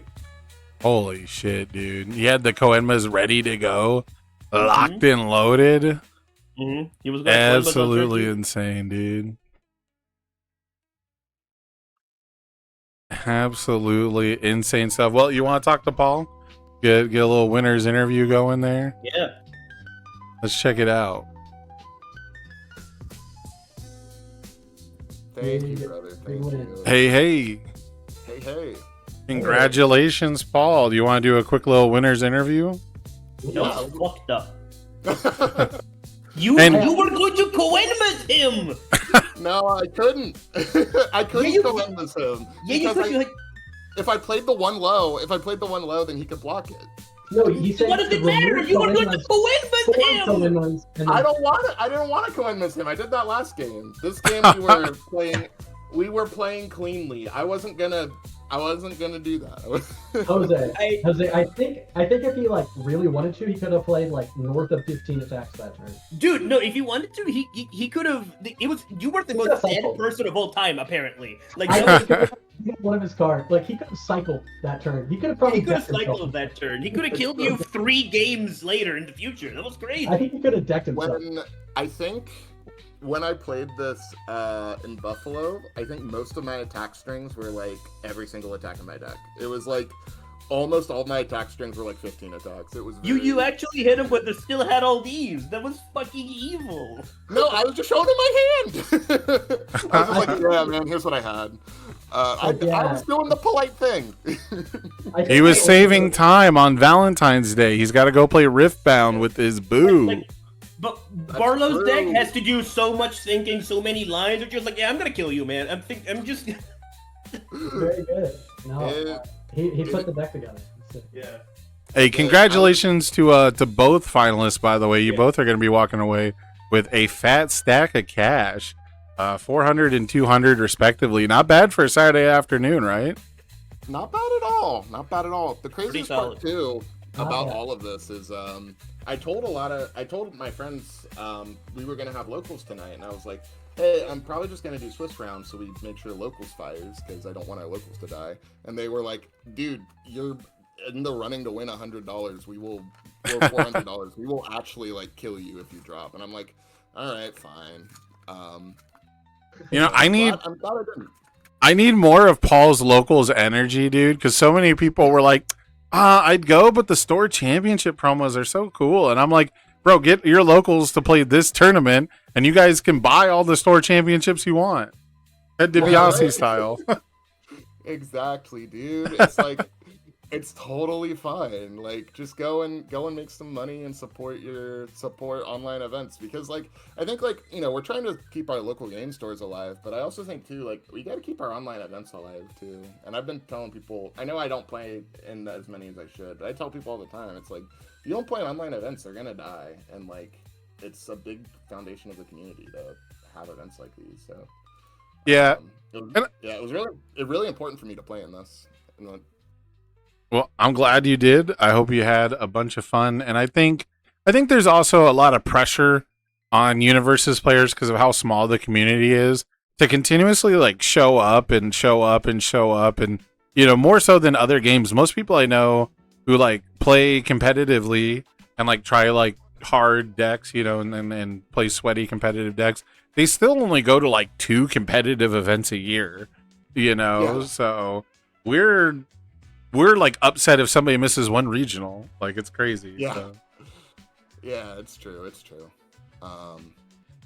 Yeah. So tell us.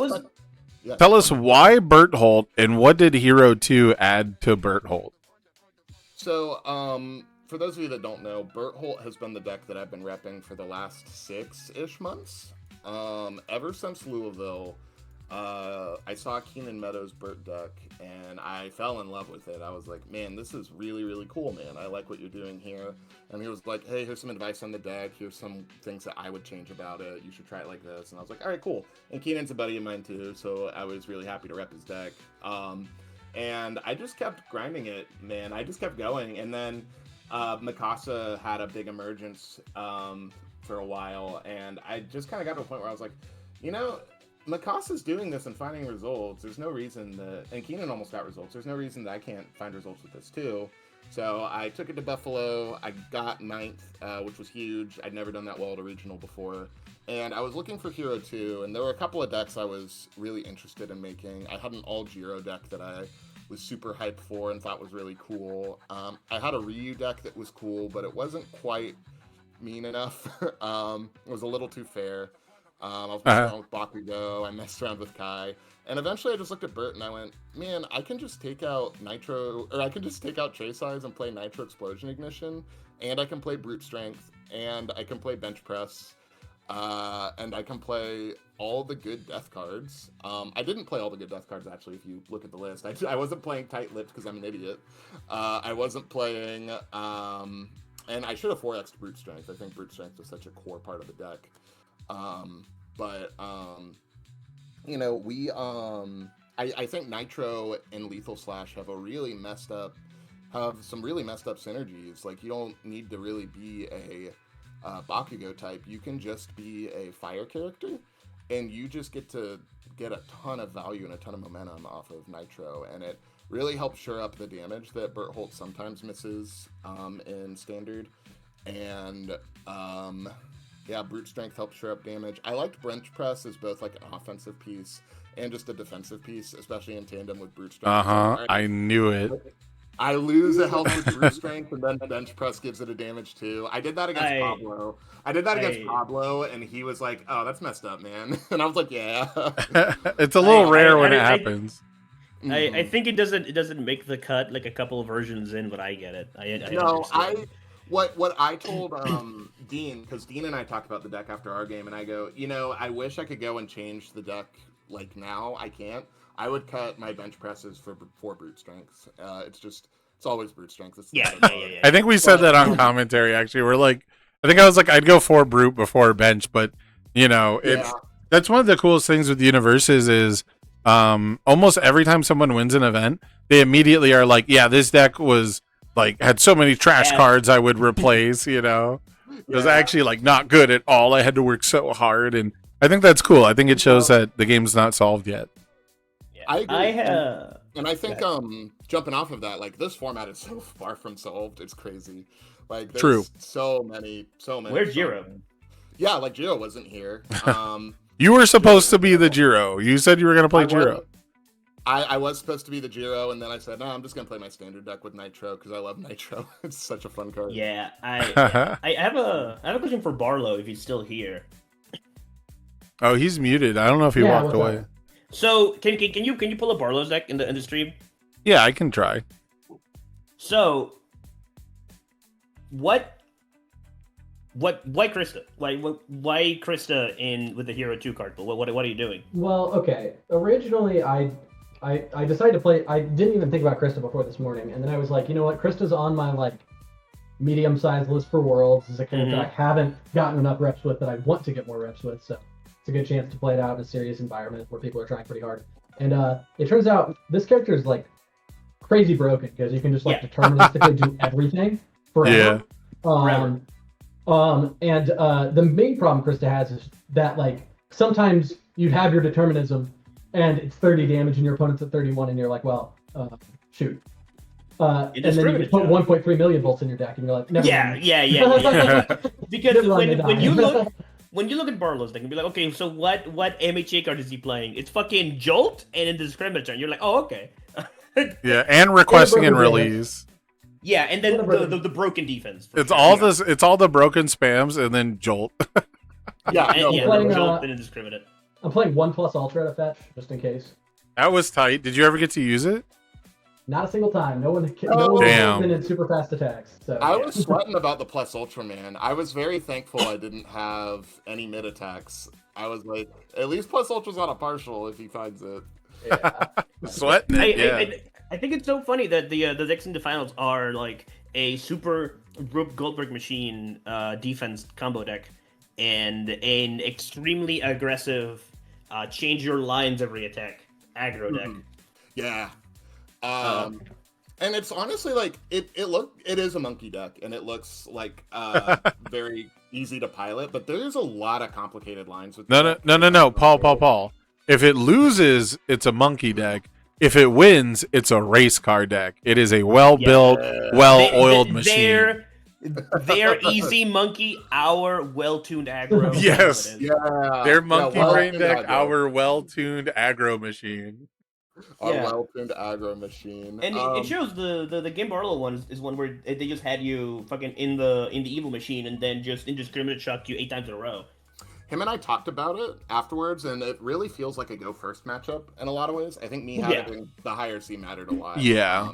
Because he has to crack in and jolt down my warriors before I can start using it and start gaining momentum and start getting my fuel meals in. Yeah. I thought it was so funny. The turn you built 2 warriors, Barlow was like, "Oh, you built 2. I can't freeze him," then killed you.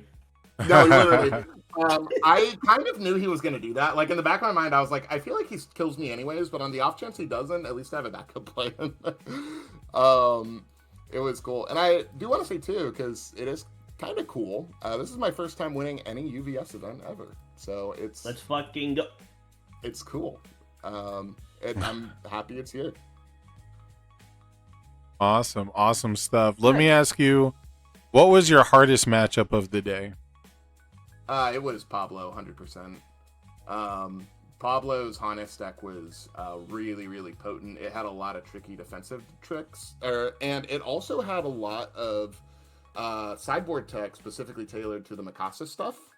And he had a lot of ways to stop me from clearing my card pool, like that really cool Kendo card that says this guy can't leave your card pool. He had the Shigaraki card that gives -2 to your check. He had showdowns, which he never found. But still, he had showdowns.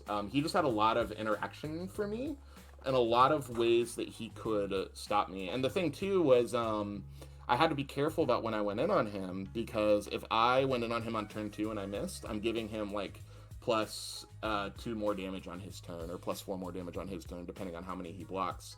So my game one, the first game that I played against him, period, was like I built twice. Like I took 3 turns off and I just built. How dare you? I know, right? Unheard of. Unheard of, dude. I was. It was also because I was missing and I wasn't finding a clean string, but also in my mind I was like, this is Hannes, man, and like I don't want him to turbo me on the backswing. So I was playing a bit more of a tempo game, and then I was like, well, I have 8 foundations, and I'm never going to commit them, so I'm just good. Right. But still, like, he had so much interaction and so many ways to stop my game plan. And he's also just a really stand-up excellent player. The one elbow drop is killing me, man. Dude, it's so low-key, it is the perfect amount of elbow drops. You didn't even use the effect when you killed Barlow. You're a bastard. You played it from your hand like an asshole. It's the perfect amount of elbow drops. I killed someone with it. I don't remember. Yeah, Barlow! I did. You're right. I killed Barlow and I killed Pablo with it. But you played it from your hand like an animal. Hey, look, not Jose against Pablo. Jose, not all elbow drops have to be from the top rope. I just press the buttons on your card. Man. I don't know, man. Sometimes you can just elbow drop from standing. It's true. It's a great card. It's also the best block in the deck because like sometimes you're sculpting for a defensive turn. And you're just drawing and you go, oh, I found like 2 foundations and an elbow drop. I actually have 2 cards in my hand now, and one of them's a +1 high block. So just it's kind of like a 5th wish card in my mind. Where it's like you get to use it to get like that just 1 extra attack you need to throw it over. Because it's a lot like Pony in that the way that Pony generally lost is Pony would just run out of attacks, and Flying Elbow Drop helps mitigate that problem by being a 5th copy of Wish Hard. But you don't want more than one, because early on in testing, I kept finding them on kill strings. It doesn't do anything. And I was like, man, this doesn't do anything. Yeah, so it's like being a 5th Wish Hard is all it needs to be. So yeah, it's a really great deck, and I'm really enjoy it. And I think the Hero 2 upgrades it really is just brute strength and nitro. Those are pretty good though. It's the free defense also, like struggling, surviving, like it's meaningful. Yeah, like surviving definitely helped me live on a couple of block turns, which is that's crazy. It's funny that it's just -1 speed, but like the -1 speed matters. We've been talking about struggling with studies for like 3 years, but it matters, or not struggling with studies, surviving the final. It's -1 speed for free as opposed to commit for -2 speed. Which secretly they're the same value. They are the same value. Except one you can spread over 2 attacks for -1, -1. Yeah, 100%. And I will say, I know I killed him fast, but Barlow was a very tough matchup as well. Krist is always terrifying. It's like I always have to plan out getting dual needles in my momentum to make sure I can mill his deck for when he does stack. And there's a lot of planning you have to do around Krista. So yeah. That was probably my second hardest matchup. Pretty good. Yeah. Awesome stuff. Awesome plays. I had a lot of fun watching it. We got to jump around to a lot of different games today and see a lot of different players multiple times, which was really cool. It's not something we really get with the bigger tournaments, but I've taken your guys' time up for over 10 hours today. And as much fun as we've had, I've been low key trying to, pushing against the wall for a minute here. So if you got any shout outs, anything you want to say, anything you want to promote, I don't know if you guys got like a video coming out or like a tournament coming up, like there's the Long Island event of some kind. Yeah, if you want to sing Had All D's, the famous The Gathering rap song, let me know, because we're going to be taking it away here real soon. I have a couple shout outs, if that's cool. I want to shout out my locals, first of all, for pushing me to stay in the event and also just being my biggest cheerleaders. I want to shout out Thomas, Derek, Richard, Kylie, Danny, Anna, Cayman, Tyler, all my boys, all my people. I love you guys so much. And Sage and Lucas. And then I want to thank everyone at Coping with Cardboard, my friends and my teammates for helping me tune this deck and not make an ass of myself. And check out my YouTube channel. I've been live streaming once or twice a week, and I sometimes release content when when the mood strikes. I've been trying to release like a video a week, like a short or like a live stream recap or something. So check it out. We have a lot of fun. Yeah, the Kahoot games have been really cool. I love it a lot. I stole it from regular. I stole it from Regular Pat, who's a Kingdom Hearts YouTuber. Okay, that makes sense. Yeah, he does that before every one of his Kingdom Hearts streams. Yes, when we feel like it. Raylan in the chat is Thomas, my local, and one of the main collaborators for Coping with Cardboard. He's made a lot of. He made the website. He has been one of my main testing partners, and he plays a lot of Final Fantasy 14. Plays so much Final Fantasy 14, and he's a great guy. He's a dad. He's a great guy. He's a dad, and he Coping with Cardboard would not exist without him. So yeah, it's like Tim Keefe with children, if you think about it. It literally is, yeah. So big shout out to Thomas in the chat. All right. Well, thank you once again, everybody who watched at home, all the players who took part, all the sponsors you're seeing on screen now, who made this all possible. I am deeply, eternally grateful. I'm so glad this event got to go on. And I hope I see you guys next week, because we got a standard tournament. This time it's going to be webcam, and it's going to be the week before Worlds. So it's going to be your last chance to get in some practice, scope out what other people are playing. And while I don't think it's going to be a 1K, you could definitely win some cash and some store credit to to spend in Dallas at Worlds. So Everybody bring Hans. Everybody bring a Hans. bring on. Well, I don't know. Literally. It might be the Hero Bring 2 on. stuff. It might be the Hero 2 order stuff, man. I don't know. There's a lot. Pretty good, but everybody bring Hans. There was a lot of Chaos Order cards in this tournament doing well. So Dude, it was literally a standard attack lineup and Jolt. yeah, that's yeah. No, literally. Not to take up your time too much more because I know you want to go to bed. But one of the things Pablo told me is he said, this is just a standard deck with Jolt. Just replace Jolt with Vile Seizing. That's And so then- funny. All right, yeah. Yeah. So Fair enough. Go home and play Hannes, guys.